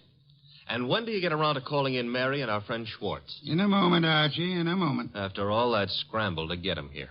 I've been studying these project reports that Jonas Dowd sent over. Fascinating field ecology. I know. The factors playing on the development and survival of living organisms. Too bad poor Stevens didn't figure on a factor named Peter Dowd. Archie, I'm ready for Mr. Schwartz now. No Mary? I'll risk you in the next room with Miss Dunning for the time being. Okay. One Schwartz coming up. Oh, come in, Mr. Schwartz. Mr. Wolfe? How do you do, Mr. Schwartz? My apologies for this long wait you've had. And I'll try to make our business brief. Yes, sir. Mr. Schwartz, you managed the Tolliver Agricultural Research Station in Pennsylvania for some time. 2 years. I am not sure I didn't once enjoy a shipment of mushrooms that came from your place. You've experimented with Maya arenaria. Maya arenaria? Yes, of course. Yes, we've done some work with mushrooms. They were excellent. By the way, I understand you saw Mr. Stevens just before he was shot down. If I'd stayed 10 minutes longer, he might still be alive. May I ask the purpose of your call? I was delivering the monthly reports. No special trouble you came to discuss? No, sir. You met Peter Dowd coming in at the foundation as you were going out. How did he look? In a hurry. How so? He just pushed past with his face turned away. You sure it was he? Yes, I had seen him at the foundation maybe 2 or 3 times before. Were you aware that Mr. Stevens and Mr. Dowd were both apparently in love with the same young lady? I'm a research worker, Mr. Wolfe. I wouldn't know about Mr. Stevens' personal affairs. Just an hour ago, before Inspector Kramer took him from here, young Dowd admitted that he'd been there today. I didn't think I could be mistaken. But he said only because Stevens had phoned him to come. Were you there when that call was made? No, there was no call to Dowd while I was there. Excuse me, Mr. Schwartz. Yes, Nero Wolfe speaking. This is Saul Panzer. Yes, Saul, you're still... Yes, still down here at the city market. Looks as if you were right. Indeed? One of their trucks just pulled in with a load of full crates. Top quality produce. I'll try not to wince when you send in the expense sheets. Any other confirmation? Internal Revenue records show no taxes paid on income by the Tolliver Foundation. Thank you, Saul. Phone any information as you get it. You'll forgive me again, Mr. Schwartz. Archie. Yes, boss? Would you ask Miss Dunning to step in now? Coming up. Come in now, Miss Dunning. Good evening, Miss Dunning. You've quite recovered from the chloroform? Mr. Goodwin's been helping me. He's been rubbing my forehead, and I'm beginning Spare to... me any further details. Miss Dunnings, would you mind telling me again how it was you came to find yourself in Mr. Dowd's apartment? Well, it was the phone call that got me to go over. It was a man whispering. He didn't give his name, but he said if I came to that address, apartment 4C, I could learn something about Mr. Stevens. You went to apartment 4C, and then? That's really all I know. Just after the door opened, before I could see him, his coat was thrown over my head, and then he must have given me the chloroform. It was Peter Dowd, of course. Dowd? Who else could it have been? It could have been Mr. Schwartz here. Mr. Wolfe, you're joking. Am I, Schwartz? Joking or drunk? Why should I... For the ancient reason, Schwartz. Money. For the racket you had and wanted to keep. Racket? Mr. Schwartz was in... Schwartz is no more of an ecologist than Mr. Goodwin here. A moment ago, he accepted Mara arenaria as a mushroom. It happens to be a common clam, common on nearly any beach, rare in inland Pennsylvania. Stevens knew I didn't go in for all that Latin stuff. I could understand that you might be useful without it, Schwartz.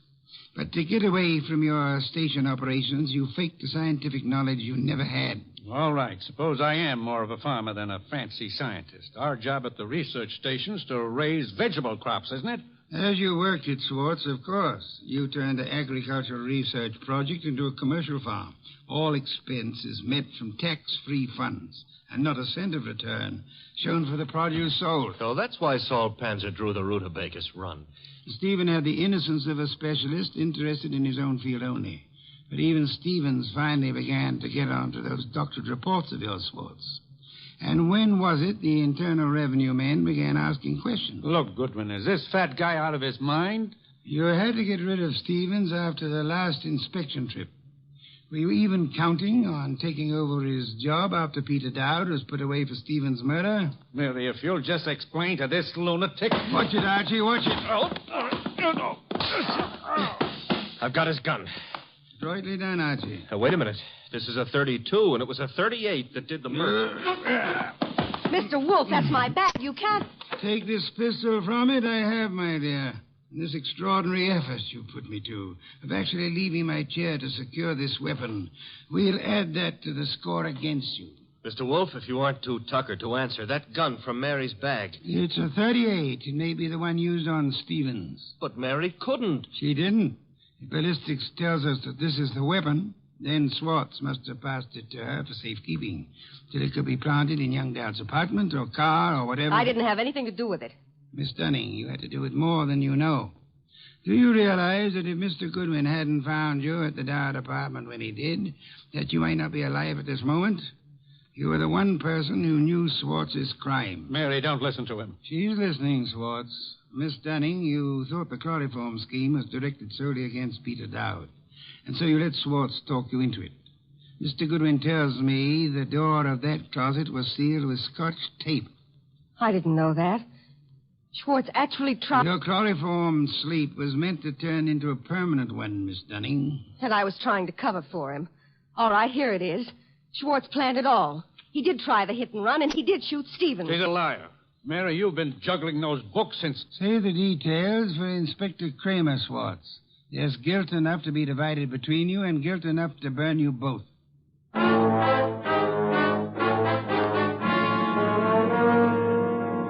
All right, you're being noble and not rubbing it in. Don't I merit a full explanation? Archie, I'm concentrating on truffles. Do we deck out a bird, or shall we have them in an omelet again? Mr. Wolfe, look, I've got a white flag up, and I'm asking. All right, Mary and Schwartz wanted Stevens out of the way. And all right, they tried to hang it on Peter Dowd. But why'd Mary come here and try to get you into it in the first place? As far as she knew that night, Archie, Stevens wasn't to get back to New York alive. Swartz hit and run ambush in New Jersey was supposed to take care of Stevens on his way back from Pennsylvania. By luck, Stevens survived the accident, and Swartz had to follow him here to finish him off. Yes, but I still don't see why. Mary came here to establish her innocence by pretending to seek our help. Oh. And she thought to keep suspicion from Swartz by creating the imaginary figure of a threatening caller at the office several days before. She knew Stevens meant to consult me about Swartz, and she could guess Jonas Dowd would call me in eventually. Stevens said he wanted to consult you that morning when I... That morning when you couldn't hear Stevens out because you were seeing him as Mary Dunning wanted us to see him. Oh, a trick operated with two vanishing acts to explain. Stevens's and Mary's. You have it, Archie. And both fake. A straight business trip branded a run-out or a snatch only by Mary's account, and then the chloroform act at Dowd's apartment. You have it in full. Mm-hmm. Except how you knew she was lying to start with. Point one, the girl offered no fee, no prospect of a fee. Mm-hmm. Stay at that. Could anyone claim knowledge of my reputation, Archie, and still seriously expect that I would take an arduous labor for the love of it? I'm ashamed of myself. Point two, she told us of a caller coming to see Stevens, of Stevens asking her to fetch a policeman, then changing his mind. When asked to call a policeman, what woman's curiosity would be satisfied by being told not to bother? How utterly brilliant you are. Yes. Archie, a bottle of beer. All right. And now back to a serious problem, you know. I think I see a compromise on these troubles. Between bird and omelet? Archie, why not both? Ah.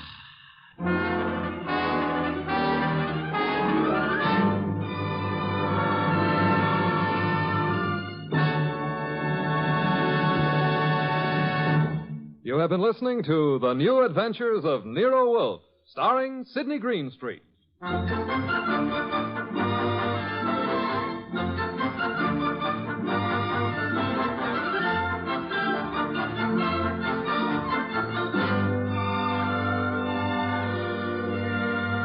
Tonight's transcribed story by Charles O'Neill was based on the characters created by Rex Stout. This is an Edwin Fadiman program, produced and directed by J. Donald Wilson. In the cast were Larry Dobkin as Archie Goodwin, and Charlotte Lawrence, Howard McNear, Monica Neely, Lamont Johnson, and Herb Butterfield. Next week at this same time, Nero Wolfe and Archie will bring you The Case of the Slaughtered Santa Clauses. Don Stanley speaking. 3 chimes mean good times on NBC. There's no cover charge at Duffy's Tavern. Just keep your dial tuned to NBC later as Archie the manager and his delightful friends cook up another mad and merry session at that remarkable restaurant, Duffy's Tavern.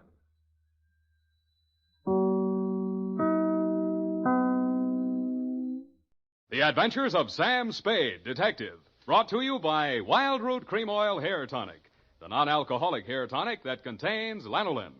Wild Root Cream Oil. Again and again, the choice of men who put good grooming first.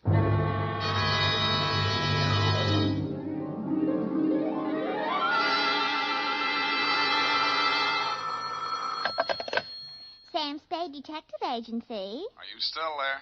I believe that interpolation is hardly rhetorical, Mr. Spade. To what have you been up, if you'll pardon the expression? And has that girl regained her facilities? I wouldn't know, but her faculties are as good as ever, if you'll pardon the expression. Mr. Spade, sometimes I think you're a regular philanthropist. Don't you mean philanderer? How much money did you make out of that case? Well, I broke even anyway. That's what I mean. You're a philanthropist. Well, you know best, Bernadine. By the way, was that man really murdered with the buzzsaw, or was that just publicity? He really was, Bernadine. Why? There just happened to be one lying around. Oh, I don't mean that. Why was he killed? For the Wheel of Life. Oh. You're not going to ask what that is? Some curio, no doubt. Listen, Bernadine, the Wheel of Life is, oh, well. I suppose I don't have to tell you to stay where you are. Just sit quietly with your book in your hand, and I'll be right down to dictate my report on the Wheel of Life caper.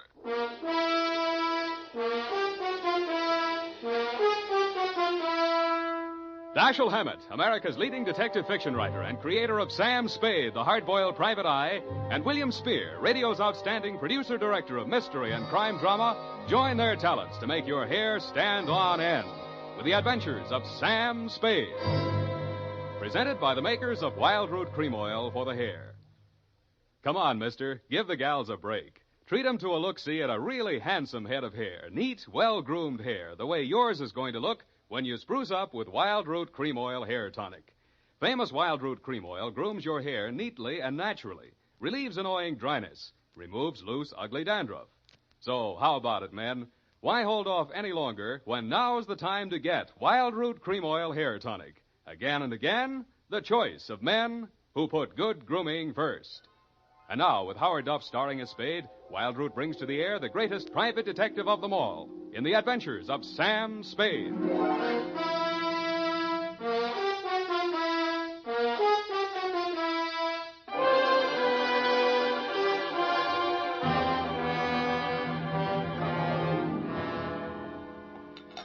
I went down to St. James Infirmary to see my baby there.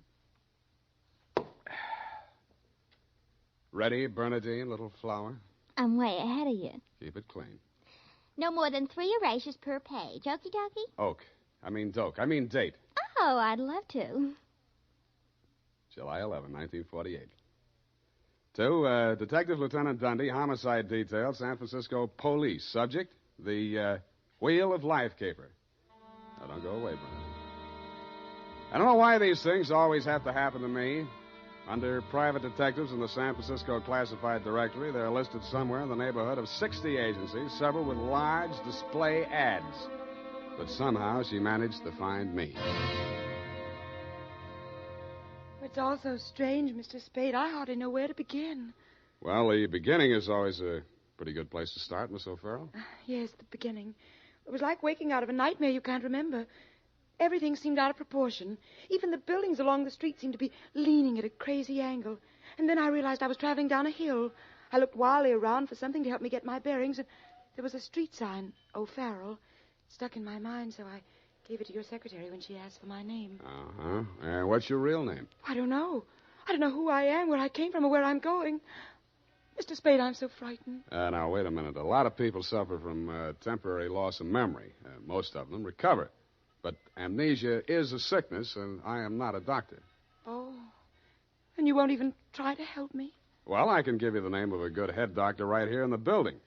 There's also missing persons. Oh, but I'm not a missing person. I'm right here. Yeah, I mean, where you aren't, somebody might be missing you, n'est-ce pas? But the police... Oh, I'd rather not. I might be wanted for some crime. How do I know? You sure you want to find out? Oh, yes, I do. It's terrible not knowing. But I want to find out for myself. Can't you understand that? What do you think I can do for you? You might save my life. From what? I'll try to tell you exactly how it happened. First, I looked at my watch. It was 3 minutes past 10. The cable car stopped at the corner, and a man got on. I couldn't remember ever having seen him before, but then I couldn't remember anything. He sat down beside me, and he caught hold of my arm. I tried to pull away. Well, you can see the marks where he... Yeah. Well, who was he? He acted as if I were... I think I know what you mean. Did you find out who he was? No, I was too frightened to speak. What did he say? He sort of growled it out of the side of his mouth, but it sounded as if he said, Lathrop wants to see you. Mm-hmm. You remember anybody named Lathrop? I can't remember anything before 3 minutes past 10 this morning. Well, let's go on with since then. The guy grabbed you, said somebody named Lathrop wanted to see you, and then what? I went into a panic. I managed to jerk away from him, and I jumped off the moving car, and then I looked in the classified section, and I found you. Why me? I don't know. The name, I guess. A Spade to dig up my past. Please, Miss O'Farrell. Do you think I'm very silly? No, I think you're very beautiful. I wish you could remember whether you're married or not. Oh, no. Well, at least I have no wedding ring. What have you got? I mean, besides what's visible. Well, I couldn't find much of anything. I went over my clothing. There don't seem to be any marks of any kind. Oh. Well, you got any money? Well, a little over $300. Let's have it. The purse, too. All right. Uh-huh. Lipstick, aspirin, bobby pins, Kleenex. Nothing here that couldn't have been bought in any drugstore. Powder. Hey, what kind of powder is this? Then there was this in my coat pocket. A match folder. Sailor's Rest Bar, Hotel Calcutta, 1100 Embarcadero. Little number written inside. 120. What's that, a room number? I don't know. My purse you have to destroy. Here's $10 of your own money. Buy a new one. Wow. Did you find something? Coin, Chinese bit. Good luck piece, probably sewn in by whoever made it, maybe in China. That ring any bells? No. No, I'm afraid not. Shoe. What? Your right shoe. Let's see it. Take it off. You aren't going to tear it up the way you did the purse, are you? Dust. Plaster dust. Is that a clue? I don't know, is it? I'm not a detective. Well, you are in this case, baby. If it doesn't mean anything to you, it doesn't mean anything. Well, it doesn't. And that's everything. What am I going to do? Well, let me see. First, we better give you a name. O'Farrell's all right. You look like, Lana would do, but, well, that's in use. How about Poppy for forgetfulness? Poppy O'Farrell. That's a funny name. Oh, you think so? Huh? I think I like it. You do? I think I like you, too.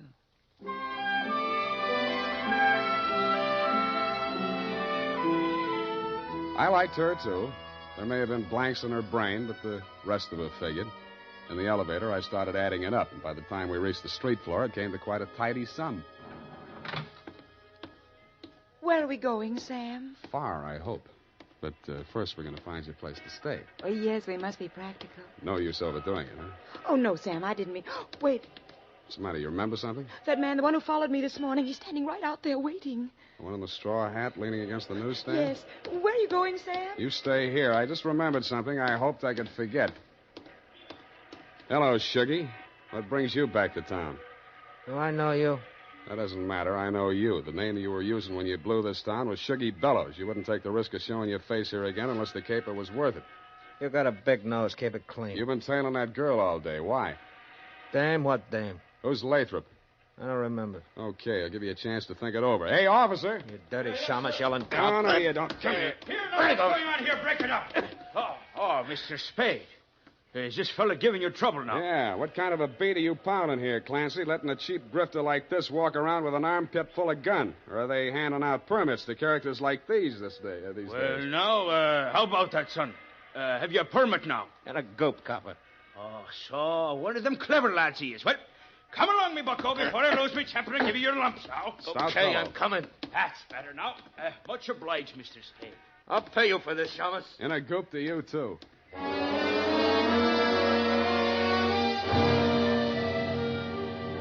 I was sure he would, but I was also sure that I wouldn't have to worry about him for the rest of the night. I checked Poppy O'Farrell in at the Belvedere, locked her in her room, and told Tiny Stover, the house dick, to keep an eye on her. When I left him, he was, and he seemed to be enjoying his work. Then I headed for the Embarcadero.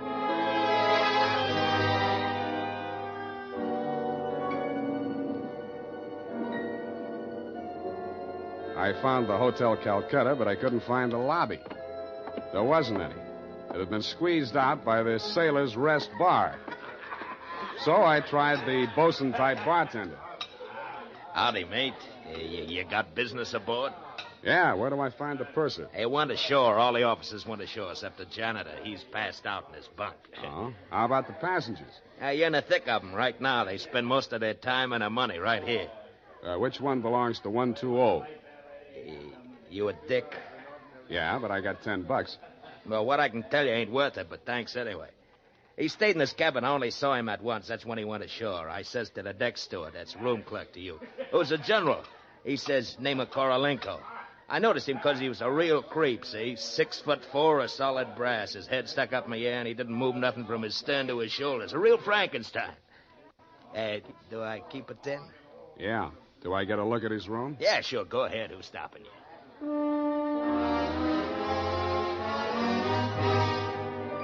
So I went. Nobody stopped me until I opened the door to 120.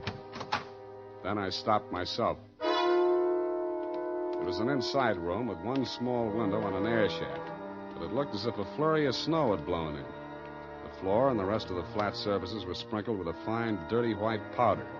It wasn't snow, it was dust, plaster dust, like the stuff I'd found in Poppy's handbag and on her shoes. I shook the place down, not expecting to find anything. I didn't until I opened the wardrobe.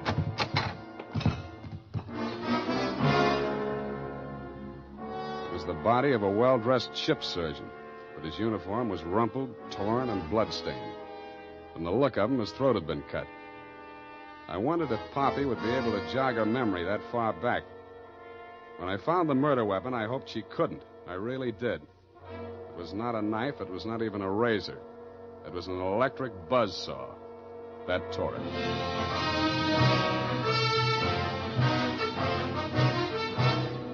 The makers of Wild Root Cream Oil are presenting the weekly Sunday adventure of Dashiell Hammett's famous private detective, Sam Spade.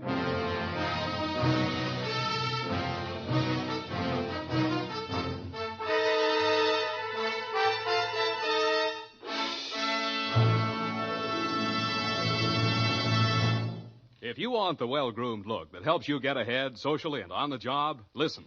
Recently, thousands of people from coast to coast who bought Wild Root Cream Oil for the first time were asked, how does Wild Root Cream Oil compare with the hair tonic you previously used? Better than 4 out of 5 who replied said they preferred Wild Root Cream Oil. And no wonder. Wild Root Cream Oil grooms the hair neatly and naturally, relieves annoying dryness, and removes loose dandruff. What's more, non-alcoholic Wild Root Cream Oil is the only leading hair tonic that contains soothing lanolin. So ask for Wild Root Cream Oil Hair Tonic. Again and again, the choice of men who put good grooming first. By the way, smart girls use Wild Root Cream Oil, too. And mothers say it's grand for training children's hair.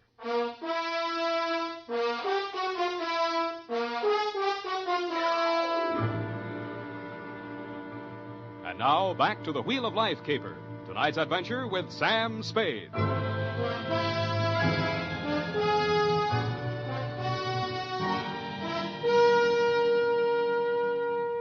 Times being what they are, I could use a little publicity. And so could you, Lieutenant Dundee, what with the elections coming up and you with no promotion all these years.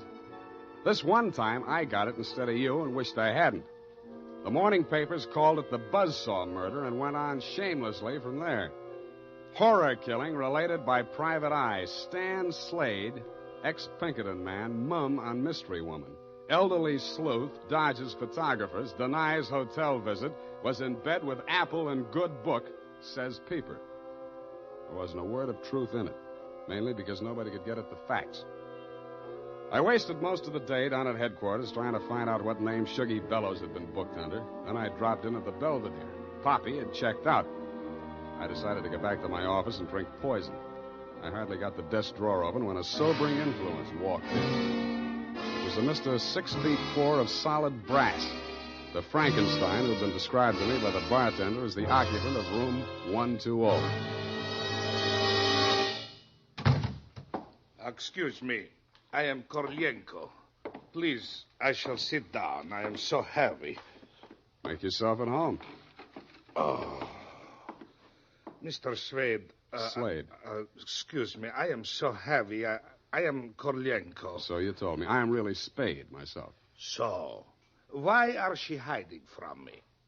Who? That girl, Miss Paget. Her I am paying 1 month in advance, $300 American. Me, she have dessert. I am not rich, only moderately wealthy. But you understand, it's not question from money alone. That ship's doctor, he was most kind to me. He cared to me even after I arrive. Now he are dead for his pains, his dirty trick. Yeah, I know how you feel. Now, if you'll take it a little easy, I think we'll get farther.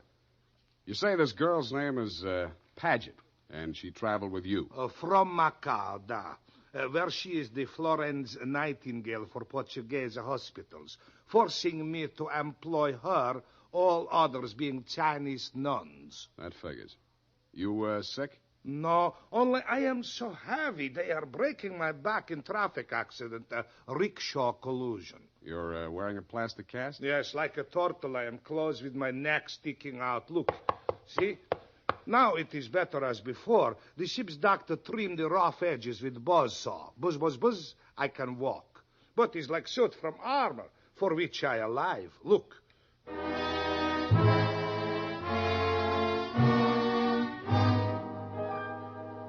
I looked again where he opened his shirt front, exposing the gray-white shell of plaster that surrounded his trunk from collarbone to hips. In a 6-inch circle over the left side of his chest, I counted 4 bullet gouges. I dug one of the slugs out and examined it. It was .32 caliber. The plastic cast, which was molded to the shape of his body, was no more than an inch thick. I didn't see how it had stopped the slugs, but it had. About then, the parts of Korolenko that were not held rigid in the cast began to tremble violently. Why are they doing this? Why? To a virtually helpless man. Why, Mr. Spade? Why? Where did you have that cast put on? Don't I said Macau? The Portuguese hospital there? The same. They are hanging me up with the neck and plastering me. Comes great pain, they put me to sleep from anesthetic. I are waking up in ambulance arriving at shipboard. Why you wish I should tell you my operation? More important things we should be discussing. I think so, too. I think Miss Paget and her friends had something they wanted to smuggle out of Macau and into San Francisco, and you're it. Oh, excuse me. I am not comprehensible. Look, I mean, while you were out with the anesthetic, they planted the goods, whatever they are, in or under your cast. Oh, that is why I am so heavy. The wheel. The The what? The wheel. Look, I'll show you. He hauled a manila envelope out of his overcoat pocket and waved it in my face. I took it over to my desk and fished out the contents. It was a set of X-ray films. 3 of his spine, showing the fractures, 4 of the skull, 3 I couldn't figure out, and 1 of his rib cage, only something new had been added. In silhouette, it looked like the wheel off of a child's wagon. What is it, this wheel? What to do? 6 months I must remain in this straitjacket. If I remove it, I die. If I keep it on, they kill me to get their smuggle. Well, you look to me like the luckiest man alive. That wheel, or whatever it is, saved your life by stopping 4 slugs. But still I shall die. How shall I die? When shall I die? Your best advices, please. Korolenko, I think you better die right now. Excuse me? It's the only safe place for you. The morgue.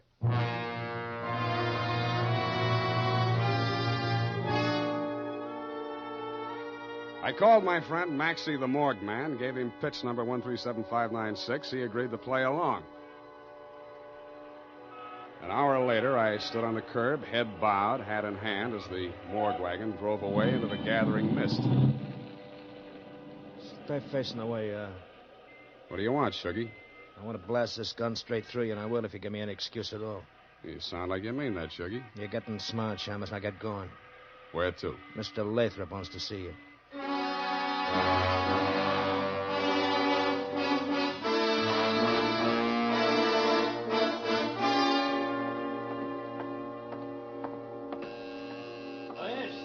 Coming. Ah, Shuggy, dear boy. You've not failed me this time. This will be the fabled Mr. Spade, eh? Come in. Ah, sit down, Mr. Spade. We'll talk. Tell your Gunsel to get that pistol out of my ribs. Oh, yes, indeed, Sugar. You mustn't overdo it. And get him out of here. I'm tired and nervous, and my price goes up $1,000 every minute he's in this room. When I get to 10,000, I kill him. Then the price jumps to 100 to take care of me on a murder rap. I should ought to plug you downstairs. Come, Sugar, don't be ungracious. You wait in the other room now. Okay, it's your party. I get mine later. Oh, dear. His bite's much worse than his bark, Mr. Spade. Don't start boring me so early in the evening. I came here to talk about the wheel. Oh, so you know about the wheel. I do better than that. I've got it. That may well be, but do you know what to do with it? I got two possibilities. I can turn it over to the cops and you with it, or I can sit on it until it hatches. A quaint conceit, sir. Round and round the little wheel goes, and where it shall stop, nobody knows. That's where you're wrong. It stops right here. So you better start placing your bets. Just what do you mean by that, sir? There's part of it.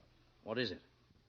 It's one of the slugs you gunsel through at Korolenko. I got 3 more just like it that I dug out of him before he was carried to the morgue. Well, an advantage, I'll admit, but hardly worth your while to take advantage of. Don't be too sure of that.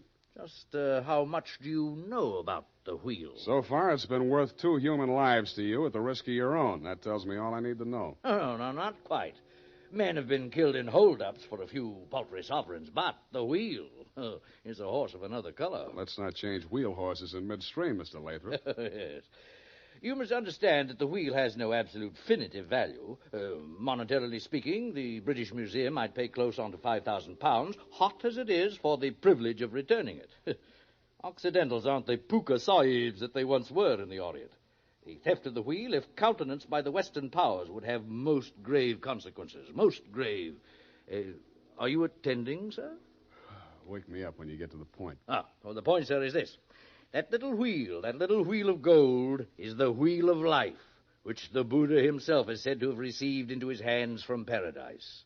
Now, given such a relic, a few old Buddhist monks can set up a shrine which, even in the most miserable surroundings, can attract enough pilgrims to outgross Radio City, Madison Square Garden, and Miami Beach in season. To say nothing of Hialeah. Yes, quite.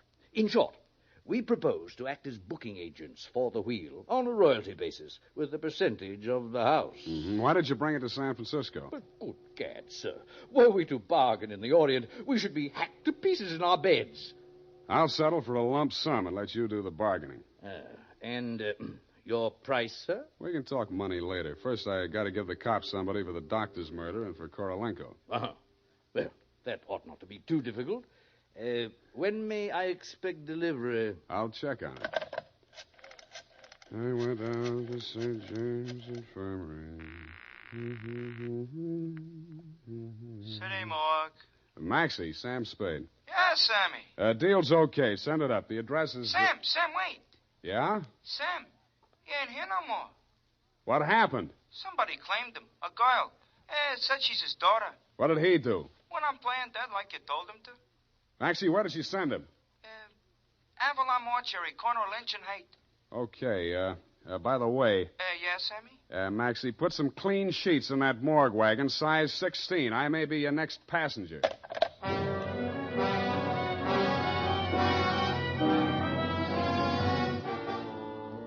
At the Avalon Mortuary, the night watchman let me in. He said Mr. Korolenko's daughter had brought an overnight bag and was keeping a vigil by his bier in slumber room number 7. I approached on tiptoe. Just as I reached the door, I heard the most terrible sound I've ever heard. It was a buzzsaw biting into plaster. How deep, I didn't like to think. I did the first thing that popped into my head. I grabbed up a lamp from a console, smashed the bulb, and plunged it into a vase of flowers. As luck would have it, slumber room number 7 was on the same fuse box. As luck would not have it, I was facing a desperate woman in the dark. I hugged the carpet while she emptied her gun. I hoped she didn't have a spare. I forgot about the buzzsaw. The room lighted up momentarily from the lights inside my head, and I staggered back against the wall. I waited for her to get her bearings again. There was no hope of me getting mine. Then I heard a big, hollow thud. The whole room shook, and the lights went on. Poppy O'Farrell and/or Paget lay on the floor under the stony weight of Korolenko plus 60 pounds of plaster. Get up! Get up! You're crushing me! I can't. I'm so heavy. You comfortable there, Korolenko? Comfortable in such situation? Do you ask the turtle, are he comfortable? Is Faker on bed of nails? He's equally here as elsewhere. Yeah, okay. Just hold her there until I get a statement. And he did. Item, statement by the aforesaid. It was like waking out of a nightmare you can't remember. Everything seemed out of proportion. That was her story, and I had to admire the way she stuck to it. But if you keep trying, I'm sure she'll get back enough of her memory to confess that she planted the wheel of life in Korolenko's turtle shell when she decided to double-cross Shuggy and Lathrop. They never tumbled to her hiding place. They were gunning for Korolenko because they thought Poppy was working with him, which was true in a way, but not the way that they thought. That's why they tortured the doctor in an effort to learn Kay's whereabouts. I understand your boys have picked up the rest of the trio, and they can tell you everything except why I conceived the brilliant idea of having Korolenko play dead. Between you and me, amnesia's a handy little gadget to have around, Dundee. I'm trying to draw a few strategic blanks myself. Period. End of report. Pardon me, Mr. Spade. Yes. There are just a few little coincidentals that I do not find entirely reprehensible. Such as? Well, I don't want to appear lucid or anything of that type. Believe me, you doesn't. I mean, don't it? Oh, you say the sweetest things. But it's about the wheel. Oh, yes, the wheel. Well, I'll tell you what you do. You type that up. I've got to call in about that now.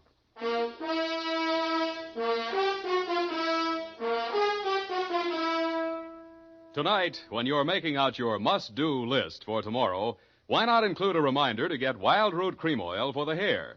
Honestly, man, you'll be delighted with the neat, natural way Wild Root Cream Oil grooms your hair. The way it relieves that annoying dryness and removes loose, ugly dandruff. Just try it and see if I'm not giving you a good steer. Make a note right now to call at your drug or toilet goods counter for Wild Root Cream Oil. Get the big economy bottle and the handy new tube that's easy to pack when you travel. Also, ask your barber for a professional application of Wild Root Cream Oil Hair Tonic. Again and again, the choice of men who put good grooming first. Did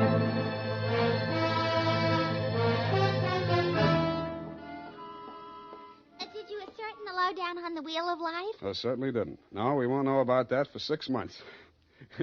Because definitively, I mean definitely, that plastic cast has to stay on him. Doctor's orders, you know. Oh, but I won't be here 6 months from now. You can say that again. But I won't be here 6 months from now. Stop repeating yourself. But you just said you can say that again. Yeah. Just as distinctly as if I was sitting here. That's what I like about you, Bernadine. A woman of distinction. That's what you are. Well, if you want to take me dancing, why don't you just say so? Bernadine. It's leap year, and I always say discrimination is the better part of value. You are absolutely corrupt. Well, I'm glad I'm right about something. Good night, Mr. Spade. Good night, and I'll say if it kills me, sweetheart.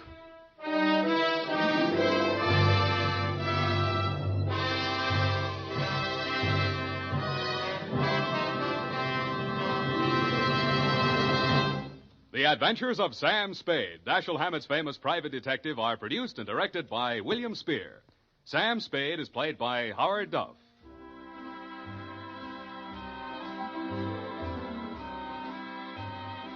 The Adventures of Sam Spade are written for radio by Bob Tallman and Gil Dowd, with musical direction by Lud Gluskin. Gil Dowd directed tonight's broadcast in William Spear's absence. Join us again next Sunday for another adventure with Sam Spade, brought to you by Wild Root Cream Oil. Again and again, the choice of men who put good grooming first. This is Dick Joy reminding you to get Wild Root Cream Oil, Charlie. It keeps your hair in trim. You see, it's non-alcoholic, Charlie. It's made with soothing lanolin. You better get Wild Root Cream Oil, Charlie. Start using it today. You'll find that you will have a tough time, Charlie, keeping all the gals away. Hiya, Baldy. Get Wild Root right away. If you're thinking of volunteering for the U.S. Army or Air Force, here's a word of reassurance. As an Army and Air Force man, you'll become a skilled professional in a specialized field. The training you get will always be useful, not only in military, but in civilian life as well. This is CBS, the Columbia Broadcasting System.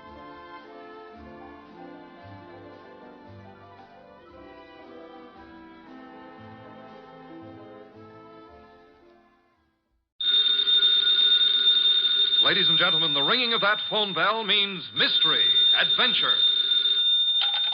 Nero Wolfe's office, Archie Goodwin speaking. Yes? Yes, I know that in 48 hours it's going to be Christmas, but who is this? Who? Look, I'm a big boy now, so... Okay. Tonight at 8. Goodbye. What the devil was that? This may come as a shock to you, Mr. Wolfe, but that was Santa Claus. You've been drinking. Uh-huh, the usual, milk. He's coming to see you at 8. He's got a problem. Indeed. It seems that some low, not to mention murderous character is going around slaughtering Santa Clauses.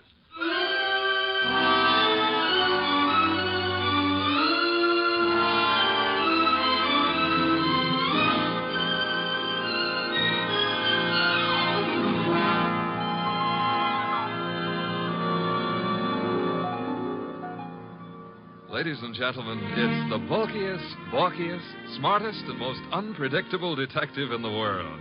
That chair-born genius, Nero Wolfe. Created by Rex Stout and brought to you in a new series of adventures over this NBC network in the person of Mr. Sidney Greenstreet.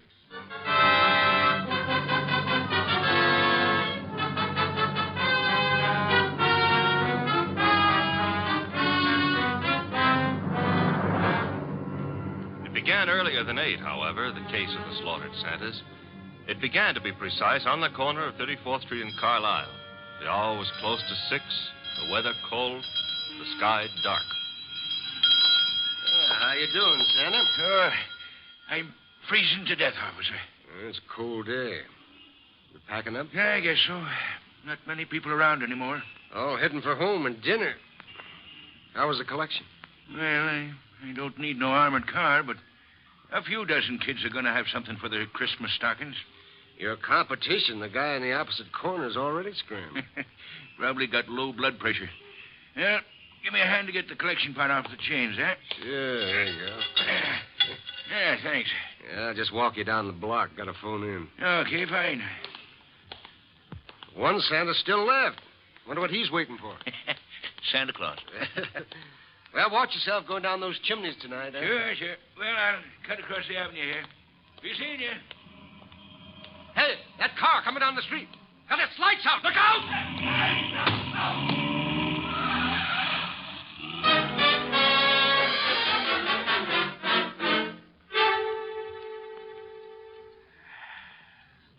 Hey, Peg. Huh? Ever tell you I love you? Oh, it's not me you love. It's the hot soup. Now, you're not the only woman who can cook a dish of soup. Huh? It helps, though. I'm just beginning to thaw out. Yeah, that's a cold corner you play Santa Claus on. Well, don't hurt to make a few bucks. I ain't done so good this past year. Well, maybe the next year it'll be... Oh, well. Besides, I kind of like it, you know. Kids asking questions all day long. Yeah. You know, I wonder how they figure the other two Santas at the intersection. Our kids think of only one thing at a time. More soup? Sure, Peg. You know, one of them other Santas got hit by a car tonight. Oh? Yeah, he packed up a few minutes before I did, started crossing the avenue, and bang! Hit-and-run driver. Oh, gosh, that's too bad. Was he hurt? Yes, he was killed. Here's your soup. Oh, with traffic the way it is nowadays. Well, I better take a look at the stew. Somebody at the door. I'll get it, Peg. Okay. Yeah, what? Oh! Mike!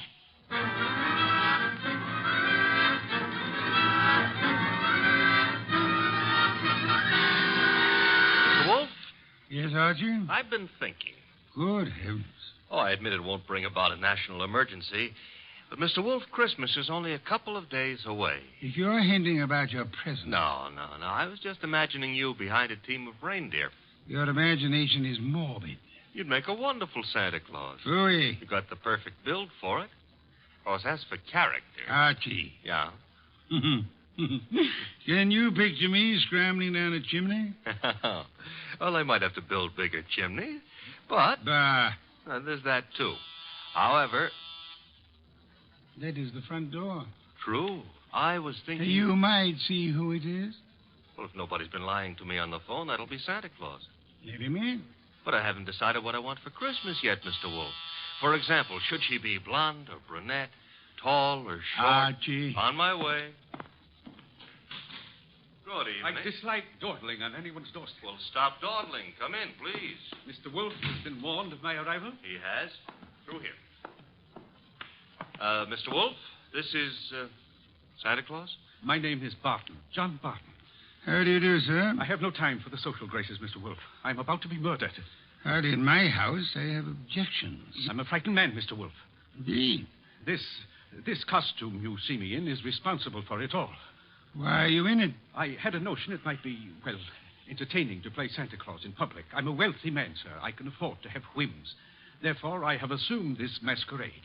However, it apparently is going to be the death of me. Mr. Barton, you have adequately conveyed an atmosphere and an emotion. I suggest you concentrate on facts now. Very well. I have been acting as Santa Claus for the Tuberculosis Fund. My station is the corner of 34th Street and Carlisle Avenue. I might add the northeast corner. Why? Because at that intersection there have been two other Santa Clauses. One on the southeast corner and one on the southwest corner. 3 Santa Clauses, then, on 3 corners. Yes. Now then, earlier tonight, the man on the southwest corner started home. He was crossing the avenue when he was run down and killed by an automobile. A regrettable accident. The car was running without lights. It deliberately ran the fellow down and then vanished. Not an accident, Mr. Wolfe. You saw this yourself? I did. 1 Santa Claus dead. The man on the southeast corner got home all right. According to the radio news flash, that's where he was killed by bullets. Coincidence? Possibly, but I wouldn't want to risk my life on the chance. This is Friday night. In the nature of things, you would have made 2 more appearances. Very well, Mr. Barton. I'll write you a check as a retainer, then hurry along home. I'm late now. No. I beg your pardon. You will neither hurry home nor notify anyone at your home of your whereabouts. But you will remain here until such time as I think it's safe for you to leave. The house is well guarded. I can't do that. In which case, I cannot accept you as a client. I fail to understand. Mr. Barton, it is very easy to murder someone. Avoiding the consequences of such an action is something else again. However, I'm assuming that you're not primarily interested in what happens to your murderer after you're dead. Of course not. Therefore, you will remain here.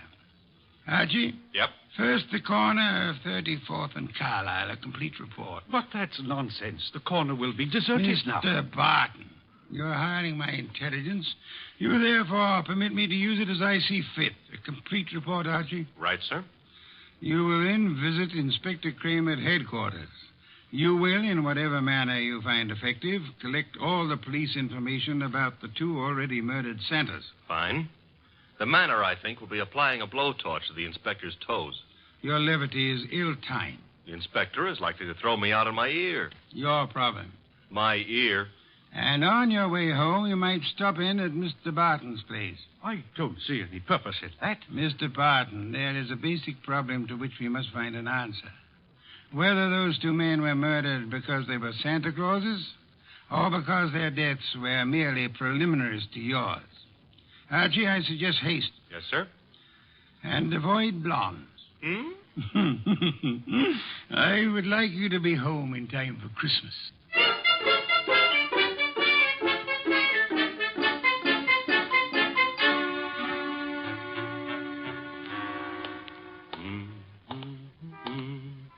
Hey, Bud. Yeah? Got the price of a cup of coffee? You sure you mean coffee? Either you're gonna dig it up or you ain't. Never mind the questions about my personal affairs, see? Oh, I apologize. Here. 2 bits. Thanks. You're welcome. Don't let me keep you. You're not.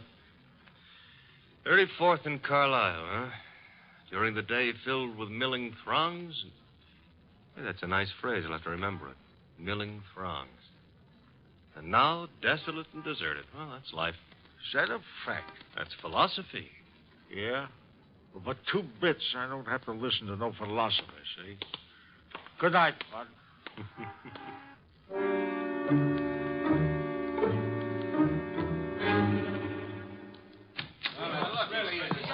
Uh-oh. The inspector's got company. If all you reporters will shut up and ask your questions one by one, I'll answer. Inspector Kramer, it's true a couple of Santa Clauses have been knocked off tonight? It's true that 2 men who have been employed as Santa Claus by charitable organizations have been murdered, yes. Any connection between those 2 guys, or does somebody just hate Santa Claus? Now, so far as we know, there is no connection. That means it could be maybe some kind of maniac who decided he doesn't like Christmas or Santa Claus. Is that right? The department is investigating along those lines. Like how? Well, we're checking all the local asylums for possible escaped lunatics. Yeah, but, Inspector, suppose this nut has never been in an asylum. That'll be all, boys. Oh, but listen. I said that'll be all. Now, anything new comes in, you'll get it, understand? Good one. Hello, Inspector. Yeah, I spotted you coming in. What happened? You decided to reform and got a job on a paper? Nope. I'm a public-spirited citizen, that's all. Yeah, I could add a few things to that description with practically no strain at all. Mr. Wolfe and I are very sentimental about Christmas. We object to Santa Claus being killed. Nuts. Oh, Inspector, aren't you in favor of Christmas? I'm in favor of Christmas. I'm in favor of motherhood. Leave motherhood out of this. Neither of us are mothers. Our chances of becoming mothers aren't too good either. And furthermore, Okay, you're not giving, so get out of here. Thank you, Inspector. But Goodwin. Yeah? In case Wolfe decides to send me something for Christmas, you know what I wish he'd send me? What? Your head.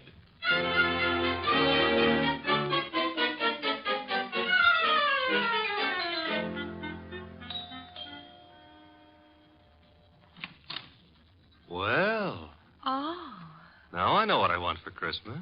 What did you say? I said my name is Goodwin and it's cold on your doorstep. Oh, I'm sorry. Come in. Mm-hmm. You didn't mention your name. I'm Laura Barton. Mrs. Laura Barton? No. Fine. That is, what relation are you to John Barton? His niece. Why do you ask? Oh, you've got a beautiful voice. All this marble and no butler? I don't know where Pleasant is. He should be here. Have him shot at sunrise. Oh, Laura. Wayne, this is Mr. Goodwin. I never heard of him. What does he want? Well, I don't know. Wayne what? Stevens. Uh-huh. Friend of Mr. Barton? Half-brother, but we seem to be doing all the answering. How about your answering some questions, Goodwin? I'll try. Come into the library.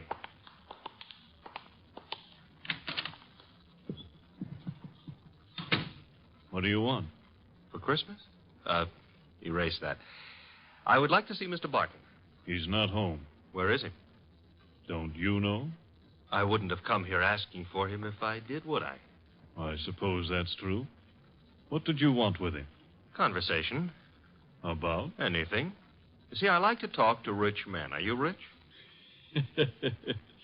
I can't play the piano either. You could always learn. But being rich is harder, I found it.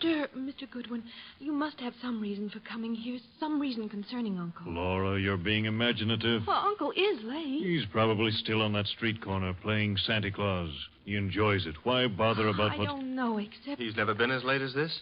Well, no. Not since he started that masquerade of his. Would you happen to know where the butler is? Out getting drunk, I suspect. He was in the kitchen a little while ago. Disappeared. Pleasant likes to look on the wine when it's red. Or even when it's rye. No, I take that back. Oh, you do? He prefers Irish whiskey. We don't stock it. Therefore... Oh, too bad. I better run along. Good night, Mr. Stevens.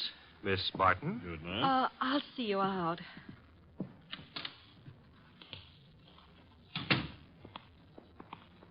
Prettiest butler I ever saw. Blonde.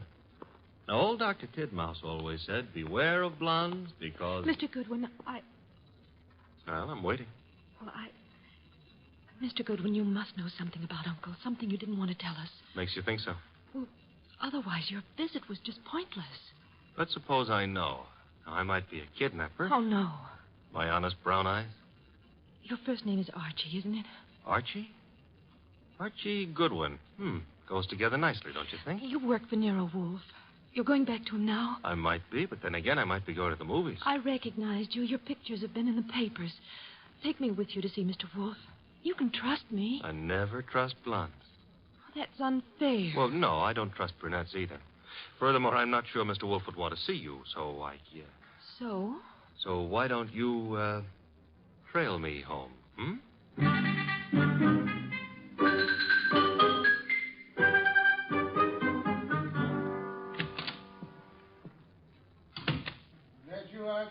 Archie?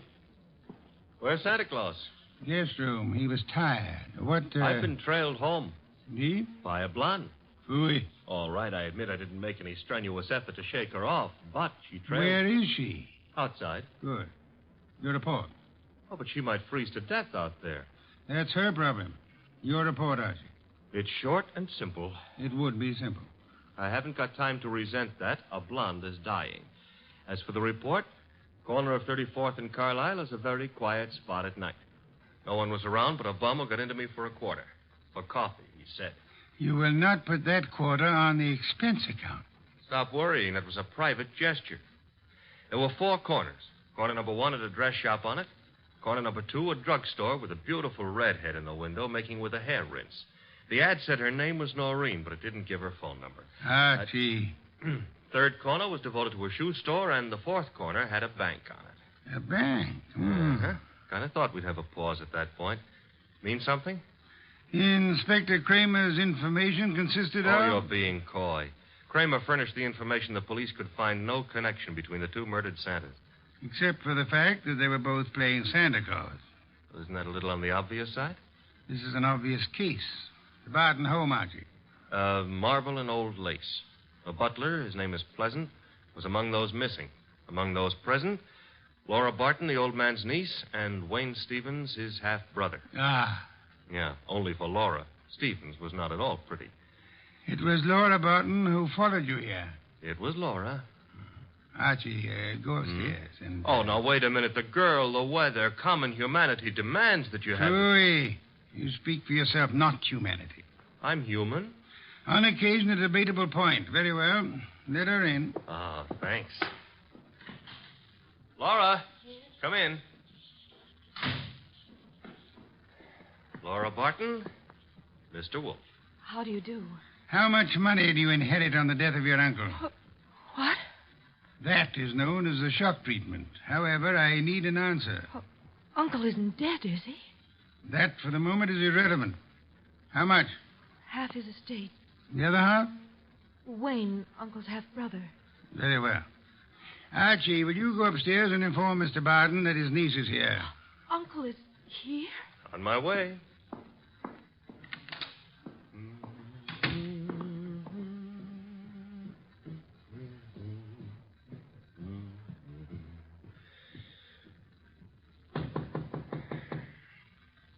Yes? Archie, Mr. Barton. Come in. Mr. Wolfe would like you to come downstairs. I suppose he has a reason. Mm-hmm. A blonde reason, your niece. My niece? That's right. Hey, where'd you get that? A man of my wealth finds it safer to carry a revolver. Yeah, but it's not safe to point it at people, especially for the people. Turn around, Goodwin. But, Mr. Barton, we're protecting you. By letting that girl into the house, if I had the time, I'd be amused. As it is.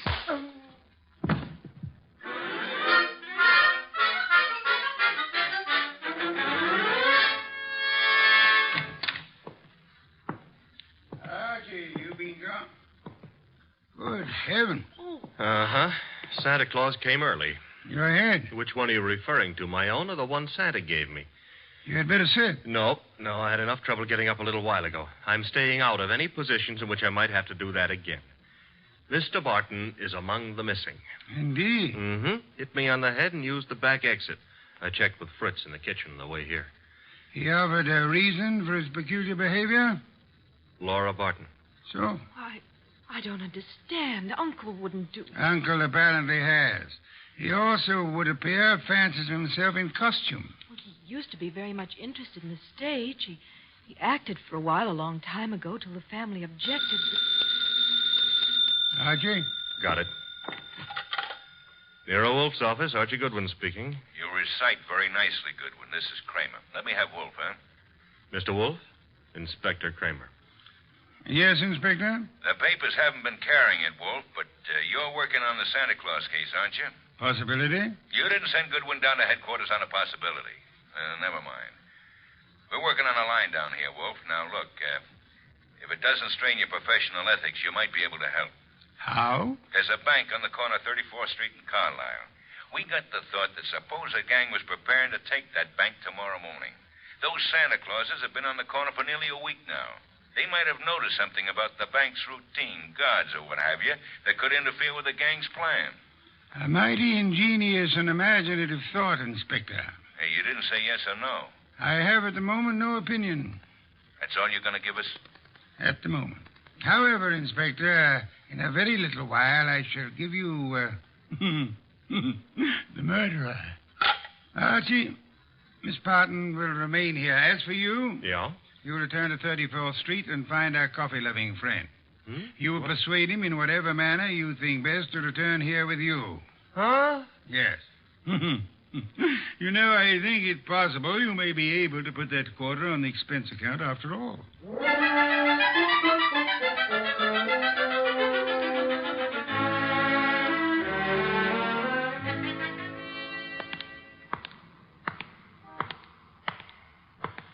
You. What? Oh. Why? I've seen you before. Yeah, I've learned to love the neighborhood. That's why it's going to break my heart. What is? Leaving it with you. With... It's sensitive about having guns pulled on me tonight. Let go of me, will you? Not until I... You let me go. Yeah. Will you? Gun looks in a lot better shape than you do. You're coming with me. Oh, where? Mr. Wolfe would like to see you. Nero Wolfe? Yeah. Well, why? He's trying to salvage a quarter.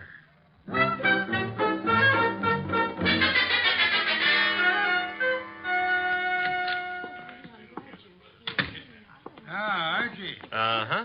Complete with, he wouldn't give his name. He did have a gun to it, though. This one. Yes. Archie, you know Miss Barton, of course? Aye. And Mr. Stevens? He joined us a moment ago. Miss Barton thought she'd be happy if he were here. Hello, Stevens. That's not the only reason I came. My brother is still missing. I'm concerned. Yes. You, sir, will you sit down? Watching people stand makes me uncomfortable. I don't have to. You do. Archie is stronger than you are. All right. That's better. If you don't mind, Mr. Wolfe, I've never been here before, never met you. But you look as though you could handle things. I think my brother's been kidnapped. Possibility we shall have to consider. Miss Barton, perhaps you have a theory, too? Well, I don't know. Uncle's been behaving strangely for weeks now. What way? Well, I'm not sure. Wayne... Well, of course, John's always been a little peculiar, but I'm afraid I saw nothing especially strange. Outside of this Santa Claus stunt, of course. I see. Miss Barton, your uncle played Santa Claus all week on one of the corners of 34th Street in Carlisle. I know. On two other corners, two other men indulged in the same activity. Those two other men are now dead. Oh, no. Well, wait. Mr. Wolfe, you mean they were killed by mistake for Barton? It is true that one man made up as Santa Claus looks very much like any other man similarly costumed. But the answer is no. One of the two men was shot in his home after he had removed his costume. Well, then, what connection?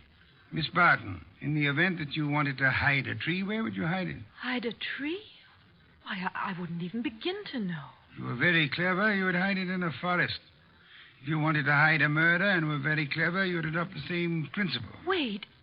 You mean that if someone wanted to kill Uncle and didn't want to be suspected, he'd... Go about murdering several people with an ostensible, if lunatic, reason. He would, let us say, go about killing Santa Clauses. I get it. Then people would think the man he really wanted dead for a special and private reason had been killed for something that didn't point to him. True. That was why two Santa Clauses were murdered tonight. The third Santa Claus, however, the real object of the murderer's attention, was luckier or suspicious. He fled. Do I have to hang around here and listen to all this? You do, my unwashed friend. Mr. Barton fled, and the murderer was in a quandary. He had, so to speak, invested in two murders merely to make the third one confusing. But he found himself unable to commit that third murder. He couldn't find his victim. Could he ask the police to do so? Hardly. But he might try to inveigle a private detective such as myself into the job. That makes sense, Mr. Wolfe, but why would my brother have deliberately fled from your house? I mean, he was protected here, so... But do I make myself clear? Very clear, Mr. Stevens. Archie, that gun you took from the dirty gentleman, you still have it? I still have it. Then would you mind pointing it at Mr. Stevens here until the police remove him?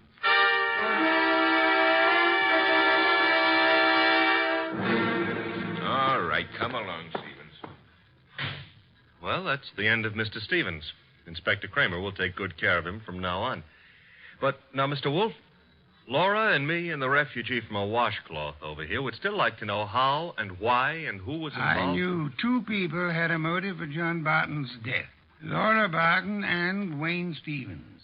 One of them proceeded to kill Santa Clauses in the hope that the police would assume those killings to be the work of a lunatic. The paper certainly hopped on that assumption. Yes. However, John Barton, aware that his life was in danger, escaped his murderer and hid. In this house? No. A man in Santa Claus costume came here and said he was Barton. However, he was an obvious imposter. He proved that by his flight when his niece came here. You mean he could fool you, but he knew he wouldn't be able to fool me, so... Precisely, therefore, was not Barton. Who was it? Who else had disappeared at the propitious moment? The butler, Pleasant. True. I distrust coincidence. Stevens needed an accomplice, hence he sent Pleasant here. And Pleasant would give you a song and dance about Barton's danger and then scram. You'd start investigating, discover Barton was missing, try to find him, and lead Stevens to his victim, huh? I frustrated that part of the plan by insisting on Pleasant's remaining here, which he did until... That part of it's fine. But how did you choose between Laura and Stevens? It was Stevens who knew, without being told, that Barton had been in this house and had fled from it. Yeah. You yourself mentioned that Stevens had only been here a moment, so you hadn't told him. Obviously, the butler phoned him as soon as he had hit you over the head and escaped. Furthermore, the butler masquerading as Barton had attempted to throw suspicion on Miss Barton. That convinced me of her innocence. Well, you've done it again, Mr. Wolfe, except for one minor detail. You're not very successful at irony, Archie. What minor detail? Where is Barton? In this house. Huh? When did that happen? You arrived home with a gentleman sitting near you. The bum? Wait a minute. This I ought to be able to figure out myself. Laura said Barton used to be an actor. That's item one, huh?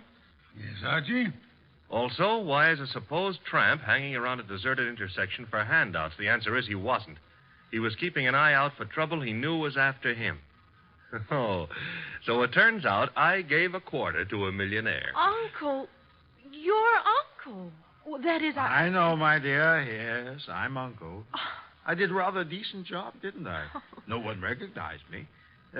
Except, of course, you, Mr. Wolfe. Not recognition, Mr. Barton. Logic. Archie, open some beer for us. Yes, sir. Logic, eh? Well, whatever it was, Mr. Wolfe, I owe you a good deal. How can I ever repay you? Oddly enough, the answer is simplicity itself. Make out a check.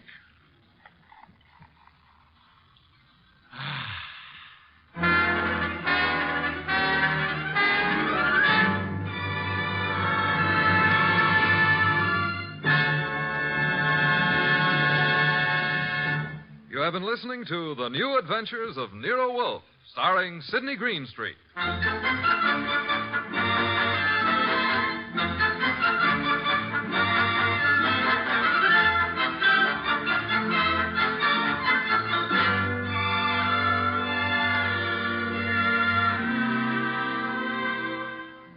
Tonight's transcribed story was based on the characters created by Rex Stout. This is an Edwin Fadiman program produced and directed by J. Donald Wilson.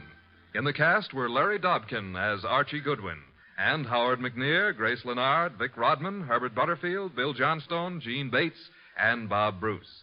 Next week at this same time, Nero Wolfe and Archie will bring you The Case of the Bashful Body.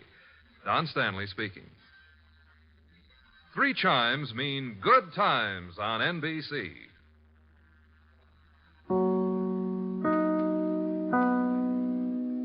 The Adventures of Sam Spade, Detective.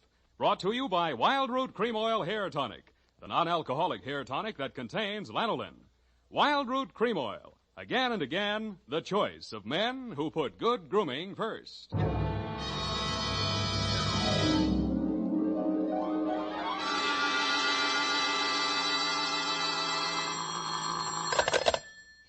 Sam Spade, Detective Agency. Good evening.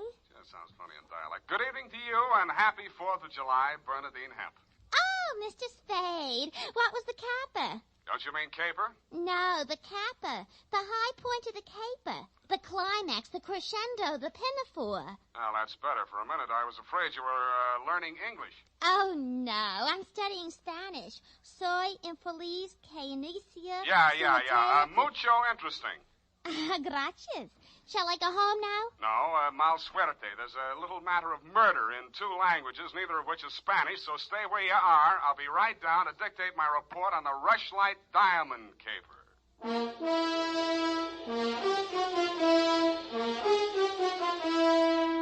Dashiell Hammett, America's leading detective fiction writer and creator of Sam Spade, the hard-boiled private eye, and William Spear, radio's outstanding producer-director of mystery and crime drama, join their talents to make your hair stand on end with the adventures of Sam Spade. Presented by the makers of Wild Root Cream Oil for the hair. Listen, men, to this holiday tip on good grooming.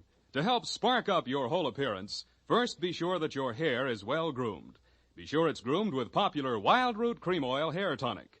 Wild Root Cream Oil grooms your hair neatly and naturally, the way you like it, the way she likes it. Wild Root Cream Oil also relieves annoying dryness, removes loose, ugly dandruff. So look your best all the time by sprucing up right with Wild Root Cream Oil Hair Tonic. Again and again, the choice of men who put good grooming first. And now, with Howard Duff starring as Spade, Wild Root brings to the air the greatest private detective of them all in the adventures of Sam Spade.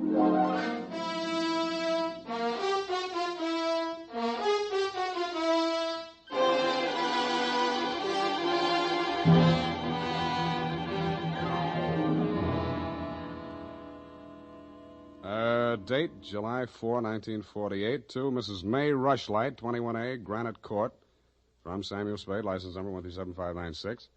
Subject, the Rushlight Diamond. Dear Mrs. Rushlight, it was the kind of nice, relaxing assignment that comes my way just often enough to remind me that gumshoeing can be respectable. There was an air of quiet elegance about 21A, Granite Court, and about the butler who answered the door. He took in my rented gray topper and doeskin gloves, nodded approvingly at my wing collar, watered silk ascot, pearl gray waistcoat, morning coat, pinstripe trousers, and my spats with the mother of pearl buttons, and asked me if I were a florist. I set him to rights, and he led me up a flight of stairs to the early A.M. annex of your morning room. Mr. Samuel Spade. You're just on time, Mr. Spade. Mrs. Rushlight will be pleased. I'm Nancy Ward, Mrs. Rushlight's social secretary, and if you don't think that's tough to say, try it. Mrs. Rushlight's socials? What's tough about that? You'll do. Definitely you'll do. Shall we dance? I will dance at her wedding. But don't get me wrong, I'm not secretly in love with Ralph Rushlight, and the bride is lovely. Just hate to see all that money going down the drain. Is there anything else you think I should know? You know what your job is. You're supposed to guard the wedding presents. That's simple because it's nothing but a lot of cheap silver. And stay away from the champagne. It's non-vintage. The food will be foul. The guests are the most dismal aggregation ever assembled. Sounds like a lovely party.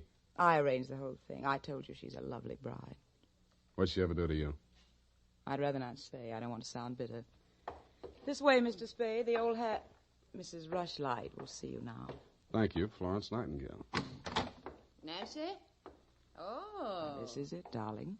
Mr. Spade. Come over here, young man, so I can get a better look at you. How's this? It's good. Turn around. Yes, you'll do. That'll be all, Nancy. Couldn't I be finishing up these place cards while you talk? Take them with you. Do them outside. Very well. Nosy girl. But nice. Nice nose. Oh, you too, eh? Well, I agree. That's why I'm marrying off my nephew to that wretched girl, Lotta Van Eyck. Have you ever seen Bugs Bunny, Mr. Spade? You don't mean the... They protrude. The ears? No, the teeth. Oh. As my late husband used to say of her mother, she could eat a tomato through a tennis racket. Oh. There's only one thing that'll prevent this wedding from being an utter disaster. She doesn't understand much English. What's the matter with your nephew? A great deal, but it doesn't show. Suffice it to say, he has criminal tendencies and the mentality of a snail. Mrs. Rushlight, I don't like to seem forward, but why are you telling me all this? Oh, you're supposed to mingle with the guests. You'll need some conversation.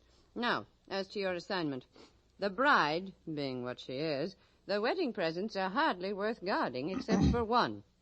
Ironically enough, it's from me. What is it, a machine gun? Oh, that's good. Oh, excuse me, I must write that down. And then tear it up immediately. Oh, dear. No, Mr. Spade. But it's bad luck, the Rushlight Diamond. You've heard of it? Something about it in the American Weekly a while back, wasn't there? Yes. It's not as large as the Hope Diamond, but there's not a flaw in it. My late husband, Roy Rushlight, bought it for his first wife. She sank with the SS General Slocum in Hellgate, the East River, 1904, over 1,000 lives lost. Luckily, she was wearing a paste copy at the time.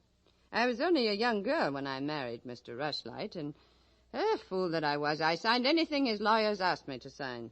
After his death, I discovered that the diamond was to be mine only until the marriage of my husband's male heir, at which time it must go to his bride. Well, that's too bad. You say, though, that the Rushlight Diamond is bad luck. Oh, there's that, of course. I wonder if it's too much to hope. Well, I must go and help dress the bride. Go along downstairs, Miss Spade. Take this jewel case with you. Put it on the table with the other presents, and guard it well. So I took the old velvet-covered case you held out to me and checked the contents. It was an old-fashioned lavalier with a clear stone pendant only slightly smaller than an 8-ball. Didn't look like a diamond, but smooth-cut diamonds hardly ever do. It didn't look like bad luck either, but a mirror broke in the hall as I passed it, then I fell all the way down the stairs, and as I entered the ballroom, I knocked over a punch bowl. Nothing really terrible happened until just before dark when the guests began to arrive. In theory, a detective guarding wedding presents is supposed to make himself indistinguishable from the other guests. In practice, it never works out that way. He has to spend most of his time within sight of the booty, so he is very easily spotted. I don't believe it. He's too good-looking. Oh, but he must be. He's not anybody we know. Well, ask him. It's leap year. Oh, here comes Colonel Bixby. He'll know. Well. Beauty gathered round the booty, eh? And much more beauty than booty, though. Say, when are they going to hang the diamond on that drip? No, there's no way to talk about the blushing bride. Is that it in the crummy old case there? That case is heirloom, young lady. The stone that reposes in it is worth a king's ransom. Now take your grubby hands elsewhere. Be off with you. Go on. Well, just because he's going to give the bride away, he thinks he can order everyone around. Mr. Spade, allow me to congratulate you, sir. At these affairs, one all too often sees the detective on guard duty at the punch bowl. I was forewarned. Oh, yes, very bad champagne. Flat. I'll be glad when these ill-starred nuptials are consummated. And by the way, Bixby's my name, Colonel Lysander Bixby. Colonel? It is my melancholy and thankless duty to give the bride away to the hapless groom, Ralph Rushlight. However, it's much better to give than to receive. You tell that to May Rushlight, eh? Quite a trinket. Mustn't touch. Grubby hands, remember? Oh, sense of humor as well as sense of duty, eh? Candidly, if I knew a place to fence it, I'd be the... Colonel Bixby. Oh, Miss Ward. How lovely you look. Poor Ralph. Mrs. Rushlight asked me to warn you to get ready. The bride will be down any moment. Good grief. Well, I suppose I must steel myself. Where did I leave my glass? Keep your eye on that old goat, Mr. Spade. I don't trust him. Who is he? He's the only one here who knows why this wedding's happening. He's the bride's foster father. You mean he's got something on the family? You'll never know how much until you kiss the bride. Look, Nancy, it's none of my business, but I... Oh, starting. I'll have to go in now. Now, wait. What? How does it go? Speak now or forever hold your peace? No, I can't do that. Thank you for understanding.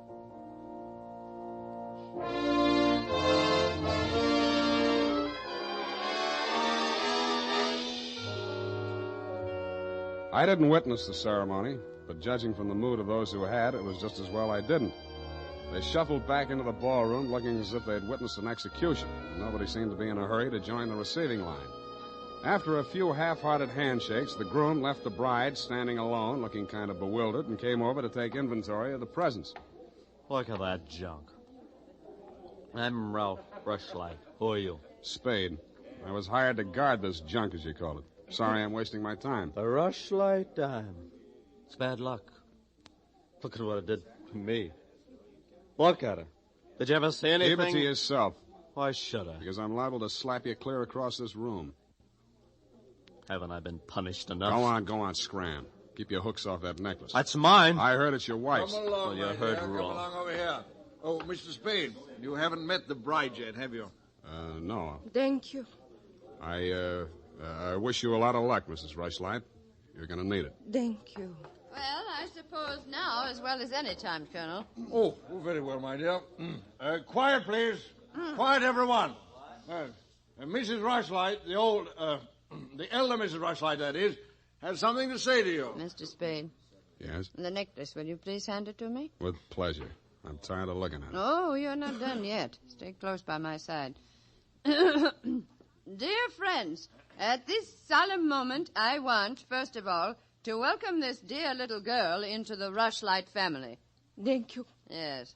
And now, dear Lotta, I will place around your neck the gem which was my heritage when I became a Rushlight and which is now yours. Thank you. Oh, what's wrong? Lotta, come back here. Lotta! I'll go out to the carport and head her off. Oh, you leave her alone. I'll take care of her. Whose wife is she, anyhow? Lotta, come back here. Lotta, bring it back!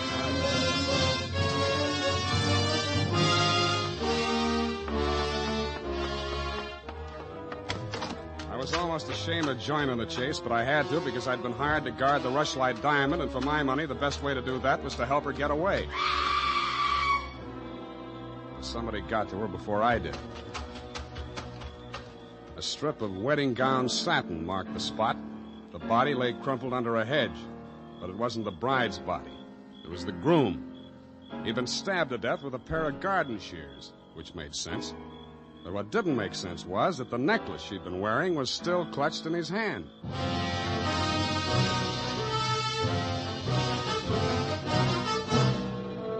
The makers of Wild Root Cream Oil are presenting the weekly Sunday adventure of Dashiell Hammett's famous private detective, Sam Spade.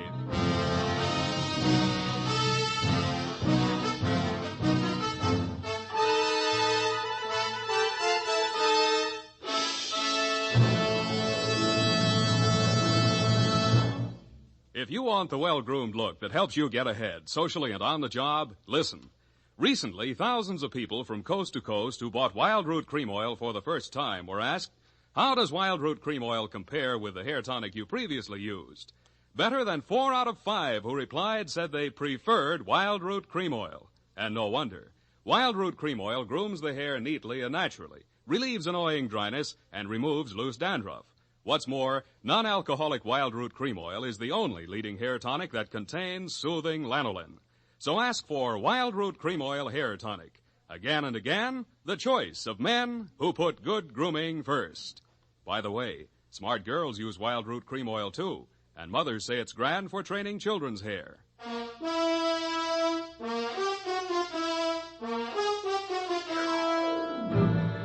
And now back to the Rushlight Diamond Caper. Tonight's adventure with Sam Spade.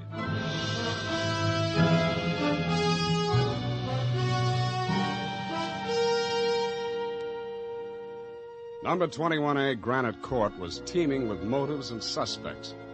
But the police were primarily interested in locating Lotta, the missing bride and widow of Ralph Rushlight. So was I.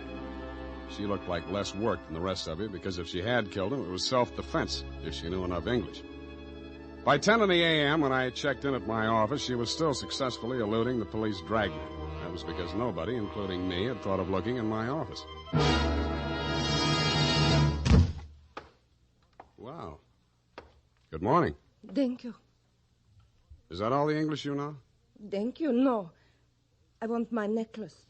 The police have it. You go with me. Tell them who I am. Okay, but first I have to know who you are. Where you came from, what your connection with Colonel Bixby is. I am in Macassar being born. In Macassar? Dutch colony. Uh-huh. My father there 7 years ago dying is. When I 13 years old have arrived. I see. Colonel Bixby in San Francisco, the financial representative from my father was. I am adopted to him, not for a father, but so he takes care of my monies, which coming of age am I a rich Dutch woman. Uh-huh. But legally, he's your foster father. Yeah. Also, legally, I'm the wife of Rushlight. I want my necklace. You married him for the necklace? Yeah. Why did he marry you? For one half of necklace when we sell. but all everything to take he wishes. You and Ralph are going to divvy the take from the Rushlight diamond, you thought. Yeah. And what was the colonel going to get? Money's for Mrs. Rushlight. Oh, no, wait, that doesn't make sense. Mrs. Rushlight stood to lose a small fortune by that marriage. Why should she pay the colonel to promote it? You the detective are. You said that. Where my necklace are. That I say. Yeah, well, look, I'm not as sure as I was. Wait just a minute. I'll check on it. Homicide, Lieutenant Dundee. Spade, Dundee. Yes, Sam. What's new on the Rushlight caper? Oh, you know I can't talk about the case, Sam. Oh. I got a line on that girl. Oh? Where is she? You know I can't talk about that, Dundee. Oh, you can't you? Well, let's see if this doesn't change your mind. The necklace we found on Rushlight's body was a phony, a paste copy. Uh-huh. Does that make her guiltier than she was before? Well, now she's got a motive. Throws all our previous theories into a cocked hat. Now, where's the girl? She's in my office, Lieutenant dear. Come and get her. Thank you.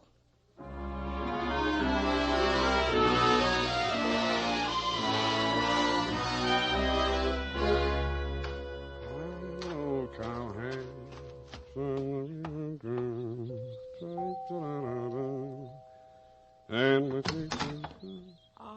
it's you, Sam.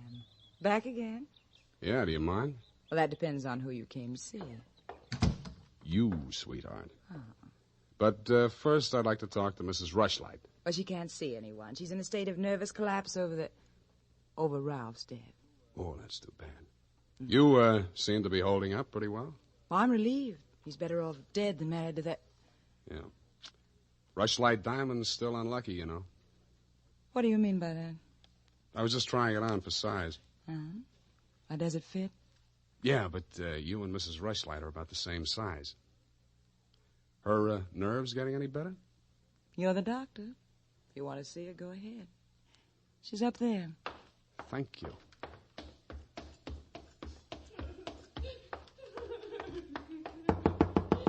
Mrs. Rushlight.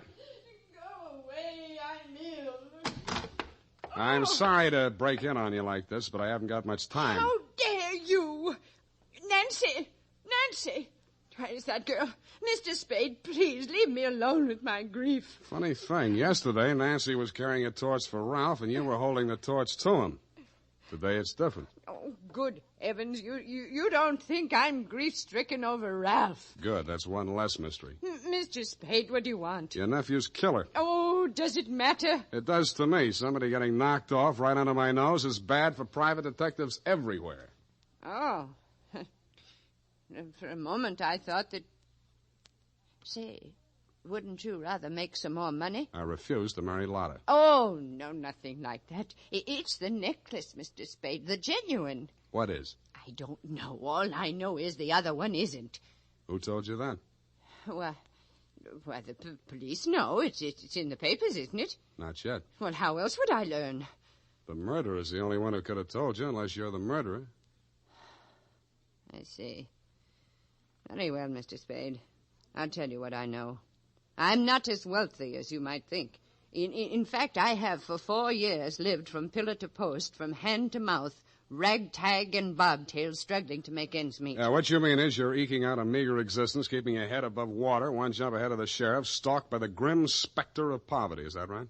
Oh, how well you put it. In fact, Mr. Spade, I'm something of a crook.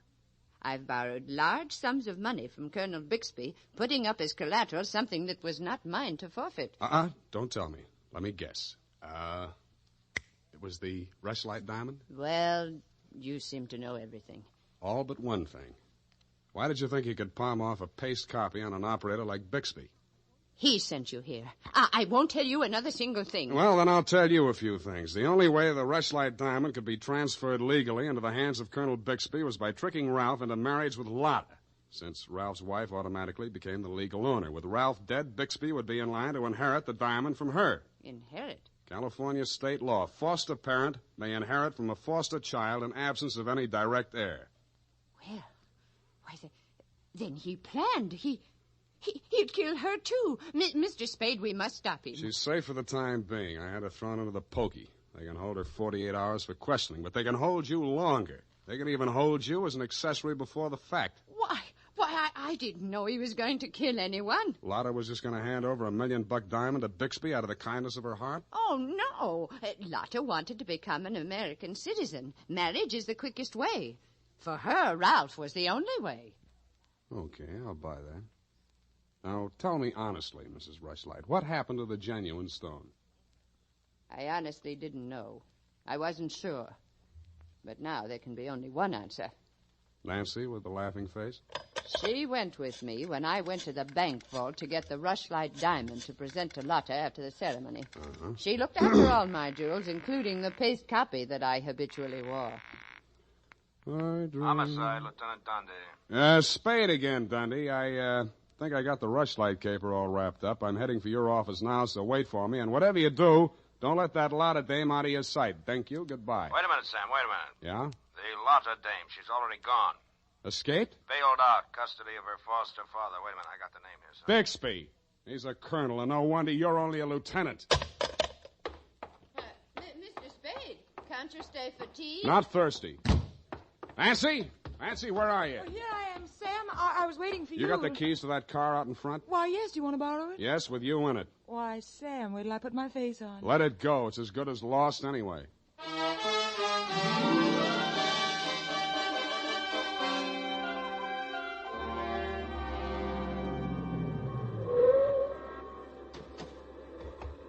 Come on. What is this place?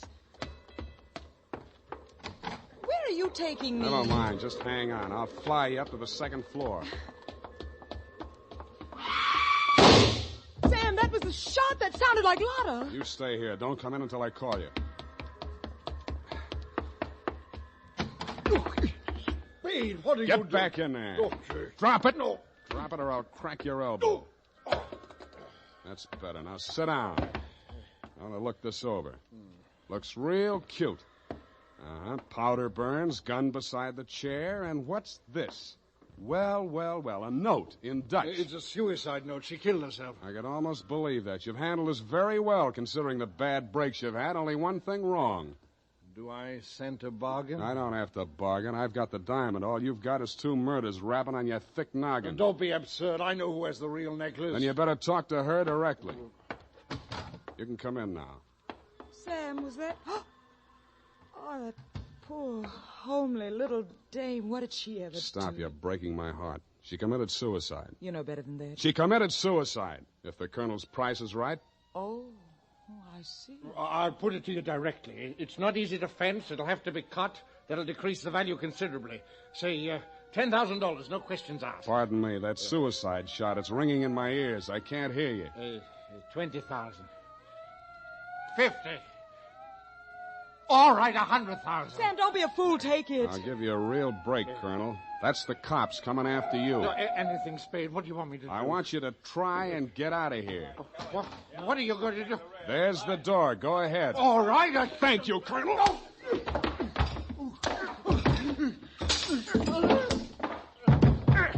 right, men, remember, he's desperate. Bixby, we're giving you a chance. Come down or we're coming up after you. Come on. Come on, get up, Colonel. Here he comes. Kevin, it may be a trick. Watch it, Dundee. Here he comes.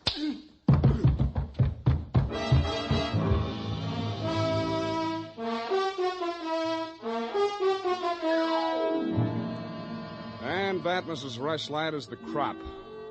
For a man that went down fighting, Colonel Bixby didn't need much persuading once they got him under the lights down at headquarters.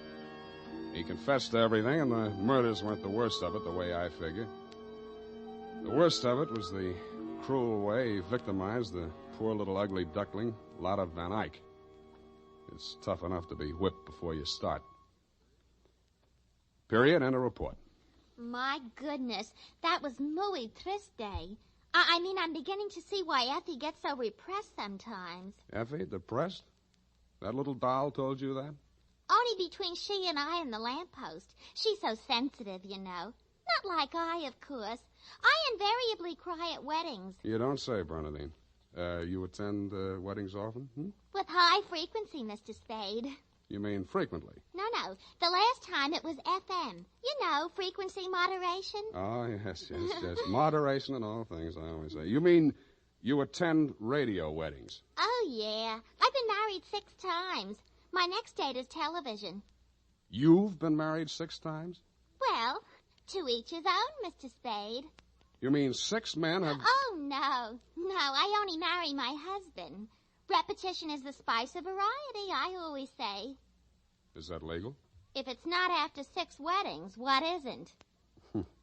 To each his own, as you say. Well, we don't presume to make a career out of it. As soon as we get the mangler and the deep freeze, we're going on our honeymoon. Well, congratulations, and type this up when you have the time. Mrs. Bernadine Hemp.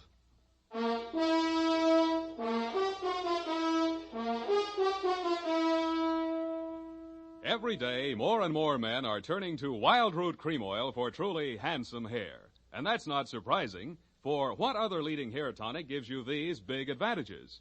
It grooms the hair neatly and naturally, relieves dryness, removes loose dandruff. What's more, Wild Root Cream Oil is non-alcoholic and contains soothing lanolin. No wonder Wild Root Cream Oil is the favorite with so many millions of smart, particular men.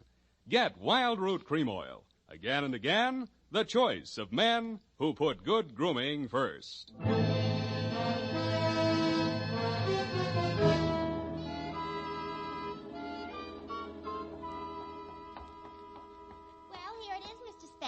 I'm sorry it took so long, but I kept relapsing into Spanish. Yes, I know how to... And Effie's typewriter doesn't have any upside-down question marks. Upside down. Mm-hmm. Take a memo. Call typewriter man. I already have. Oh, I almost forgot. You received a telegrammic commutation. A telegrammic what? A wire. Oh, a wire. Well, open it and read it. In English, por favor. It says, Dear Sam. Figures. In the haste of my departure, I neglected to warn you about Well, when I do that one another favor, she'll have silver threads. Who? That ball of fire whom I'm taking the place of in order to be double-crossed of by. Effie?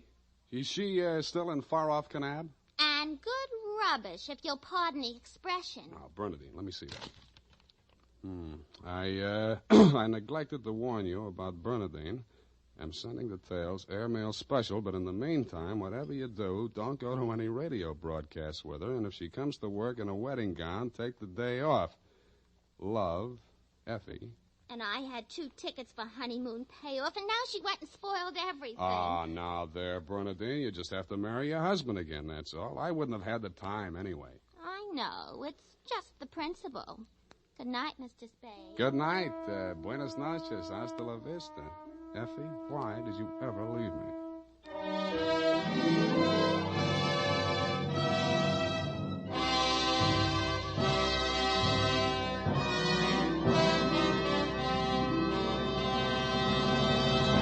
The Adventures of Sam Spade, Dashiell Hammett's famous private detective, are produced and directed by William Spear.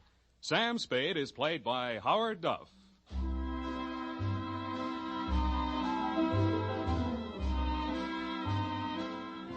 The Adventures of Sam Spade are written for radio by Bob Tallman and Gil Dowd, with musical direction by Lud Gluskin. Gil Dowd directed tonight's broadcast in William Spear's absence. Join us again next Sunday for another adventure with Sam Spade, brought to you by Wild Root Cream Oil. Again and again, the choice of men who put good grooming first. This is Dick Joy reminding you to... Get Wild Root Cream Oil, Charlie. It keeps your hair in trim. You see, it's non-alcoholic, Charlie. It's made with soothing lanolin. You better get Wild Root Cream Oil, Charlie. Start using it today. You'll find that you will have a tough time, Charlie. Keeping all the gals away. Hiya, Baldy. Get Wild Root right away. This is CBS, the Columbia Broadcasting System.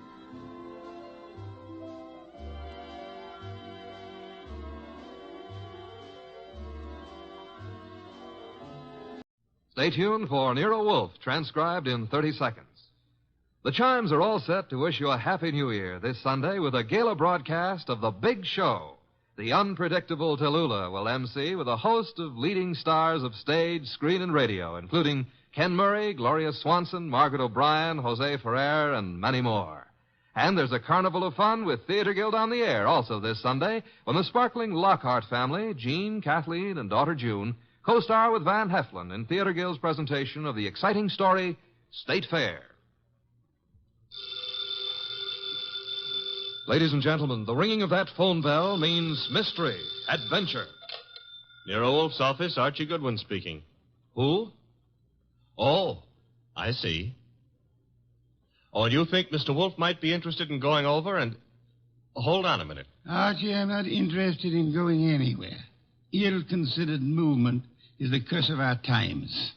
Not to mention the mania for fresh air. Phew. Bottle opener, if you please. Here you are. But that was Zabro's flower shop, Mr. Wolfe. Indeed. Got a new shipment of orchids from upstate. In that case... Mr. Wolfe, remember the curse of our times? Not to mention the mania? I'll be there.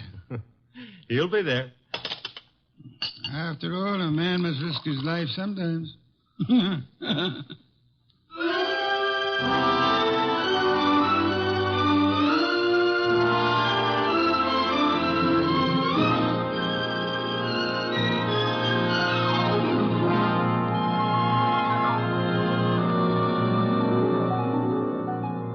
Ladies and gentlemen, it's the bulkiest, balkiest, smartest, and most unpredictable detective in the world. That chairborne genius, Nero Wolfe.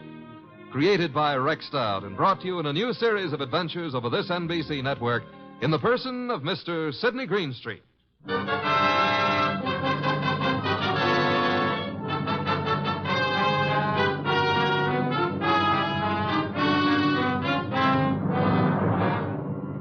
Orchids don't grow up overnight. They have to be carefully planted, tended, watered, and watched. And the same thing goes for murder. Take Zabro's flower shop minutes after we got that phone call.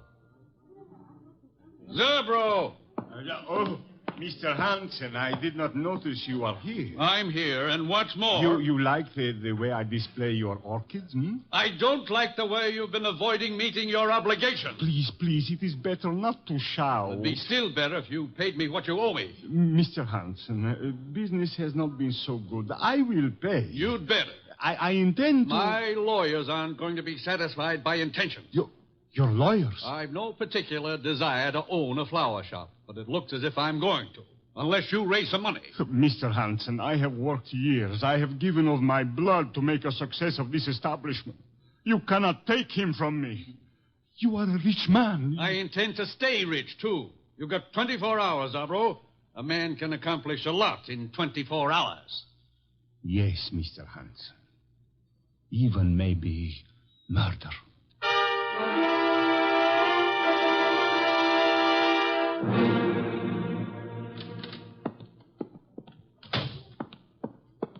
Mr. Zabro? Oh, good afternoon, Miss Hansen. Is Uncle here? Yes, he is here. At the display, towards the back of the store. Thanks. How is he? Oh, He is the way he always is. Hard, vindictive. Mr. Zabro. I am sorry. Excuse me now.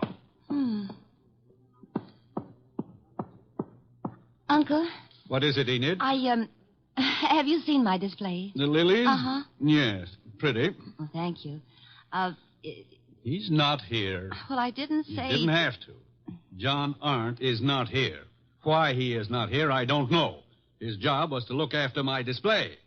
Perhaps he doesn't need a job anymore. You know he does. Fiddlesticks. After all, if he marries my heiress... Uncle! My dear girl, John Arndt is a fairly capable man with orchids. Outside of that, I have no use for him whatsoever, especially in the role of your husband. Well, isn't that for me to decide? Of course it is, except that, pretty as you are, John Arndt is seeing you through a golden haze. To be precise, the money that will come to you from me when I die. That's nasty. It's the truth. Well, you can't know that. I'm going to find out. What? I saw my lawyers this morning. Among other things, I instructed them to draw up a codicil to my will. A codicil to the effect that all my money goes to you on one condition. Oh, you couldn't. I did. The condition was that you refrain from marrying John Arndt, either now or at any time in the future. Well, that's not fair. It's a very good way of discouraging Mr. Arndt. What'll you bet his ardor cools off quickly, You told him? Yes. Probably why he hasn't appeared as yet. He's sulking. You really signed that codicil? I will, as soon as the papers are drawn up. But where are you going? I don't know. I've got to get away someplace and think. Very well. Think about forgetting John Arndt. Best thing in the world for you. Uncle, do you really think you can manage other people's lives for them? I don't see why not. No? Well, people don't like to be managed. They get desperate sometimes. And sometimes they kill.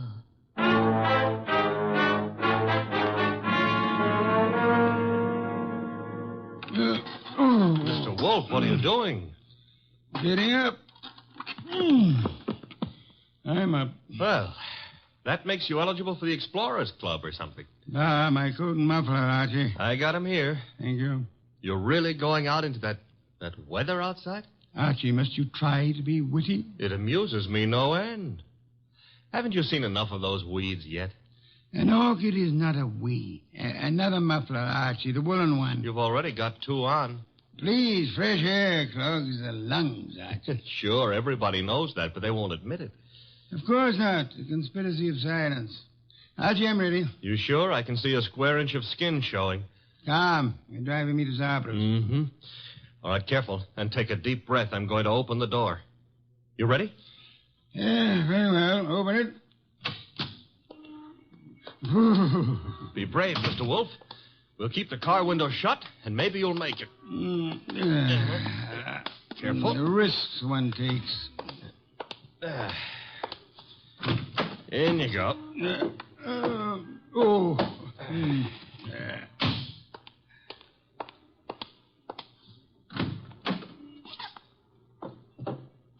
Well, okay, boss. Now, where is Zabros? 45th Street. Gee, 10 blocks. Grit your teeth, Mr. Wolfe. We're off.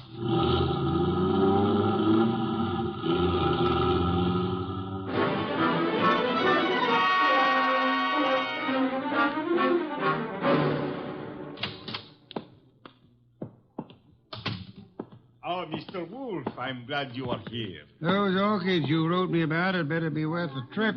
The trip? But I think you live only a little way from here. Don't forget it had to be made in the open air, Mr. Zabro. Where are the orchids? Towards the back. They are from Hansen's place. He is a fine grower. I have made an exhibit. Good. Oh, excuse me. Others are here. You go look for yourself, no? Very well. Archie. Oh, I was just noticing the Did a girl just enter the store? A girl, a goddess, tall, graceful. Venus de Milo with arms. Arms that were made... Never mind, let's go look at orchids. Thank you. Very fine. The exhibit is laid out like nature, huh? Reminds me of a spot in Central Park that I spent some of my happiest moments in. Then you do like flowers. I don't go to Central Park to look at flowers. I went there to, forget it. Gladly. Now go away and annoy someone else. Venus? I want to concentrate on these orchids. Goodbye. Okay. I'll leave you alone with your loved ones. Let's see, maybe I can arrange to be left alone with something I could very easily learn to love.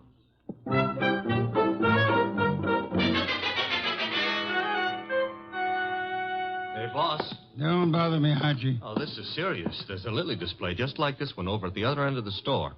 Nothing connected with lilies could possibly be serious. Maybe not, but there's a corpse planted among these lilies. Indeed? A lot of ferns were banked up in back of the display. I saw a foot sticking out, so I slipped back, lifted a few ferns, and found a body. Fresh? Very. The wound was still bleeding. Knife wound. Sad, very. Now run along. Well, aren't you going to do anything about it? Why should I? Anyone who'd permit himself to be found dead or alive among a display of lilies is beneath contempt. Well, maybe the poor guy didn't have a chance to crawl into an orchid display before he died. However, if that's the way you feel, I'll tell the police all about poor Mr. Hansen and let them... Who? Hansen, the orchid grower. He's one of the finest in the country. Not is. Was. Wasn't me who pushed him under the lilies. Under lilies? Bah. He would have hated that. Have you told Zabro? No. Zabro's been busy up front. Where is this display? Right along here. There's been a number of people in the store since we came. Someone else may have noticed that dead man's foot. I covered it. Satisfactory. At times you give the illusions of intelligence. Is this the display? Yep. Come around to the back. There's a little space between the back of the display and the wall. Yeah. Now, here, right under this pile of ferns... Yes, Archie? Hey, that body. What about it? It got bashful. It's gone. Indeed. The corpse was dead. Corpse is off now. Confound you, Archie. Have you been drinking too much milk again? Now, look, boss, I saw him there. The blood's still coming out of his back, and I tell you that... Let me understand you. Are you suggesting the corpse rose and walked away? No, but somebody could have dragged it away. Somebody who put it here in the first place. Pictures, no doubt. Come along, Archie. If this is some half-witted trick to distract me from the orchid... Oh, no. I never come between a man and his love. Hey, wait a minute, Mr. Wolfe. Yes? Do ferns bleed? Let me see. Oh. Indeed. Yes, there is blood. Fresh arterial blood on these ferns. Bright red color. Which means there was a wounded person among these lilies recently. Thanks for the late vote of confidence. Whoever killed Hanson apparently found a better place for him. Mm-hmm. Took him home to put him over the mantelpiece. Unlikely. Hanson wasn't very decorative. Okay. Now she'll for the police? You have nothing to show them except a fern leaf covered with blood? No. Don't tell me you smell a fee among all these flowers. Hanson was a man I admired. Good heavens, Archie. The number of first-rate orchid growers is small enough without one of us being murdered. Mm-hmm. Unsportsmanlike, huh? Okay, we won't stand for it. What next? The body was removed from the building. How? Well, I wouldn't swear to it, but there's a window here that leads out to an alleyway. Could the alleyway be seen from the street? I don't think so. There's a bend in it. Wide enough for a car? Yep. Bring Zabro to me. Oh, don't bother. He's coming himself. Well, Mr. Wolfe, what do you think of the... Mr. Wolfe, I do not believe this. What don't you believe? You are looking at lilies. Not exactly. Whose flowers are these? Mr. Hanson's niece grows lilies. I see. Zabro, did you get all your orchids from Hanson? Oh, yes. He is an artist. Practically an old master at the moment. How much money did you owe him? Who tell you I owe him? You do, don't you? Well, yes. Business has not been so good. But did he speak to you? No, I guess you owed him money. But I do not understand. Was Hanson in the store today? Yes, he came. You hear us quarrel, eh? Where is he now? I do not know. He leave, maybe. I rather think he did. Zabro, who else was in the store within the last half hour who might have known Hanson? Oh, Miss Hanson was here, and John Arendt. He is Mr. Hanson's assistant, and how you say, sweet on Miss Hanson. Was she the tall girl came in shortly after we did, Mr. Zabro? Tall? Yes, I think so. Are either of them still here? No. They go. Together? Miss Hanson go first. Very well. Come along, Archie. Okay, Mr. Wolfe. You will not tell Mr. Hanson you know of my debts. No, Mr. Zabro, I won't tell him. As a matter of fact, even if I wanted to, I don't think he would listen.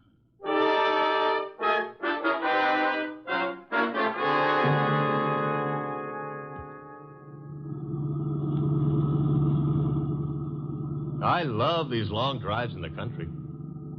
Where are we going? Hanson's place. Oh. You think he returned to it to haunt it, huh? He was returned there, I suspect. Uh-huh.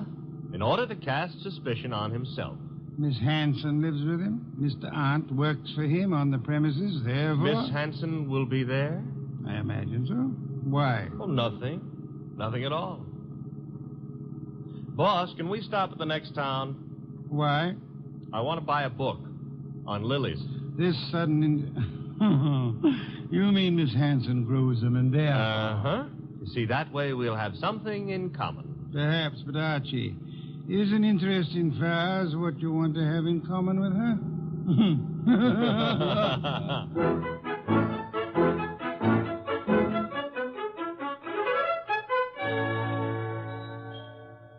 So this is the house that Orchids built, huh? Snazzy.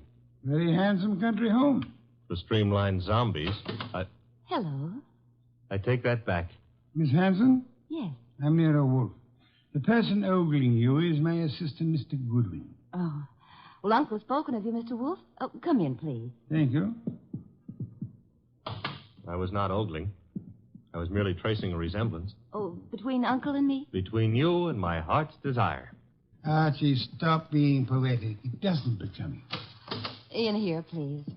My uncle isn't at home yet, but... Oh, John, this is Mr. Wolfe, Mr. Goodwin. John is Uncle's assistant. How do you do? How do you do? Mr. Hanson hasn't returned from town yet, Mr. Wolfe. Are you quite sure? Why, yes. Unless Enid saw him. No, I didn't, John. Indeed. In that case, if you don't mind, we'll wait for him. Well, of course, we'd be delighted. Sure. Excuse me, won't you? I've got some work to do. On orchids or lilies? The orchids. Well, then go right ahead. See you later. Oh, can I get you something to drink? Beer will do, thank you. I'd better help you bring the bottle in, Miss... Archie. On the other hand, maybe you can manage alone. Well, of course I can. I'm a big girl, Mr. Goodwin. I noticed. I mean, why not call me Archie? It takes less time. I'd like to, Archie. Swell. Remember what old Dr. Tidmouse said? I want a bottle of beer. Said, I want a bottle... Oh. No. Never mind, Enid. You better go gather some beer for Mr. Wolfe. All right. I'll be back in a minute. So much of her and all so nice. Archie, are you forgetting why we're here? I don't care why you're here. We're waiting for Uncle. Uh-huh. Mr. Wolfe, it's unlikely that Uncle is going to walk in through that front door. True. That is why you're sneaking out the back door to find him. How do you know he'll be around here? This is where he lives, isn't it, Archie? Yes, but if you'll remember, Uncle gave up living earlier this afternoon. You mean he was persuaded to? Nevertheless, I rather think he'll be around, body and all.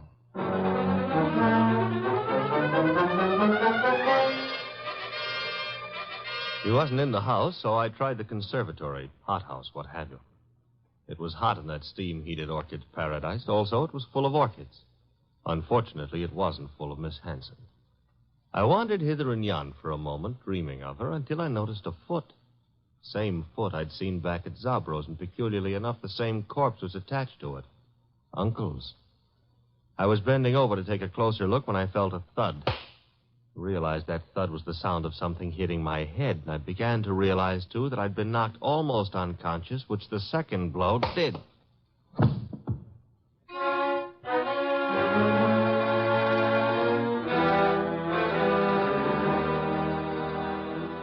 I can't understand where my uncle is, Mr. Wolfe.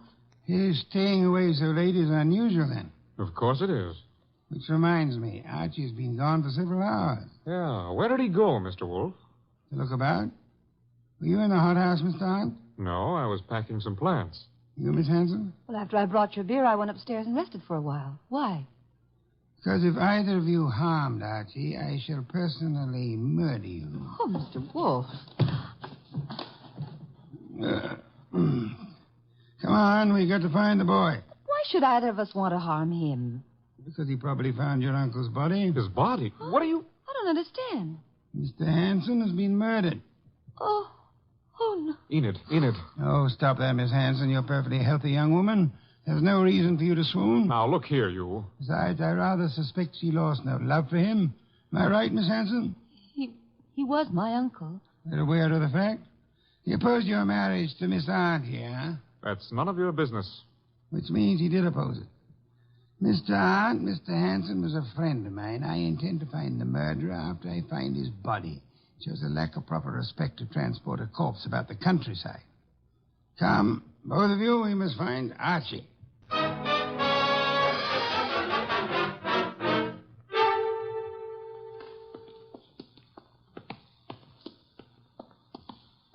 This whole thing's like a nightmare.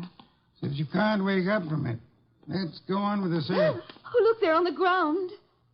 Archie. I'll see if he's all right. Why, this is fantastic.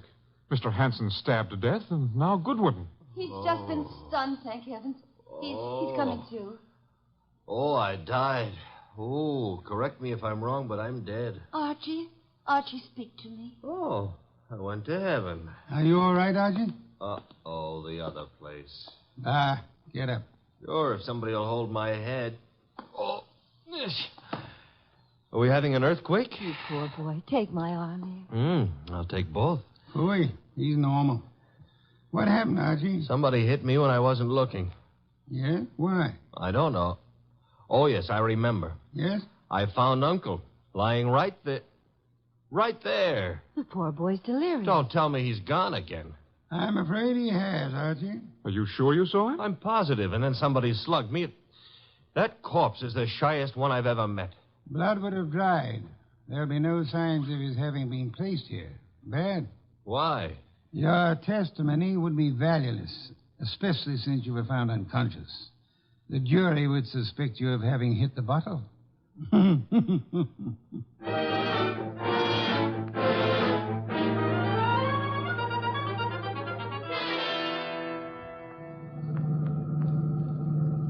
Why didn't we stay the night? I'm a sick man. Enid would have nursed me. Ah, you're not sick. And I won't have you taking advantage of that girl. In my condition, I couldn't have. But maybe she would have taken advantage of me. Boy. Is that what they called it in your day? There's Zabros. Stop the car. Okay. Dum-ba-dee-dum-dee-dee-dum. Here we go. Oh, I can manage. I'm not entirely helpless. Place is closed. Dark. I was afraid it might be. Don't tell me Zabro's gone traveling, too. Possibility, Archie. You mean he killed Hanson to cancel the debt he owed him, and then followed us out to the country house and dumped Hanson there, hoping to pin suspicion on Enid and John? Perhaps. Uh-huh. Slugged me when I found the body too soon, and then... Uh-huh. Guess we better get into the joint. Door's locked? A guy I know got out of jail the other day. Yeah? He's reformed, so he gave me all his skeleton keys. You have them with you? Mm-hmm. And we'll find out in a minute just how good a burglar he was. Very good. Will you come in? Shut the door. Okay. Now. What's that? Somebody's been hurt. The lights. Nothing up front here. Back of the store where the exhibits are. I'll go see. Maybe you better stay here. Nonsense. Oh, where? Oh, among the lilies again. But this time there are two bodies there. Sabro. Quick, Archie. Mr. Zabro? Mr. Zab? He's been shot, boss. Bad. He's trying to say something. In the lilies. Mr. Hanson. Yes, we know about him. Who shot you? From the window. Alleyway. Came in. Mr. Zabro, who? Inherit. Money. Inherit. Down, Mr. Wolfe, quick. Somebody's shooting from that window.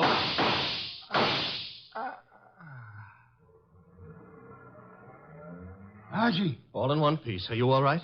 Yes, that car. It's gone. Brought the body here and... Zabro. He couldn't duck. He's dead. Yes. Police, boss, this time we've got more than a fern leaf smeared with blood to show them. Not yet, Archie. I'd prefer handing the murderer over to them along with the victims. I'm going home. Archie, get Miss Hanson and Mr. Arndt there as soon as you can. Well, suppose they don't want to come. Knock them unconscious and drag them there. Not Enid, boss. Enid's... Hey, what Zabro said about inheriting. Don't anticipate, Archie. When you get them to my office, we'll identify the murderer then.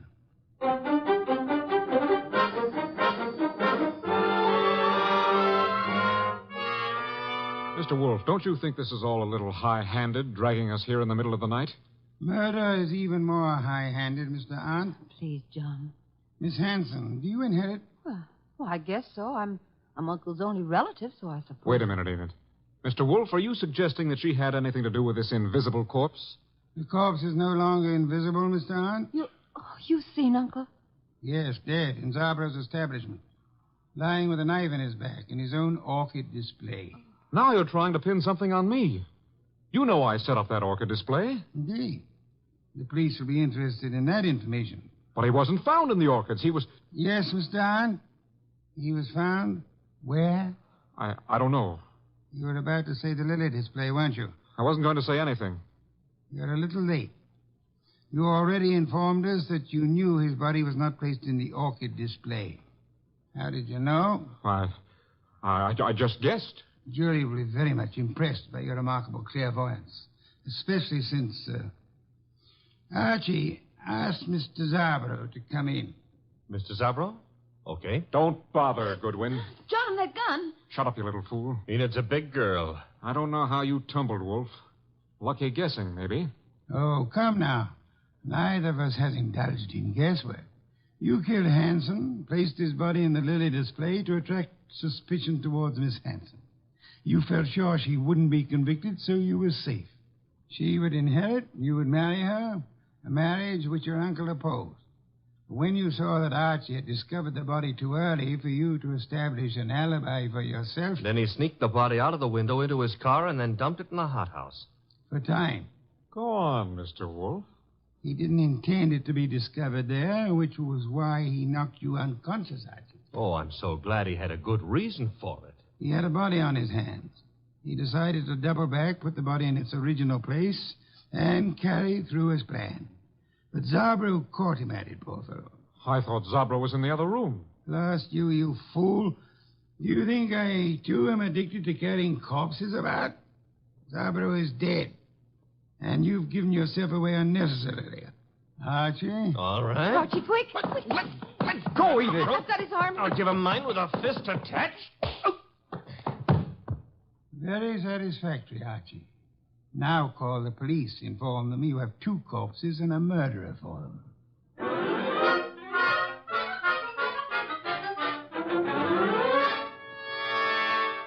You should have heard Mr. Arndt's language, boss, when the police took him away. Oh, I don't think he loves you. I don't think it matters anymore. It used to me. Growing pains. You'll get over it, Miss Hanson. You trapped him, Mr. Wolf, but what made you so sure he did it? At the hothouse, when you were unconscious, Archie, Mr. Arndt deplored the fact that Mr. Hanson had been stabbed in the back. And no one had mentioned how he was killed. Therefore... The reason Arndt knew was because he himself had killed Mr. Hanson. Murderers seldom get away with it, no matter how tightly they button their lips. Well, mine, however, are not buttoned up. Archie? Oh, the beer is on your desk. Thank you.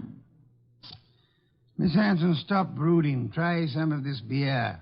But, Mr. Wolf, my heart's broken. As a man who's lived a good many years, Miss Hanson, permit me to assure you that the easiest way of mending a broken heart is by filling the stomach.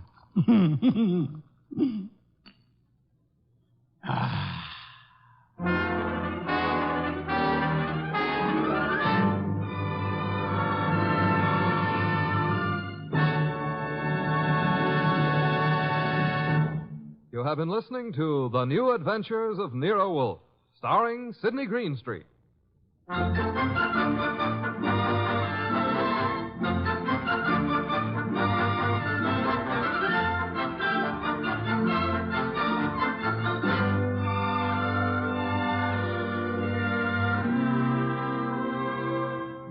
Tonight's transcribed story was based on the characters created by Rex Stout. This is an Edwin Fadiman program produced and directed by J. Donald Wilson. In the cast were Larry Dobkin as Archie Goodwin and Gigi Pearson, Jay Novello, Herb Butterfield, and Byron Kane. Next week at this same time, Nero Wolfe and Archie will bring you The Case of the Deadly Sellout. Don Stanley speaking.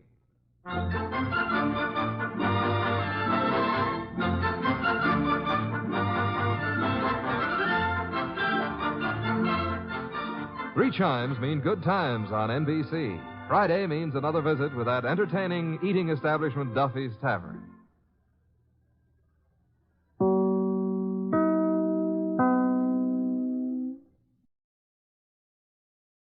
The Adventures of Sam Spade, Detective.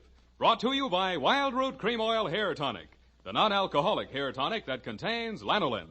Wild Root Cream Oil. Again and again, the choice of men who put good grooming first.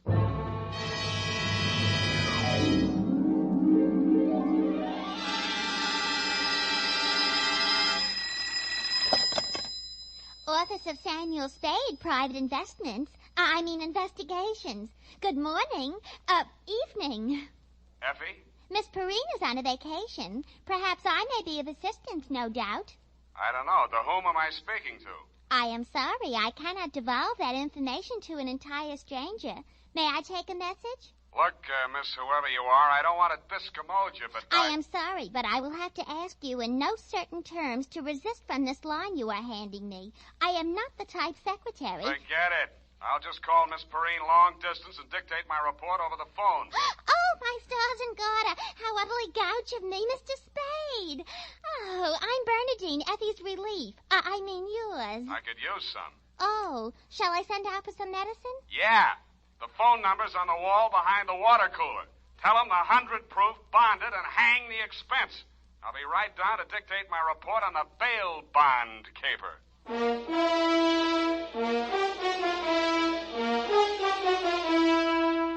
Dashiell Hammett, America's leading detective fiction writer and creator of Sam Spade, the hard-boiled private eye, and William Spear, radio's outstanding producer-director of mystery and crime drama, join their talents to make your hair stand on end with the adventures of Sam Spade. Presented by the makers of Wild Root Cream Oil for the hair. Only 3 days left, gals, and June, the month of weddings, will be over. But don't worry, there are still 187 days left in leap year. Still time to snag the man of your dreams. You know, the one who uses Wild Root Cream Oil on his hair. He and millions of other men use Wild Root Cream Oil daily, because Wild Root Cream Oil grooms the hair so neatly and naturally, relieves dryness, and removes loose dandruff. Any smart man who wants to look smart always insists on Wild Root Cream Oil Hair Tonic. Again and again, the choice of men who put good grooming first. And now, with Howard Duff starring as Spade, Wild Root brings to the air the greatest private detective of them all, in the adventures of Sam Spade.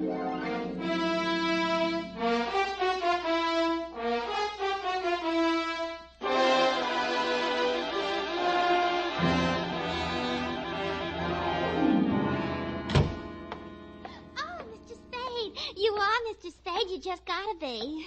Yes, but why? It was fate. I knew it was going to be like this. I had my qualms, too, Bernadine. Oh, that's good. I sent the other back. The other what? I called that number, but it was euphonious. They said whiskey. Is something the matter? No, nothing at all. I'm perfectly calm. Well, I'm glad. My previous employer was very nervous, which is why I just happened to be tentatively at large when Effie reproached me about being a relief to her. Figures. Bernadine, now I'm not being fresh. Honestly, I'm not. But do you take shorthand? Yeah, but I don't speak it. What is that you speak? Don't answer. Ready? Rodney. I mean Roger. Date. I'll have to ask my mother. Down, Bernadine. Date June 27, 1948, to Miss Effie Perrine, care of Perry's Lodge, Kanab, the Pearl of the West, Utah. What? Oh, wrong letter. I'll get to that later. Date June 27, 1948, to Leo M. Scarlett, care of Leaf Branch, Root, Knox and Wood, attorneys at law, 333 Pine Street, San Francisco, from Samuel Spade, license number 137596. Subject, the bail bond caper. Dear Leo, I'm sorry things turned out the way they did, Leo, and I'd like you to know how I got into it. It wasn't for the reward. I don't take rewards. I'm not in love with your wife, no matter what she says, and I wasn't sore at you about anything. I was just sitting in my office, minding my own business, when the door opened, and Vivian walked in. She looked every bit as beautiful as she did when she lived under me in Ma Tuttle's boarding house in 41. In fact, I didn't recognize her until she slithered out of her mink. Hello, Sam. Surprised to see me? Yeah, but I'm trying not to show it. What's on your mind? Is that all you've got to say to me, Sam? Well, you're here on business, aren't you? All right, I don't blame you. It all happened pretty sudden, Leo and me. I should have written or phoned you, I suppose, but somehow... Forget it, Vivian. Now, what do you need a detective for? You, thinking of divorce already? Oh, please don't, Sam. If it was a mistake, I'm the one who has to live with it, and I made up my mind when I married Leo. This time it's for keeps. No matter what. Mm-hmm. What's the what? He's in trouble, Sam. Well, that's nothing new. Well, this time I don't think it's his fault. When Leo went legit, he meant it. What's he say he's doing now? He's a bail bond broker. Judging from your new look, I'd say he's a success. Sam, a man called him on the phone today. I answered. He said his name was Holliday, but I recognized his voice. It was an old friend of Leo's, Charlie Rosenfoy. Charlie, huh? When did he get out? A couple weeks back. He was paroled. I don't know what he said over the phone, but Leo looked scared and sick. I don't wonder. The word around town was that Charlie took the rap for Leo. Well, I don't know anything about that. All I know is Leo's on the level now, and Charlie never will be. He did plenty on his own during that time he served. Well, I won't argue that, but from where I sit, it looks like Leo better start wearing a gun again. He has. That's what I'm so frantic about, Sam. You hear any of the conversation from Leo's end? He didn't say much. But I did hear him say, "All right, 10 tonight. I'll meet you there." That wasn't very smart of him. I know, but that's the way he is. It might be only for a payoff. I thought of that, too. But Leo hasn't got that kind of money. He's been dropping a lot at the racetracks lately. And even if he had it, he's not the type to pay blackmail. I don't like it. Why should I stick my neck out? Why did you have to come to me anyway? 'Cause I trust you, Sam. I know you were jealous of Leo. I was? Sam, if we ever meant anything... If you meant half the things you said to me when we... Stop it. That's blackmail. Oh, I feel so lost and alone. I don't know where to turn. Okay. I'll see what I can do. Oh, Sam. I'll make it up to you somehow. You see if I don't. Sure you will. And tell Leo to stop dropping his money at Tan Ferran. This is going to cost them plenty.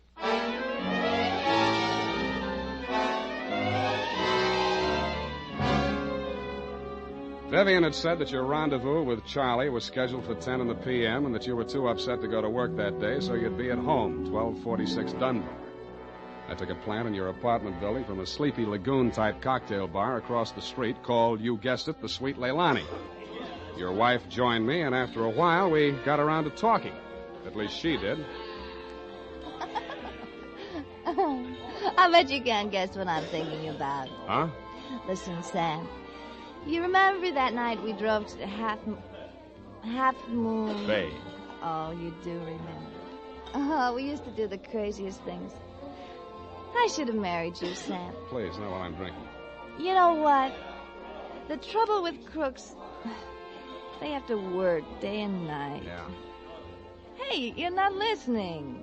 No, but everybody else in the place is. Let's talk about you, Sam. Did I ever tell you how I met Leo? No, and please don't. And then he opened a bucket shop. You know what a bucket shop is? Yeah. It's stockbrokerage. Yeah, that's right. Only it's crooked. That was the first business Leo started when he went legit. Mm-hmm. He had to shut it down on account of those securities. Somebody was always stealing out of the safe. Were they insured? Yeah, but they wouldn't renew his policy.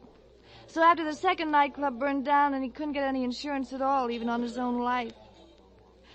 That's why I'm so frantic, Sam. Hey, give me a nickel. I want to play Sweet Leilani.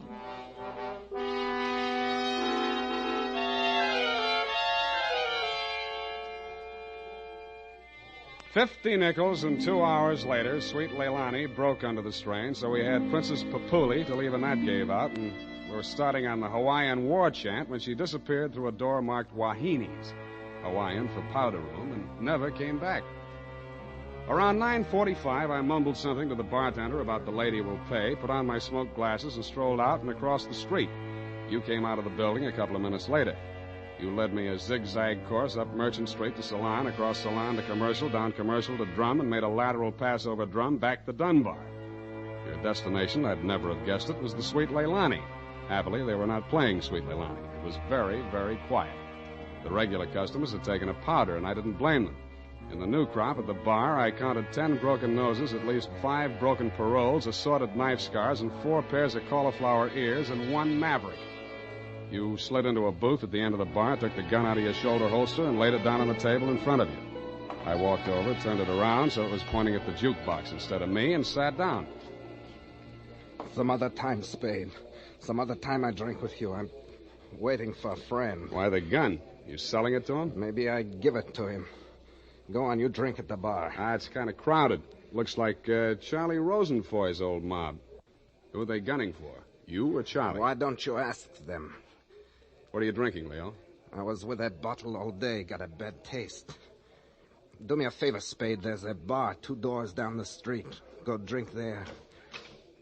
There's my friend coming in the door. Any friend of yours is a friend of mine, Leo. Look, Spade. Hello, Leo. What's the matter? You bring a bodyguard to meet your old friend Charlie? This shamus threw his weight in here. I didn't ask him. I don't need him. Huh. That sounds like the old Leo Scarlatti I used to The know. name is Scarlet. Oh, pardon me. I've been on the rock for so long, it's hard to catch up on all the changes. There's been a war, Charlie. Anyone tipped you to it yet? You got a smart bodyguard, Leo. Let's talk. Let's go somewhere else and talk. I like it here. Okay, we start.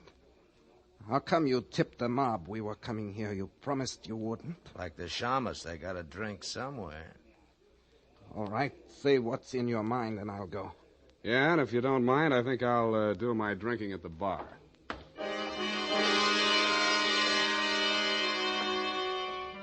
Both of your guns were on the table. It didn't look as though you were going to use them on one another, and I figured that neither of you was going to do much talking in front of me anyway, so I strolled back to the end of the bar to look at the television. The 10 o'clock news roundup was on, and the ticker tape that was moving across the screen said ... in Atlantic City today, period. I ordered a highball, and then the ticker tape started again. This time it said San Francisco, $1 million bail bond robbery. $1 million in negotiable bonds is tonight in the hands of a group of daring hold-up men who commandeered an armored truck at the very portals of the police department in the Hall of Justice. Then it said, this concludes the 10 o'clock edition of the television news roundup. I had a slight hunch that if the television boys had had their cameras on the big bail bond robbery, that at least some of the characters would have been played by at least some of the bad actors that were foregathered in the Sweet Leilani. In fact, what you and Charlie were saying and doing when I walked back to your booth was almost too much to the point. You let me see the bulky portfolio Charlie shoved across the table at you. It looked like a carrying case for bonds, bank messenger type. But it was sealed with wax blobs bearing the imprint of the Great Seal of the state of California. I was impressed. Where'd you get this? You can read about it in the papers, and if I was you, I'd get this out of sight before them papers hit the street. One thing more. Don't try to clip none of them coupons. And one thing more in addition. Don't open it at all. Sure. Spade? Yeah, Leon? I think I hire you after all.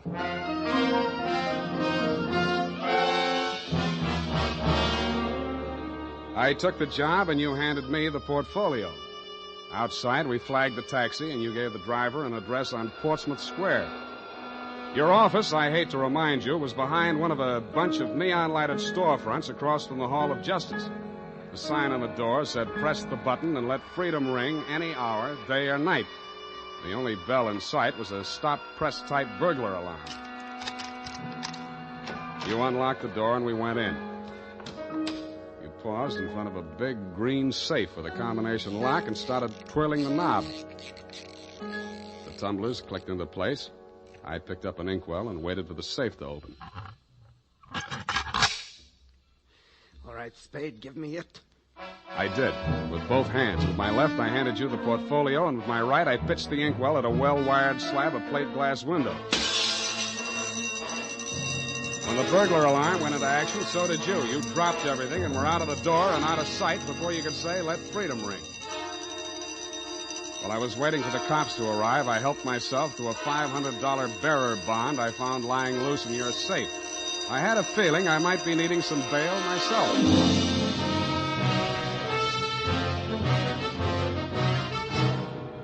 The makers of Wild Root Cream Oil are presenting the weekly Sunday adventure of Dashiell Hammett's famous private detective, Sam Spade.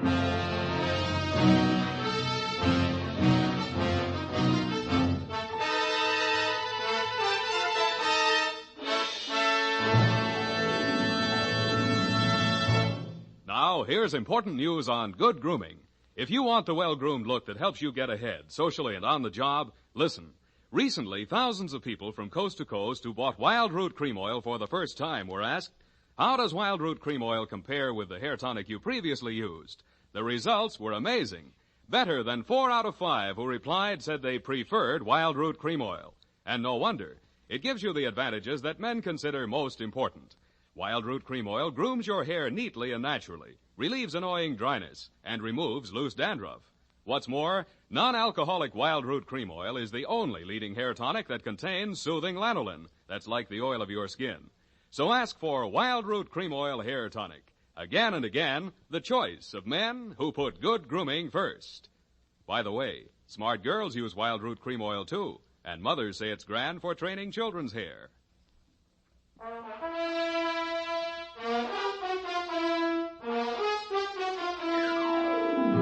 And now, back to the bail bond caper. Tonight's adventure with Sam Spade.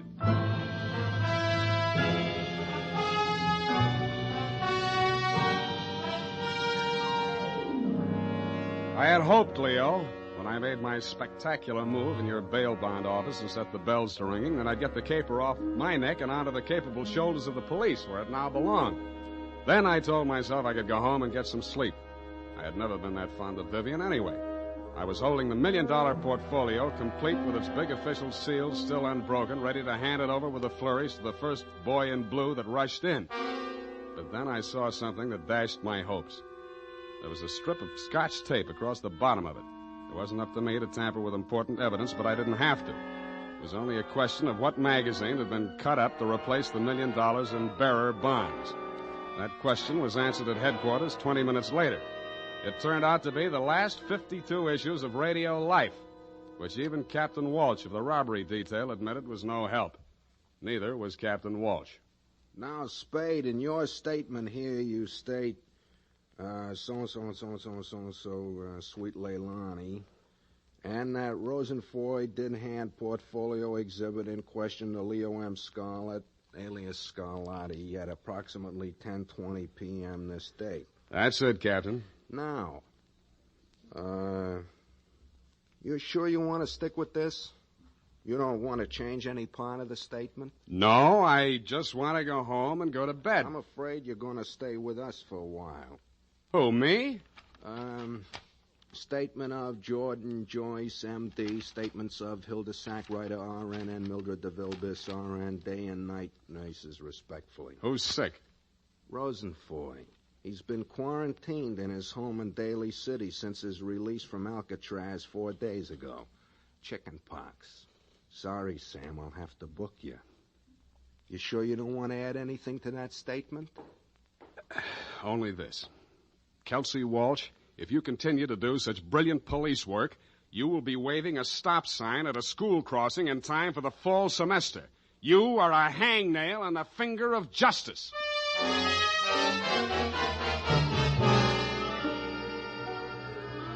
I thought I had been courteous and cooperative, but even so, it was the middle of the afternoon by the time they set my bail. $1,500. That made it life. But I hadn't had time to hang the curtains in my cell when I got even worse news. My bail had been posted by who? Vivian, a banana peel, and the steps of progress. She met me outside.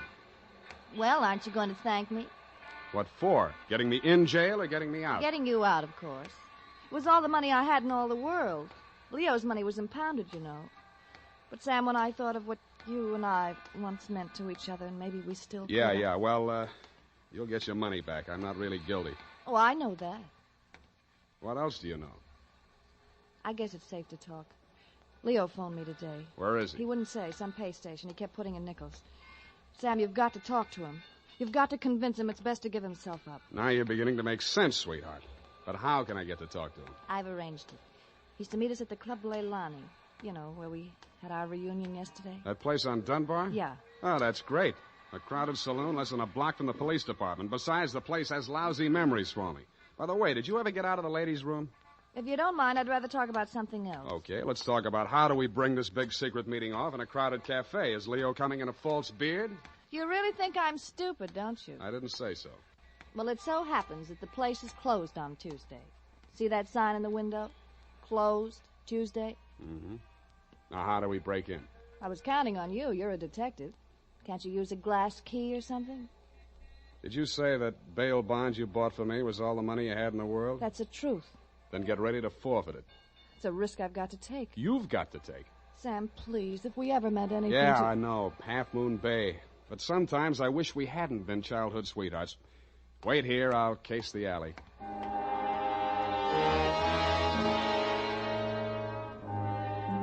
The alley wasn't much better. There were 2 windows, washroom type, all glass brick, except the 2 small ventilators big enough to put your hand through. The only hope was the kitchen skylight. I didn't have any trouble getting up to it, but once I was there, things didn't look so good. The view from the roof was a garage door with 2 green lights flanking it. Then it struck me where I was and why I was there. The Club Leilani backed directly on the Hall of Justice where the big bail bond robbery had taken place at 5 p.m. the night before. Without further ado, I put my foot through a pane of the skylight, reached in, unlatched it, and dropped.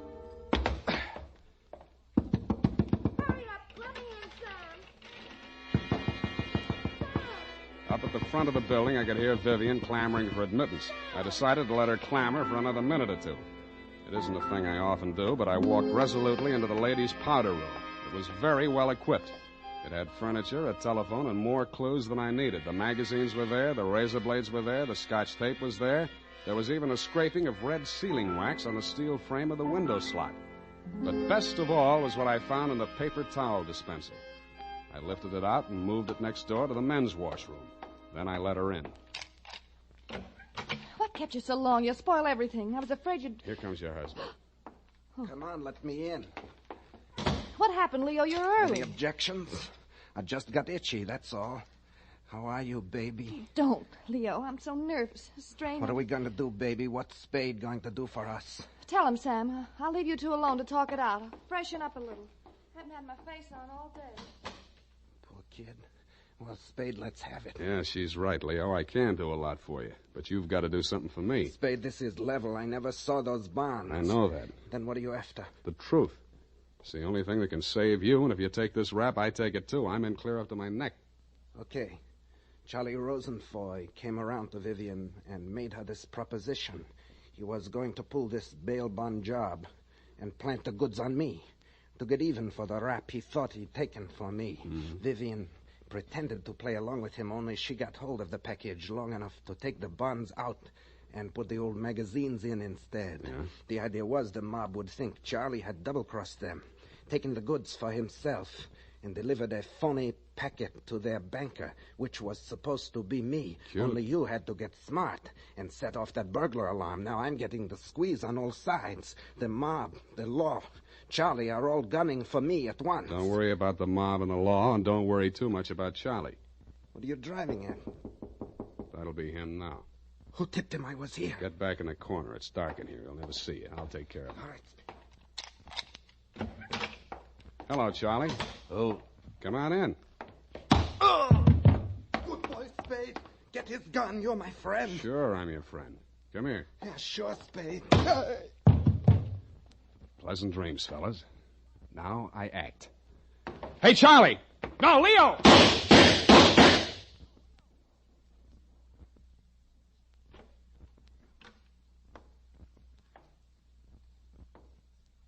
Vivian?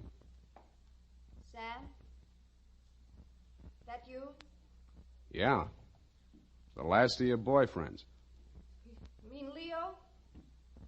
Charlie? Yeah. They just knocked each other off. Oh, Sam, I can't see. It's dark.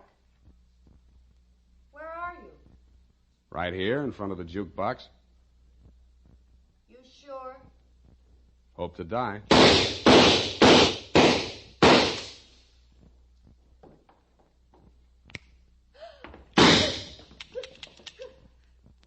Drop it, Vivian. It's empty. Sam, Vivian, how could you? After Half Moon Bay.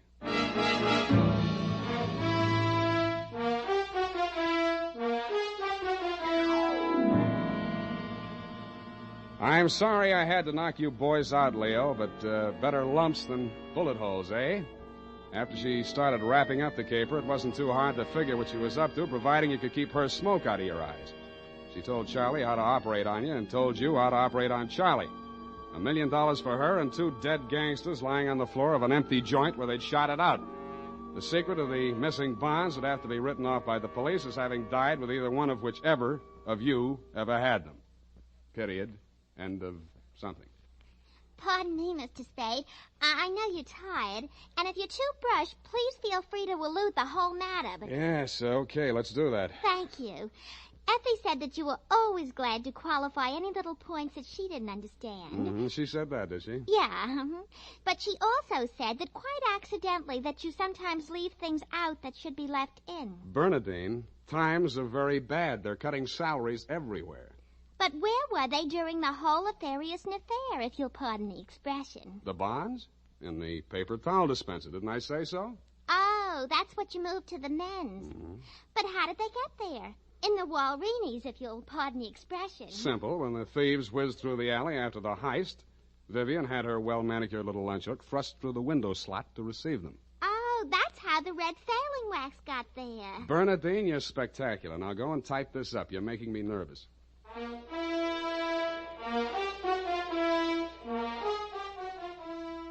You know what they say about people who like mysteries? Once a mystery fan, always a mystery fan. And that goes for hair tonics, too. Once a Wild Root Cream Oil fan, always a Wild Root Cream Oil fan. Just try it and you'll see what I mean. Wild Root Cream Oil grooms the hair neatly and naturally, relieves annoying dryness, and removes loose, ugly dandruff. So tonight, or first thing tomorrow, step up to your drug or toilet goods counter and ask for Wild Root Cream Oil. Get the big economy bottle and the handy new tube that's easy to pack when you travel. Also, ask your barber for a professional application of Wild Root Cream Oil Hair Tonic. Again and again, the choice of men who put good grooming first. Well, here it is, Mr. Spade. I hope it's not too erroneous. Oh, I'm sure it's quite offensive. Don't you mean inoffensive, Mr. Spade? Have it your way. I don't want to sound imprudent, Mr. Spade, but I must say that your conduct through the whole thing was very brave and outrageous. Don't you mean courageous? Now I've got you doing it. You're going to be just like Mr. Cummel. Your previous employer, no doubt. Yeah, poor man. You know, he finally became completely erasable. They had to take him away. Mm-hmm. What were his symptoms? Well, when he ordered the puppy biscuits, I thought he was just being concentric. But after a while, he wouldn't answer to anything but Rover. I had to sprinkle his flea powder in the morning, you know? And then he had his little tricks. He always wanted to show off, you know, sitting up and rolling over. He could shake hands, too. What's so great about that? Any dog can shake hands. Yeah, but can you scratch your ear with your foot? If I set my mind to it. Now go home, Bernadine, or I'll report you to the SPCA. You can't frighten me. Effie told me that your bark is worse than your bite. Good night, Mr. Spade. Effie, in far-off Kanab, come home, sweetheart.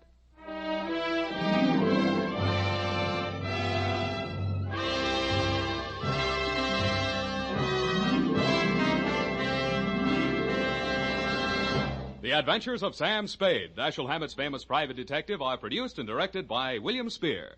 Sam Spade is played by Howard Duff. The Adventures of Sam Spade are written for radio by Bob Tallman and Gil Dowd, with musical direction by Lud Gluskin. Gil Dowd directed tonight's broadcast in William Spear's absence. Join us again next Sunday for another adventure with Sam Spade, brought to you by Wild Root Cream Oil. Again and again, the choice of men who put good grooming first. This is Dick Joy reminding you to get Wild Root Cream Oil, Charlie. It keeps your hair in trim. You see, it's non-alcoholic, Charlie. It's made with soothing lanolin. You better get Wild Root Cream Oil, Charlie. Start using it today. You'll find that you will have a tough time, Charlie, keeping all the gals away. Hiya, Baldy. Get Wild Root right away.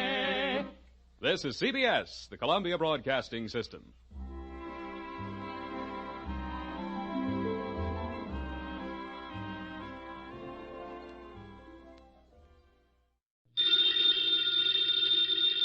Ladies and gentlemen, the ringing of that phone bell means mystery, adventure.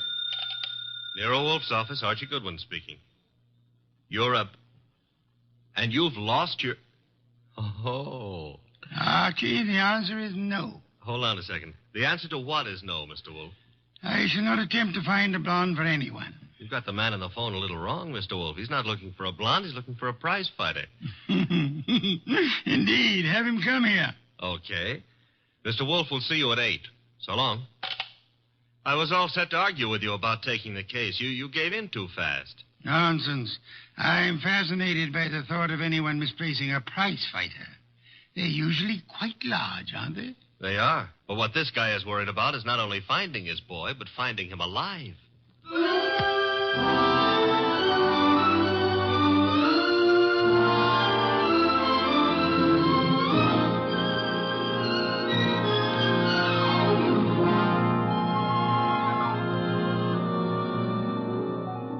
ladies and gentlemen, it's the bulkiest, balkiest, smartest, and most unpredictable detective in the world. That chair-born genius, Nero Wolfe.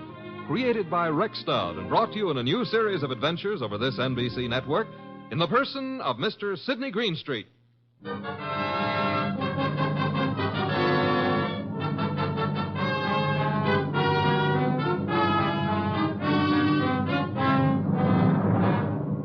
The case of the deadly sellout. That's what my boss, Nero Wolfe, called it. And it almost meant curtains for the firm of Wolfe and Goodwin. But let me give it to you straight right from the beginning. Although you ought to know that it wasn't until it was all over that I knew the very beginning of it myself. It all started in the New York flat of one Brock Rainey. Yes? The name is Jerry Fay. I'm supposed to know you? Being a very good friend of Pepe Gatto's, it's time you got to know me. May I come in? Oh, sure. You've got a problem, Miss Fay? Pepe took a fall at the garden last night against a coffee and bum named Eubanks. Right? As far as I know, Sister Gatto met his match. Please, Mr. Rainey, do me a favor. Skip the sausage meat. It happens I saw the $1,200 you counted out to him to take a quick dive in the first. You did? How else would I know? Okay, then here's my wrist. Slap it, Miss Fay. I'm a bad bull. Now, look, who's kidding who? I don't care if Pepe makes himself a few deals on the side. I should worry whether he gives those meat eaters on the benches a run for the ducats. What's it to me? If you're not worried, Sugar Plum, then neither am I. Also, I'm a very busy man. Not too busy to pay off, I hope. Pay off? To who? To me. For what? For keeping it to myself that you collected $5,000 from the Eubanks crowd for getting Pepe to take that dive. Certain people might not like to hear it. Miss Fay. Yeah? Drop dead. I don't think we understand each other. Which is just as well. Now get out of here. There's something Go, else. bimbo. Okay, Mr. Rainey. Have it your way. I'll go find someone with a more sympathetic ear. Someone like Lawson. Arnold F. Lawson. So long. Wait. Where does Lawson come into this? You asking is stalling. Lawson dropped a sizable piece of change on last night's two-step. No. Close the door, Jerry. Oh, yeah. $25,000 to be exact. That's a lot of corn to lose because a cheap fight manager arranges a frame. At least Arnold Lawson might think so. Sit down. Who's tired? Look, Mr. Rainey, it goes very simply in only one way. Lawson at yet knows from nothing except that your boy Gatto lost the fight. He may suspect, but he don't know. And he really don't have to know. Glad to hear you say that. And I'll be glad to see the shade of 3,000 long green banknotes. How much? You heard me, $3,000. Get out. Okay, I'm going. To the next phone and call Lawson. Look, Jerry, give me time, huh? I haven't got that kind of dough right now. Tell it to Lawson. When he gets through with you, you won't need any kind of dough. You know, I've got Gatto set for a go with Mellish, the title contender. Gatto can take him. Please believe me, he's going to take him. So? So after what happened in the Eubanks fight, the odds on Gatto will be like a war debt. We can clean up. Listen, we can make Heel, I wouldn't trust you from 11:59 to midnight. Get it up. Now. I'll give you 6 hours. After that, Lawson. So long.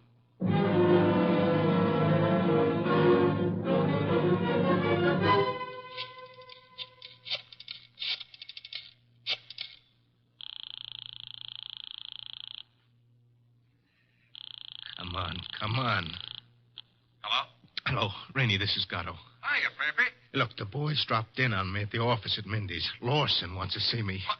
Lawson? Look, Bum, I'm the one with the cauliflower ears. You heard me. What do I do? Nothing. But... Don't go near him. Stay home. Let me take care of it. How? What'll you do? I don't know yet, Pepe, but I'll find a way. How did he find out? Your girlfriend. What? She wouldn't do that. She hates the guy. Hate him or love him, she told him. I can't believe it. I suggest you call our little doll Jerry and give her your regards for the double cross. Meanwhile, stay put in your apartment. Don't move. But, Rainey... Hello. Hello.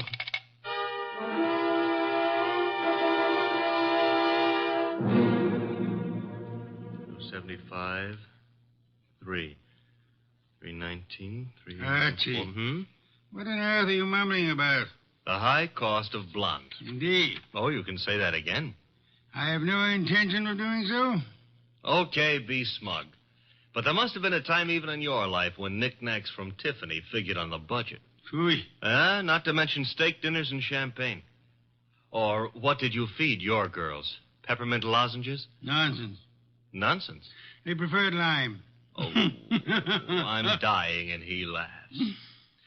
Mr. Wolfe? Yes? I have decided that you are giving me a raise. Archie, this is not a period in which unilateral decisions are wise. So I'll be a dope and get a raise, huh? As for your future mental attainments, you may be right. As for raise... You want to drive me to gambling? Like betting on fights or going... Okay, it's the doorbell, and I'm answering it. The name's Rainey. You're Goodwin? I'm Goodwin. Come in. Is Wolf in? Mr. Wolfe is always in. Unlike prize fighters, I guess. Come on. Thank you. Mr. Wolfe, this is Mr. Rainey, the man who lost his prize fighter. How do you do, sir? I'm not doing so good. Mr. Wolf, you gotta help me. That would depend. On what? The fee? I digress. Your problem is what, Mr. Rainey? Mr. Wolf, I manage a fighter named Gatto. Maybe you've heard of him. I have not. However, that is of little significance. You are having difficulty with this Mr. Gatto? I'm not having difficulty with him. I can't find him. Maybe you better let me give you the whole picture, huh? Very well. Well, Gatto is an up-and-coming boy, Mr. Wolf. He had a little upset last week with a guy named Eubanks. But everybody knows in spite of that, Gatto's heading for the big time. I think he'll prove that when he goes against Mellish. Mr. Mellish being another pugilist, huh? That's right, Mr. Wolf. Now, Pepe, that's Gatto. Pepe was due at the Turf Club this afternoon to meet the opposition management and go over the setup. He was due, but he didn't show. I waited all afternoon, and then I started the phone calls and taxis. The results? No results. I combed every joint I ever knew him to buy a beer in, and the score was 0. Matter of fact, nobody's even seen him for 4 days. You would have tried the gymnasiums, naturally? I did. Does this pugilist have a home? Yeah, 206A Rathburn Street. A penthouse on the roof. He was not at home during all this time? It's where I tried first. It was empty as a bank on Saturday afternoon. I see. And you want me to find him for you? If Pepe blows this fight, Mr. Wolf, it'll ruin his career. And the preservation of his career is worth a good deal to you? I got a check for $2,000 right here. Archie? I'll get it. $2,000. Very well, Mr. Rainey. I shall take immediate steps. I got a cab waiting outside. We can get started right away. We? Phew. I shall remain here. But how do you expect to... Archie. Yes, Mr. Wolfe. You will leave with Mr. Rainey. I need information. You might try the Rathburn Street penthouse to start with. But I've already been there. With all due apologies, Mr. Rainey, suppose you restrict your activities to pugilists. Archie is a trained observer. You are not. Archie, you will pick up whatever you can at Gatto's apartment. I especially suggest a careful check on his wardrobe. Wardrobe? If his clothes are missing, Mr. Rainey, it would indicate that he left voluntarily and deliberately, for whatever reasons he may have had. If they are not, Archie, you will phone me from the apartment after your investigation is over. Okay. I shall, in the meantime, devote some thought to the subject. Huh? For $2,000, all you're going to do is devote some thought? Mr. Rainey, if I were not a modest man, I would point out to you that you're getting quite a... a bargain.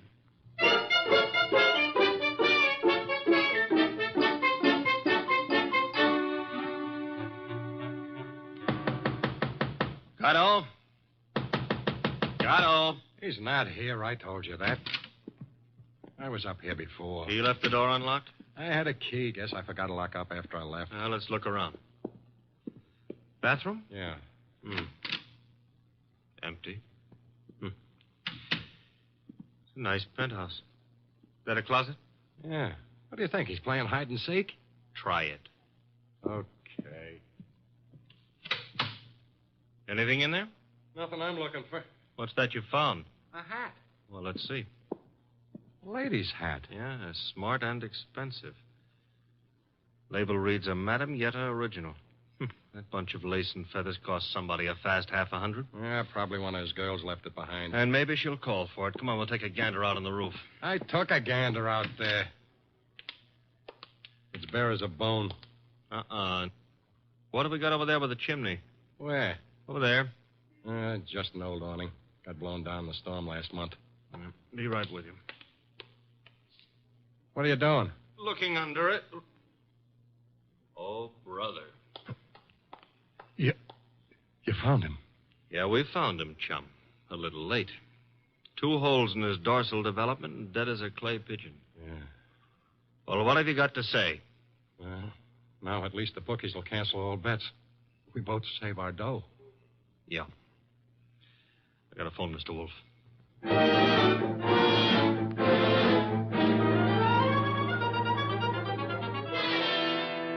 And there he was, Mr. Wolfe, under the old canvas awning. Where's the hat? Oh, this is it. Mm-hmm. That's it, boss. Snazzy number, no? Where'd you find it? On the floor of the closet. You're right, Archie. Frothy little bit of millinery, caprice. Mm-hmm. Have you any idea whose it may be, Mr. Rainey? I wish I did. You have to find out. Well, how, boss? The hat is an original. See, the label under the band reads a Madame Yetta original. Tomorrow morning, Archie, you will interview Madame Yetta. Yes, boss. And discover in your inimitable fashion for whom she made this chapeau.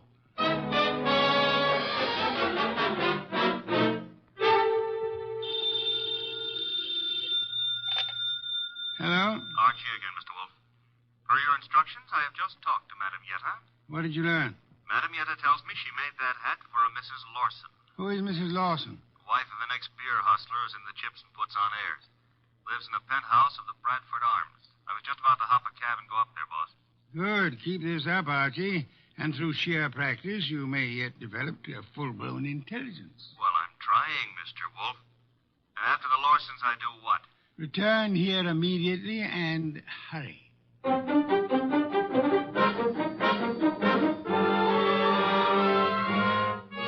How do you do, Mr. Lawson? Oh, Mr. Goodwin. My secretary tells me you're a detective. My boss might argue with you on that, Mr. Lawson. Your boss? It happens I work for Nero Wolfe. I see. And you wish to see me about... About this hat. Hat? Oh, I see, yeah. Well, Mr. Goodwin, please believe me, I never wear hats like that. Would your wife be likely to say the same? My wife? Just what are you getting at? Would I seem too nosy if I asked how well you and your wife know Pepe Gato? How well do we know who? Pepe Gato. The pug? No, not such a pug. No, huh? I lost $25,000 on him in the Eubanks fight. If you ask me, he laid down like a dog. And did you talk it over with him? Talk it over with him. Never seen the man in my life. Not even at the fight? No, I placed the bet over the telephone. I'd scarcely have anything to do with a character like Gatto, Mr. Goodwin. You surely won't from here on out, Mr. Lawson. What do you mean? Gatto is dead. You don't say. He was murdered last night. Murdered? And what would you say, Mr. Lawson, if I told you that this hat is your wife's and that it was found in a closet in Gatto's apartment? Now, wait a minute. Let me get this straight. Are you implying... Not implying. Facts are sticking out. What time was this dumb brute done away with? Oh, I'd set it at somewhere between 5 and 7 p.m. last night. Well, you said it very conveniently. Thanks. Why? My wife and I drove out of the city at 4:30 yesterday afternoon. Didn't get back until 2 this morning. And this hat? It took wings and flew into Gatto's closet? Is that the answer? No, that's not the answer. Then what is? This is. A month and a half ago, I was with Celia on a bus top. She was wearing that hat, and the wind blew it off her head. I see. And from there, we figured that somebody picked it up, and it finally wound up at Gatto. You can figure anything you please. Personally, I don't feel in any way obligated to figure anything. Darling, I was just on my way out, and... Oh, I'm sorry. I didn't realize you were busy. Yes, I am busy, Celia. Wait a minute. He's not all Run that along busy. now, dear. You'll be late. But I want to talk Run to you. along, Celia. Yes, darling. Sorry. I'll see you later. Beautiful. Really beautiful. I've always thought so, Goodwin. You, didn't give me much of a chance to talk to her, did you, Lawson? If I didn't, it's for your own good. My good? I don't get it. Celia's a sensitive person, and I won't have her bothered.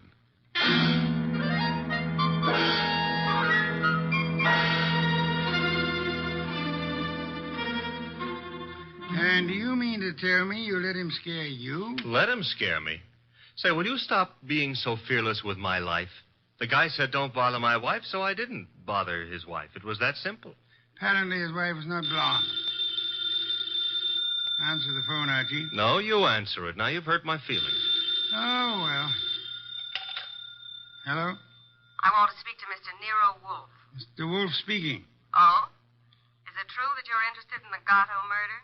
Who are you, and how do you know he's been murdered? The second question is none of your business. And as for the first, call me Jerry. Jerry. How do you do, Jerry? Jerry.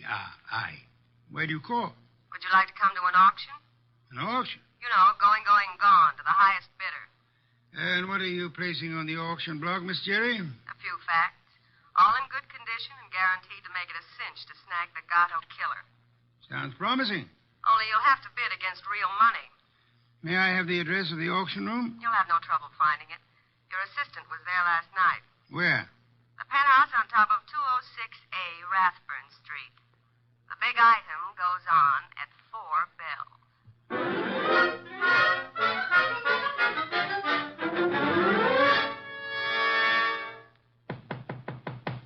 Yeah? Who is it? Man named Wolf sent me. Just a sec. You're Jerry, huh? I was expecting the man named Wolfe. Unfortunately for me, honey, when he's expected, I usually show up. Come on in. You? See, I'm the legs of the combination. He's the brains. It makes a nice division of labor. I see. You came in plenty of time. On the nose is our custom. Where are the rest of the bidders? Any second now. Mm-hmm. How many besides me are coming? 1. Small auction. But big action. How'd you happen to decide on this? I knew Gatto pretty good. And you were fond of him pretty good, huh? How did you guess? Well, you've got a key to this place of his, or you couldn't let yourself in. It adds, no? Gee, you should have been a detective. Just what I keep telling Mr. Wolfe. Look, tell me, Jerry, darling, this other person who's coming to the auction, who? The killer? You don't say. You sure the killer isn't here already? Look, I didn't kill him. The story you would like me to believe is that you witnessed the killing, huh? Called the killer and Mr. Wolfe and said, come on, kids, you can get me either to talk or shut up, depending on who pays the most. That it? Something like that. Mm-hmm. Okay, prove you know what you're talking about. Who is the killer? Is it Block Rainey? Should also have your head examined, pretty boy. I talk for dough and only for dough. Not that I'm mercenary or anything, but... Okay, tell me this. How come you saw the killer in the act? Simple. I was here with Gatto. Called me to come see him. While I was here, the shot came through the window there from the roof. You know something, sweetheart? What? I can't understand how a girl like you, a pretty nice girl under all that paint and powder and Broadway shellac, how you could do a thing like this. You were in love with Gatto, I know that. Everybody does. And still you're willing to keep your mouth shut if the killer pays enough. How come? What's the matter, honey? Did I hit a tender spot? I don't think you understand. Sure, I was in love with the goof. Then along comes this other dame. She's rich and beautiful, and she has everything to give him. Ooh, do I know her? Of course you do. She's... Jerry. Oh. Jerry.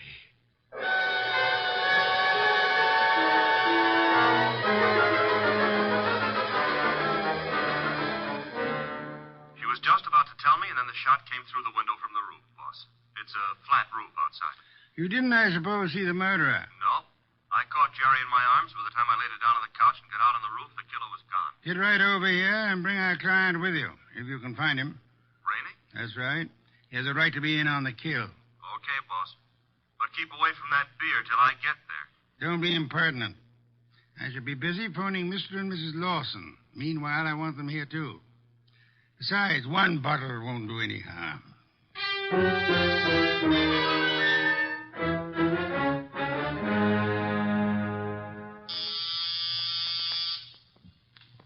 There they are. Let them in, Archie.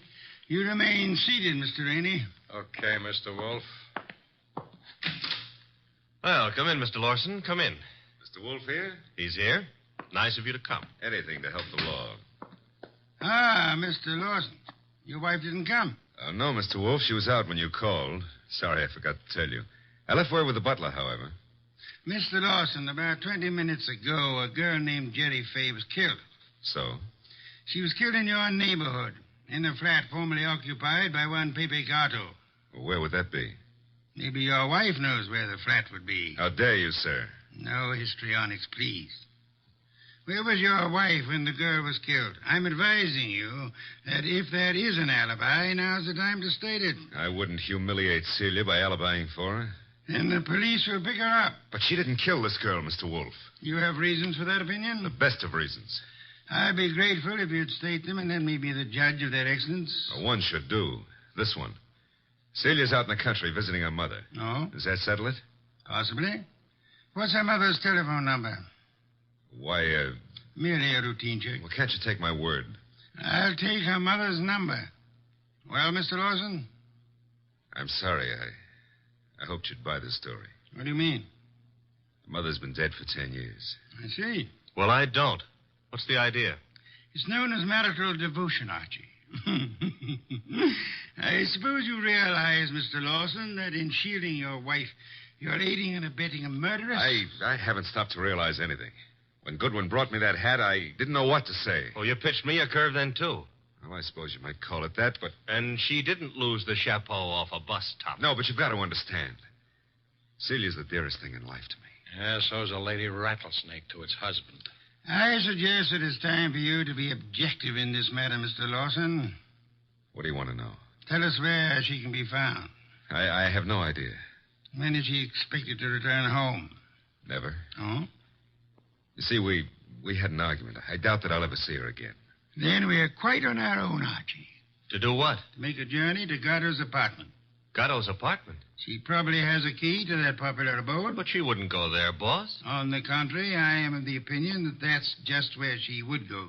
Give me my hat. Don't tell me you're going to stir yourself. It's a most unpleasant necessity, Archie. But the lady in question is dangerous and not at all hesitant about indiscriminate gunplay. Get out the car, Archie. We'll make the journey to Rathbun Street penthouse with the hope that Celia Lawson will show up in time to mourn her lost love. You want me to go along with you, too, Mr. Wolfe? Yes, indeed, Mr. Rainey, I do.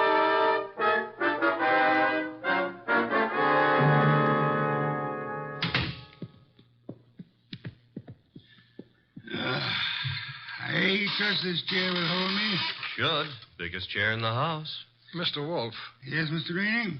Mr. Wolfe, am I to understand that the way you have it figured is that Mrs. Lawson killed Gatto, and then to keep the girl from pinning the crime on her, she killed her, too? What's the matter, Mr. Rainey? Don't you think the theory holds water? Well, yes. I mean, of course it does. Thank you. On the other hand, there is room for doubt. I'm glad to hear you say that, Mr. Wolfe. Would you mind explaining? I'll explain, Mr. Lawson. Mr. Goodwin was in this room when Jerry Fay was killed. Right, Archie? Right, boss. He ran as quickly as he could out onto the roof, but your wife was nowhere in evidence. What difference does that make? A good deal, I'd say. Wouldn't you, Archie? Yes, a detail like that would give a jury room for doubt. Oh, don't be a fool. How so, Rainey? Well, I was about to agree with Rainey. I mean on sheer logic. I'm afraid I miss your point, Mr. Lawson. Well, what if Goodwin didn't see her? That proves nothing. She fired the shots, and then she ran down the fire escape. What fire escape? The one a few feet beyond the chimney. Mr. Lawson. Yes? Who told you there was a fire escape there? Why, Yeah, who did? You can't see it from here, Lawson. Well, I just imagined there might be. Sensationally accurate imagination, Mr. Lawson. Allow me to congratulate you. I don't know what you have in mind. You have in mind to see your wife convicted of the murder of Pepe Gatto, and so punish them both for having dared to fall in love. I love Celia. I worship her. Yes, that's what you expected me to believe, hoping, meanwhile, that a hat would convict her. You worshipped her until she became fascinated by a young savage animal known as Pepe Gatto. No. At that point, the worship shifted into reverse, and you went green with hate. Hate that drove you to climb that fire escape that you know so much about and shoot him in the back. You're dreaming. Jerry Fay saw you in the act.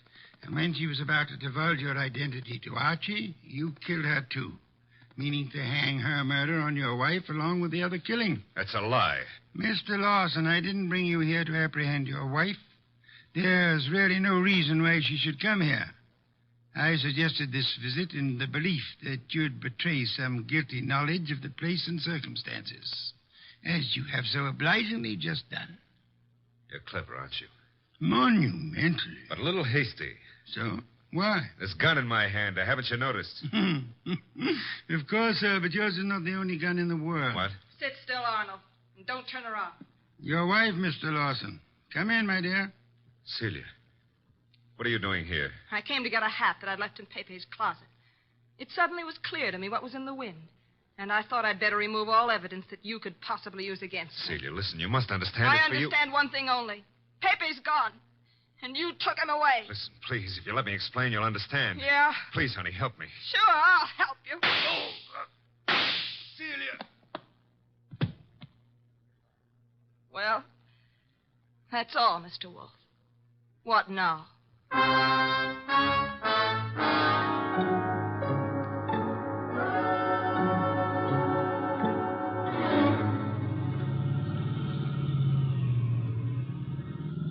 Archie, why is it when you drive it always gets so crowded outside?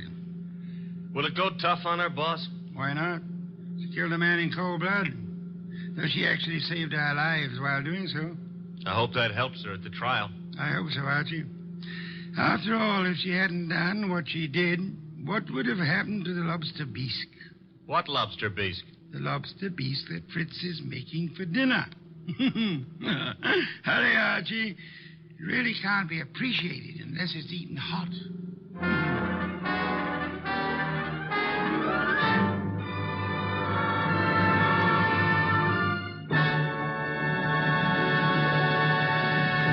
You have been listening to The New Adventures of Nero Wolfe, starring Sidney Greenstreet.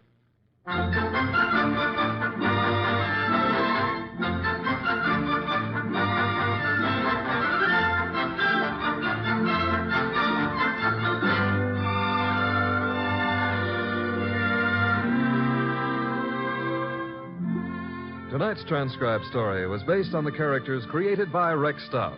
This is an Edwin Fadiman program, produced and directed by J. Donald Wilson. In the cast were Larry Dobkin as Archie Goodwin, and Ann Diamond, Charlotte Lawrence, Gerald Moore, Don Diamond, and Eddie Fields. Next week at this same time, Nero Wolfe and Archie will bring you The Case of the Killer Card. Don Stanley speaking. 3 chimes mean good times on NBC. Saturday night is date night, and NBC has a lively lineup of music and fun to help your courting along. Tomorrow, Dennis Day brings you a melodic and mirthful 30 minutes, and then Judy Canova gets together with her gang for a sparkling session of mountain-style song and laughter, followed by singing MC Red Foley and his friends on that exciting parcel of Western tunes and mayhem Grand Ole Opry. Here's Sam Spade. 3 chimes mean good times on NBC.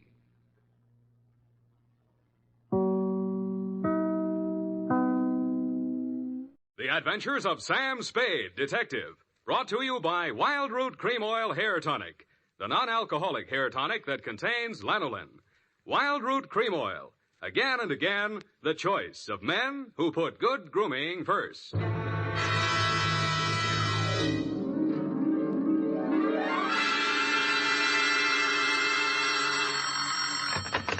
Spade Detective Agency. It's me, sweetheart. Risen from not one, but 2 deathbeds. Oh, Sam, I bet not.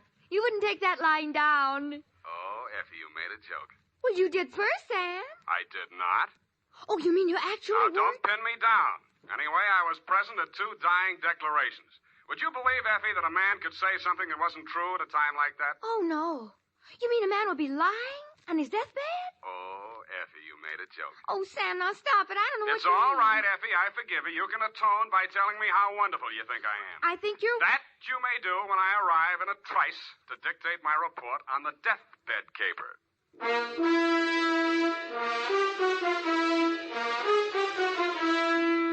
Dashiell Hammett, America's leading detective fiction writer and creator of Sam Spade, the hard-boiled private eye, and William Spear, radio's outstanding producer-director of mystery and crime drama, join their talents to make your hair stand on end with the adventures of Sam Spade. Presented by the makers of Wild Root Cream Oil for the hair. Tell me, mister, how many times a day do you have to comb your hair? Not many, I'll bet, if you groom it right, first thing every morning with Wild Root Cream Oil. For this famous hair tonic grooms your hair neatly and naturally and helps it to stay that way throughout the day. Wild Root Cream Oil also relieves dryness and removes loose dandruff. With Wild Root Cream Oil, you don't have to keep combing your hair every 2 minutes. That is, unless your gal can't resist running her hands through it. Get Wild Root Cream Oil Hair Tonic. Again and again, the choice of men who put good grooming first. And now, with Howard Duff starring as Spade, Wild Root brings to the air the greatest private detective of them all in the adventures of Sam Spade.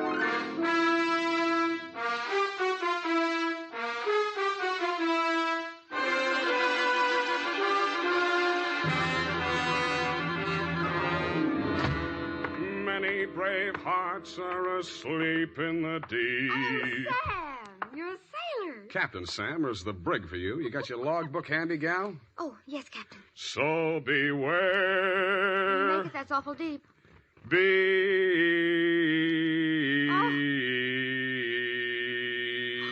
Date, June 20th, 1948. Where? Oh, Sam. I have no shame. To Marin County Sheriff's Office, San Rafael, California. Attention, Deputy Woodington from Samuel Spade, license number 137596. Subject, the deathbed caper. Dear Bill, the dawn came up like thunder out of Chinatown across the bay. In San Francisco, all we could see was fog. But on your side, it must have lifted briefly because somebody named Dan Starbuck managed to find his way to a phone booth, call me, and ask me to meet him at the 3rd Street Pier in Sausalito.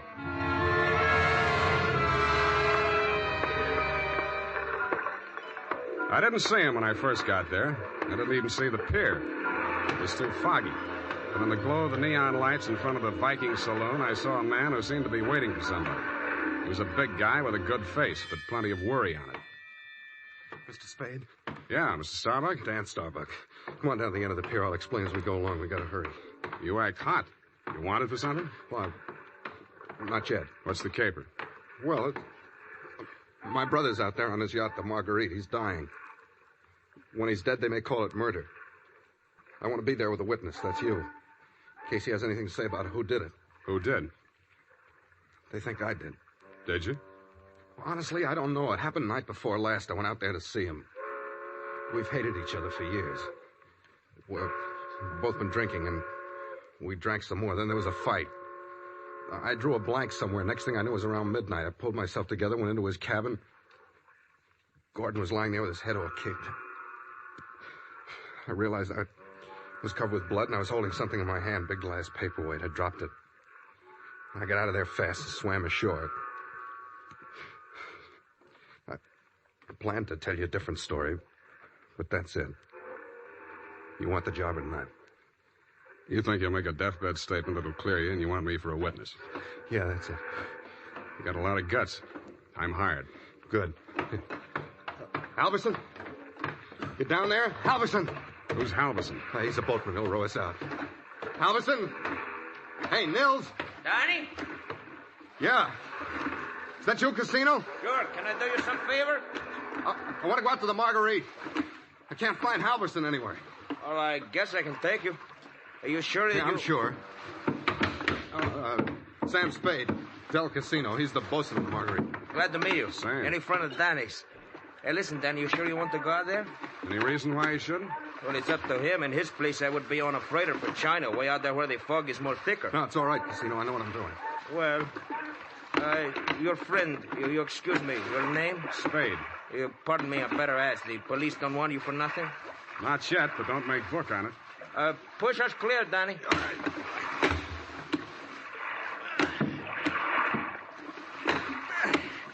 This fog is closing in, but I can still see the lights from the Marguerite. I wish we don't find her.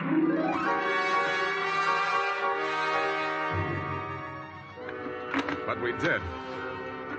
She was wearing clam diggers, an off-the-shoulder T-shirt, and was leaning against the rail as the dinghy pulled past the police launch and nestled in under the ladder of the yacht. Del? Del, is that you? Yes, Miss Starbuck. Who is that with you? Keep quiet. Del, what are they saying ashore about... Oh, I thought you... You're Mrs. Starbuck? Yes? I'm Sam Spade. I'm from San Francisco. I'm a detective. Your brother-in-law's in the boat. You captured him? He wants to come aboard. He wants to... Why? He's hoping your husband will say something to clear him before he dies. Is there any reason why he shouldn't come aboard? Oh, there's every reason in the world why he shouldn't.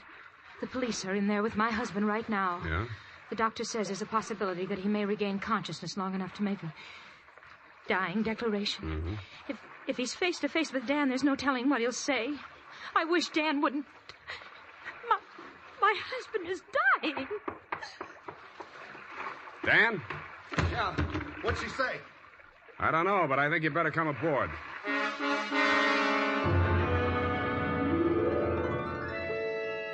He seemed almost delighted as he swung his weight up out of the dinghy and climbed the ladder. Del Casino, the bosun, followed, wearing a puzzled expression that turned to fear as we entered the cabin. The yellow glare from the lamp swinging overhead was almost blinding to walk into out of the foggy night. The first thing I focused on was the bunk that held the dying man. His head was heavily bandaged, his skin was chalk white, and his lips were beginning to turn blue. The room was tense with waiting. Ranged around him in a semicircle were the supporting players. 2 doctors, 1 family type with a nurse, 1 police medic without, 1 sheriff with cigar, 1 police stenographer, female with pencil and notebook poised, 9/10 of a widow, and us. At 18 minutes past 7, somebody moved. It was the dying man. The 2 doctors rushed forward, took his pulse and blood pressure. Let's go. Adrenaline 3cc, Carmine 1, saline solution. All right, Sheriff, he's conscious now, but you'd better hurry. All good. Mr. Starbuck, you can hear me all right? Take that down. Can you hear me? Affirmative answer. Now, Mr. Starbuck, we have to ask these questions. 1, what is your name? Please try to answer. What is your name? Gordon M. Starr. You got that? What is your name? Gordon M. Starr. That's close enough. Fill it in later. Now, Mr. Starbuck, where do you live? Where do you live? I'm dead. You got that? 1277 Marymount, Pasadena. Hey. Now, Mr. Starbuck, let's try a little harder. This is a long one. Have you been injured, and what was the cause of your injury? Yes. Hurts my... You got that? Affirmative. Now, the second part. What was the cause of your injury? Head. Hit on head. Do you believe that you're about to die as a result of your injuries, and have you no hope of recovery? I know. No hope. Now let's get to the point. Who inflicted said injuries? Hey, Mr. Starbuck, please, you haven't much time, you know. Go away. Doc, is there anything you can do? I'm afraid not. Oh, this is ghastly. Can't you leave him alone? Can't you let him die in peace? What are you afraid of, Maggie? What are you afraid he'll say? All right. All right, tell them, Gordon. It was Dan that struck you, wasn't it? He was jealous. He always hated you for marrying me. It was Dan. Now, Mr. Starbuck, I know how you feel, but we can't allow this sort of thing. Please step aside so we can finish up here. That's it. Mr. Starbuck. Doctor? Very low pulse. I'm not sure whether... Is Dan here? Here I am, Gordon. Tell him the truth. Do you identify this man, Mr. Starbuck? Yes. He's my brother. You got that? Brother Dan, He's the one. He's lying. Gordon, you know who did it. Why don't you tell the truth? What do you got to lose now? Nothing. I'm finished. Got that? You finished me. Gordon! Gordon, not yet. I'll come back. Doctor, can't you... He's dead. Well... Okay, Doc. Dennis Starbuck, it is my duty as sheriff of this county to take you into custody on suspicion of murder. And I must tell you that anything you say may be held against you. You'd better come along, too, Spade. Routine questioning, you know. Okay, Sheriff. And I don't think we'll need the handcuffs, will we, son? No, I'll go with you.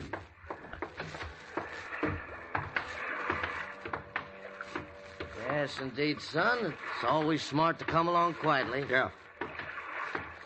But this is as far as I'm going. Hey, Dan, come back here. Use your head.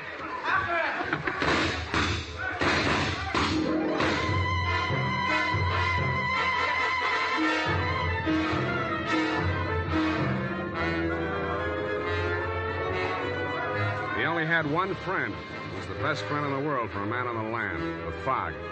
The searchlights on the police launch spun frantically as the craft heeled around in a half circle to head him off. Instead of cutting the fog, the beams from the powerful lights bounced back from it and blinded the men behind them. After 10 minutes of that, they gave up. The sheriff had a theory. Don't worry. Between the fog and the currents, I doubt if we'll make it. We'll probably recover the body in the morning. And they did. But it wasn't Dan Starbuck's body. It was the bosun, Del Casino. And he was found in Richardson Bay, adrift in the dinghy from the Marguerite. Somebody had creased his skull with the same type blunt instrument that had been used on Gordon Starbuck. But Del hadn't lived long enough to make a dying declaration.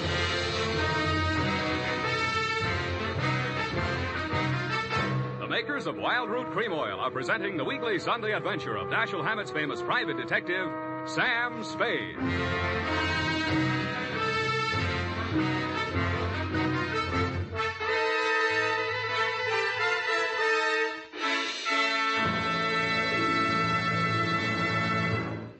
Now, here's important news on good grooming.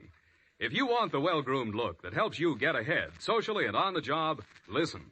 Recently, thousands of people from coast to coast who bought Wild Root Cream Oil for the first time were asked, how does Wild Root Cream Oil compare with the hair tonic you previously used? The results were amazing.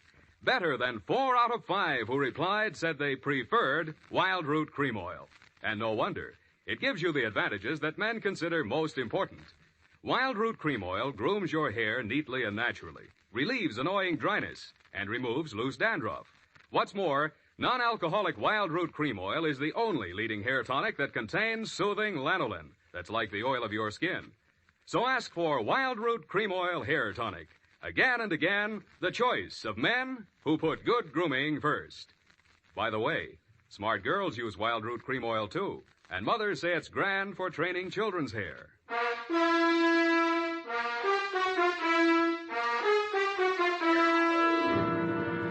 And now back to Caper with 2 Deathbeds. Tonight's adventure with Sam Spade.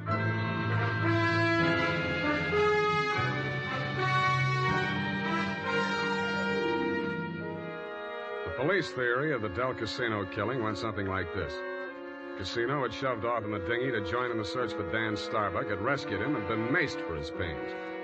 Also found in the dinghy, but not as yet worked into the police theory, were 2 items. 1, a waterproof wallet containing the seaman's papers of one Nils Halverson. 2, a tattoo mark on the right bicep of the deceased. A small heart with a name in it, Maggie. The brand new widow of the same name was waiting in my office when I got there the following afternoon. Hello. Hello to you, Mrs. Starbuck. What can I do for you? Mr. Spade, I know very little about the ethics of your profession, and... Well, are you still working for Danny? If you mean, do I know where he is, the answer's no. Oh. I hoped you'd say that. Why? Because I want you to work for me. Need a new bosun? You needn't have put it quite so crudely. No, I needn't. Since your work is confidential, I'll admit I've done a few things that... Well, it's all too true. My first mistake was marrying Gordon Starbuck when I didn't love him. And I should never have let myself fall in love with Dan. I certainly should have known better than to let Del fall in love with me. What about Nils Halverson? And me? Well, hardly. No. Nils Halverson was employed by my husband for various odd jobs whenever we put in at Sausalito. Mostly he'd row the guests out to the ship. He rowed Danny out the night my husband was killed. At least I think he did. I didn't actually see him. Where's Halverson now? I don't know. He goes off on drunks for days at a time, but I have a feeling that someone has paid him to disappear. He might have overheard something. Hold on a minute. You're going too fast. Are you, working up to a confession? Oh, no. It's just that I'm afraid a great injustice may have been done to Danny. After all, Mr. Spade, a man who's dying, I don't see how he could be altogether in his right mind. Do you? The law says he is if he knows his name and address. A deathbed accusation is the strongest evidence a lawyer can shove at a jury. You can't cross-examine a dead man, and most people have the quaint idea that a man on his deathbed is a lot more truthful than he was when he was hale and hearty. Then you think Gordon may have been lying? Could be, or wool gathering, or picking up some of the lines you were feeding him. Oh, I was just afraid he might die before he... You see, I thought I might shock him into saying yes or no. He could have said no, couldn't he? Well, make up your mind. Oh, all I know is it's on my conscience now. If we could find old Halverson and force him to tell what he knows. He's a very strange man. He's devoted to me. If the police find him before I do, he might refuse to talk out of a mistaken loyalty. To you? Well, I meant if he thought I had anything to do with the... Well, he's very strange. I told you that. What makes you so sure he's alive? Why wouldn't he be? If I'd been the killer and he'd rode me to and from the scene of my crime, I'd see him secured in Davy Jones' locker. Fish feed, lobster bait, asleep in the deep. Will you work for me? I'll let you know.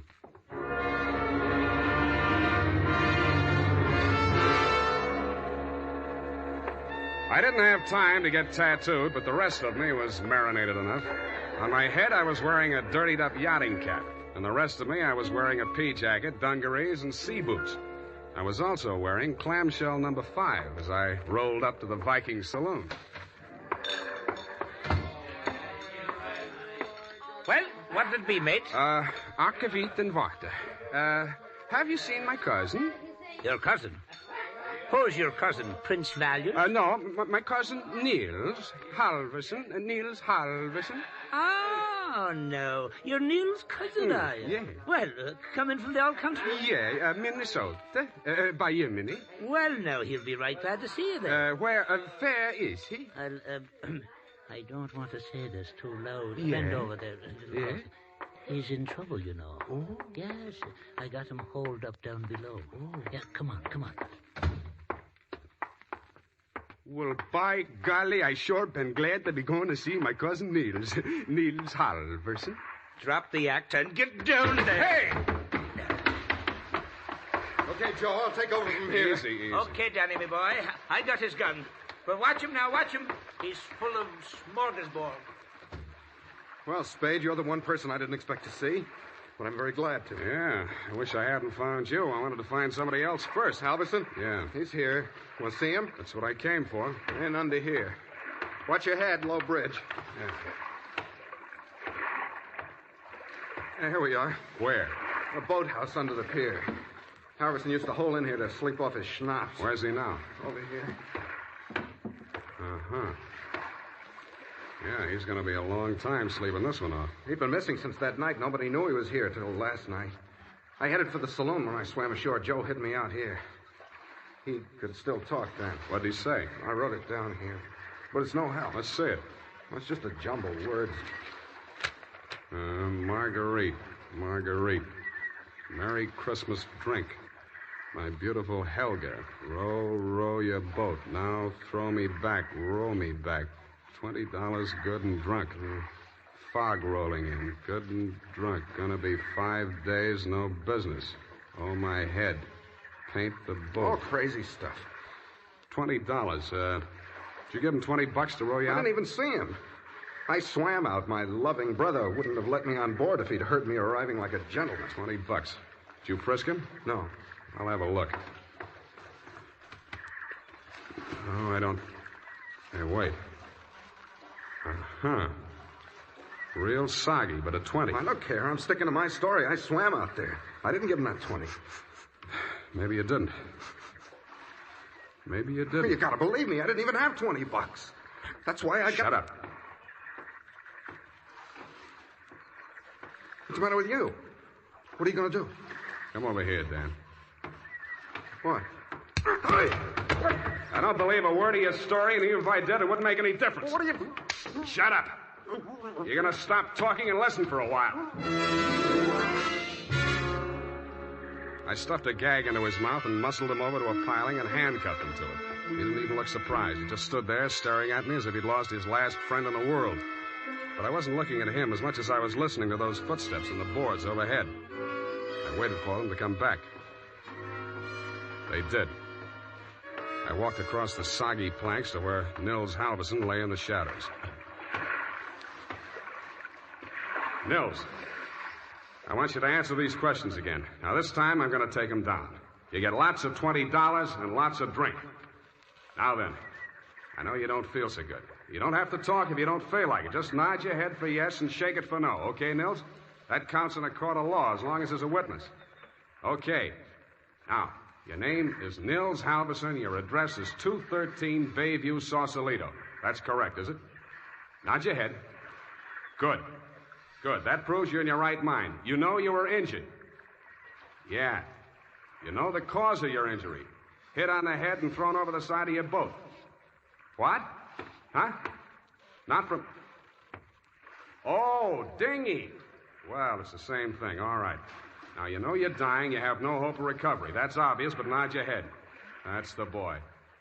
Now, Nils, on the night of the 18th, around 10 o'clock, after your usual working hours, you rode somebody out to the yacht Marguerite, in return for which this person gave you a $20 bill. This person is also the person who killed, who inflicted your fatal injuries. It is. Now, the name of that person, if you can possibly speak even in a whisper, so there can be no mistake. Can you hear me? Just say it close to my ear. Yeah? Yes. Yes, I got it. That's all. Now, I know you don't write, Nils, but make your mark here. Come on, I'll guide your hand. There.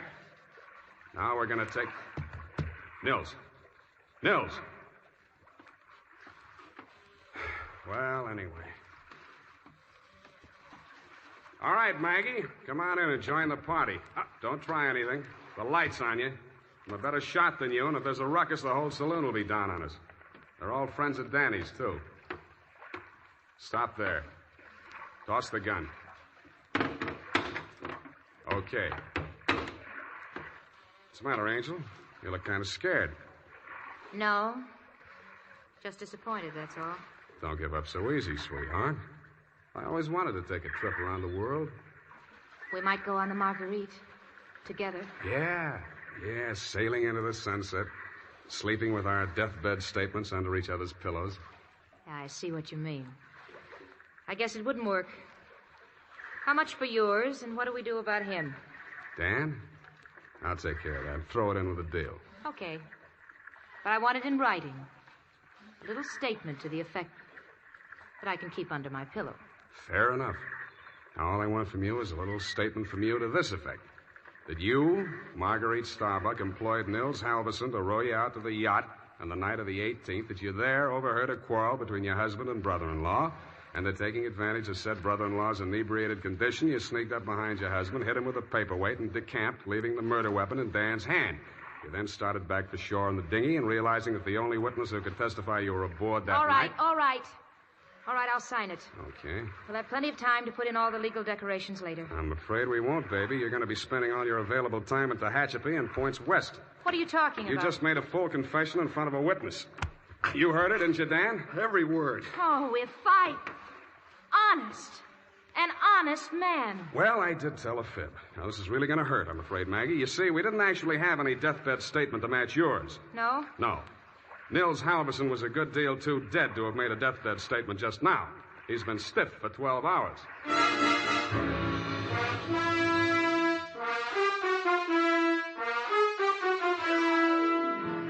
Period, and a report. Well, Sam, I'll type this right up because then I'm leaving. Wait a minute, Effie. I had to do it that way. Don't you understand? Of course, Sam, I quite understand. But you object, huh? A cruel, ruthless, murdering, though beautiful woman, foiled by a clever ruse, a great acting performance by the greatest private detective of them all. Is that all?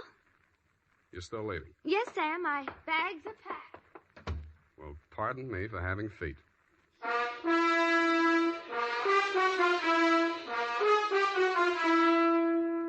There's a reason, men. In fact, there are 5 big reasons why more men every day are turning to Wild Root Cream Oil for well-groomed hair. Wild Root Cream Oil grooms your hair neatly and naturally. Wild Root Cream Oil relieves dryness and removes loose dandruff. Wild Root Cream Oil is non-alcoholic and contains soothing lanolin. 5 big reasons why you, too, should join the millions with handsome, well-groomed hair. Why you should step up to your drug or toilet goods counter and ask for Wild Root Cream Oil. Get the big economy bottle and the handy new tube that's easy to pack when you travel and just right for the office or plant. Also, ask your barber for a professional application of Wild Root Cream Oil Hair Tonic. Again and again, the choice of men who put good grooming first. Well, here it is, Sam. Goodbye. Now, wait a minute, Effie. You can't leave like this, not without... Oh, all right. I'll talk to you while I'm putting my hat on. Well, can't you at least look at me? After all, you should give me a chance to justify... Sam, apparently you're laboring under an apprehension. Of course I am. Oh, boy, am I glad I picked the last in June and the first in July. What are you talking about? My vacation. Vacation? You just had a vacation a few months back. 12, Sam. That's a year. Well, if you want to take advantage of a legal technicality... No, Sam, don't say goodbye, Mag. Well, it's customary, I suppose. It's lucky that some of us keep our nose to the grindstone, our ear to the ground, an eye to the future. Huh? Television's just around the corner, you know. Oh, Sam. Come here, sweetheart. You look lovely in it. Come here. Have a wonderful time. Oh, Sam. Oh, Sam. Come here. Now, go on. You missed your train. Where are you going? The Los Sierras. Well, just so you don't go to Kanab, Utah. All right, Sam. You know best. Good night. Good night, Sierra Sue. Now, who can we get for that part next week?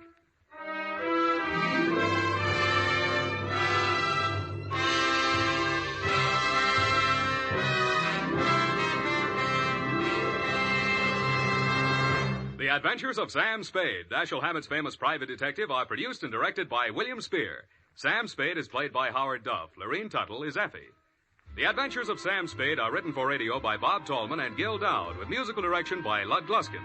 Join us again next Sunday when author Dashiell Hammett and producer William Spear join forces for another adventure with Sam Spade, brought to you by Wild Root Cream Oil. Again and again, the choice of men who put good grooming first.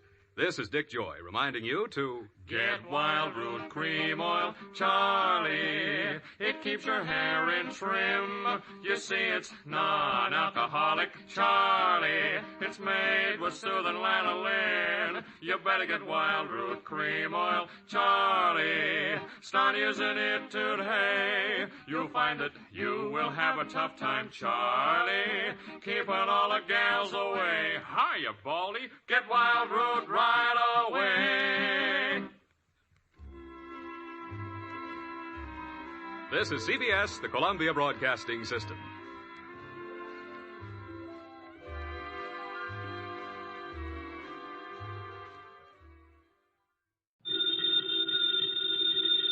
Ladies and gentlemen, the ringing of that phone bell means mystery, adventure.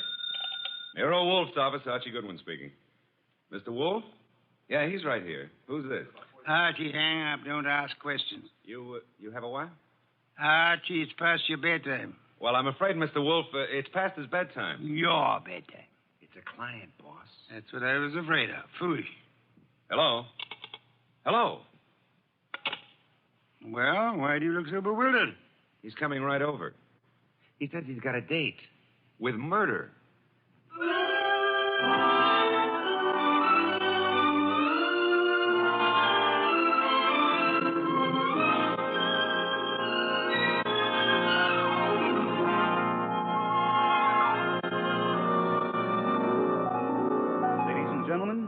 Detective genius who rates the knife and fork the greatest tools ever invented by man. The ponderous, brilliant, and unpredictable Nero Wolfe. Created by Rex Stout and brought to you in a new series of adventures over this NBC network in the person of Mr. Sidney Greenstreet.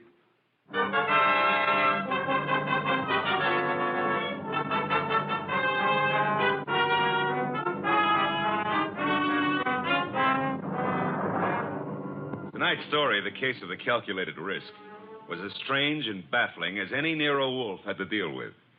It started late one night when a big-shouldered man sporting a reddish beard and billing himself as Dave Caffrey pushed his way in, walked up to Nero Wolfe's desk, and rocked him with this opener. Tomorrow morning, Mr. Wolfe, I'm going to kill a man. I beg your pardon, sir? I'm going to kill a man with these two hands. I've been told strange things across this desk, Mr. Caffrey. This is the first time a murderer has confided his intention to me in advance. This man you speak of. I'm not telling you his name. I'm not telling you where I'm going to meet him. The session tomorrow is going to be private and personal. But if anything happens to me between now and then, I want you to take over. Mr. Caffrey, do you seriously think I could assist you in a matter of private vengeance? That's not what I'm asking. This guy deserves to die. I plan to kill him with these two hands, me, myself. But if I slip up, if he gets me first, I want you to see that justice is done. But I assure you, I sir... told you this guy deserves to die. Let me tell you why. Years ago down south, there were 3 men in business together, partners. Me and 2 others.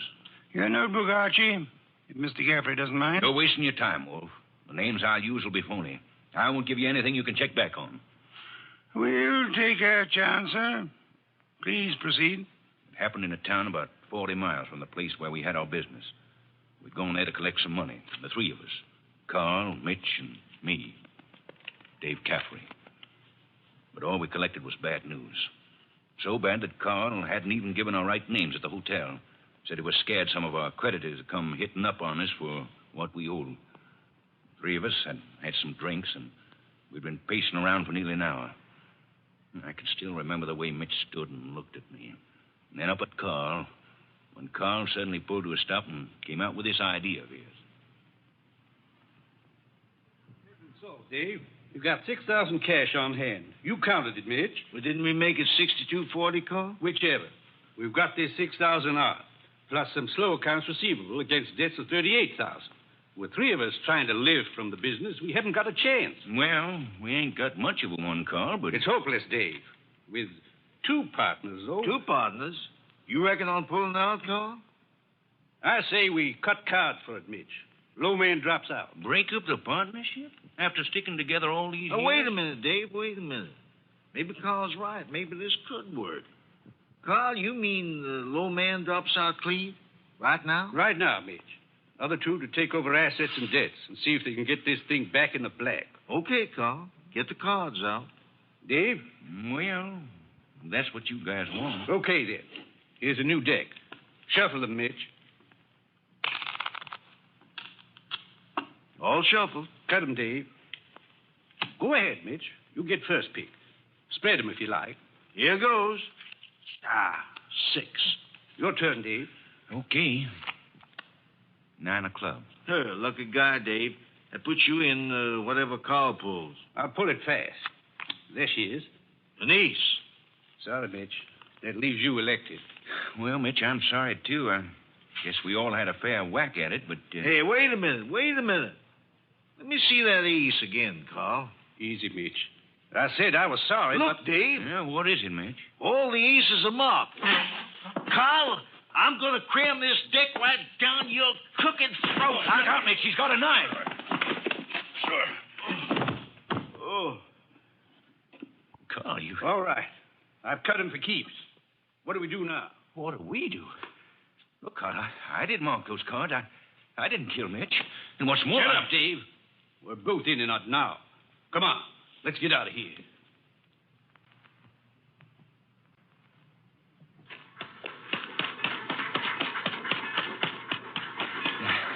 Now what, Carl? Look, Dave, this is where we split up.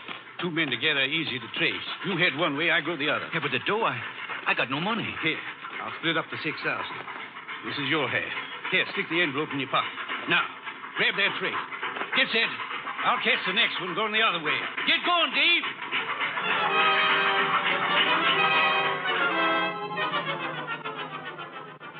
That's how it was, Mr. Wolfe. It all happened so fast that I... This man you call Carl, he would seem to be one of the world's choice creatures, Mr. Gaffrey. When I thought to look in that envelope he gave me, I found $40 and a few folds of wrapping paper in it. I was mad enough to... Well, I got off the freight and intended to go back, but... Then I picked up a paper. And read all about the murder of your friend Mitch with the statement that Carl had accused you of the crime and that the police believed him in view of your escape. That's it. Classical, but not at all original. Well, I was young then and stupid. And I'd had those drinks to start with. And you spent the intervening years hunting down the man Carl, am I correct? Yeah. I tramped the country from east to west, from north to south. Tramped it for years, searching for him. And yesterday I located him. He's a big wheel these days up on that 37th floor of his. But tomorrow when I get... Yes, Mr. Gaffrey, the 37th floor of... Never mind what building. Now, wait a minute, Caffrey. If you expect Mr. Wolfe to help you... I don't want him to help me. I'll help myself. But if I slip off, I know Wolfe's reputation well enough to know that he'll never rest till this rotten, chiseling murderer is sitting in the chair. That's why I've come here. Just to provide a backstop in case my dear friend of long ago manages to get the best of me. How will we know? You see this envelope? Read what it says. Nero Wolfe, 601 West 35th Street, New York. Delivered to him in case of my death. That's right. And this envelope is $500. Nearly all I've got in the world. Along with it, the full details on that knifing. Real names, dates. The proof you'll need in case I don't finish it up. Go on. Tonight, Mr. Wolfe, I'm going to give this envelope to the manager of the hotel where I'm stopping. I'm calling on, well, Carl.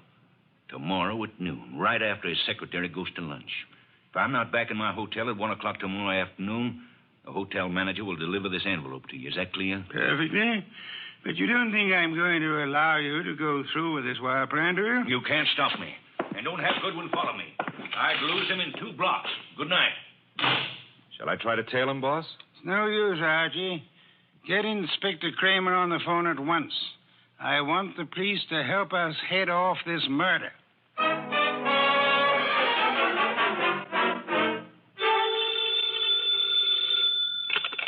Nero Wolfe speaking. It's Archie. I'm calling from the morgue. And? They found Caffrey's body in his subway washroom, mugged and stabbed.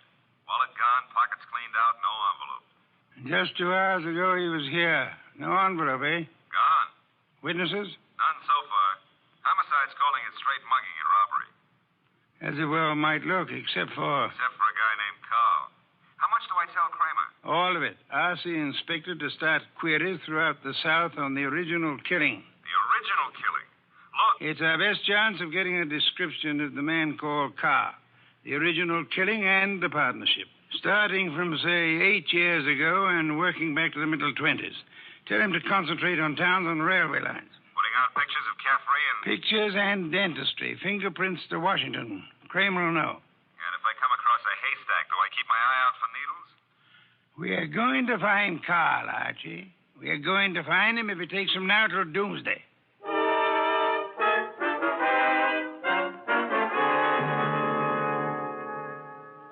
Mr. Wolfe, let's face it, we're licked. Licked, Archie? 3 days now. We found Caffrey's hotel here in New York. No traceable phone calls. Not a witness has turned up on that subway washroom party. And Kramer says he's getting nowhere with those answers from the Southland. The original story is bound to come slowly, Archie. We are asking a check on the unsolved killings of a dozen states over a 20-year period. And what now? You start trudging, Archie. Trudging? Through office buildings, through 37th floors of many office buildings. You keep trudging till we find him. Oh, now, wait a minute, Mr. Wolfe. This is a big city, remember? I might have to go through hundreds of buildings. This morning, Archie, the Municipal Reference Library informed me that there are exactly 34 buildings of 37 floors or higher in Manhattan. Now, when you rule out the United Nations building, hotels, Okay. Maybe not so many 37th floors, but lots of offices per floor. Maybe 40 or 50. Call it 30 times 40, and you've still got 1,200 to start with. And you don't know what kind of business. You don't know what Carl's real name is. You don't even know what he looks like. There could be 4,000 men like him. 4,000 affluent men, Archie? Yeah, well, all right. Caffrey said he was in the chips, though. You know, for a guy who'd been bumming around, that could mean anything from 10 grand a year up. Say, wait a minute. That cuts your field to 1,000. 1,000 tall men? Tall? I've been over those notes. Caffrey didn't say he was tall. As plainly as you could ask. Caffrey was almost your height, but he said Mitch stood and looked at me. And then he looked up at Carl. Up, Archie. That makes Carl your height or taller. Yeah. Well, maybe Caffrey and Mitch were sitting down, and Carl was, Caffrey told us the three were standing at the time. Check your notes. I've studied them. Okay. Maybe that does cut it down some. Yeah, it's still a lot of citizens that start checking for a southern accent. Don't rely on accent, Archie. Carl has had many years to lose any accent he might have had. Yeah, that's true. And so we narrow it, Archie. A man almost surely tall. A man not using the name he was born with. A man with an unexplained gap in his past. I ought to be able to reach right out and tap him. You go skeptical again, Archie? Well, it's still a pretty big haystack. Let's see if we can't trim it some more. On these building lists I've been going over, I've ruled out for now the members of professions requiring lengthy formal training. Medical men, lawyers, scientists of most kinds. Yeah, that's chopping it down. I'll admit that. I'll have further eliminations as we get into it. And I'm putting Saul Panzer on a second list this afternoon. Some of the credit references I'll handle by phone. So I start trudging, huh? You start trudging. And remember, Archie, since you'll probably be operating through secretaries, you're looking for a murderer named Carl, not for a new set of telephone numbers to brighten your winter.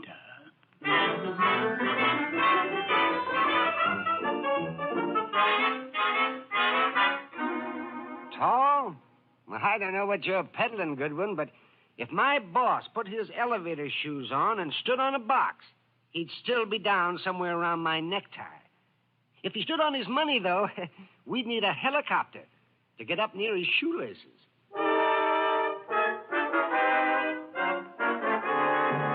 Oh, Miss Tunis, do you mind if I sit down? Why, of course not, Mr. Goodwin. Oh, thanks. You know, I've been in 12 offices on this floor, and you're the first girl who's seen the importance of this survey first crack out of the box. Well, I'm sort of new here, and I try to pay attention. Oh, you're not just beautiful. You've got a head on you. Is Mr. McLean in? Well, he's at lunch right now. Lunch? Oh, that reminds me. Know any good restaurants up this way? Well, I was just going to the downstairs drugstore myself, but I wouldn't say Well, that... come on. Put your bonnet on and let's skip the drugstore. This meal is on the Executive Resources Survey.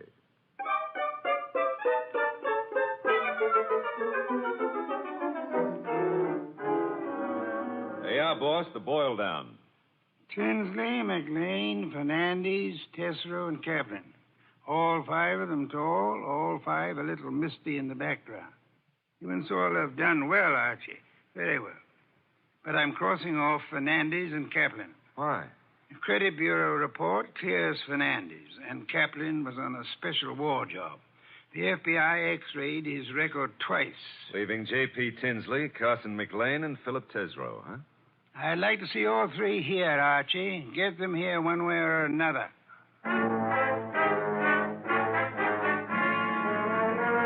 And so you do admit that Tinsley isn't your real name? Mr. Wolfe, are you a blackmailer or what? I'm a licensed private investigator, sir. Any disclosure you make will be kept in confidence, provided it doesn't touch on the case I'm engaged on. You haven't said what the case is. I don't intend to. If you prefer to explain this mysterious gap in your background at the district attorney's office... Well, I'm using the name Tinsley because I've got an undivorced first wife out on the coast. We broke up 20 years ago, but she said she'd see to it that I never married again. And she knew where I was today. Well, I don't say I'm a saint, but she's a vindictive woman. I see. May I have names, dates, and places starting 1924?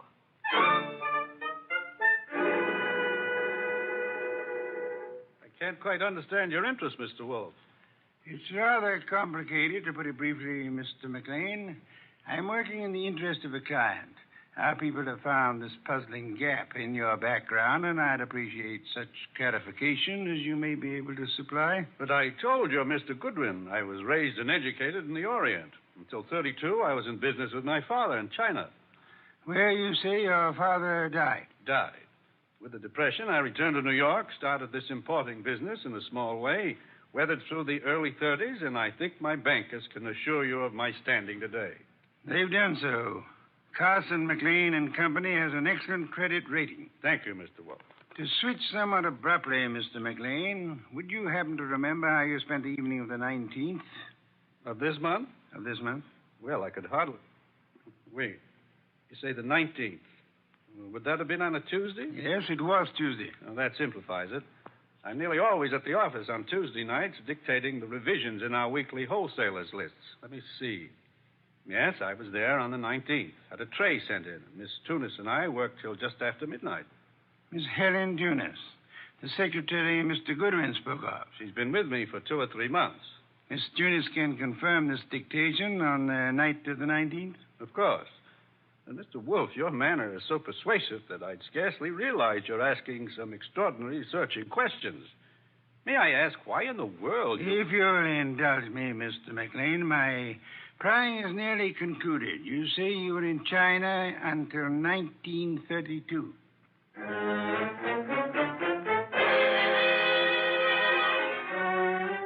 Mr. Tesreau, I'll be brutally frank. We know that your name's not Tesreau. And we know that you served a prison term from 34 to 38 for arson. I'd like some straight answers. I didn't say I wouldn't answer your questions. The past can remain your own, provided... Now, look, Mr. Wolfe, I've been going straight for 12 years. And this business of mine is on the level. Now, if this is a shakedown... I'm asking where you were on the night of the 19th. And I'm telling you I stayed in town. I ate alone. And I went to a movie. I caught the 11:35 for Sanford. And that's all there is to it. You're denying that you were ever in business in the South? I was born in the South, but I haven't been back there since I was a kid. What about the arson? I put in 4 years squaring for that mistake. Let's start again, Mr. Tesoro. You say you were in Cincinnati in 1931.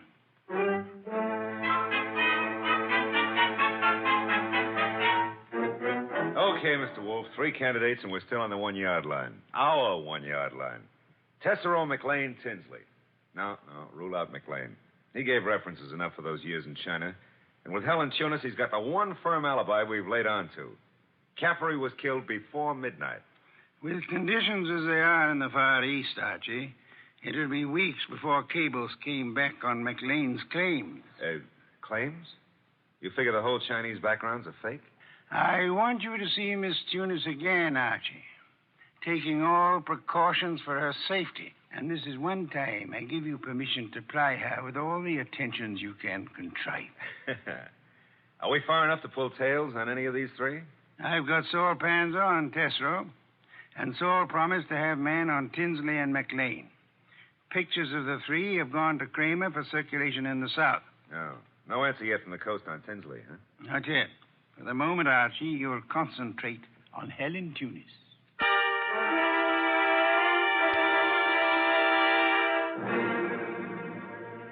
Helen, I've got to see you tonight.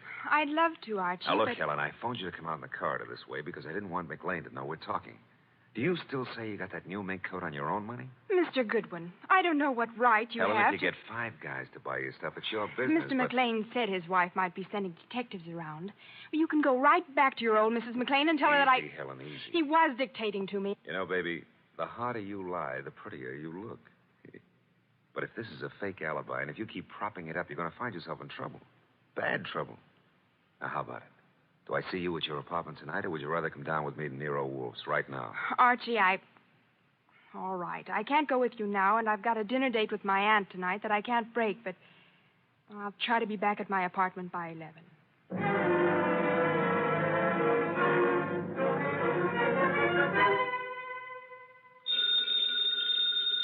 Archie. Nero Wolfe speaking. This is Archie, Mr. Wolfe. I'm at Helen Tunis's apartment. Well? I could cut my throat for not making her come with me this afternoon. Trouble? Not for her anymore, poor kid. I got here 3 minutes ago and found her strangled. Couldn't have happened more than half an hour ago.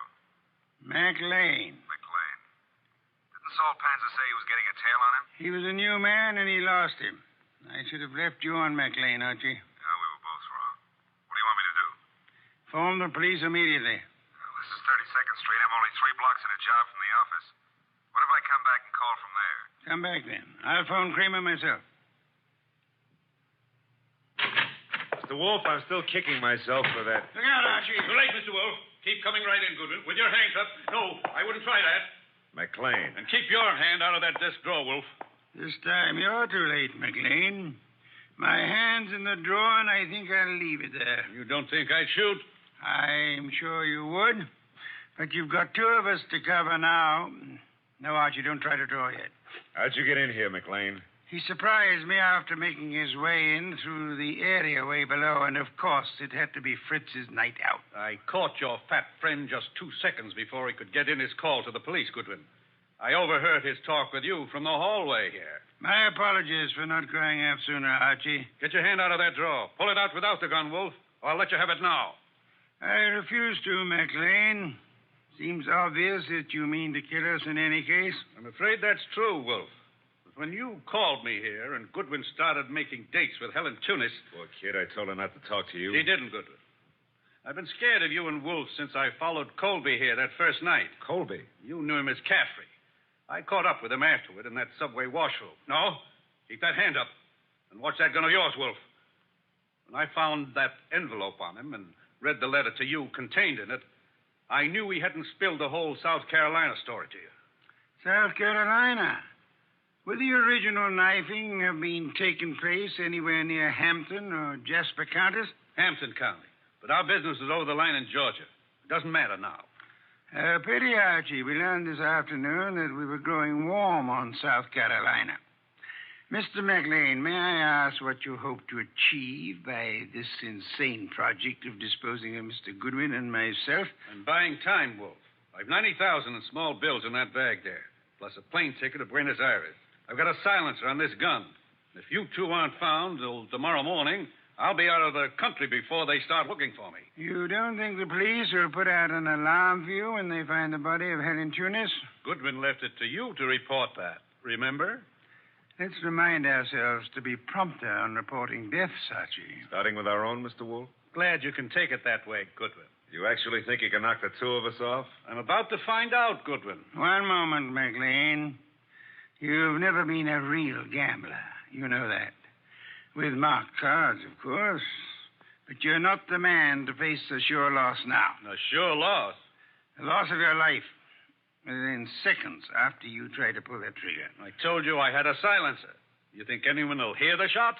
There'll be more shots than you count on. My hand's on a pistol now in this drawer, and Mr. Goodwin has a .38 in his shoulder holster. You can't shoot through the desk, and Goodwin won't get a chance to draw. You're an intelligent man, McLean. Vicious, but intelligent. May I describe the certainty of your immediate death if you don't throw that pistol on the desk and give yourself up? There are two of you, I know that, but... McLean, you must be aware that in the actual fact, exceedingly few men are killed instantly by a single shot, even from a pistol of heavy caliber. The one you hold is a .32. And it's a .45 in that drawer, McLean. I assure you, McLean, that neither of us will surrender the weapons we have. Should you start shooting, we'll both do our best to draw and keep firing till you're dead. You're stalling, Wolf. What have I got to lose by trying for you both now? Your life? I'll correct that.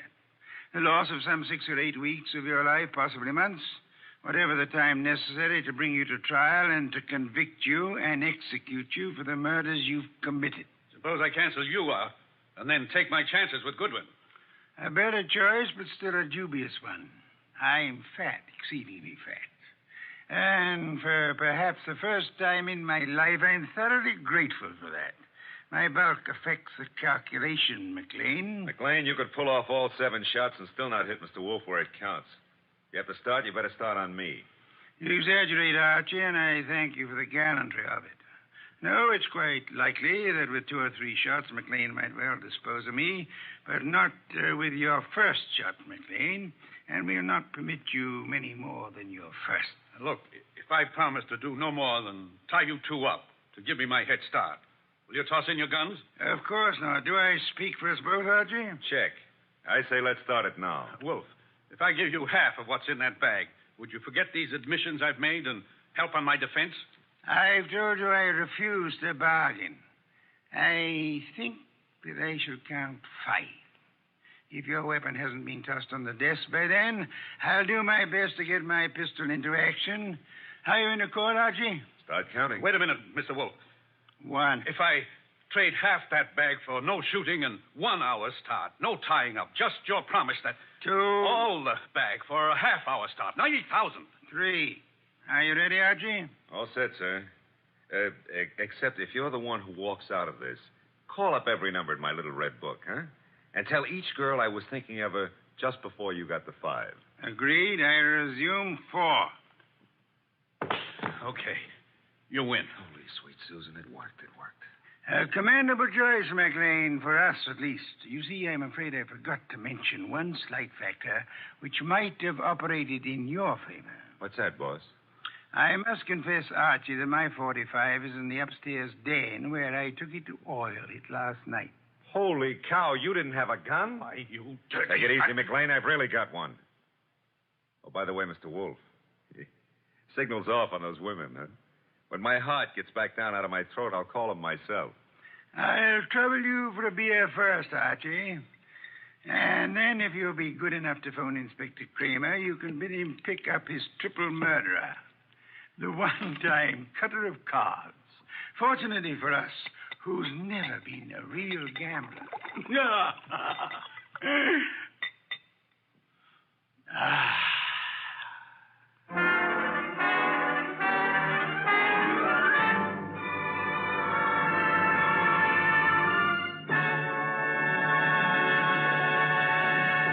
You have been listening to The New Adventures of Nero Wolfe, starring Sidney Greenstreet.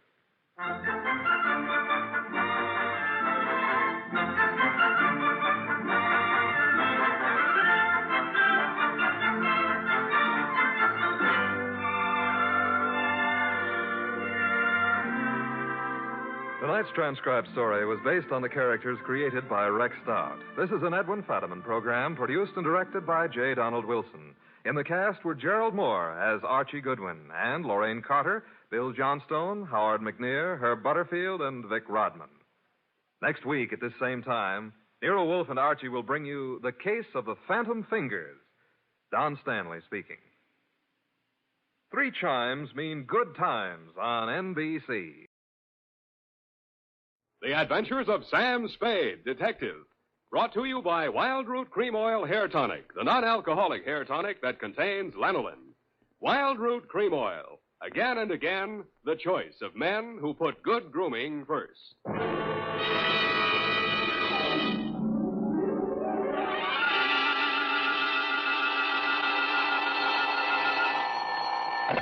Sam Spade Detective Agency. Hello, sweetheart. It's only me. Oh, Sam. Why so modest? Women, Effie.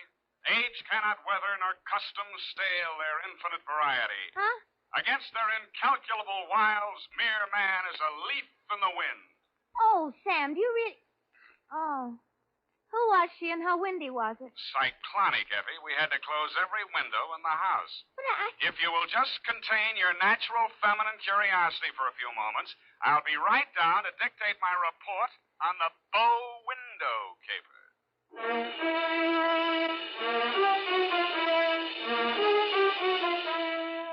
Dashiell Hammett, America's leading detective fiction writer and creator of Sam Spade, the hard-boiled private eye, and William Spear, radio's outstanding producer-director of mystery and crime drama, join their talents to make your hair stand on end with the adventures of Sam Spade.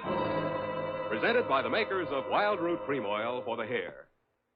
To every man who says, I don't use a hair tonic or I don't believe in a hair tonic, I say this. Decide for yourself. But don't decide until you've tried Wild Root Cream Oil, the entirely different hair tonic. There's not a drop of alcohol in Wild Root Cream Oil, and it contains soothing lanolin. What's more, it grooms your hair the right way, neatly and naturally. So get the big economy-size bottle and the handy new tube at your drug or toilet goods counter. Wild Root Cream Oil Hair Tonic. Again and again, the choice of men who put good grooming first. And now, with Howard Duff starring as Spade, Wild Root brings to the air the greatest private detective of them all in The Adventures of Sam Spade.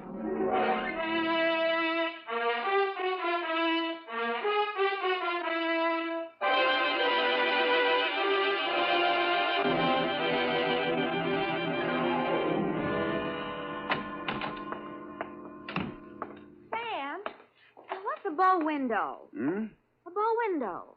Bow window is a bay window that you look into instead of out of. Look into instead of out. Oh. Oh, Sam. Get your book, Panther Girl, and slink on in. What was she trying to see through the bow window? I mean, whose house was it? Her own. But if it was her own house, then why would she It look... just goes to show you, darling, what some women will stoop to. It does? Mm-hmm. There was a low window. Oh. Well, whenever you're ready, Sam. Date November 10. 9th. 9th. Correct. 1947. To Dr. Helmut Ries. I was right for once. Yeah.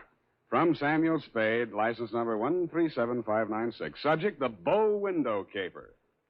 Dear Dr. Ries, I know that this report will not make pleasant reading for you, but you paid for it, so here it is. As far as I was concerned, it all started on Thursday morning when you called at my office. From your story, I gathered it had been going on for some time. You will say these are merely the actions of a jealous woman, Mr. Spade. But I assure you there's more to it than that. It must be a carefully thought-out plan to ruin my career, my whole life. In what way, Dr. Reese? She spies on my private consultations, insults my women patients. I can no longer even keep a nurse for more than a week at a time. Scenes, hysterics, outbursts of violence. I cannot continue my work under such conditions. Well, why don't you give her a divorce? Why, no. This is not her desire. If it were, it would be simple. No, she wants to bring me to ruin. She wants to see me on my knees in front of the populace. Why? That is what I want to find out. Why? Doctor, I think you ought to take this case to a head doctor. I have consulted a psychiatrist. He examined her. She's perfectly competent mentally. So you see, there's here already some mystery, for which one comes to a detective. How long has this been going on, Dr. Reese? Since 3 months only. But in this time, she has reduced me to utter desolation. Dr. Reese was a very good divorce lawyer right down the hall from my office. No. I discussed the matter of a divorce with her a few days back. This was her answer. You see, a receipt for the purchase of a gun. And this note in her handwriting. I hope you will not force me to use this. Esther. Yes. Well, what do you think she has in mind? Murder or suicide? She refused to discuss it. But one thing I have noticed. Since she has bought this gun, a new development. A strange man watches my house. Several times I have caught him following me. Well, she might have hired a detective to check on whether you visit a lawyer. Perhaps it is very simple, but it is all too strange to be harmless. I half-heartedly agreed that it might be, Dr. Reese, and when you checked for $100 didn't bounce, I went to work wholeheartedly. I reached your house on Pacific Avenue just as the streetlights were going on. It's a quiet neighborhood, so I could hear it before I got close enough to read the number on the door. This is nasty. Get out. Get out of this house. Get out. You have no right. Get out. They seemed to be slugging their way toward the back of the house, so I decided to risk an entrance. I found the doorbell, and I was about to punch it when I caught sight of your mystery man. He was crouched in a clump of shrubbery that grew under the bow window at the corner of the house. He was still there with his eyes glued to the window when I walked up behind him. Hey, let go of me. Let go. Come on. You're going inside. Listen, I'm not just a snooper. I didn't say you were. I'm just inviting you inside for a better look. Now, I'm warning you, if you don't let go of me, Stop squirming, will you? Go!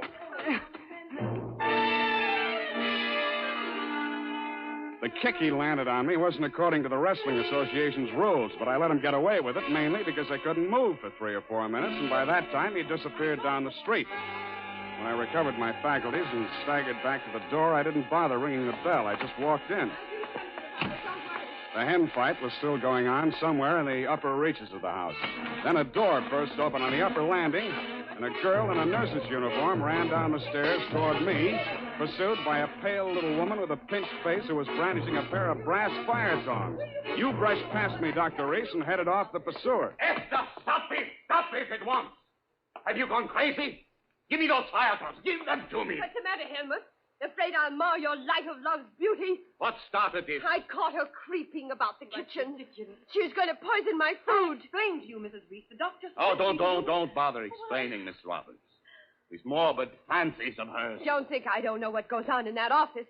That office where I'm not allowed anymore. That's only because you make the patient so nervous, Esther. I know what goes on. You and those women. That will do, Esther. Go to your room. Very well. But I won't have that woman in this house another day, Helmut. Is that understood? Go to your room, Esther. I'm going. But remember what I said. I've warned you both. I can't. There, Miss Roberts. Now don't. There. I can't stand anymore, Doctor. I tell you, it's making me a nervous wreck. I just... Dr. Reese. Huh? Oh, Mr. Spade. You saw, you heard? Yeah. Come into my office. We'll talk. I think we'd better. Doctor, there's still one more patient waiting to see you, Doctor. Well, have her wait a little longer. Yeah. This way, Mr. Spade.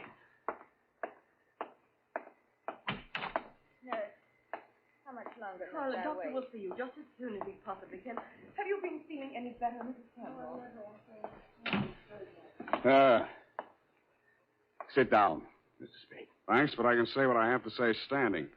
Your wife's a very tragic woman, Doctor. I wish I could help her. I wish I could help you, too. But I can't. You heard her threat against Miss Robbins. Was that a joke? There's nothing funny about jealousy. But there is this man who watches the house. And the gun she bought. I collared him outside just now. Oh, well, did you get him to talk? No, but I wouldn't worry about him if I were you. And about that gun. The Constitution says every citizen shall have the right to bear arms. Even Parnell Thomas can't do it. Mr. Spade, I've not yet told you all. If I... Oh, Doctor, I'm sorry Yes. to interrupt, but this patient, she's been waiting for more than an hour. Well, who is she? Mrs. Kavanaugh. Kavanaugh. Kavanaugh? Who? Well, has she been here before? Of course, last week. Here's her card. Oh, yes.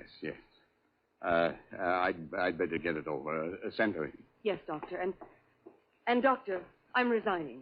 I'll finish the day, of course, and then I'm through. I'm sorry. Yes, well. Very well, Miss Robbins. I can't say that I blame you. Good luck. Goodbye, Doctor. Well, I'll be going along myself now, Doctor. No. You must hear me out, Mr. Spade. I've not yet told all. If you'll just wait until I have seen this patient, please, Mr. Spade, please. Okay, I'll wait outside. Oh, I beg your pardon. I beg yours. Come on in, Mrs.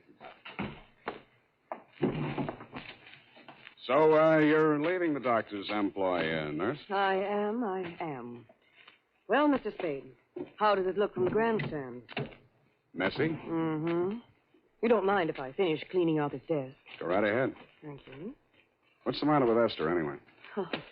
I could sum the whole thing up in a single 5-letter word, shall I? You have. Are you going to walk out on him? Aren't you? Yes, I am. Oh, but Esther isn't jealous of your type, if you don't mind my mentioning it. I feel heartened to think that you noticed I was different. Oh, I did, Mr. Spade. I really did. You don't seem particularly nursey to me, either. I'm not. My, you have a fast pulse, Mr. Spade. Yes, I've been feeling very weak the last few minutes. I need care. Oh, you don't eat enough apples, Mr. Spade. Well, I guess I finished. Oh, there's that old contract. I wonder... Mr. Spade, will you tell the doctor I've left and thank him for me again? Aren't you going to see him before you go? No, I'm not. He'd only begged me to stay, and it's simply out of the question. Oh, the poor guy. I just don't know what I'd do if I were in his place. For you, Mr. Spade.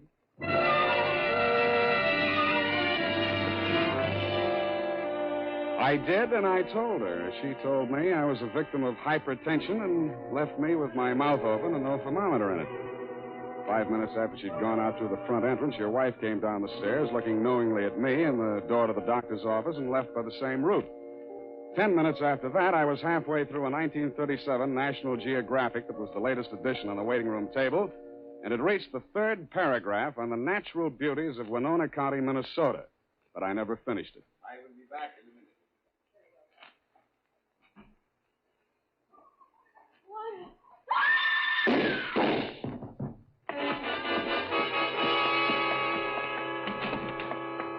The first thing I saw when I entered the room was Mrs. Kavanaugh, your patient. Why did he do it? You, doctor, was standing over her, nervously twitching off the rubber glove from your right hand. You tested her throat for pulse, then listened through a stethoscope. It was purely a formality. One of the .38 caliber slugs had entered the right temple. The other had torn through the base of the skull. How did it happen? I don't know. I had completed the examination and walked over there to put my instruments away. When I turned back, she had a gun in her hand. Before I could stop her, she pulled the trigger. Suicide, of course. Why? Well, I just told her the truth, that there was nothing I or any other doctor could do for her. That she had perhaps a month, perhaps less. She had suffered great pain, of course, for some time. Uh-huh. You saw her shoot herself, you say? Yes. The gun, she took it out of my desk drawer. I'd removed it from my wife's room earlier today. I see. Well, doctor, this is the neatest suicide I ever saw. No powder burns, and from the way she's lying, she must have shot herself from the direction of that window, at least 10 feet away. She screamed before the shots were fired and had time to fire a second bullet into her head and throw the gun across the room before she fell. Well, Helmut, at last it's happened, hasn't it? Esther, leave this room. I told Helmut one of the husbands would catch up with him. Pretty, wasn't she? I don't remember this one.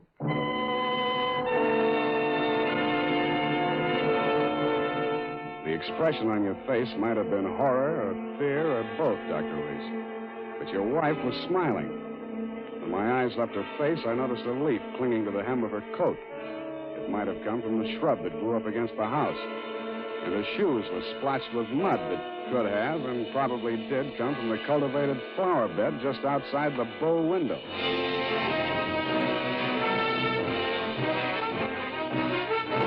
The makers of Wild Root Cream Oil are presenting the weekly Sunday adventure of Dashiell Hammett's famous private detective, Sam Spade.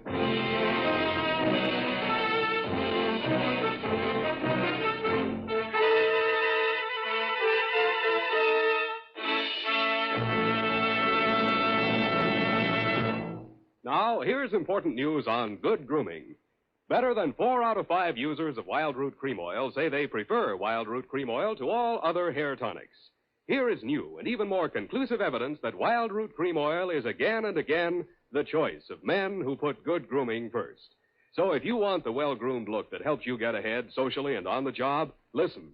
Recently, thousands of people from coast to coast who bought Wild Root Cream Oil for the first time were asked, how does Wild Root Cream Oil compare with the hair tonic you previously used? The results were amazing. Better than 4 out of 5 who replied said they preferred Wild Root Cream Oil. And no wonder. It gives you the advantages that men consider most important.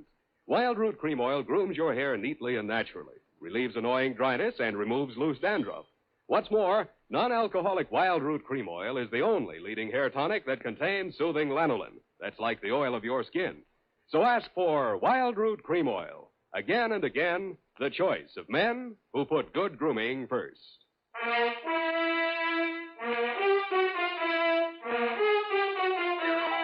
And now, back to the bow window caper. Tonight's adventure with Sam Spade.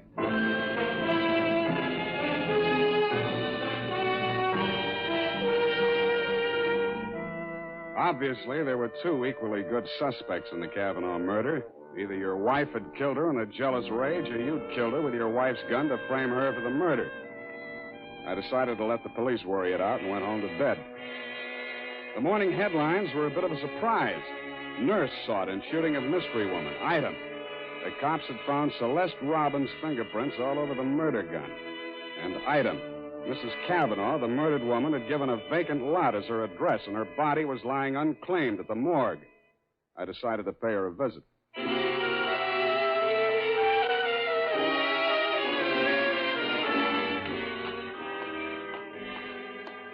Maxie, hey, Maxie. What? Oh, Sam. Sammy, my boy. Hey, it's good to look on you. How are you, Maxwell? Oh, fine, fine. What brings you here, Sam? The Kavanaugh woman. The Kavanaugh, huh? Let's see who's with us today. Stiftel, Milton, Schwartz, Kelly. I knew him. Nice guy. Feige. Aha. Kavanaugh. Rose. Hello, Rose. Hey, Sam, don't you want to look at Rose? No, I've seen her. Yeah, just checked her back in. Autopsy. Say, you do collect queer ones, Sam. Now, you take her. Why would anybody in the world knock her off? In her condition, all he needed to do was wait. A month. Couple of weeks. Bad as that, huh? Worse. Anybody claim her yet? Well, Hello. Something we can do for you? My name is Kavanaugh. I've come for my wife. He was standing with his back to me, and I didn't get a good look at his face until he walked over to the desk with Master. The voice tipped me even before I saw the face. It was the man I'd caught outside your office window less than half an hour before the murder. If he recognized me, he didn't let it show. I waited while he went in with Maxie. When he came out, there were tears streaming down his face. I'd been waiting for 2 reasons. I had some questions to ask him, and I had wanted to pay back that jolt he'd given me the night before. I left without doing either.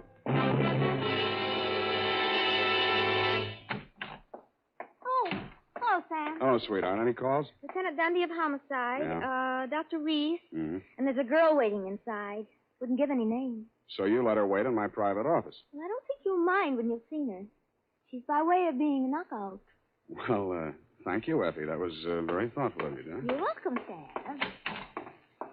Sam, please don't be angry with me for coming here.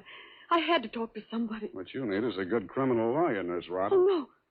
Oh, no. Do you think I killed that woman? How did your prince get on that gun? And don't tell me she threatened you with it and you grabbed it out of her hand. No, I didn't. I did nothing at all. Take it easy, Nurse. Take it easy. Would you like a drink or something? No.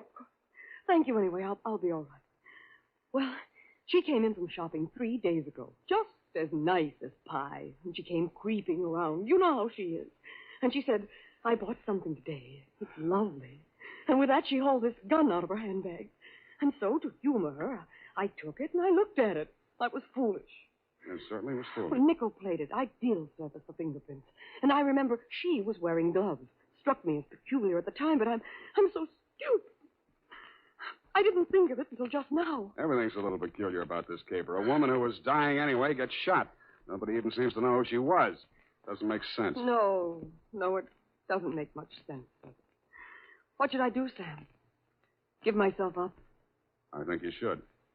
Yes, I thought you'd say that. All right, phone the police. You got a lot of courage.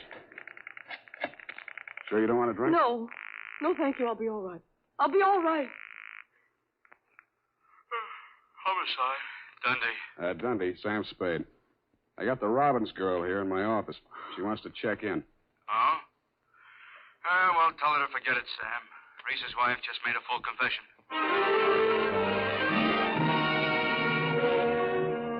That tore it. In my anxiety to see how you were bearing up under the shock, Doctor, I blew $1.50 of your money on a taxi all the way out to your address on Pacific Avenue. To my astonishment, you were wearing a look of real distress. I don't understand it, Mr. Spade. This confessing, it's not like her. It's all too strange to be harmless. Dr. Reed, I'd like to talk to you alone. Do you mind, Mr. Spade? Go right ahead.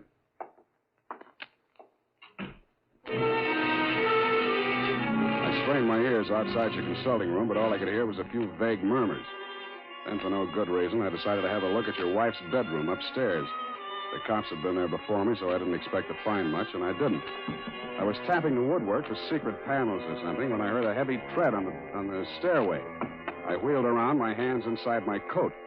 A jolly-looking character in coveralls was standing in the doorway. Home Electronics. I beg your pardon? Jagged. Home Electronics. I come to take the equipment. What equipment? The dictograph. She don't need it no more. Ask me, she hurt too much. Mrs. Reese had a dictograph installed? Yeah, a rental type installation. This here's a speaker. My own design. Looks like a portable radio, don't it? Yeah, where's the other end? Where's the microphone? It's in the doc's private office. You interested, eh? Yeah, turn it on, will you? Oh, sure. We'll get it tuned in a minute here. Oh, feedback. Wait a minute, I'll fix it. Let her talk. What can she tell? I don't know. But it's uncanny the way she knew Nice, huh? things. Every word we spoke together. That's because of the dictograph. Neat rig, huh? Shut up. We cannot allow this terrible tragedy to come between us. We love each other. Nothing can change that. Oh, boy. That's as nice, ain't it? Quiet. I just know, please don't. Now stop it, Helmut. I don't want you. Please don't. What is it, Celeste? What has happened to Jane? What has happened? You asked that. When I've been attacked by a mad woman and accused of murder all in the space of 12 hours. But it's all over now. Just so, Helmut. Yes, it's all over. Well, can't you turn it up a little more? Oh, sure. Turn it up. Hold it. Over. It's over. And I'm very, very ashamed. I suppose it was my usual thing. I always get sorry for a poor, weak man and get involved. But this time, I'm sorry for her. Celeste, please. When I was a kid, I liked it. It used to make me feel powerful and, well, to watch them squirm. But it's no fun anymore watching another woman in the agonies of jealousy. And you, I thought you were just weak. You're a brutal, unscrupulous murderer. What are you saying, Celeste? You killed Mrs. Kavanaugh. Why, that's impossible. You stood deliberately in that window and you fired 2 shots right at Hey, what gives you? Why weren't my rehearsed them by fingerprints yourself? on that gun? Because you were wearing your rubber gloves, Doctor. Celeste, don't say any more. No.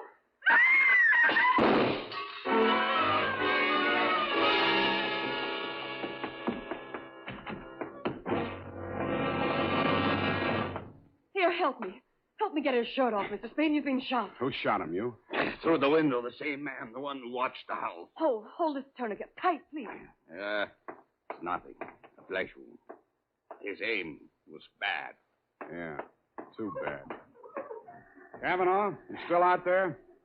You got nothing to worry about. He's still alive. I missed him. Give me a hand. Come on. That's it. I missed him. That was lucky. You're taking the rap for your wife's murder, too, if you're a better shot. He did it. He killed my wife. I was at the window. I saw him. What I don't understand is why his wife confessed. She loves him, Mr. Kavanaugh. You should understand that. I guess that's what happens to love when it gets crossed up. Why didn't you tell the police what you saw? They'd have hung it on me. She was a stranger to everyone else. I'd been quarreling with her, suspicious, acting like a maniac. She never told me. She must have been going to one doctor after another, trying to find one that would give her one ray of hope. In pain all the time, too, and never letting on. Never. Even after that first visit she made to Reese's office, I didn't tumble. I thought she was meeting him on the sly. And I followed her both times. That last time I carried a gun. I might have killed her if what I suspected had been true. I'm very sorry, Mr. Kavanaugh. I didn't realize. You're pretty late with your regrets, Doctor. I don't quite figure either. Maybe the prison psychiatrist can. Dundee homicide. Dundee, tear up Mrs. Reese's confession. Come on over and get the doctor. Dr. Reese? Yeah. By the way, he accidentally shot himself in the arm. Isn't that right, Doctor? What? Oh, yes. Accident. Why didn't she tell me? Why didn't she tell me? I don't know, Kavanaugh. Women. Sometimes they make too much sense, or we don't make enough, or maybe we're all crazy.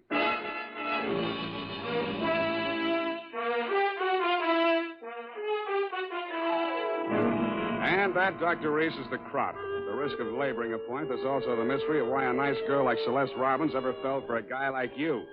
You'll have plenty of free time to think it over between now and the trial. If you find the answer, drop me a line. Period. And a report. You know, Sam, that Celeste, I like her. I wish we could do something for her. Well, I've already thought of that, Effie. Oh? What are you going to do, Sam? Type that up, sweetheart, and I'll write you a happy ending. Here's how you can find out whether the hair tonic you're using today is giving you what you ought to get in good grooming. Ask yourself, does my present hair tonic groom my hair neatly and naturally, or does it leave my hair sticky or greasy? And does it relieve dryness and remove loose dandruff, too, or does it do just a halfway job? Unless you can honestly say that your present hair tonic does all that for your hair, you owe it to yourself to try Wild Root Cream Oil right away. Try Wild Root Cream Oil and see for yourself how it improves your appearance, grooms your hair neatly and naturally, relieves dryness, and removes loose dandruff. It's non-alcoholic and contains soothing lanolin. Get the big economy-size bottle and the handy new tube that's easy to pack when you travel and grand for the bathroom cabinet. Don't delay. Get it today. Wild Root Cream Oil Hair Tonic. Again and again, the choice of men who put good grooming first. Oh, here's the report, Sam. You want to read it over? I do not. File it under F for forget. About that poor Celeste, Sam. Oh, yeah. Well, I made a date with Celeste to take her dancing tomorrow night. She needs cheering up, you know. Oh, what for? Well, you said she needed help. Well, that isn't exactly the kind of help I had in mind. Oh. I don't see why it's necessary Effie, to take... we must each of us give a particular kind of help each of us is particularly equipped to give. Very well. She used to make over men just to get the other women jealous. That she did. Aren't other women silly to allow themselves to get jealous when they know just what she's up to? Idiotic. Just idiotic. Sure thing. And go home, Effie. I'm a lousy dancer. Oh, very well. Have fun, Sam. Good night, Sam. Good night, sweetheart.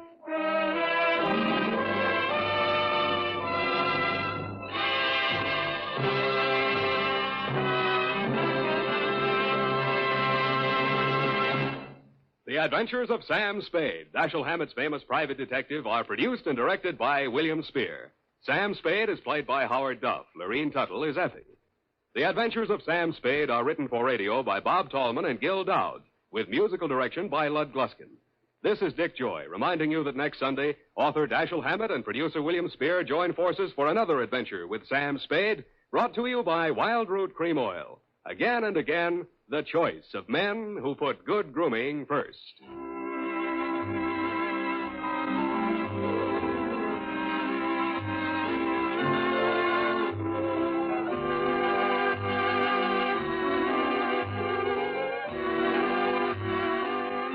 Smart girls use Wild Root Cream Oil, too, for quick, good grooming and to relieve dryness between permanents. Mothers say it's grand for training children's hair. This is CBS, the Columbia Broadcasting System.